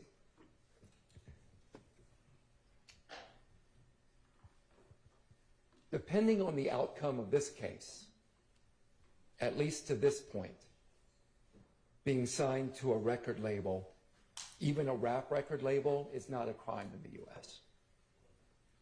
What else hasn't the state shown? They haven't shown a pattern of racketeering activity. And the key here is pattern. And part of the key to pattern is there has to be interrelatedness. And I'm sorry about the legalese. I promise I am. But I have to talk about it. These acts have to be interrelated. And instead, what you've seen for a year of your time is isolated incident after isolated incident. We're going to throw everything against the wall and hope something sticks. But even if a few things stick, if they're not interrelated, it is not a pattern. So I believe that when you look at all of the evidence, you're going to need to go back to the jury room. And I believe once you deliberate, you're going to find that Mr. Kendrick is not guilty beyond a reasonable doubt of conspiracy to violate RICO. The last charges are easier to discuss, and we'll go faster. Every count, counts 57, 58, 61, and 63. These are the last 4 counts against Mr. Kendrick. All of those relate or based upon drugs and guns found at Jeffrey Williams' house. Not a single witness, photograph, fingerprint, lab test, DNA, everything you can imagine. Nothing shows that Mr. Kendrick possessed any of those guns and drugs. Nothing. When they arrested Mr. Kendrick that day, did they test his clothing for any type of samples that there might be drugs or... No, nothing. Nothing. You didn't see any of that. Why was he arrested? Why is he arrested for drugs and guns? It's merely his presence at Jeffrey Williams' house that day. The judge is also going to tell you this, and bear with me while I read this, because it's too long to memorize.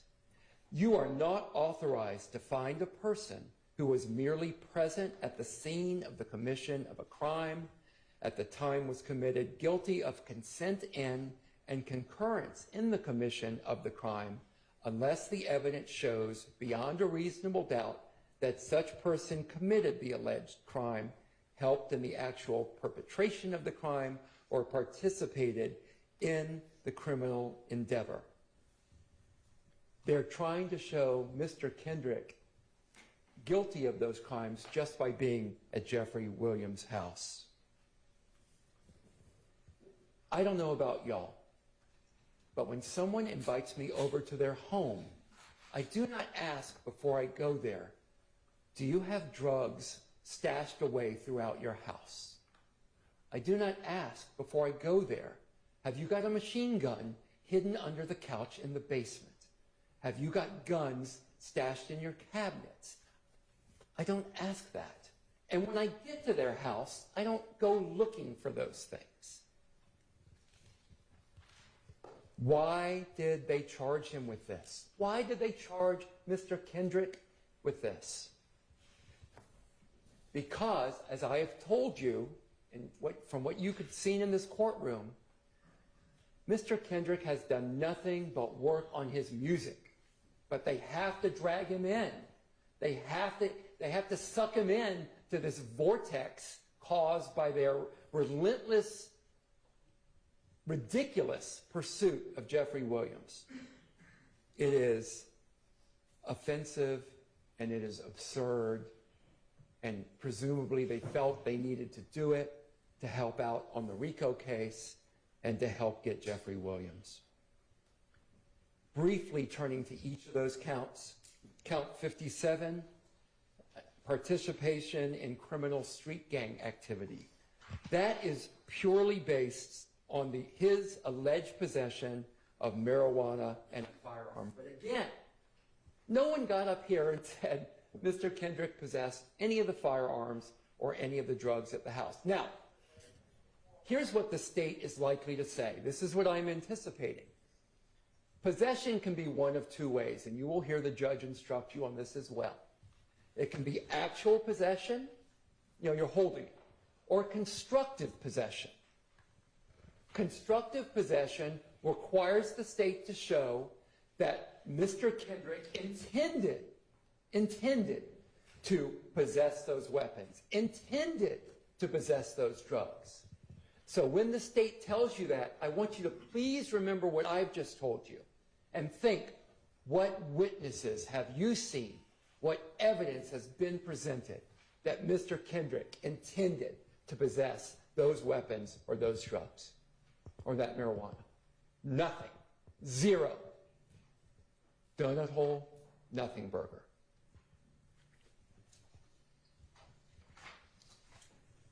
The other 3 counts, 58, 61, 63, those are all marijuana or firearms. And again, I don't need to repeat myself.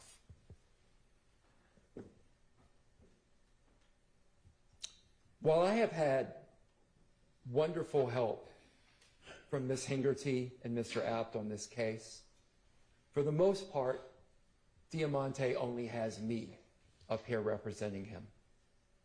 The state has an army of prosecutors, investigators, law enforcement to assist them. So, I mean, Diamante only has David.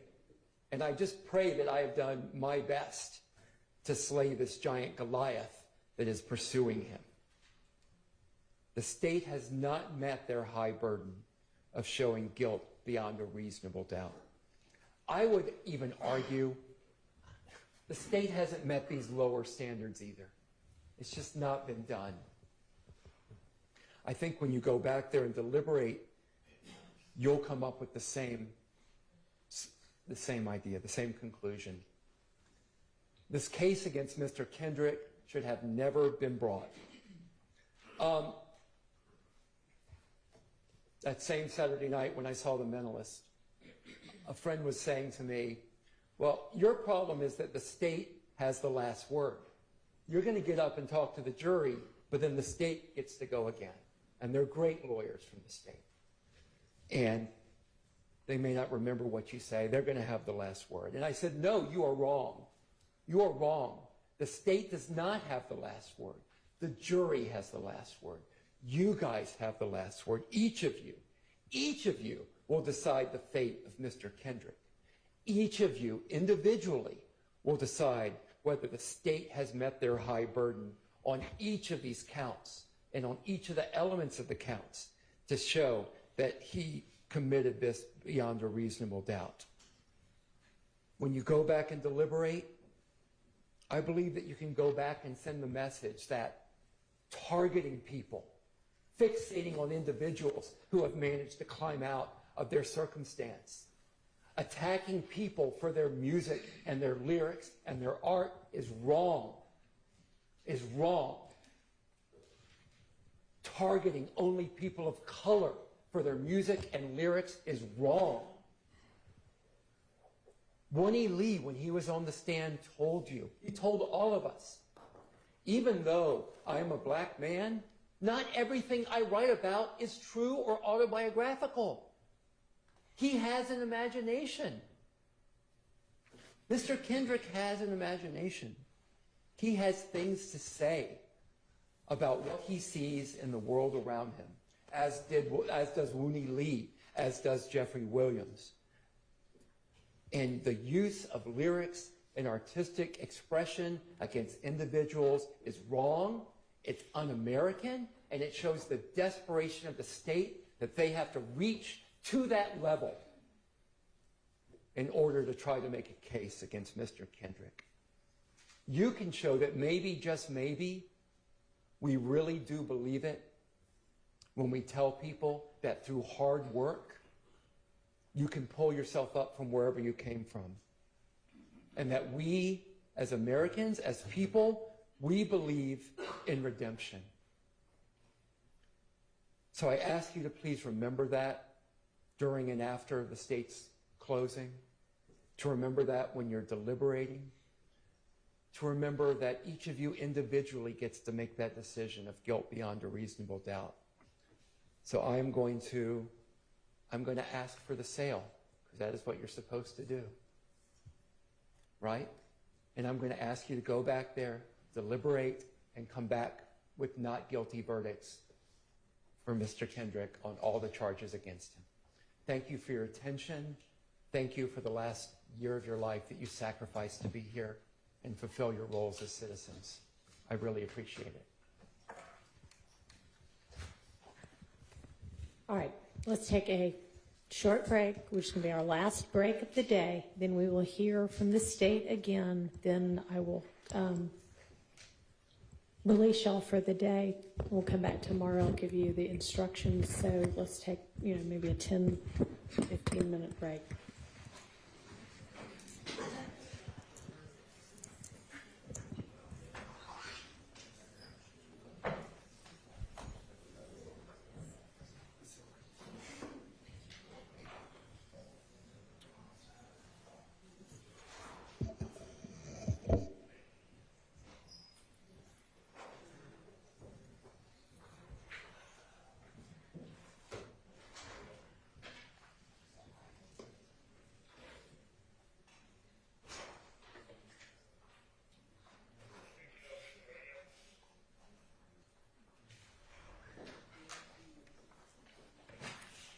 All right, it's going to be our last break for the day as well.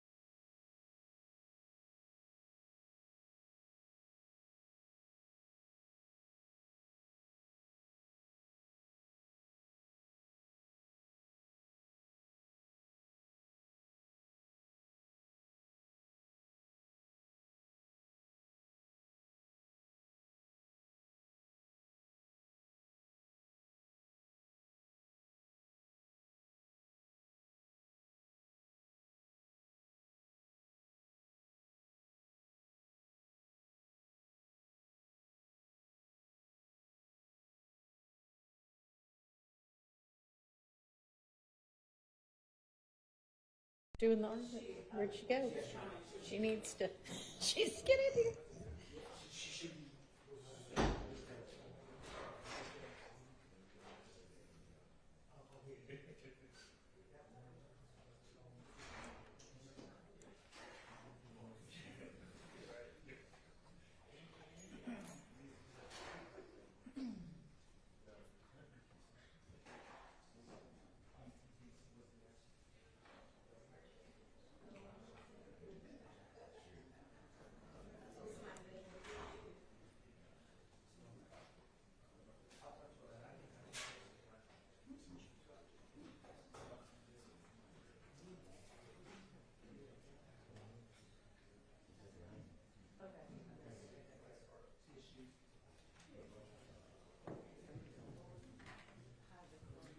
Ms. Hilton, I know that you're, batting cleanup, I guess, but keep in mind they're going to be watching the clock. They're not used to staying until 7 or 8.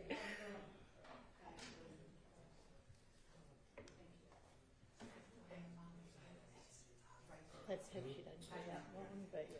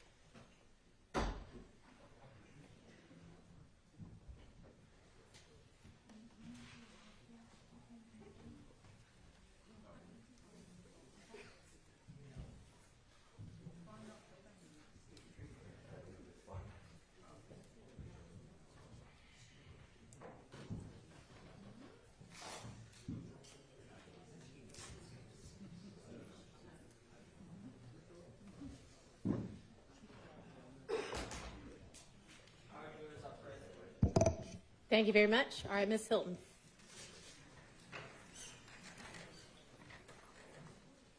Good evening. I know y'all tired. And I get the harsh responsibility of closing you out for the next couple of, for a little while. I ain't gonna tell you how long it's going to be, but for a little while. And I just want you all to bear with me and bear with us as a state. Mr. Atkins told you this morning that this is kind of like that marathon. They were kind of at that last spot, right before the finish line. And I know this has been a long trial, and like every one of us has said, we thank you for your sacrifice. We know that we have taken you away from family, friends, trips, work. Maybe y'all didn't want to go to work, but from work to be here with us. And so we're going to ask of you just to bear with us for a little while longer. Now, Mr. Weinstein said something very interesting as he closed. He said something to the effect of, the state should be ashamed of themselves for targeting people of color. And I was a little taken aback. Why? Because I am a person of color. The majority of this prosecution team are people of color. And we are not targeting people of color. We are targeting gang members who decided to wreak havoc on communities in Fulton County. And the ironic part of the communities that they violated were those communities were communities of color. See, no one rarely talks about the victims in this case. But the victims in this case, most of them are people of color. Because in Fulton County, you don't get to victimize anyone in our county without being held accountable for your actions. And what we're going to ask of you today is hold both of these defendants accountable for their actions. because they are guilty of every single crime for which they are charged with. But as both Mr. Shard and Mr. Weinstein were talking, I was reminded that what is right is often forgotten by what's convenient. And see, in this case for them, it's convenient to blame Kenneth Copeland for the murder of Donovan Thomas. Well, we're going to talk about that. That doesn't even make sense. For them, it is convenient to tell you that we have not met the elements of RICO because they're just not a gang. They just get YSL tatted on them. They just get snakes tatted on them just for the fun of it. That's convenient for them. But that's not the truth. And while it may have taken some time for us to get all that evidence out here, it took a while. Some days the evidence came out good. Some days the evidence came out bad. Some days I had to take a couple of breaks. At the end of the day, the evidence shows what is clear. YSL is a gang. YSL is an enterprise. They commit criminal street gang activity. They murdered Donovan Thomas, murdered Chanel Drinks, and they're guilty. And then I'm also reminded of a story that a colleague told me a long time ago about someone who works as a border patrol officer. And this person worked as a border patrol officer for a number of years. And while they were working border patrol, a guy would come through the border with a red bike every day. And every day that that person would come through with a red bike, he had a basket on the front of the bike. And inside of the basket was some food. Now, every day, this guy would come through, and the border patrol officer thought something was kind of fishy, but he never found anything.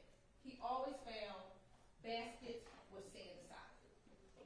This happened for a few months. Well, one day, the border patrol guy was leaving that job. He was going to a new job, and he was at a bar. And who walks into the bar? The guy with the red bike. So the border patrol guy says to him, I'm getting ready to leave my job, but I'm interested. There's something was fishy about that red bike. What were you doing with that red bike? And the guy was like, nothing, don't worry about it. Congratulations to you. The night proceeded. The border patrol guy got some more drinks in his system and said, you know what?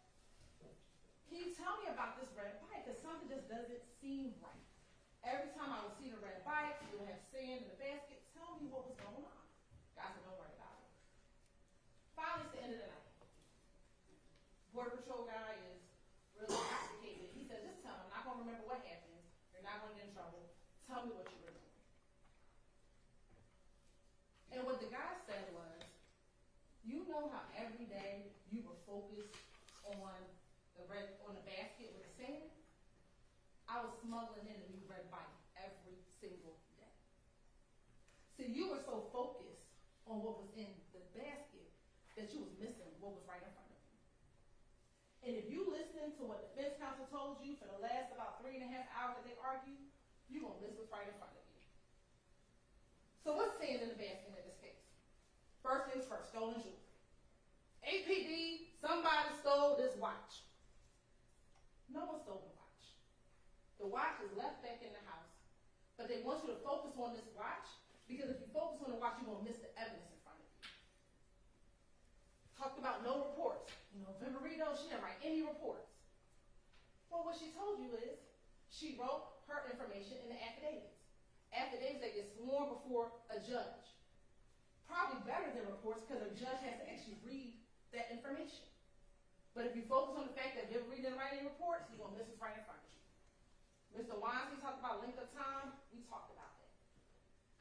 Knowledge of co-conspirators. I think at one point in time, Mr. Shard said, Mr. Minor, who stabbed Lucci, he doesn't know Mr. Kendrick or Mr. Stillwell? Maybe not. But he knows Khalif Adams, who's the one who helped set up stabbing Lucci. Khalif Adams knows those two. Well, knows Mr. Stillwell. Khalif Adams knows Garlington. And so some way, somehow, though, Mr. Stillwell knew on February 9th that Lucci got stabbed. Well, how does he know that? How is that in a text message? That wasn't broadcast to the world. So this idea that just because Mr. Myrick doesn't know him specifically does not mean that they're not guilty of the crime of which they committed. They talk about witness credibility, specifically about experts and what our experts say. But if you go back to any of our experts' testimony, Belknap, Dennis, Gaither, Underwood, the things that they talked about, there were examples of it. They talked about YSL as a hybrid gang. It was Bloods and Crips, and they kind of got together. Well, we know that's true because Martinez Arnold's a Crip. Some of them, Mr. Williams was a Blood. You saw when he talked about sex, money, murder. You see them hanging out together. You see them committing crimes together. Mr. Kendrick and Mr. Arnold in a car with guns on their way to Trestle Street. We can infer, go shoot it up. That's what they talked about when they said it's a hybrid gang. They talked about the music, and we're going to get to the music in a minute. They talked about the fact that gang members use their music in order to brag, promote what they've done in the gang. And we'll see examples of that in a moment. We talked about your duty earlier today, but again, just to be reminded, you're supposed to be a fair and impartial juror, honestly seeking the truth. You are not to seek doubt. So when you go in the back, you're supposed to say to yourself, what happened on January 10th? What is the truth about that? And is there evidence towards the truth? That is what you're here for. Seek the truth, you follow the law, and you deliberate. Now, I want to tell you this. If you go to the bank to deliberate, and one of your numbers says, I'm not deliberating, I'm going into the bathroom, I'm not doing any of this, you need to bring that to the deputy's attention so they can bring it to the court's attention. Because you have a duty to deliberate. A duty to sit down, evaluate the facts, evaluate the evidence, and apply it to the law. So let's talk about the evidence of defendant's guilt. So earlier this morning, Mr. Adkins talked to you about count 57, participation in criminal street gang activity. He talked to you about count 1, conspiracy to violate the RICO Act, and counts 50 and 51. I'm not going to harp on that again, but I thought it interesting when Mr. Weinstein said, well, we haven't proved count 50 and 51 and 57. You know, the state, they're all dressed in red. We are. Red's probably my favorite color. But you know the one thing that's different? We don't do criminal gang activity. And the court's going to define what that is. See, we're not here because people wear the same colors. They can wear all the greens they want. They can wear all the snakes they want. If they all want to tattoo YSL on them, that's fine. We've told it's not a crime to be a part of a gang. The crime is when you start doing criminal street gang activity, like murdering Donovan Thomas, murdering Chanel Drinks, murdering Jamari Holmes. That is what the violation is, not being a member of a gang.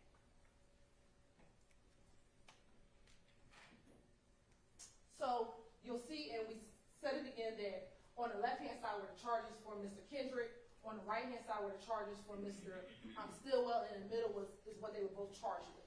So Mr. Kendrick is charged with possession of marijuana with intent to distribute. That's from May 9, 2022, when he was found running from Mr. Williams' house. Remember, the officer came and said that they both must have been out of breath and he ran from the house. And the drugs and the guns that were found inside the house. The marijuana and the guns that were found in the house. So in order to prove this, we have to show that the defendant possessed with the intent to distribute any amount of marijuana. Marijuana includes all parts of the plant. What it does not include is the hemp products and all those other technical terms that I'm not going to try to pronounce for you tonight. We have to show that he possessed it, and it has possessed the marijuana or the firearm. We're going to talk about the firearm in a moment. Possession must be actual, constructive, sold, or joint. So we're going to tell you that it's not actual possession. No one caught him with the marijuana in the hand. We're going to talk about constructive possession. At the time of the alleged offense, he did not have direct physical control over the marijuana or firearm but then knowingly have both the ability and the intention to exercise control over the marijuana. We know he doesn't have sole possession or focus on joint possession. Defendants share possession of marijuana or firearms with at least one other person. What evidence do we have of it? And I know Mr. Wine said we didn't have any evidence. We do. Pictures are evidence. That's direct evidence like we talked about earlier. This is inside of the home of Mr. Williams. That's the money counter that was sitting next to the Tupperware bowl full with the marijuana. That's the Tupperware bowl full with the marijuana. That's the more marijuana that was in that cabinet in that same kitchen right across from where the Tupperware bowl of the marijuana was. And those are the two guns that were found inside that area. Now, ladies and gentlemen, you heard the testimony that SWAT, when they came, did not immediately make entry into the house. It was like announced, it was loud. So I submit to you that they had the opportunity to put stuff away, to hide stuff, because they didn't just come in immediately, ladies and gentlemen. So you can take that into consideration as you deliberate. Possession of a firearm during the commission of a felony. So the state must prove that the defendant had a firearm on his purse or within arm's reach while committing a crime against or involving another person. For Mr. Stillwell, it's murder. For Mr.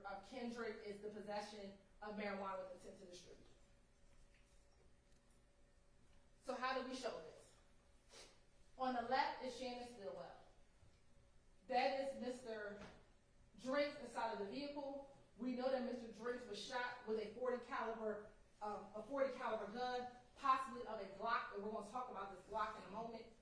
So you can infer, although we do not have the gun, that Mr. Stillwell possessed the gun that shot and killed Mr. Drinks because he's dead and because we have the bullets. You can infer that. That's that circumstantial evidence. Your direct evidence is someone is deceased. You have bullets. We know those bullets come from a Glock firearm. So the only way you can infer that the shooter, Mr. Stillwell, possessed a firearm. Mr. Kendrick, again, you have the firearms inside of the house at the time when the house was raided. There were two found inside of that cabinet. There was the one that's found on this counter. Now, they're also both charged with possession of a firearm by a convicted felon. You have to show for Mr. Stillwell, he has 2 counts. And interestingly enough, I was listening, Mr. Shard never talked about count 64. So, but we're going to talk about count 64. But count 52 is that he's a convicted felon and he had a firearm when he murdered Chanel Drinks. And in count 64, which is when he was apprehended, the gun that was found in the middle of the road, that we charged him with that weapon as well.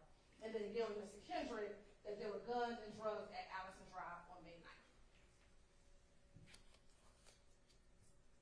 And let me also say that in the indictment, possession of a firearm by a convicted felon is going to be a lesser included of what is charged. What is charged is a different charge, but possession of a firearm by a convicted felon is a lesser charge, and the court is going to instruct you, and you can find both of them guilty so long as you believe that both of them possess the firearm and they have been previously convicted of a felony. What do you have in evidence? You have State's Exhibit 60G and State's Exhibit 30Q. Both of those are the indictments of Mr. Stillwell, which he was charged with and convicted of a felony. So that is the felony that we're saying he should not have been in violation of, or he should not have possessed the firearm. As I just discussed, because he's a convicted felon, he should have never had a firearm when he murdered Chanel Drinks. For count 64, what do we have? Remember, this is on March 17th, after they fled from the Chick-fil-A, and remember Trooper Campbell came in and said that he found the gun in the middle of the road. You saw the dash cam video where he kind of turned around and found this gun. Then we brought in Mr. Stillwell's former girlfriend at the time, Taisha Alexander. She said that she aborted the gun. That was her gun. That gun came back to Ms. Alexander. When we were able to compare the serial numbers on both the gun that was collected and the receipt from Arrowhead Pond. And further, we played these jail calls, wiretap calls for you. Hello? Yeah. I don't know. China called like you didn't play on a high speed tape to the Baba house. Yeah. Why have he in a high speed tape if he in a rental? His rental legit. Yeah. He got my legit gun. So the fact that she says he got my legit gun, which is that gun right here, he should never have ever even been in possession of it. I don't know what it is. I don't know what's going on. I don't know what's going on either, because usually they'll call, like how he got my gun. Yeah. They'll call and be like, come get your gun, but they ain't even called me. So I don't know if where my gun is, I don't know what's going on. And again, this phone call was done on March 17th, the day he got arrested. The day Mr. Stillwell, got arrested. Now for Mr. Kendrick, you have in evidence Exhibit 487 BV, which is a certified copy of conviction of Mr. Kendrick. And again, because he's a convicted felon, he should not have been in constructive possession of any of these guns that are inside the home. So now, based upon what we have shown you, they are guilty of, right now, count 1, count 50, 51, 52, 54, 57, 58, 61, 63, and 64. So let's spend some time on the murders, because that is what we need to talk about.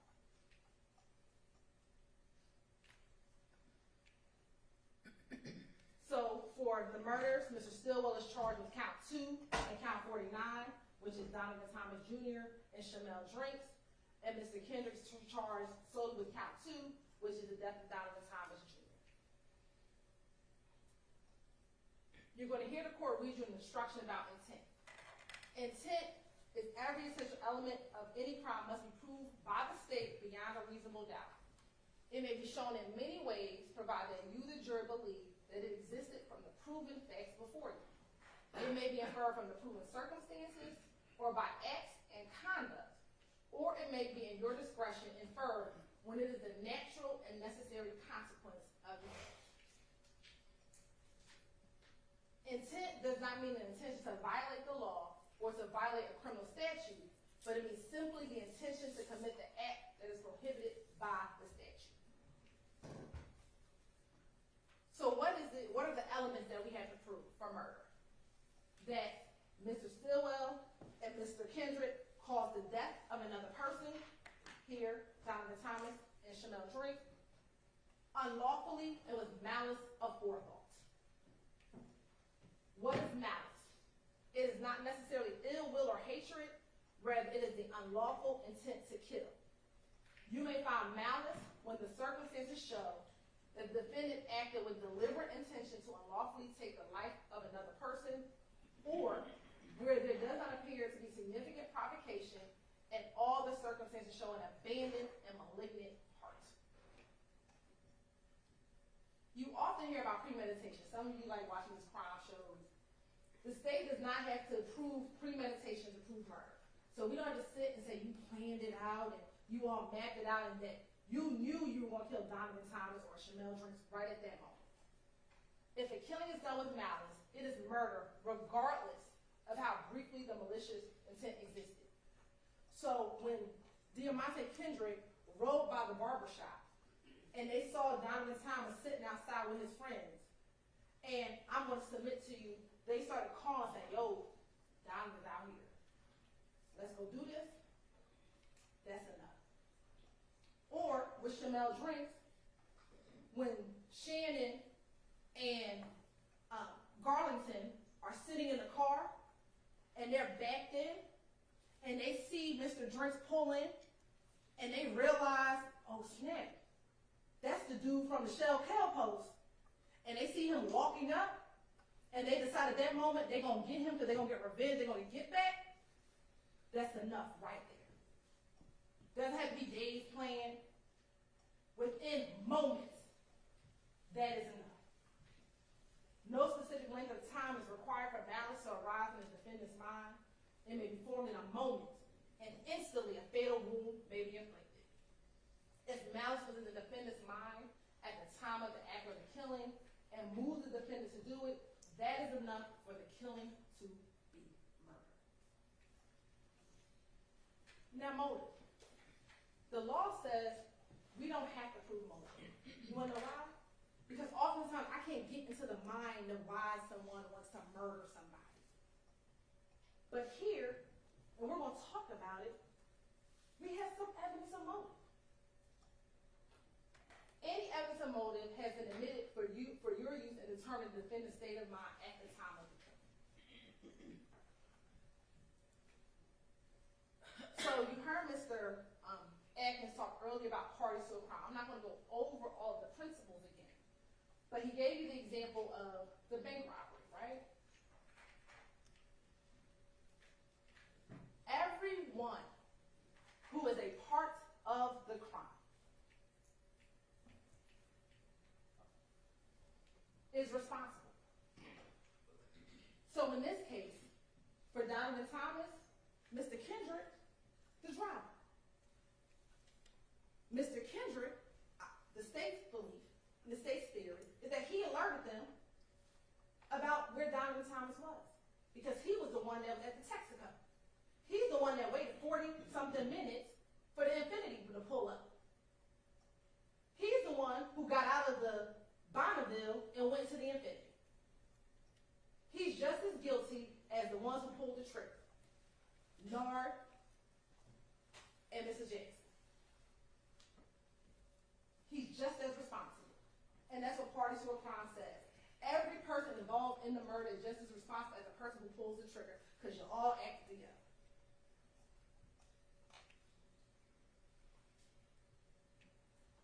Now, we have in Chanel Drinks an individual that you kept hearing about, DeMarco Boyer. And someone brought up that DeMarco Boyer isn't on the indictment.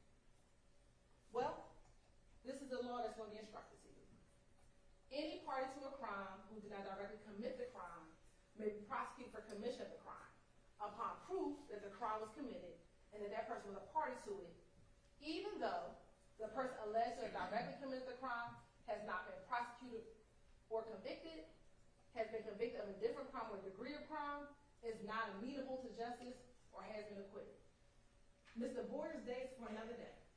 We're not going to talk about Mr. Boyer today. Today, we're going to talk about Mr. Stillwell and Mr. Kendrick. You can look at presence, companionship, and conduct before and after the commission of the alleged offense. And those things may be considered by you in determining whether or not such circumstances, if any, give rise to an inference or the existence of a conspiracy. So what does that mean? You can look at what they did before, what they did during, and what they did after.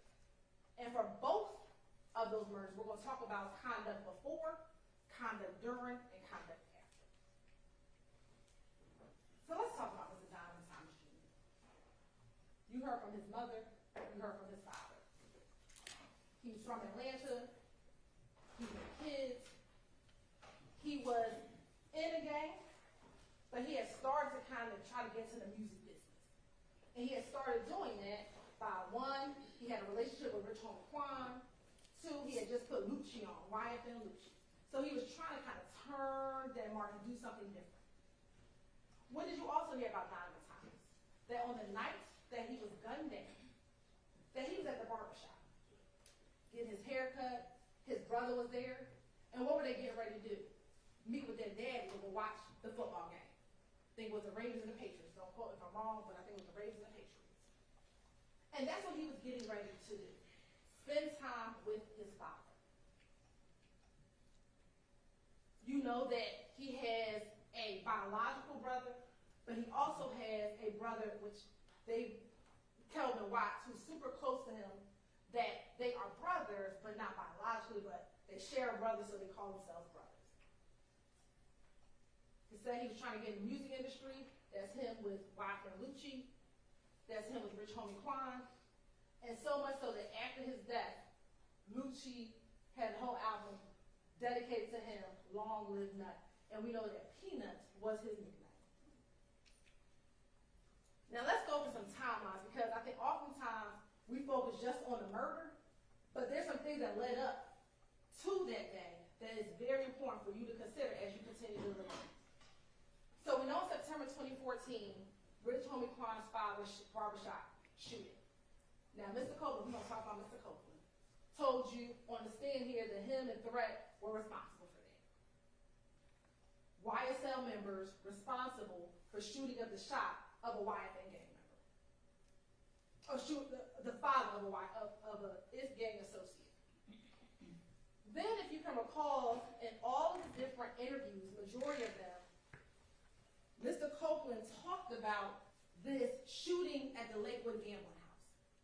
He talked about it in mostly every interview when he kept on telling them about the history of him and Kelvin. And he talked about the fact that Kelvin had shot up the gambling house and shot up Doug's car. Then he talks about, in multiple interviews, a meeting at Cascade Skating Rink, in which him and Kel were there. Kel wanted Copeland to call Thug so they can maybe squash whatever issue that they had. And that when Thug, Mr. Williams, got on the phone, he asked Kelvin, "Are you going to pay for my car window?" Kelvin said no. They got into it, and it kept on going. You heard about the January 6th fight at Club Crucial, in which Copeland was jumped at the club, and then upon leaving the club, there was a fight with Bloody J, that some YSL members jumped on Bloody J, and that Kendrick and Arnold, they were arrested when they left the club. And that's going to be important, because when we talk about phone records, while we don't have some phone records from Mr. Kendrick. Then we had the January 8th shooting at TIG Studio, where Rich Homie Quan's purple truck was shot up. There was some alluding to the fact that Copeland did that shooting. I think Quindarius Zachary may have said in his interview that Copeland did that shooting. Then there was that blood meeting the night before the murder. Now, I know that Mr. Sharp played for you the clip in which Copeland says that the blood meal was about him, but remember, the blood meal was also about Mr. Williams. And he said that in one of his interviews, that the blood meal just wasn't about him, but it was about him, Copeland, and Mr. Williams.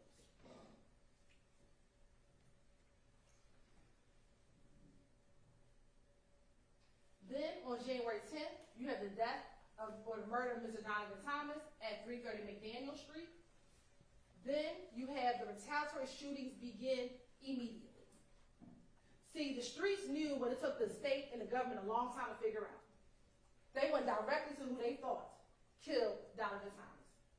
They immediately started shooting at Jeffrey Williams' family's house and Kenneth Copeland's family's house because they thought that both of them were in on it. Also, in the late morning hours, early on January 11th, Kenneth Copeland meets with the Atlanta Police Department, and many of the YSL members, they flee to Miami. You have more retaliatory shootings.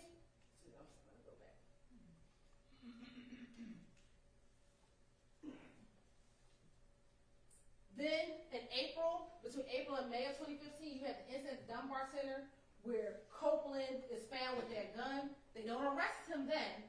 He calls Gaither. Gaither speaks to him. They let him go. But once they did more investigation, they got the video surveillance from the Dunbar Center. They arrest him on June 10th. And then that's when he does the 9-hour interview that we'll discuss. In August of 2015 was Quindarius Zachary's interview. In September of 2015, Shannon becomes the target of 2 shootings, one at the Green Store, the other one with Ms. Tierra Jones. In October 2015, arrest warrants are taken out for Garlington, Copeland, Sledge, and Stillwell. In November 2015, there was a preliminary hearing. The case was dismissed against Sledge. In 2016, the case was dismissed against Garlington and Copeland, and Stillwell received a bond. Between 2016 and 2018, there was some additional investigation and follow-up, and the indictment came in 2022. We're going to talk more about these dates, but I want to give everyone a general timeline overview. As Mr. Atkins talked to you about earlier, you determine the credibility of the witnesses. And I can't remember if it was Mr. Shard or Mr. Weinstein who said it, but they are absolutely right. We don't choose our witnesses. the witnesses and our victims are chosen by the crimes that are committed. So when you do your gang murder and you brag to your gang member friends that you murdered someone, then the person I have to bring in here to tell you what happened is the gang member friend. And the gang member friend isn't going to want to tell you in front of them what they told the police. So that's why I had to fight. Ms. Love got to fight. We got to argue with them back and forth because now they had to come in here and confront the people that they snitched on in front of them. So, and they know that. They know that none of these witnesses want to come in here and say what they told police. And they're begging on you to say, I don't know. I mean, he did swore an oath in court and said that he told the God's honest truth. Let's come and tell them God's honest truth in this courtroom. Maybe some of the stuff he told was truthful. Here and there, like he said, he's doing a little bit of truth sometimes. That's what he said, right? He did that a little bit, and we'll talk about that in a moment. What's going to be important are prior statements. It is important because you as a juror get to determine the witness credibility, right? And this may be affected by you comparing and contrasting the testimony to statements or testimony of that same witness before trial started. You, the jury, can decide whether there's a reasonable explanation for any inconsistency in a witness's pretrial statements or testimony when compared to that same trial testimony. And we're going to actually apply common sense and reason to decide what testimony you believe or do not believe. So let's go through the evolution of Kenneth Rudy Cole. Let's take some time, all right? January 11th. This is hours after the murder. His girlfriend's house just got shot up, and they call him. Thorpe calls the girlfriend to kind of check in on and see what's happening with their shooting, and they put Copeland on the phone. See, on January 11th, when he walks inside, he real strong YSL, right? He's not trying to give up his friends. He want to let the police know, I didn't murder. Now, let me tell you something. I didn't murder Donovan Thomas. I'm going to tell you I was at my girlfriend's house. I'm going to tell you I went to the green stove. I went to McDonald's. He's not going to give you too much information because here, he's trying to still protect his friends. That's just common sense. The police don't really know what's going on yet. So when he first goes in, he's trying to protect his friends. But then we get January 28th. See, if y'all remember, y'all, this is after he gets out the shootout on the highway. See, this is after he came from the little pool party, and he on his way home, and they shoot at him at the highway. And remember, in this interview, he talks about, I believe, Shannon being upset with him because he didn't want to shoot back. So here, he's trying to tell them everything that YFN people are doing to him, but he's still not trying to give up his friends. They're his friends. But he's a little frustrated because everyone's blaming him for murdering Donovan Thomas, and everyone's shooting back at him, and he didn't do anything. Then we get February 20th. Now this was the worst one because that's when he's trying to come out the house to take his baby to the hospital, and they come down the street shooting at him. So now he's like, they are shooting at me, they're shooting at my baby and my girl. Look, this is too much. And he tells them about what happened. Again, this is the interview where he really didn't want to give up who shot at him. He knew who did it, but see, that gang street code is he still didn't want to give up the person who shot at him and his baby. And that's when Kirby was like, you're not going to tell me who just shot at you with your baby? Then the next day was February 21st. They had arrested him for a violation of probation. He was upset because they arrested him on a violation of probation. And Gaither talks to him, one, about the shooting that had happened the day before, and trying to get more information about the murder, trying to figure out what is going on. What is going on with this back and forth? Because by this time, and ladies and gentlemen, we're not going to go through that whole litany, what we call it Operation Planner shooting, but you heard evidence of all those shootings that were happening back and forth, back and forth, back and forth. And they're trying to get a grasp of what is happening. And then we get to the 9-hour interview. So what happened between February and June. A lot. We got some back and forth shootings. Remember Mr. Copeland went to jail for that violation of probation. He came out. He had went to Henry County for a little while. And then on June 10th, he gets arrested for the gun that he had at the Dunbar Center back in May. And what's going on here? Mr. Copeland is tired. He been getting shot at. His family been getting shot at.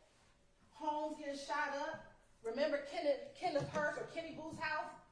His sister-in-law, his sister's child's father's home has been broken, getting shot at. And Shannon and Mr. Williams not talking to him.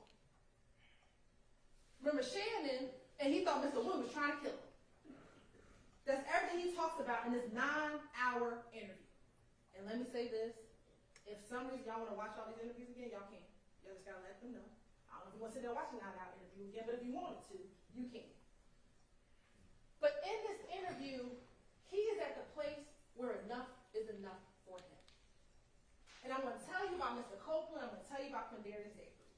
They are self-preservationists. What do I mean by that? They're going to not talk about what they've done because they don't want to go to jail. But if telling on them is going to get me out of jail, I'm going to tell you what's happened. Because I don't want to go to jail. He's absolutely right. He did not want to go to jail. But he's not going to lie to the police about what they did. He's going to minimize what he's done. And that's what he did in this interview for 9 hours. He minimized his involvement in some things, but he told everything that they did. And if you don't believe what he told the police, well, let's listen to what he told his girlfriend on the jail call. Right. Yeah. Don't.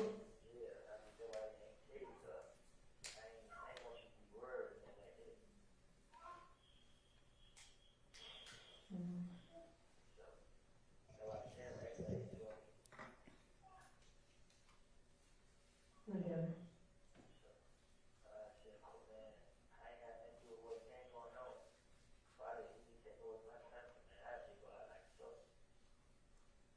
Yeah.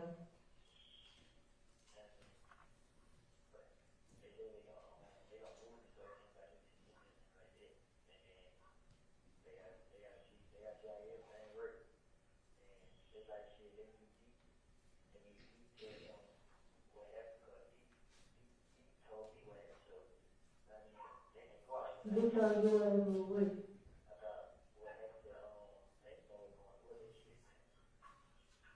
Come on, one day.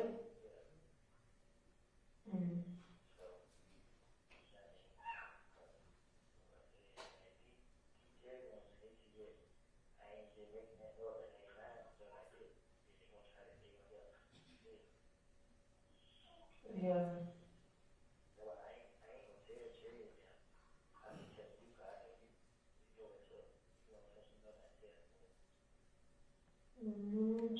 Trade no ever coming. So in that call to his girlfriend, to the love of his life at the time, he tells them, I need Dee to come in so they can believe, so they can know what I told them is true.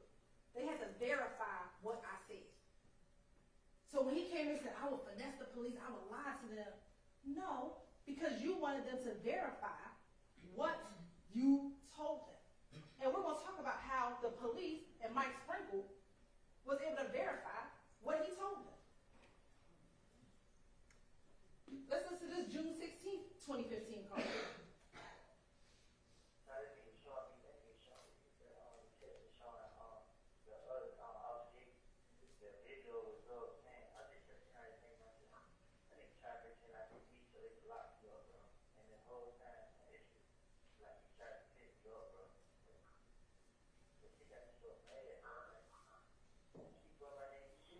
They didn't go off with what's on, man.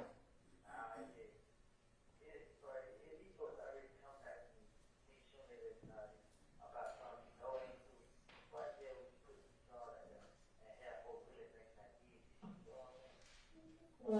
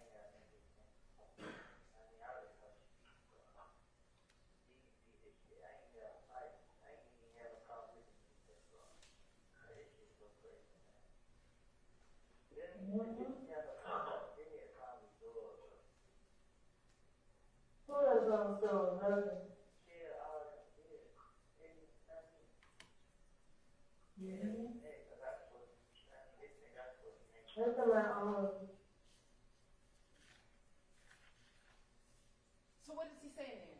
Why you put my name in the song? He know who did it. Because they all know who did it. They knew that it was Yak, Dua, Shannon, and Nard. And Kendrick Copeland is upset because he's like, why you put my name in the song? Put the ones who did it in the song. So they can stop targeting me.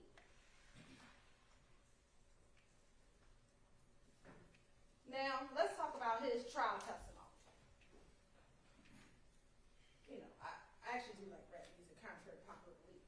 And there is an artist, Young G, and he has a song called Put On. And I'm telling you what Copeland and Zachary did while they testified here was they put on for YSL. They came in here acting all types of foolishness. And that's because they wanted to show their gang member friends, look, I'm still part of the conspiracy, y'all. I know I snitched on y'all back in 2015, but I'm gonna try to help y'all out as best as I can. And that's what they did this entire time.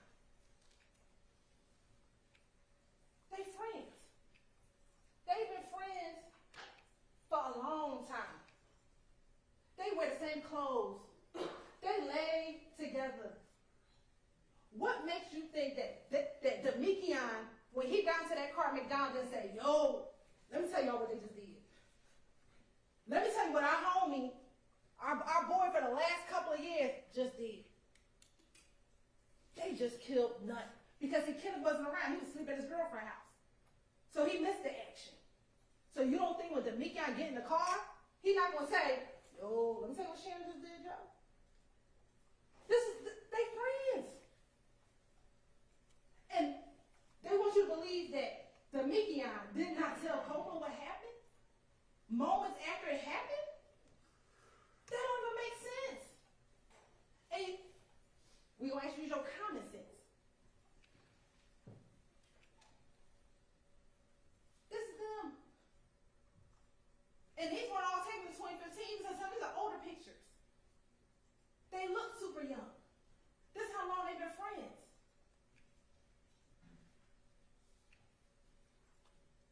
Now, it was interesting when Mr. Shard asked, why we show you this video from 2009? Let me tell you why. Because Quindari's been around for a long time. Quindari's been around since 2009. So Quindarius knows about what's happening. See, we didn't just bring you stuff. I know some days you're like, why is the state bringing me a video from 2009 in the park? It's to show the evolution of their relationships. Quindarius is a little bit different than Copeland. Because see, he's been around Mr. Williams much longer than Copeland's ever been in the picture. See, Mr. Copeland started coming around in 2014. Mr. Zachary's loyalty is a little bit different. He's been around since 2009. So when Zachary tells you in his interview, Doug ain't know nothing about that murder. Yes, he did. But his loyalty is a little different because he's been around. 2012. That's Mr. Zachary. You want to know why we showed you the video of them outside in the apartment complex? To show their association. Again, Zachary been around again for a long time. He real better than it. He rocked through YSL. So he had a motive to lie for Jeffrey Williams that Kenneth in his interview. See, when Quindarius interviewed, he asked to come and speak to the police. And you're going to watch his interview, because what both of them do in their interviews, both Copeland and Quindarius, and this is how you know they were telling the truth, they would correct the officers. If the officers were repeating something that was wrong, they would say, nah, I didn't say it like that. I said it like this. That's what they would do. That's how you know that what they were trying to tell them, they were trying to be as truthful as they could so that they would get it right. They, being the police, would get it right. And again, same thing. He come in here talking about he wanted to take one of the investigators out, all types of nonsense. But again, putting on for YSL. And again, he's been around. They friends. They friends. And why would they lie on their friends? If they knew to make up stuff and make up lies, why would you lie and say your friends committed a murder? That doesn't make sense. Why lie? You could just say anybody made up the murder. If you were just lying, you don't want anybody to verify what you were saying, you could have said anybody committed the murder. But that's not what they did. So there were a lot of different witnesses that came in about Donovan Thompson murder, but we're going to talk specifically about these individuals. Investigator Thorpe, he was the original detective on the case. He took out those arrest warrants in October, and that was after talking to an individual by the name of Spencer Wright. He then turned his file over to Mike Sprinkle. Then we have both Dennis and Gaither. They were both, just because of the back and forth that they were investigating, just ended up talking a lot about the murder with these different individuals. And then you have Kenneth Copeland and Quindarius Zachary. And then what did Mike Sprinkle tell you? When he got the file, he reviewed it, and the first thing he did was realize that Spencer Wright was lying, and said, okay, I have to get rid of this information. And it was something that Mr. Shard said, which I found interesting. Mr. Shard said that Nicholas Robinson, aka Spencer Wright, is an example of individuals who would say anything just to get out of jail. But the difference between Nicholas Robinson and Quindarius and Kenneth Copeland is that Mr. Sprinkle couldn't verify what Nicholas Robinson said. But he was able to verify what Quindarius and what Kenneth Copeland said. So did Mike Sprinkle corroborate Kenneth Copeland and Quindarius Zachary? Emphatically, yes. So let's talk about the activity before the murder. And some of these are the videos, but there was no dispute about the Lakewood shooting in Club Crucial. And what you have in both of those interviews is that both Copeland and Zachary actually sat and talked about those shootings. I'm not going to play the video for you, just in an abundance of time, but we know that those two things at least were not disputed.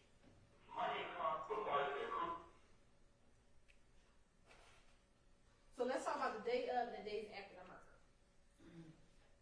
So what did Copeland tell you about that morning?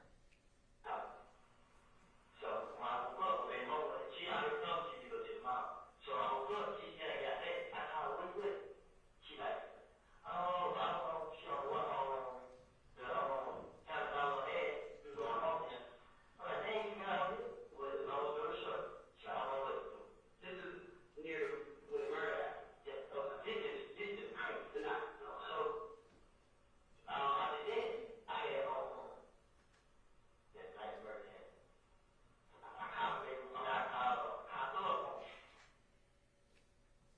What did the phone records tell you? I know that's kind of small, but you'll have the phone records in the back. That between 6:37 and 7:26, Copeland's phone was in the area of his girlfriend's house, right? That's QR's, Copeland's girlfriend's residence, which was on Maury. His phone was pinging in that area, and that's between 6:37 and 7:26. If you can recall, the 911 call for the murder came in at 7:22. At 7:26, he is still at his girlfriend's house after the murder. So this notion, when they say, well, Kenneth Copeland did it, I know somebody who could have done it, well, it wasn't Kenneth Copeland. The person who did it is Stillwell, Gat, Nard,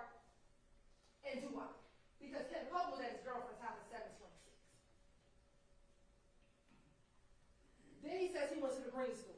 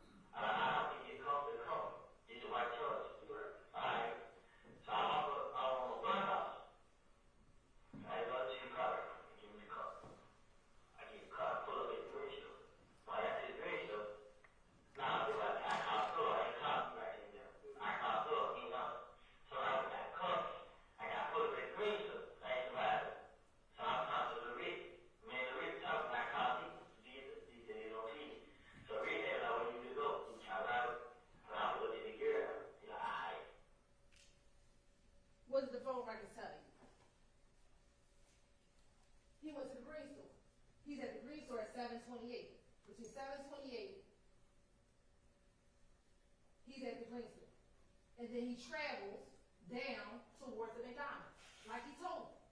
And here's the thing, ladies and gentlemen, about corroboration and phone records. He doesn't know we're going to pull the phone records later. He doesn't know that Mike Sprinkle in 2016, almost 8 months after this, that we're going to pull the phone records to see whether or not what he's saying is true. I know he came in here and said, I got 2 phones, I had 2 phones, and all this other stuff. He didn't have 2 phones. If he had 2 phones, the main phone is the phone that he was calling his girlfriend on. You can look at the records. The records will show who he's talking to. He's talking to his brother and his girlfriend on the phone he's talking about. Cooperation, I'm not going to play it, but he says, because you just heard him say he goes out to the McDonald's.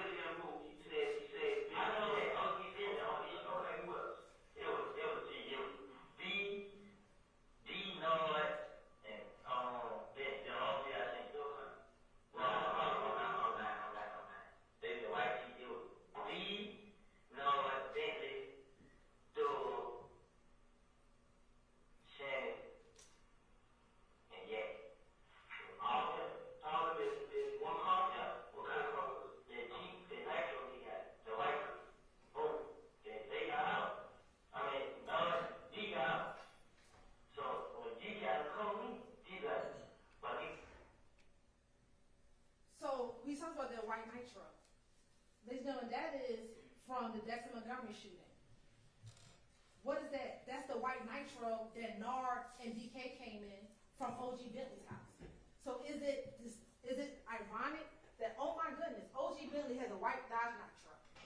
That small fact is corroborated. He talks about getting the call from Antonio Sledge. I got a call from social FaceTime message. But she knows she got shot. I heard what? Like, man, you like, what's his name? He's screaming out. I know he's discriminating. But I'm saying, like, I think he ain't got coach. And what I'll say is, we'll just go back just very quickly. He told you that he FaceTimed with Antonio Sledge. We know that FaceTimes don't come up on records, on phone records, but that entire night, him, Antonio Sledge, and Zachary are in communication. What you will see is none of those 3 people rarely talk to another group of individuals that we'll talk about next. So again, things are corroborated that Copeland is saying. Here he's going to talk about that everybody went to Jeffrey Williams' condo. So long as the car, he stopped talking. So we don't get on the bill. Where are they following y'all? Nah, they don't have to follow them. Okay, you don't follow this. Yeah, but when he told me, I didn't follow it. But I said, you even got covered. I'm trying to keep these guys to the going on. So we followed at the store. They stayed downtown on Chicago. Thursday. I followed them down.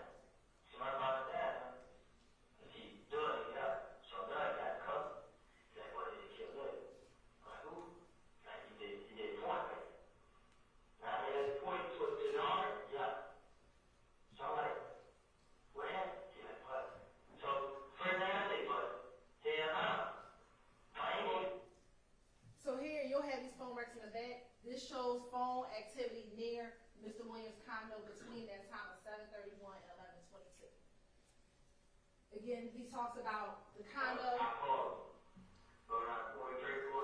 And remember in this call, in this interview, he first talked to Gaither and an ATF agent. Then later, Stewart came in, he kind of repeats what happened, right? And that's what is going on, but again, consistently talking about being around the condo. They both talk about going to Miami after the murder.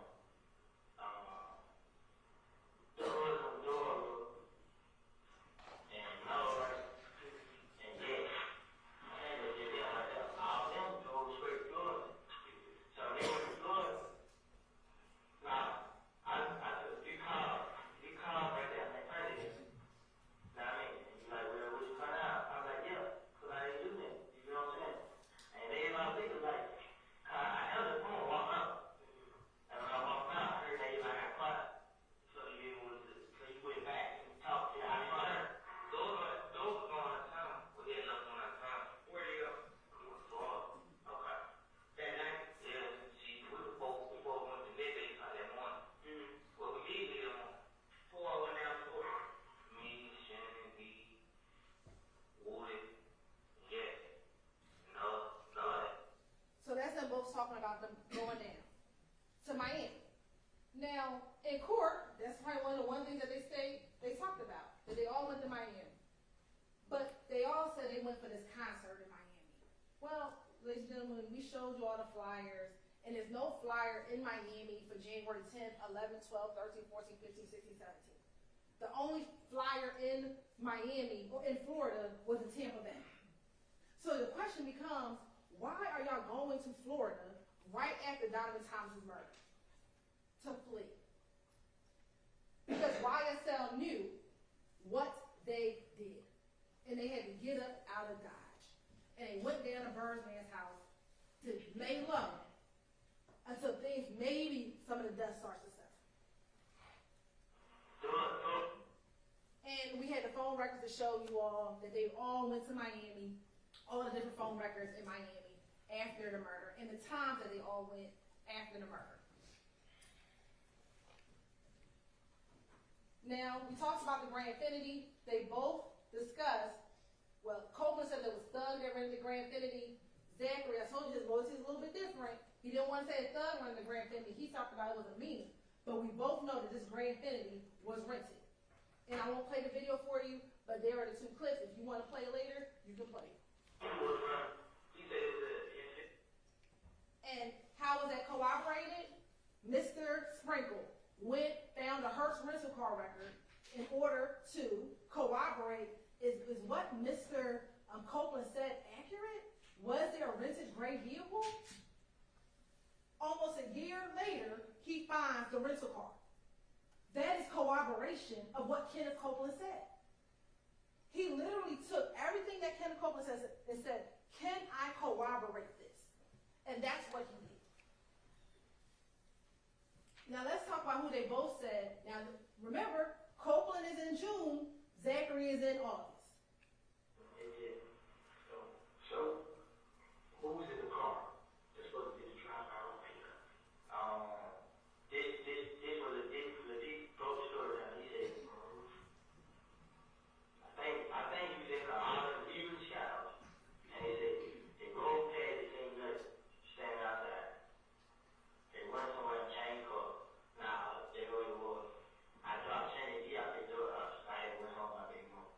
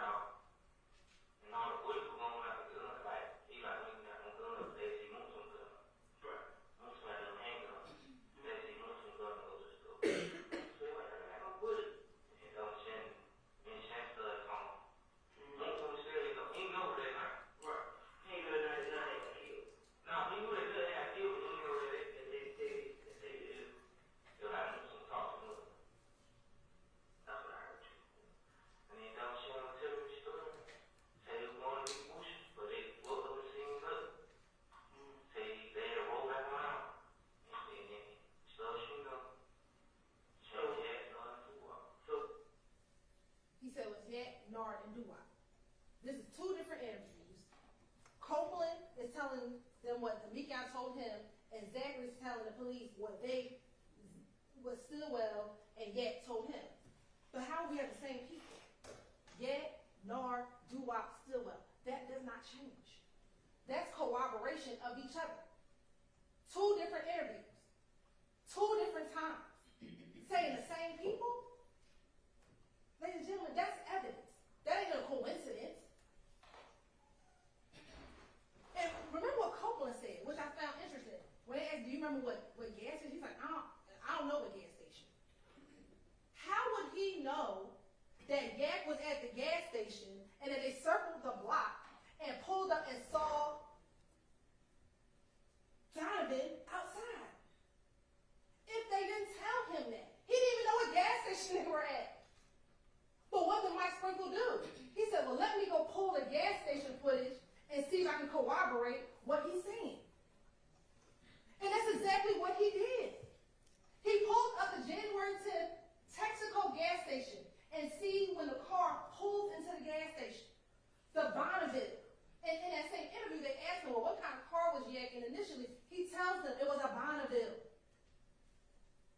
How would he know? He doesn't know that we're going to find the surveillance video. But they want you to believe Kenneth just lying? For what? You have Yak going inside the gas station. That's him in the gas station. They sit at Texaco from 6:44 to 7:15. They wait for the girlfriend to come, and when the girlfriend comes, that's about the same time that the Infinity pulls up. What you waiting for 30 minutes at the gas station for? Who waits at the gas station that long? You had to meet Bushi at that gas station? What did Reginald Hendricks tell you? YSL folks don't hang around out there. They get their gas, they get on. If they even get gas over there. Because that's not their territory. Their territory is Cleveland Avenue. So why are you sitting there for, I don't do math well, but what was it, almost 40 minutes? But they want you to believe he's just lying. For what? Then that's when the Infinity pulls up. And on the video, Yak walks over to the car. Now, I know Mr. Shar said, well, my client ain't on the video. Well, we just can't see him on the video. I submit he in the car.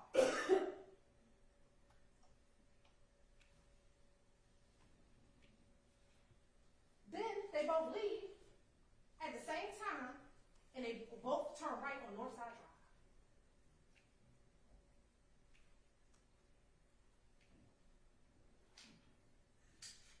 Now this is the video, we'll speed it up. As a matter of fact, from the still shots, you can see kind of the movement. And I wish I can't pause it because it's running. You see where they came, y'all? They came down McDaniel. Well, what's right about here? It's the barber shop. I know Mr. Wines tries to say it's a block away. It ain't a block away. Literally, when you go out here, you look up the street, you see the barber shop. It's not a block away. It's yards away. So they had a vantage point to see them when he's driving down McDaniel Street. He's the one that alerts them. Kendrick. If Kendrick didn't tell them that he saw Donovan, maybe we wouldn't be here today on a murder charge. He did that. He's the one who alerted them. That's why he's just as guilty as the ones who shot.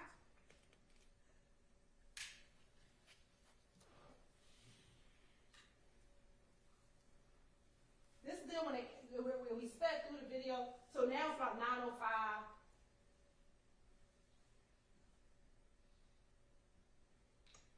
That's Doo-Wop getting out I submit to you, that's Doo-Wop getting out the car, smoking a cigarette.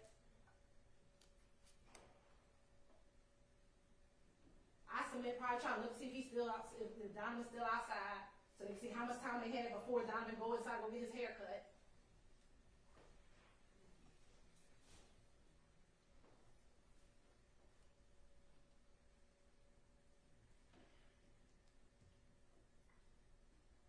And they just waiting.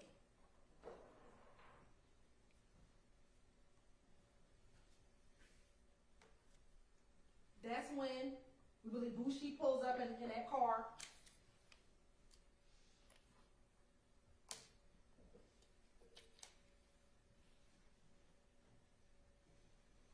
And that's Kendrick. Initially, he was in the passenger side.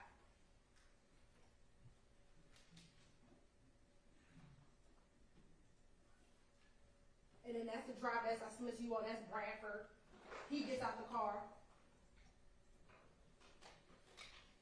Then you see Mr. Kendrick kind of waves to the infinity.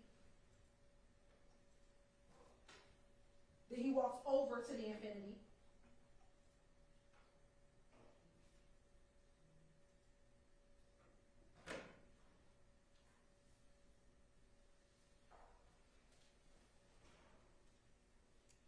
I submit that's when they're going to talk about what they're going to do, how they're about to kill Diamond, what they're going to roll around, do, what cars, what guns in the car, how they're going to do it, who going to do what.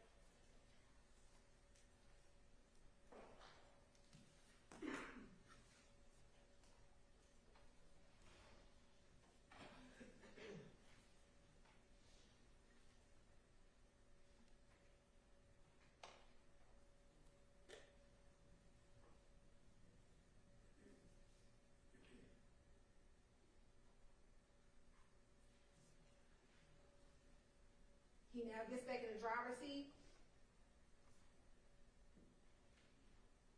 And we talk about where did they switch cars. I submit to you, behind the gas station. They both made a right in a moment. I'm going to show you what's right behind the gas station where they could have easily switched cars.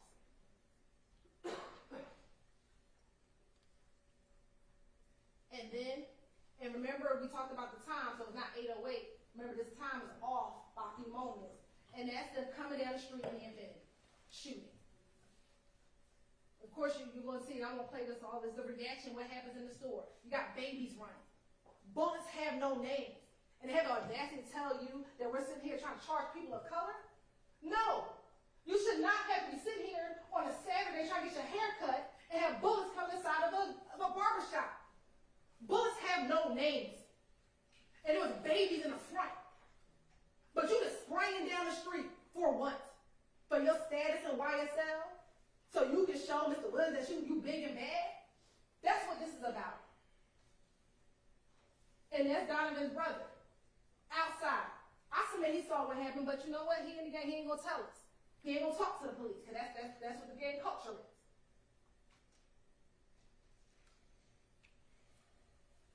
So this is the Texaco.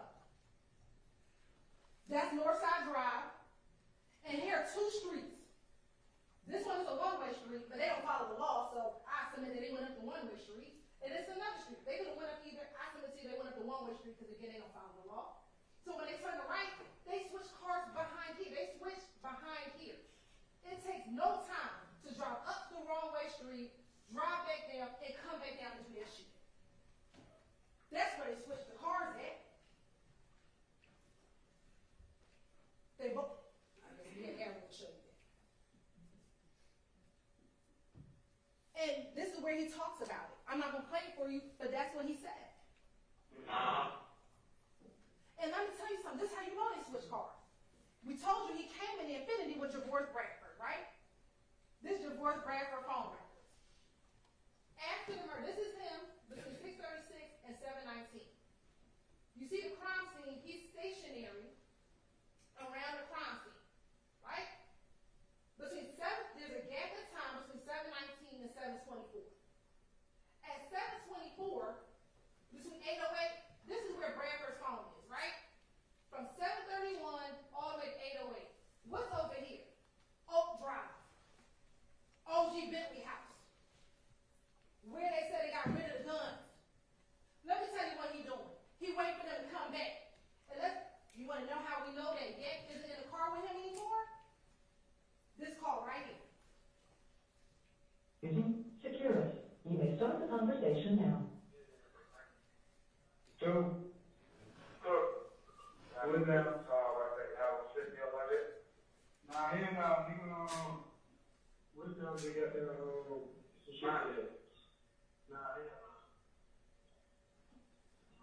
down to it? Yeah. Hey, Goldie, Ma. Who that is? Boosh. What's up, short stuff?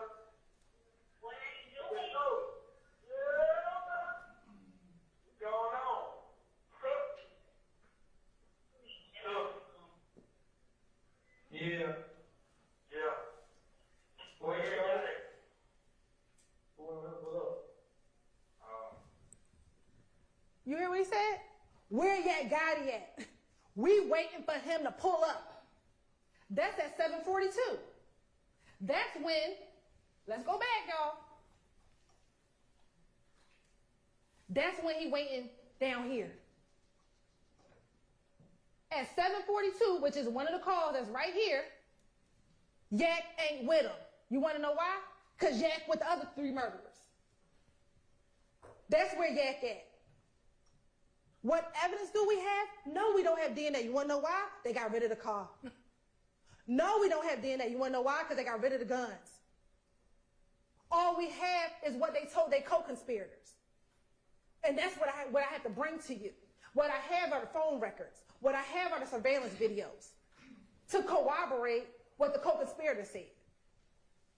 Because I don't have those things. I wish I had them, but they got rid of it.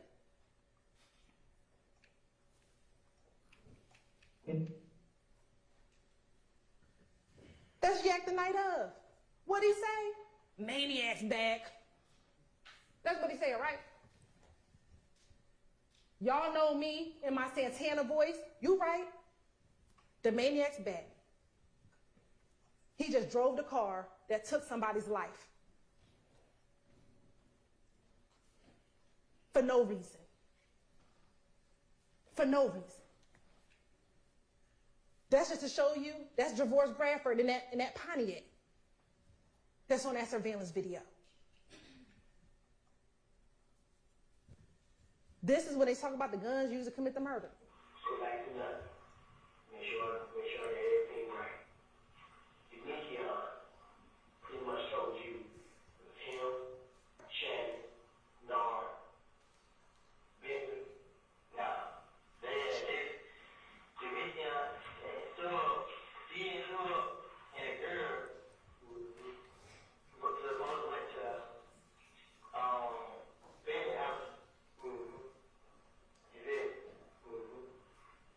And when they got them doing it, they spoke for the one in the house. But I think the girl, the girl is supposed to be skin in it. She knows what's going on. And this the girl, Shannon, trying to teach me. You know, they can't try to do a lot of cup. This girl, I thought, told them that I was go jail with her. So it was Yak driving, Shannon with the AK, Laura with the pistol, and Dewap with the pistol. Now, I don't think Dewap had a pistol. Okay. Right. But you just know what seats, how they got to sit in the car, and all you know is the Yak drive. You got to know that way to drive. And that's based on what Michigan told you. Yeah. Little B.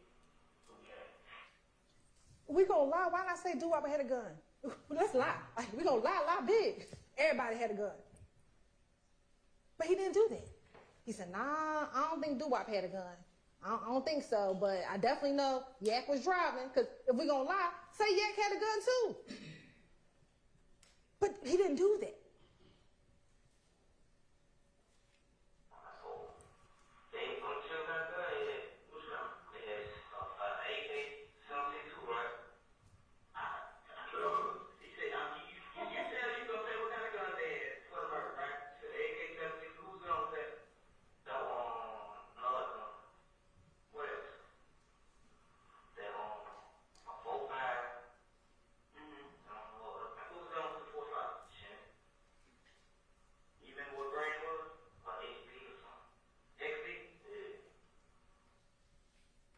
What are the shell casings?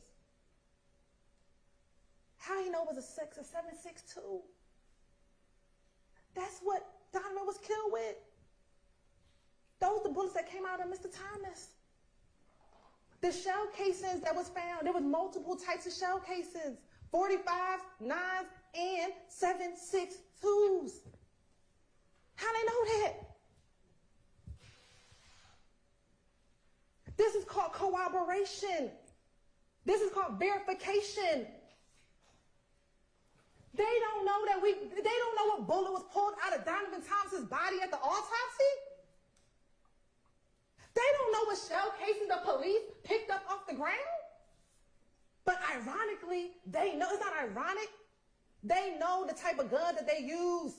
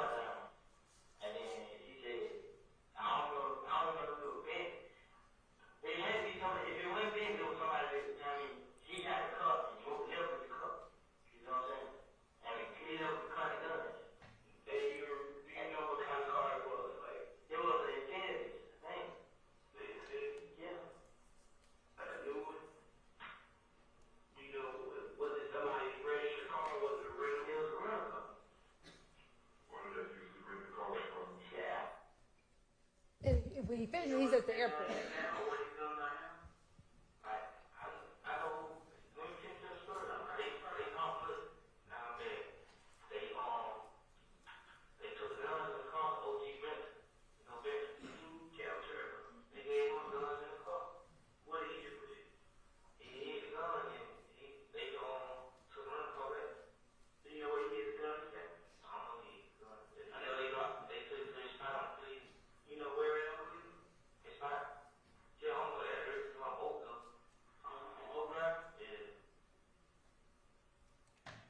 Y'all saw the address I showed y'all, right?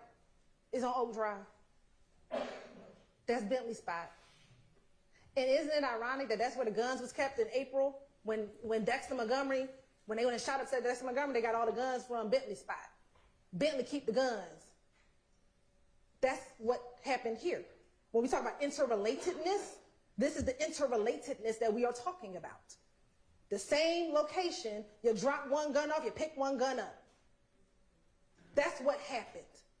That's what Walter Murphy, I'm not even going to play the clip, but that's what Walter Murphy told you back when he was interviewed in July about OG Bentley spot. You think that that's ironic that both Copeland and Zachary talk about the guns going? Oh, and the phone records corroborate that all the phones was at Bentley house right after the murder? All of those things are corroboration. That's evidence.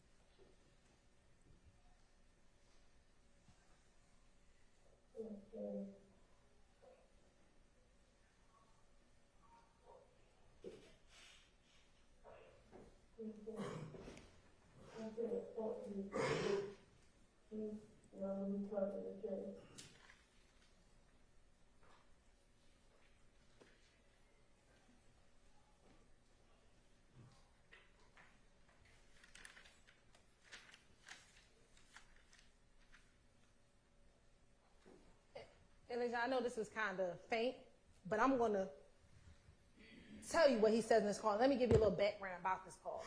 This is November 19, 2015. This is after his preliminary hearing. Y'all heard about the preliminary hearing, right? And you heard them talk about the fact that a couple things, that they didn't talk about witnesses by name. They said it by witness number 1 and witness number 2. This is what he says. Fuck D. Fuck them niggas, bruh. All that fake friend shit. Fuck nigga. He know what's going on. Pussy ass nigga. That's what he said. Fuck niggas are rats. He ain't say he lied on me.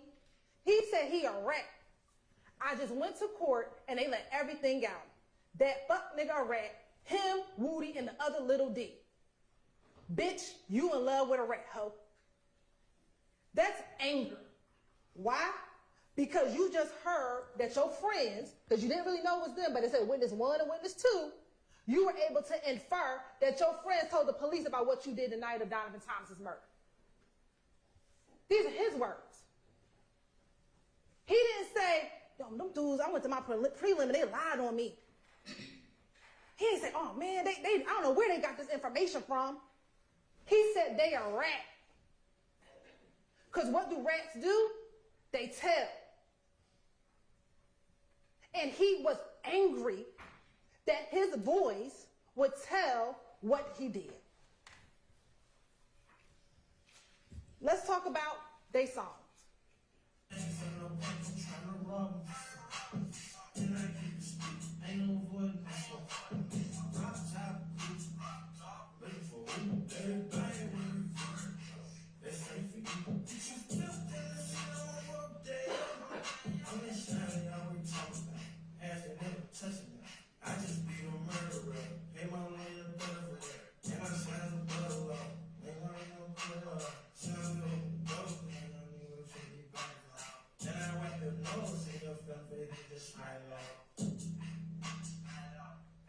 So what's important about the timing of this?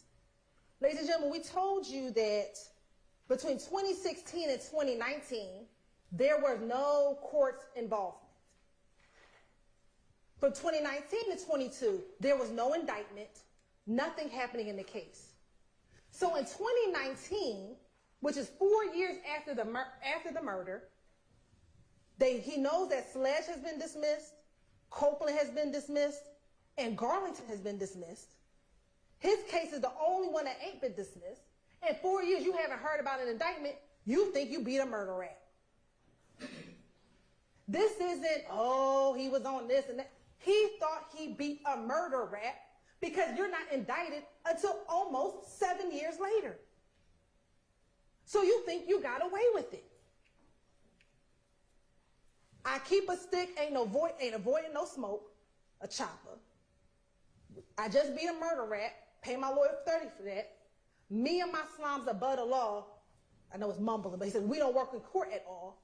And I'll wipe your nose, send your family's face, and just smile it off. Some of these things he repeats in multiple songs. What's this song? Let's go.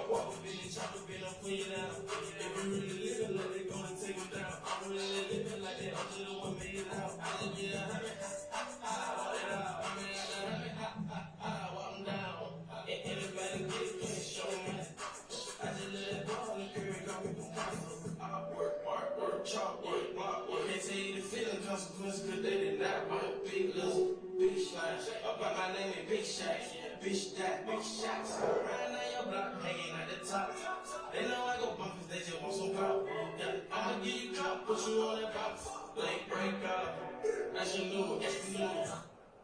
this song, remember, these songs were on his phone when we found it in 2022, but remember we said that they may have been created maybe 2020, sometime between 2020 and 2022, right?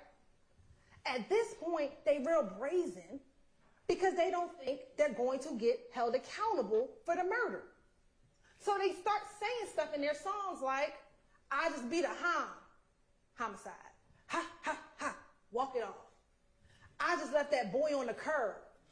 Well, where was Donovan Thomas found, y'all? On the curb. I'm a big lizard, big slime, big shots, riding down your block, hanging out the top. Oh, shoot. Didn't Reginald Hendricks say that somebody was shooting out of the top of the infinity? See, now you start bragging on it because you think you beat it. So now you, like our experts told you, they start bragging about it. What we call is dry snitching. You telling on yourself. Because you don't think that the police are going to find your phone. That's why you threw it. But luckily for Viverito, she listened to them jail calls and found that phone.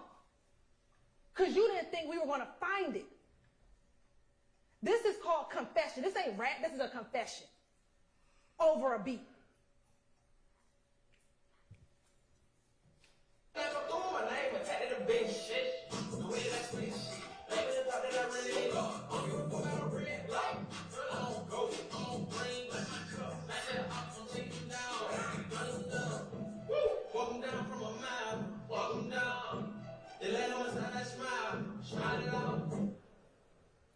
I don't give a fuck about a red light.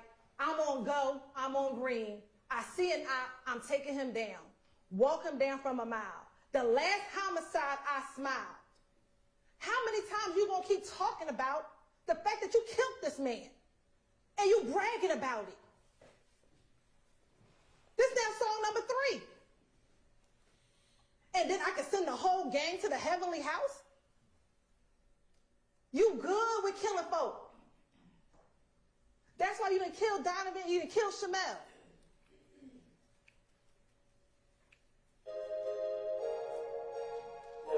I ain't even gonna play the song. Let's just talk about the words. Dodging all your shots, and I'm watching my eyes. Let that bitch rain out the top of the drop. Here we go again. Lizard walk your block, let that glizzy rock. Oh, glizzy, ain't that a Glock? Dang, one Shamel killed with a Glock? Wasn't there a Glock on that table? Well, what investigator Viverito said it looked like a Glock. And I found it interesting because we're gonna get to Shamel soon. We about to get to Shamel. He said that Shannon wasn't linked to the 40, but he linked to having guns thrown away. That's what he did in 2015. He's linked to the gun that was probably in the house an hour before he killed Shamel, sitting on the table in front of him.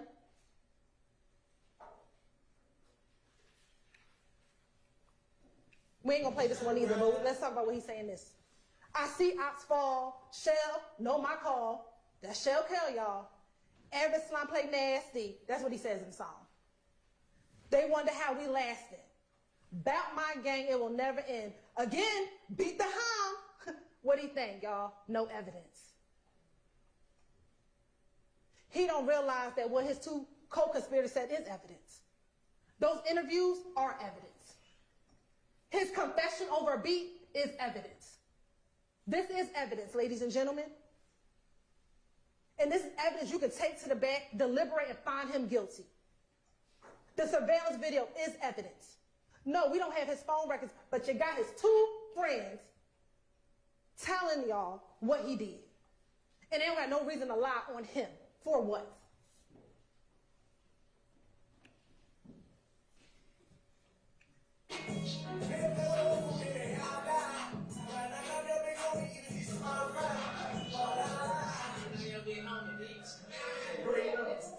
What he say? That's why we popped off your big homie, bitch.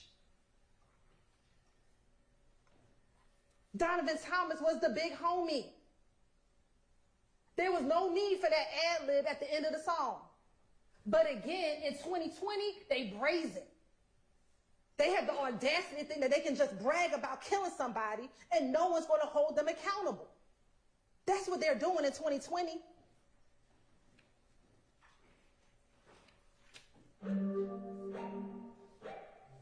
Slay.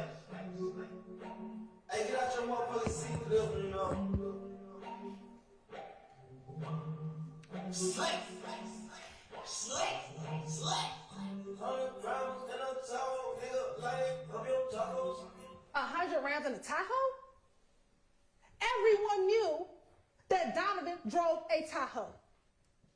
And how ironic is it that he got rounds of bullets in his Tahoe and on the street? So they want you to believe, oh, that's a creative line Mr. Williams did. No, it's not. It's him bragging. It's him bragging. It's him wanting to claim responsibility for it. And we talked about judging, like when I say subliminal messaging. But the subliminal is you, as the consumer, don't know what he's talking about. But his family, who know that Donovan drives a Tahoe, know exactly what he's talking about. Everyone in the gang knows exactly what they're talking about because that's who he's talking to. But because the masses bop to the song, they say, well, no, that's just his artistry. No, that's just his confession and his bragging over a beat.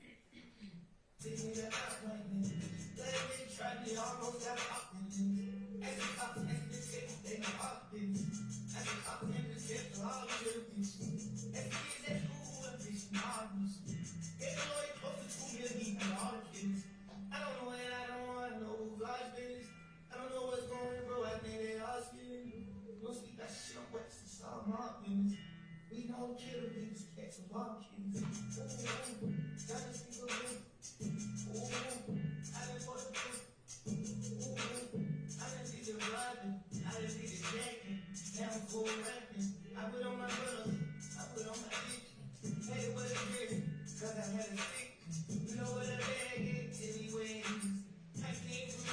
Let's talk about the symbolism in that video. When he says we know how to kill the biggest kitten of all kitties, what he got crawling up on him? A snake. They sign. That is a subliminal message to everyone else. Yeah, we did that. What's at the end? He got a rat going down his mouth because they eat rats. They eat the people who snitch on them. He already told you himself, you ought to get killed from me and YSL if you snitch. See, that video is not just, oh, a nice artistic video. That has symbolism in it. So now they're guilty of all those. That's what we're talking about. Shamel. Young man, probably started associating with people from YFN. But on the day that he was about to get killed, he's about to go back to his girlfriend's house and go eat some spaghetti. That's what he's doing at the light. Get ready to go back. You see him go inside the gas station. He's not worried about a thing. He doesn't know that seconds later he's going to lose his life. So the timeline here, this is, and I'll tell you here, this is a direct result of retaliation from the stabbing of Lucci.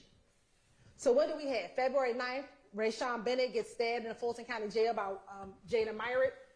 February 22nd, Eppinger calls Antonio Sumlin to see if he could get paid for finishing what Myrick didn't do. Then you heard about that emergency bond paperwork that was filled out on March 3rd. Then sometime around early March, the media hears about the YFN Lucci stabbing. It gets picked up on media. On March 11th at 3 a.m., 2 YSL associates, Christian McMillan and Darius Ford, are murdered on I-75 and I-85. That same night, there's a shooting at 12 Atlanta where a YFN associate gets shot in the head.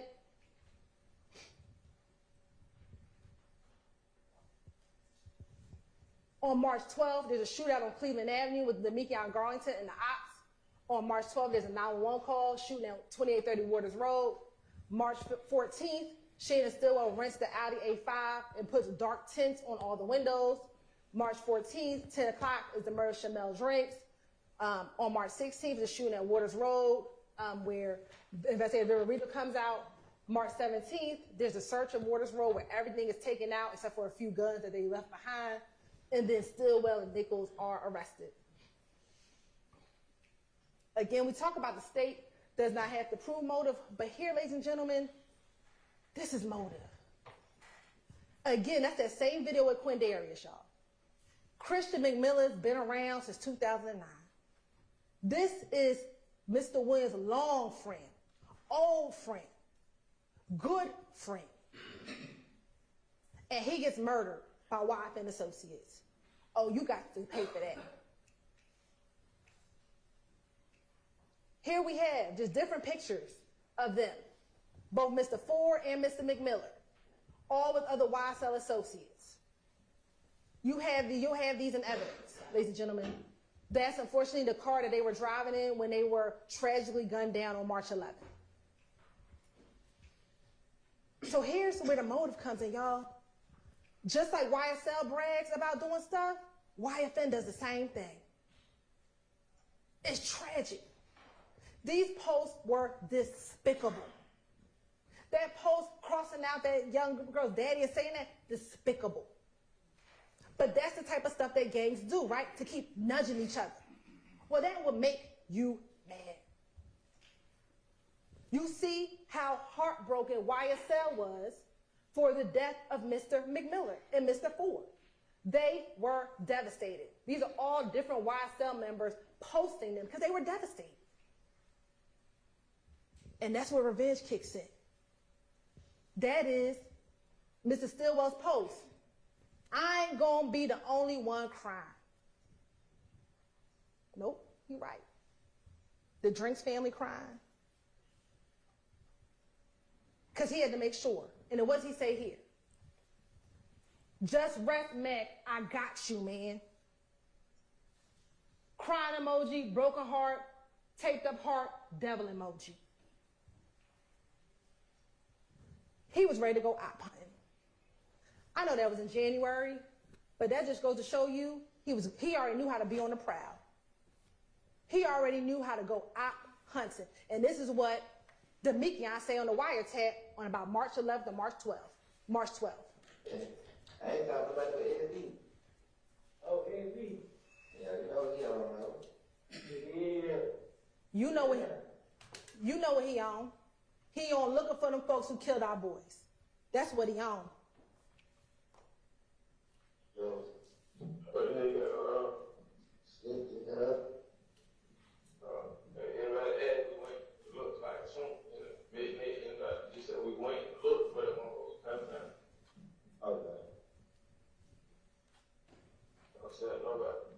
Yeah, I know.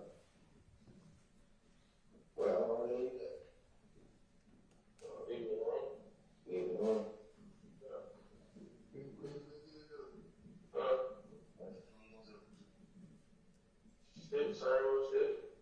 Same shit.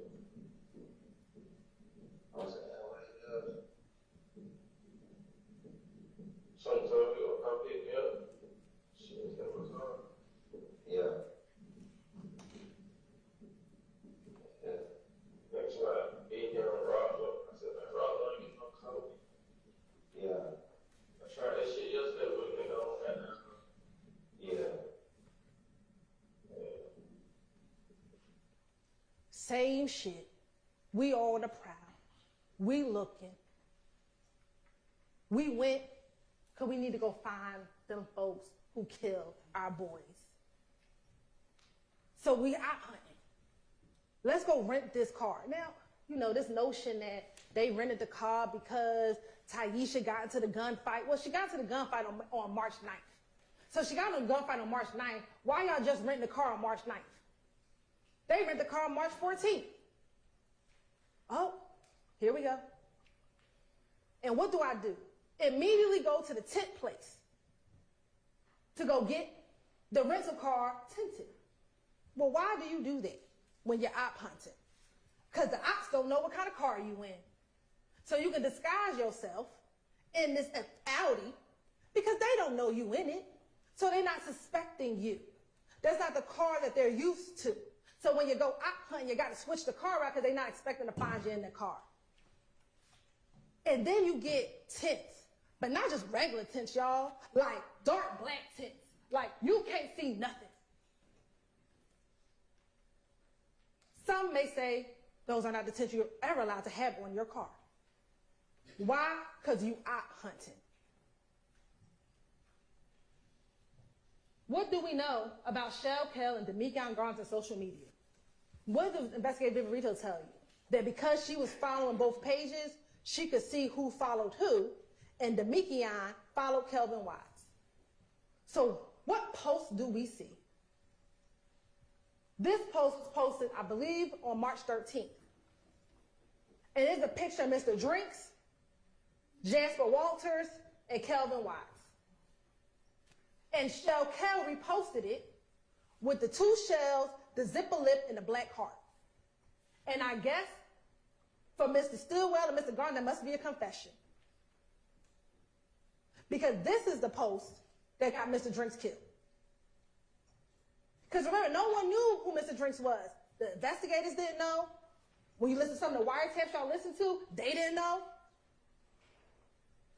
So this post is the post that gets him killed.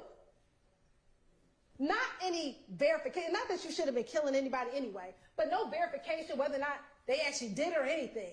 But because Shell Kell posted 2 shells, a zip lip, and a black heart, that was Mr. Drinks' death sentence. Op hunted. The reason why we took this picture, y'all, is if you remember from the video, and we're going to look at the video in a moment, Shannon was parked about right here in the Audi. And we know that because you see him when he comes in. If you watch the videos, you see when he comes in. Remember that Mr. Drinks pulled up to this pump. No, this pump. They had the best vantage point to see when Mr. Drinks came in, when he walked into the store, when he walked back out the store, and when he pulled off.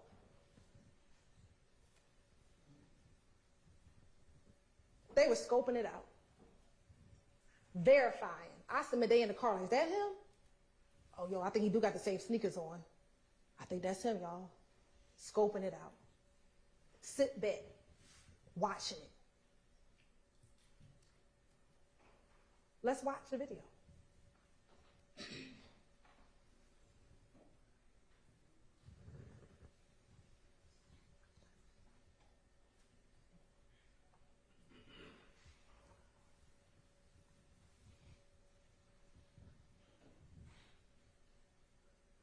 Now this is where Mr. Stillwell, they get to the gas station.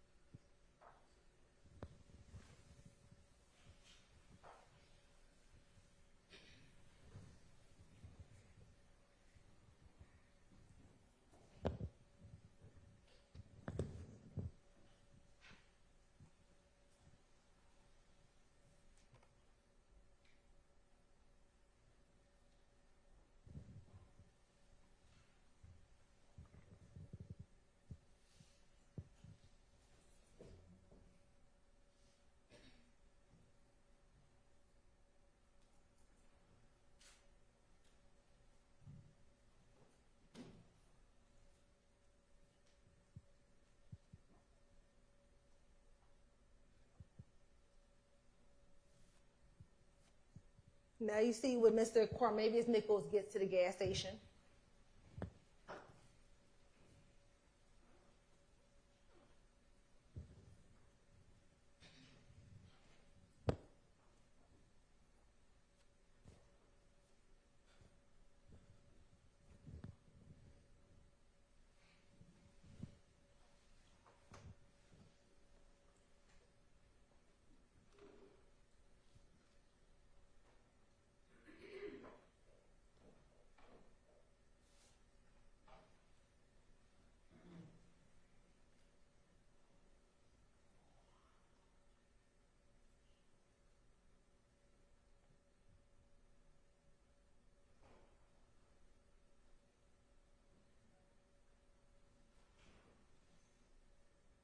That's when Miles gets out the car.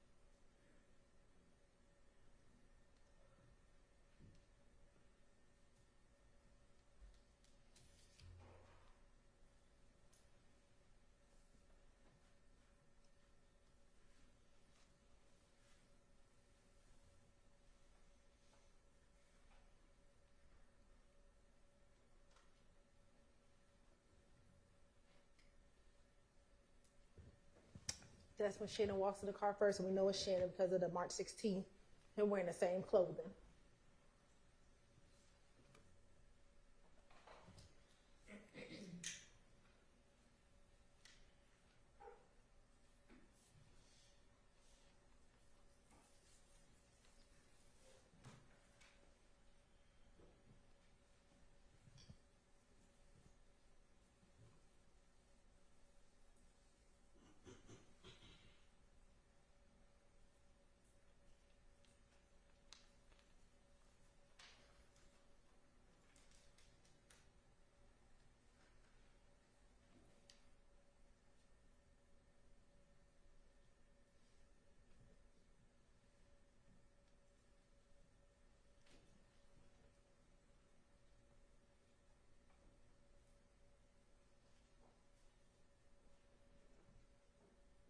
Of course, that's Cornelius Nichols when he walks inside the store.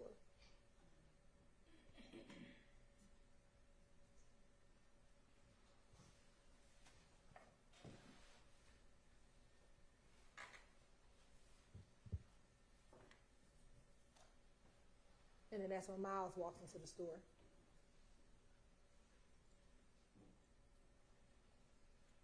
In his Slama dye shirt.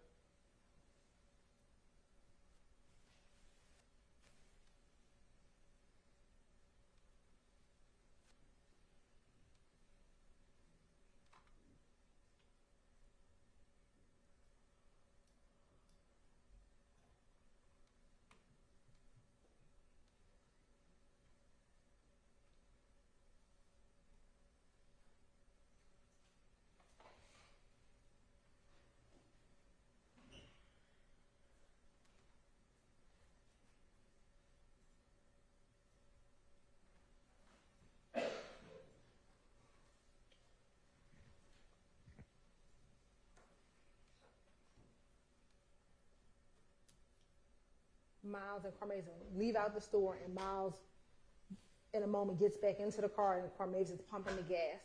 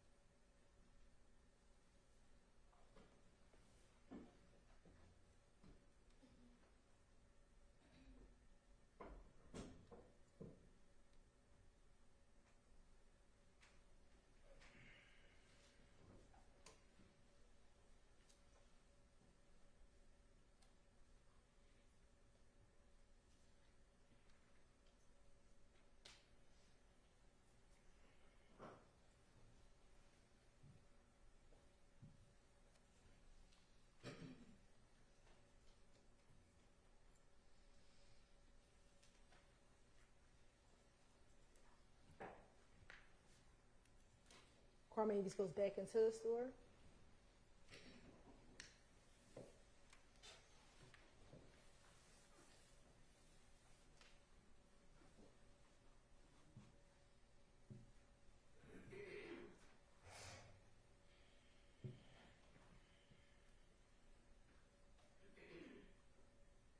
And this is Mr. Drinks pulling into the gas station. Now, this is how ironic that Cormavius and Drinks never, you're going to see, they never see each other. Because Cormavius gets into the car, and Mr. Drinks sits in the car for a little while. Now, it would appear that all their business is done at the gas station. But they don't leave.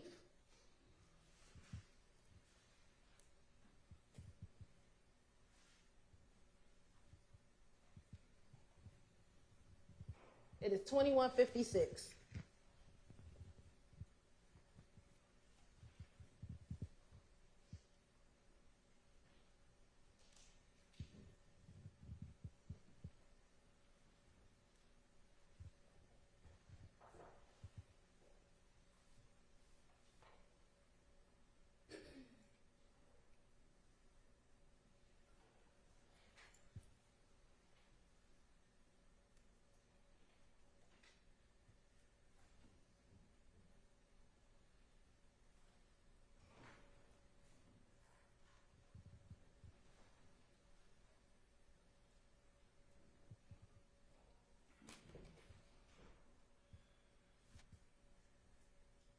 Now Mr. Drink is finally getting out the car.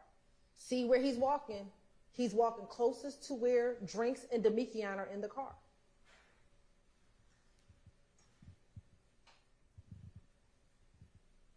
Because remember, from here, y'all, you see the Audi lights. The Audi's here. He just walked right here in the same sneakers from the picture. And coat and jacket.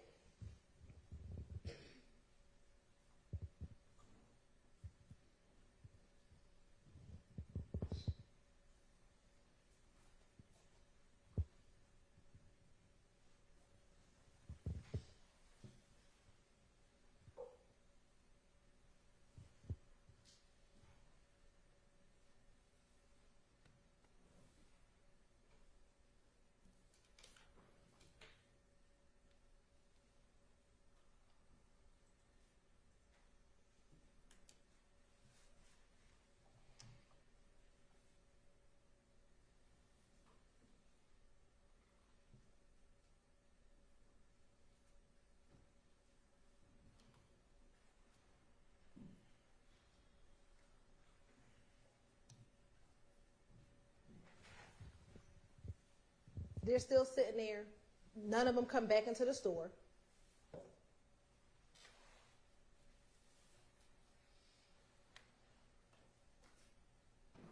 And Mr. Drink walks out.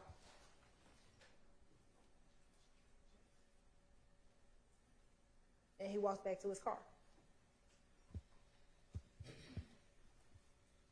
Now it's 21:58.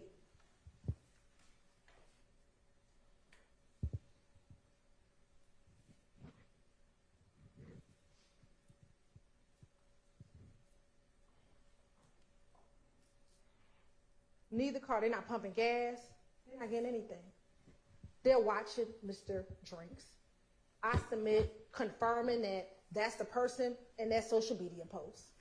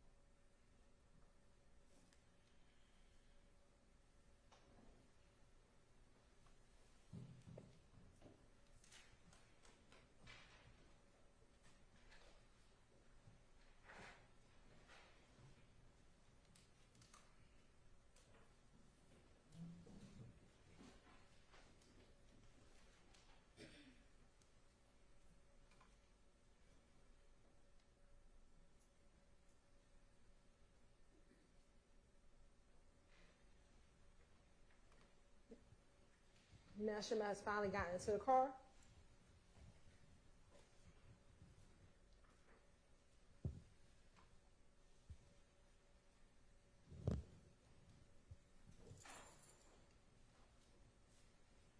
And I submit this is what's happening. Hey.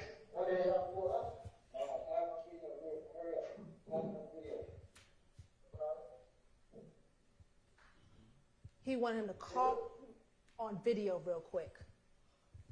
Call him on FaceTime real quick. You know what happens on FaceTime. You've heard testimony about what happens on FaceTime. What happens on FaceTime is that is when criminal activity is planned because they think that FaceTime, you cannot track it. Now watch as Mr. Drinks pulls out of the gas station. They have been sitting there for minutes, y'all. Y'all been watching this video like, what we gonna do next? That's how long we've been sitting here. And as soon as Mr. Drinks pulls out, that is when op vehicle number 1 pulls out, op hunting car. And then that's when the second car immediately pulls out. They sat there, y'all. We were quiet for at least 2 minutes here when they did nothing. And they want to tell you that some other car killed him? That's them driving by the liquor store. They laid in wait until Mr. Drinks pulled out. You have to look at all the evidence together, not just the FedEx video, but we're going to talk about that FedEx video. This is them pulling up to the light.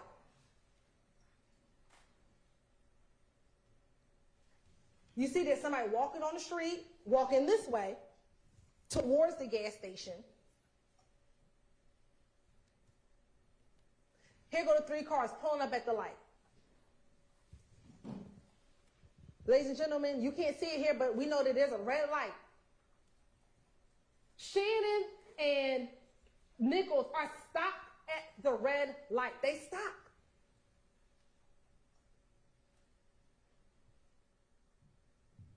Drinks is in the left turning lane. Shannon is right next to him, and Quarmage is right next to Shannon.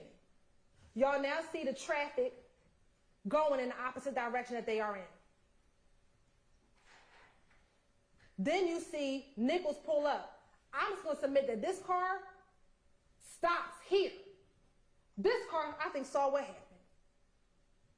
Because he stops a little behind it, like, whoa. You had the person walking down the street.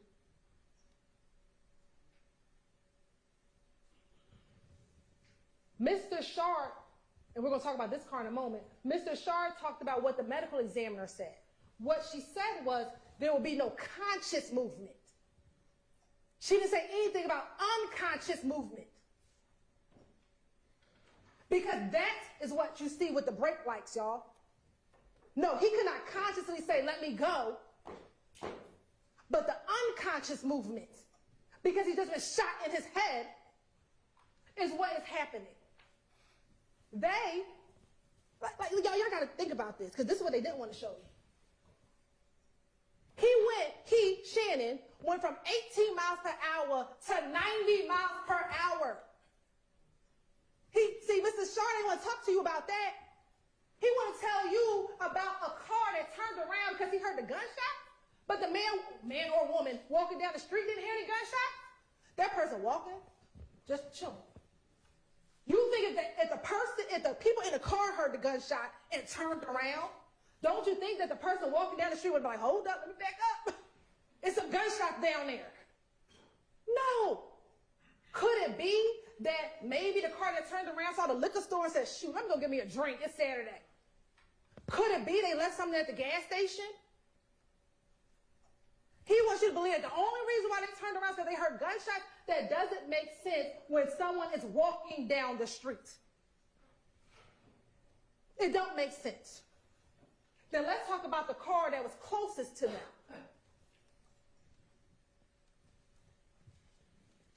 You see what time the cars are going. Here are the 3 cars in a straight line.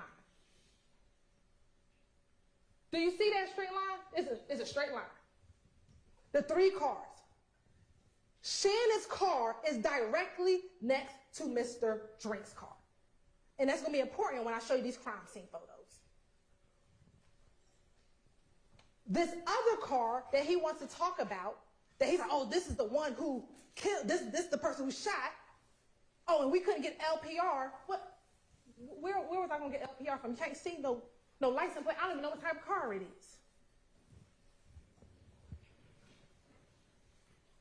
That car is never directly next to Mr. Drinks. It is always behind. I submit they saw what happened. And when they inched up, they looked over, was like, oh, let me get up out of Dodge. As most other cars did, except for Mr. Cheeseborough. Mr. Cheeseborough's call did not come in until 10:27, because every other car did what that car did. They drove by it. That car actually waited at the red light. Versus Mr. Stillwell almost hitting traffic. So this notion that he stopped at the red light, if you didn't just shoot and kill somebody, why are you fleeing through traffic to get on the highway at 90 miles an hour? Use your common sense. Many of y'all, if y'all choose to talk to us at the end and you can, once the judge lifts all the admonitions, some of you may ask, how I get chosen? And we're going to say, because you got common sense. Your common sense will tell you that when you go from 18 miles per hour to 90 miles per hour, when you see the person who you think killed your best friend, that you shot and killed him. That's just your common sense.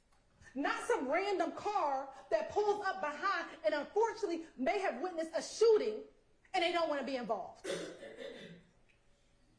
Let's look at the car. The crime scene pictures take pictures for a reason. Here go the bullet holes. 1, 2, 3. See, Mr. Sharp didn't show you that. Because if you see the crime scene photos will show you that the bullet went through the door where Mr. Stillwell's car was. And we'll talk about the gunshot residue. What makes sense? There's no muzzle flash anywhere on the video. So that's just nonsense. They don't see no muzzle flash. Mr. Drink's dead, though. So we know a gun was fired. Let's take his theory. You don't see the muzzle flash when the other car pulls up, do you? You don't. That theory makes no sense. You have to take all the evidence, not just FedEx, but everything that occurred. Like I told you, he went from literally, y'all, 18 miles all the way to 90. To 90. This is the intersection. This is 1 minute later. What you fleeing for 90 miles per hour if you ain't killed nobody? You was just chilling. And then you go to the studio and do what you do. You brag. Because remember, they all went to the studio. And what'd he say? Pop my shit. I really got options. Poor little ops. Look how they just dropped it. Poor little ops. Look how they just dropped it. Those are his words. After he just executed a man at a light. He goes to the studio to go rap about it. This is why they think they above the law.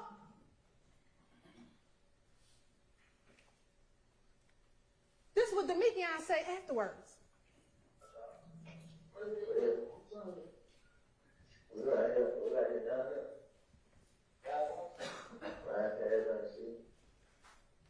Now I know I don't know if y'all remember when them two got into it, Mr. Bivarito was like, he said city, he said see. No, he said, I'm coming back, we just coming back through, riding, trying to see. This is at early morning hours on March 15th. Why are you coming back through the crime scene if you ain't did nothing? Why? This is Mechanicsville, y'all. They went to Fulton Industrial. This is coming back in the city, trying to see. They came back through. Why? Because they want to see, is the police still out there? What they doing? They canvassing? Any of the homeless people see what happened? Let me try and see what's going on. And then what Demekian say afterwards? This on March 15th, y'all. We got y'all, boys. You right? They thought that they got him because they killed Mr. Drinks, who they thought murdered Christian and Darius. This is we got y'all, boys.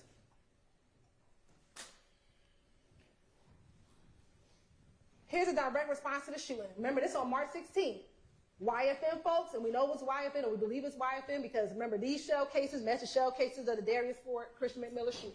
It's too much going on yesterday. Man, it's crazy. Man, school had me back at 3-4 now. For real? Yeah. Yeah, no, they shut up Big Dick spot. I was in there. You think? They shut up Big Dick spot, bro? Yeah, man. So we got down, thinking they gonna come back. Think they gonna come back. They through. Swear pulled up.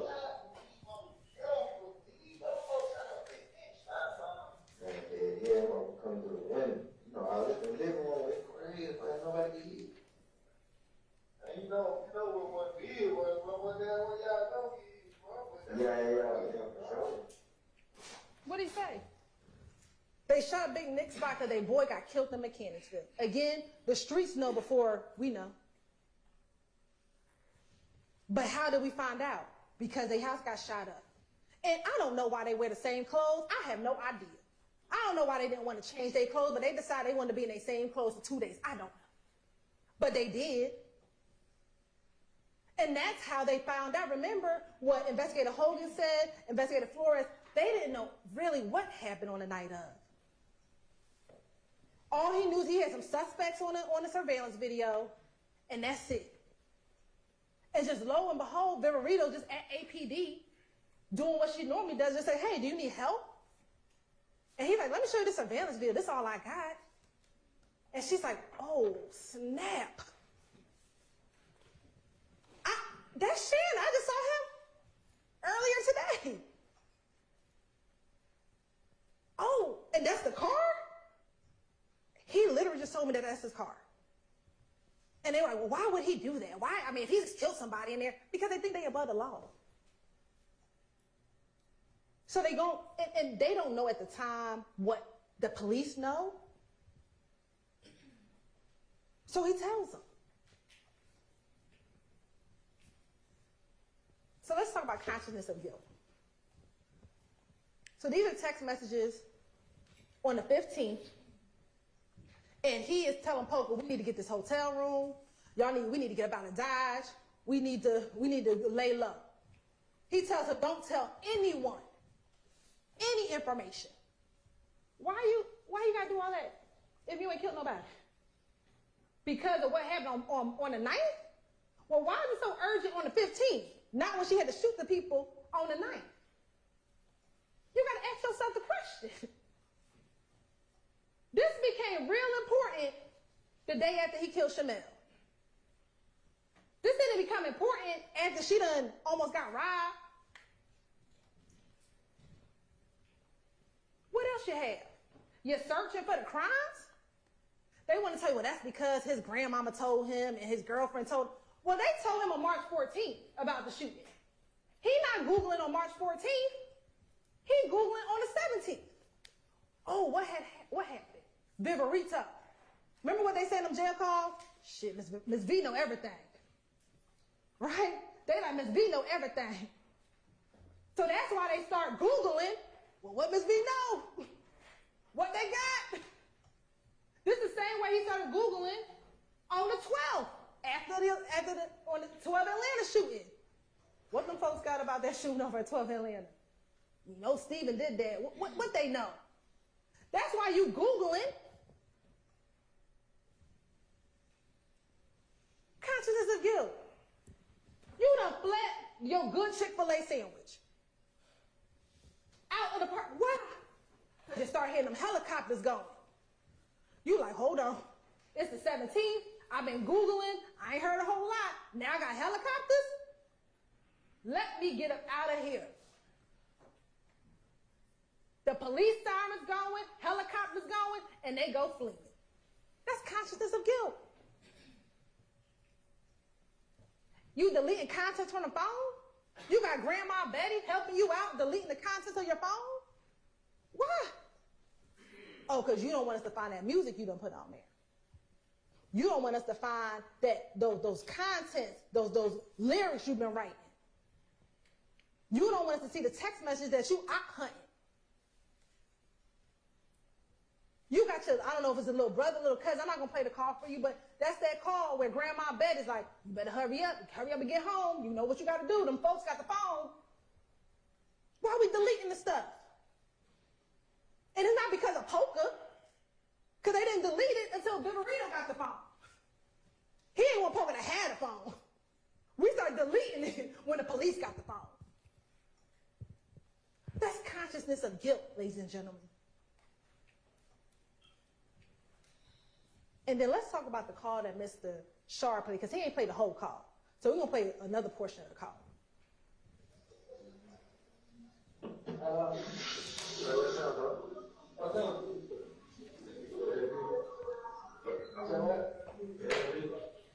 What's up, man? Man, shit, right here, huh? I said, right here, listen to this new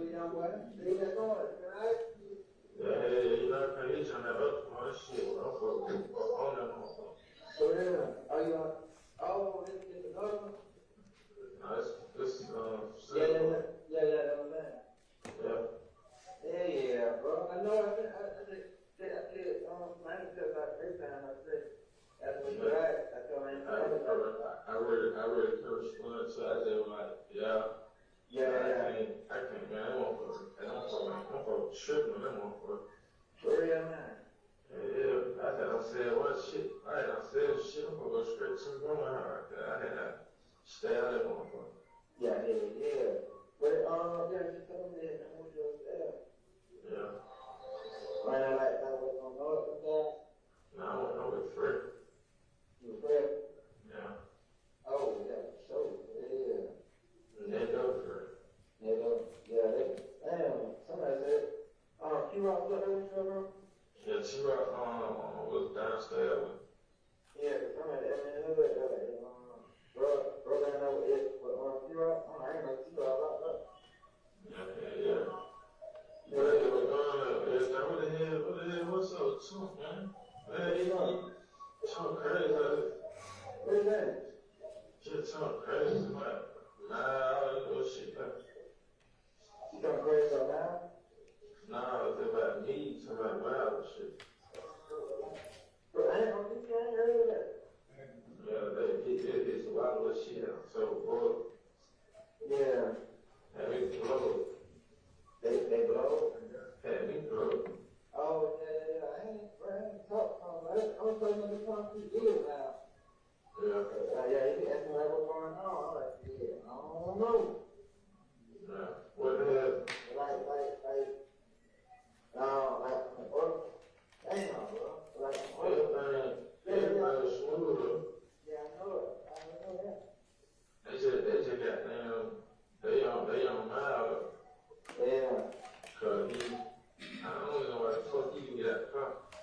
Yeah, that's what I'm saying. Like, that's what I'm telling folks. I'm like, shit, what the hell they locked up for? Like, what they saying? Like, I'm like, well, they good. I mean, like, they gonna assume shit like that anyway. They gonna assume that, like, yeah, I mean, we didn't kill them, so. That's what I keep telling you now. Little one keep telling them like, just chill, like, I know. Yeah, I'm like, this ain't nothing, bro. Like, they just doing that cut. They send us that goddamn gas. It's like, they chill. You see what I'm saying? Yeah. Hell yeah, man. I can tell around, I ain't like this, bro. They're like, I'm doing other cat business, but no. Just tell what you want to talk, bro. Like, Not one word. Yeah. What they trying to portray or what they say, man, don't say shit. Yeah. I ain't heard that about that Trump. I think them to like, hey, bro. Like, everybody they call, they're like, yeah, no, yeah, nah.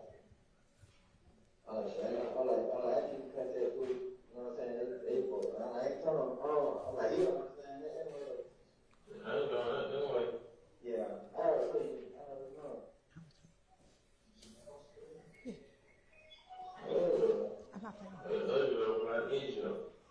I know, I was trying to get that. I told her, I told her, like, tell her I need 1,000, but anything in between, so you got down. Oh, nah, yeah. Ain't heard that, but it's not like that. Yeah. I know, like, but I know the one time we dated, she told me, like, be paid, cause she had that I talked to, she be in there. What? Yeah. She like, man, they tell me, like, and no, before I leave the book like that, like, they tell me that we paid, it was a date, we won. Yeah. And they tell me we paid, well, work out. No, that part, I just, like, I know, like, how that go. You know what I'm saying? I ain't really tripping on that. I ain't tripping. I've been just trying to keep blood calm. You know what I'm saying? Yeah, do that. What's that? Yeah, I don't really be liking that culture and shit. That shit have me all out, like. Yeah. But then, I think that was just, I'm like, what the hell is that? Born. Who? So they sound like born. Okay. Yeah. She really kind of told me you felt I was born. I just know I ran to the boy that did by myself. Yeah? Yeah, I ran to I remember that said that. That's when you showing the way to see you turn your head. Yeah. Like, yeah. But like, who don't last? She ain't coding on no better on my page and shit. So, I don't know who told you how to video check. Like, bro, man, I ain't run. I say, you run, you damn so turn your head, man. Huh? I say, man, you say run, you damn so turn your head, you say, bro. Yeah. I ain't know what's going on. I'm like, listen, bro, you know what's going on. Like, before all this shit, like, child of betrayal. Yeah. I'm like, shit, you know? I'm like, you know what's going on? Like, bro, you know, problem, you go with everybody else, like, listen, bro. You know how this shit is, bro. You know how this shit go, like, I'm like, hey, everything. I'm like, shit, that ain't going on no more, bro. I'm like, y'all, they're gonna give you, and then the corner right there. I told the corner, be quiet. Yeah. Yeah, now they just had to figure like an hour on me at the stove with this and shit. Like, yeah, I'm like 3 hours. Good thing. They also, so I just said, stay away from that's some police shit. Yeah, man. Got down, you know, they gun powder for rings, all that shit up. Yeah. Don't come back clean, you know what I'm saying? So I ain't tripping on that. So there's a few things that happened in this call. So let's talk about the first part of the call. The first part of the call, they're talking about Miles Farley. And if y'all remember, y'all heard the jail calls when they were trying to get protection for Miles Farley. Well, this call is on April 1st, early in the morning before Miles is arrested. And what you hear them talking about in the call is, one, I don't know why Miles got out the car. That's the only thing they really got on him because they saw him on the surveillance video. And more importantly, they're saying, tell Miles don't talk to the police. Tell Miles don't talk to them folk. Because see, Miles ain't never been in jail. So they think if Miles starts talking to the police, he the weakest link. So they're like encouraging Miles, don't say nothing to him. So that's what the two people who are in the shooting car are trying to make sure that they are protected by making sure Miles don't talk. So that's the first part of the call. Then you hear them talking about Dolly White. Well, we all know Dolly, Doug's sister. And they're talking about getting payment for a lawyer. And then before that, or right after that, they're talking about Blizzy seeing Domikian at the hotel in Cobb County. Remember, Blizzy is the ops, Carlos Barber. And so now Domikian is updating Shannon about what's happening. Because remember, Shannon's been in custody now since March 17th. What's also important is that they're on this contraband phone.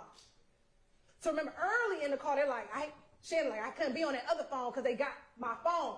So now I'm using somebody else's in jail contraband phone so that we can talk. So on this contraband phone where they don't think anyone can hear them because they don't know it's a wiretap, they're like, hold on, Miles is tripping. Tell him don't talk to them police. He said the other boy tripping too. I submit he's talking about Carmavius Nichols. He said, I'm just trying to keep Buddy calm. Because remember, at this time, only 2 people are locked up. Shannon and Cormarvius. Miles is not locked up, and we have not confirmed that DeMarco Boyer is a part of this. So he's trying to keep Quay down, trying to keep Miles from snitching, and that's what they're talking about. Then towards the end of the call, and I know Mr. Sharp tried to flip this, but he says, if they get my car, it's going to be clean. Because there ain't going to be no GSR in it. Who says that? And let's see. Did he go get the car clean? He did. These circles, and y'all going to have these pictures in the back, are watermarks. You see, they ain't do a good job cleaning it, but it's watermarks dripping. On the dashboard, over here, over here. Because he got the car clean. See, he thought, maybe in his mind, that the gunshot residue might be on the dashboard. It might be over here. that gun out the window. He ain't shoot the gun in the car. Go look back at the trajectory, and he could not have shot in the car. He had to shoot out the car because the bullet had to go through the car, through the window, into Chanel drinks. I submit he not inside the car like, ping, ping. That's not what he's doing. He gonna put his hand out the car and he gonna shoot. So when he's talking about they gonna wipe the car, it's gonna be clean, because that's what he think the gunshot residue gonna be. And what did Mr. Colvin tell you? He said, I dabbed, I took 2 dabs. I think he said he took about 8 or 16 dabs, but I didn't dab the entire headliner. He said there could be portions that had it. That's just not what I tested. You saw how big the headliner was. We pulled it out the bag for you. Is it possible, reasonable, that it could have been on another piece of the headliner? Yes. Or is it reasonable that all of the gunshot residue went out the car? Because remember what he said. He said it's going to be a poof, but it's going to go in the direction of the bullet. You might have some blowback, but not a whole lot, unless the shooting happened in the car. The shooting didn't happen in the car. Therefore, it's not going to be a whole bunch of gunshot residue inside of the car. Remember, we asked him, is there going to be a distinction between the two? He said there's going to be way more gunshot residue if, say, Damikian or someone in the car fired. But if the gun is outside the car window, it's going to blow back a little, not a lot. It's going to go towards the direction of the gun, of the bullet. But that would be towards the direction of Mr. Drinks. So any gunshot residue, he thought he wiped down. That's why he says that on a contraband call to his co-conspirator, who they both killed, Chanel. Don't worry about it, bro. If nothing else, when they got the car, don't worry about that gunshot residue. We cleaned that. That's why he wanted to extend the car rental. He extended the car rental on March 15th. He had to. He couldn't take the car back. By this time, I got to get that thing cleaned down. We got to do something with it. He probably going to try to get rid of it. But we called him on the 17th. He ain't have enough time.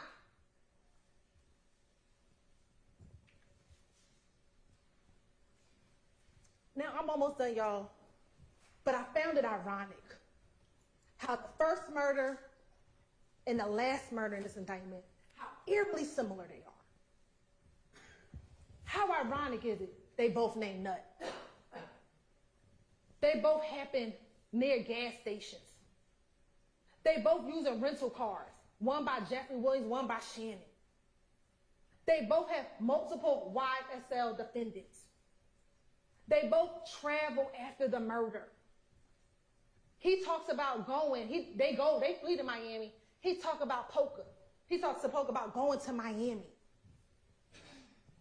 They go into the studio, writing lyrics about it.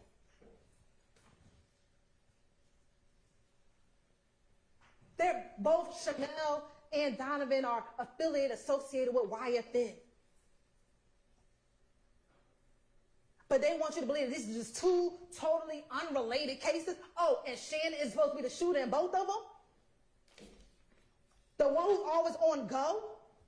He says it himself, but Quindarius said it too. The one who wants to do the murders because he wants status in the game? But they want to tell you, don't believe any evidence that the state brought.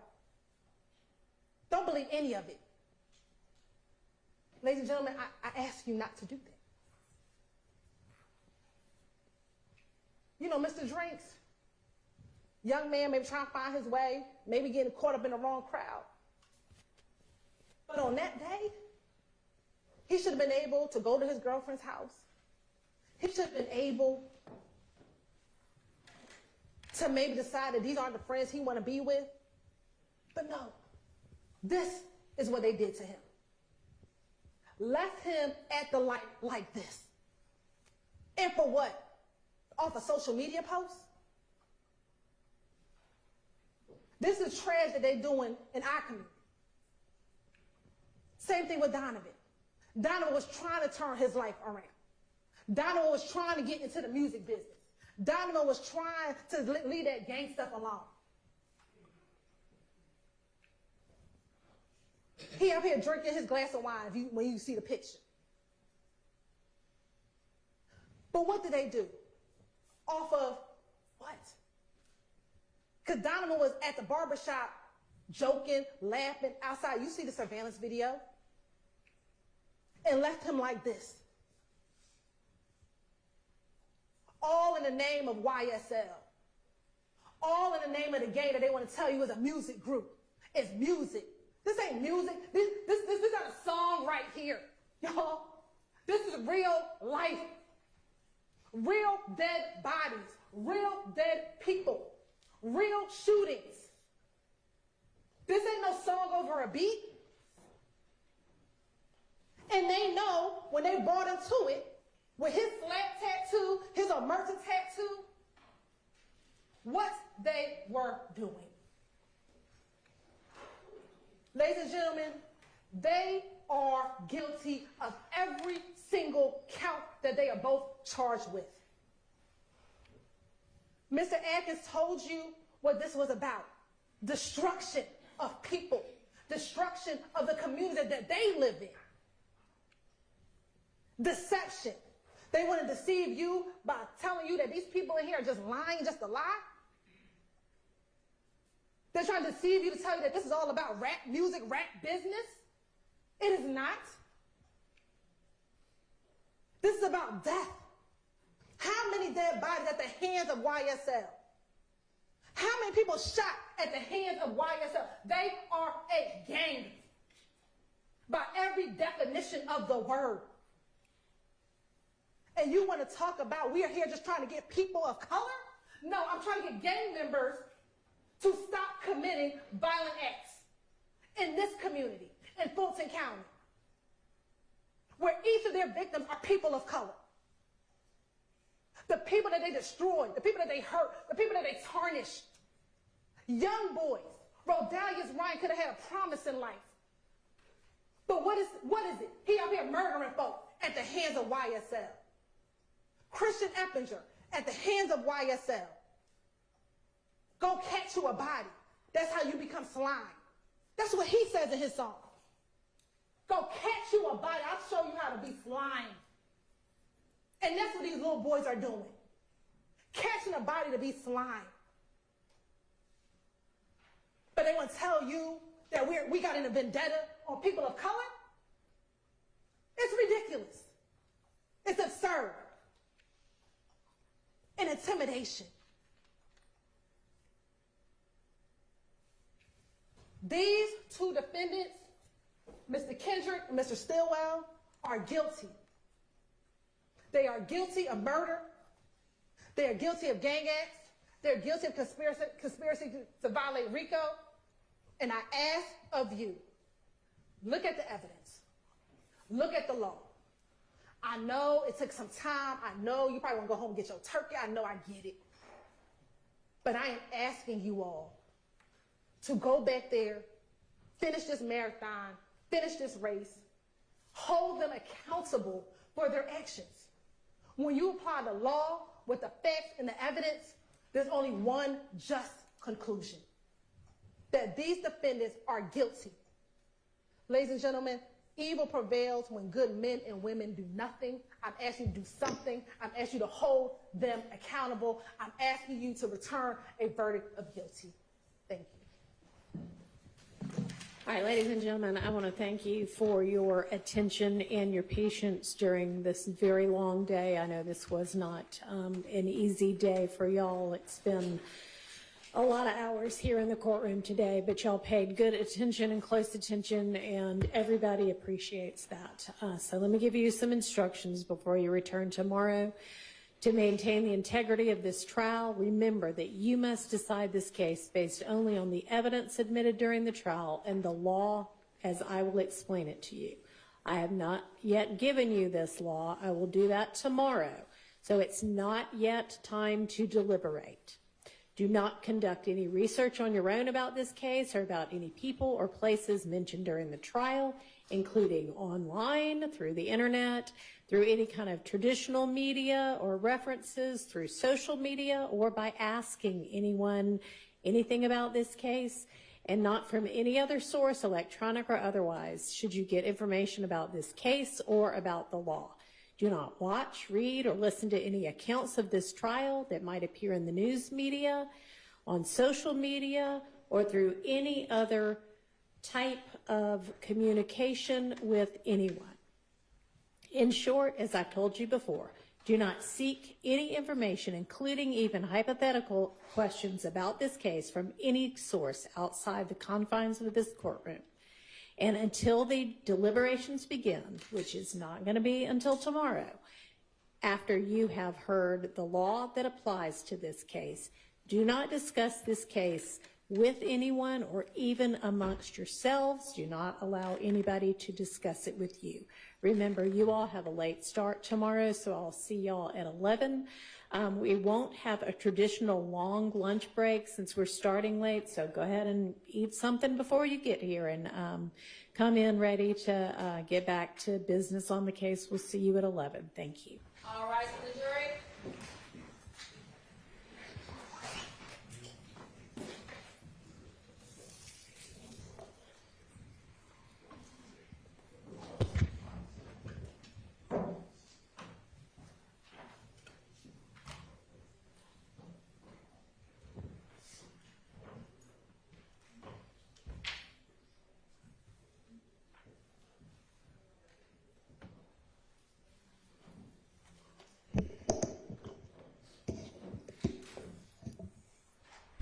All right, and for all of y'all, because we all still have some business to wrap up and, dot all the I's and cross the T's on before we join the jury joins us again, let's plan to be here at 9:30. All right, see everybody then. Thank you.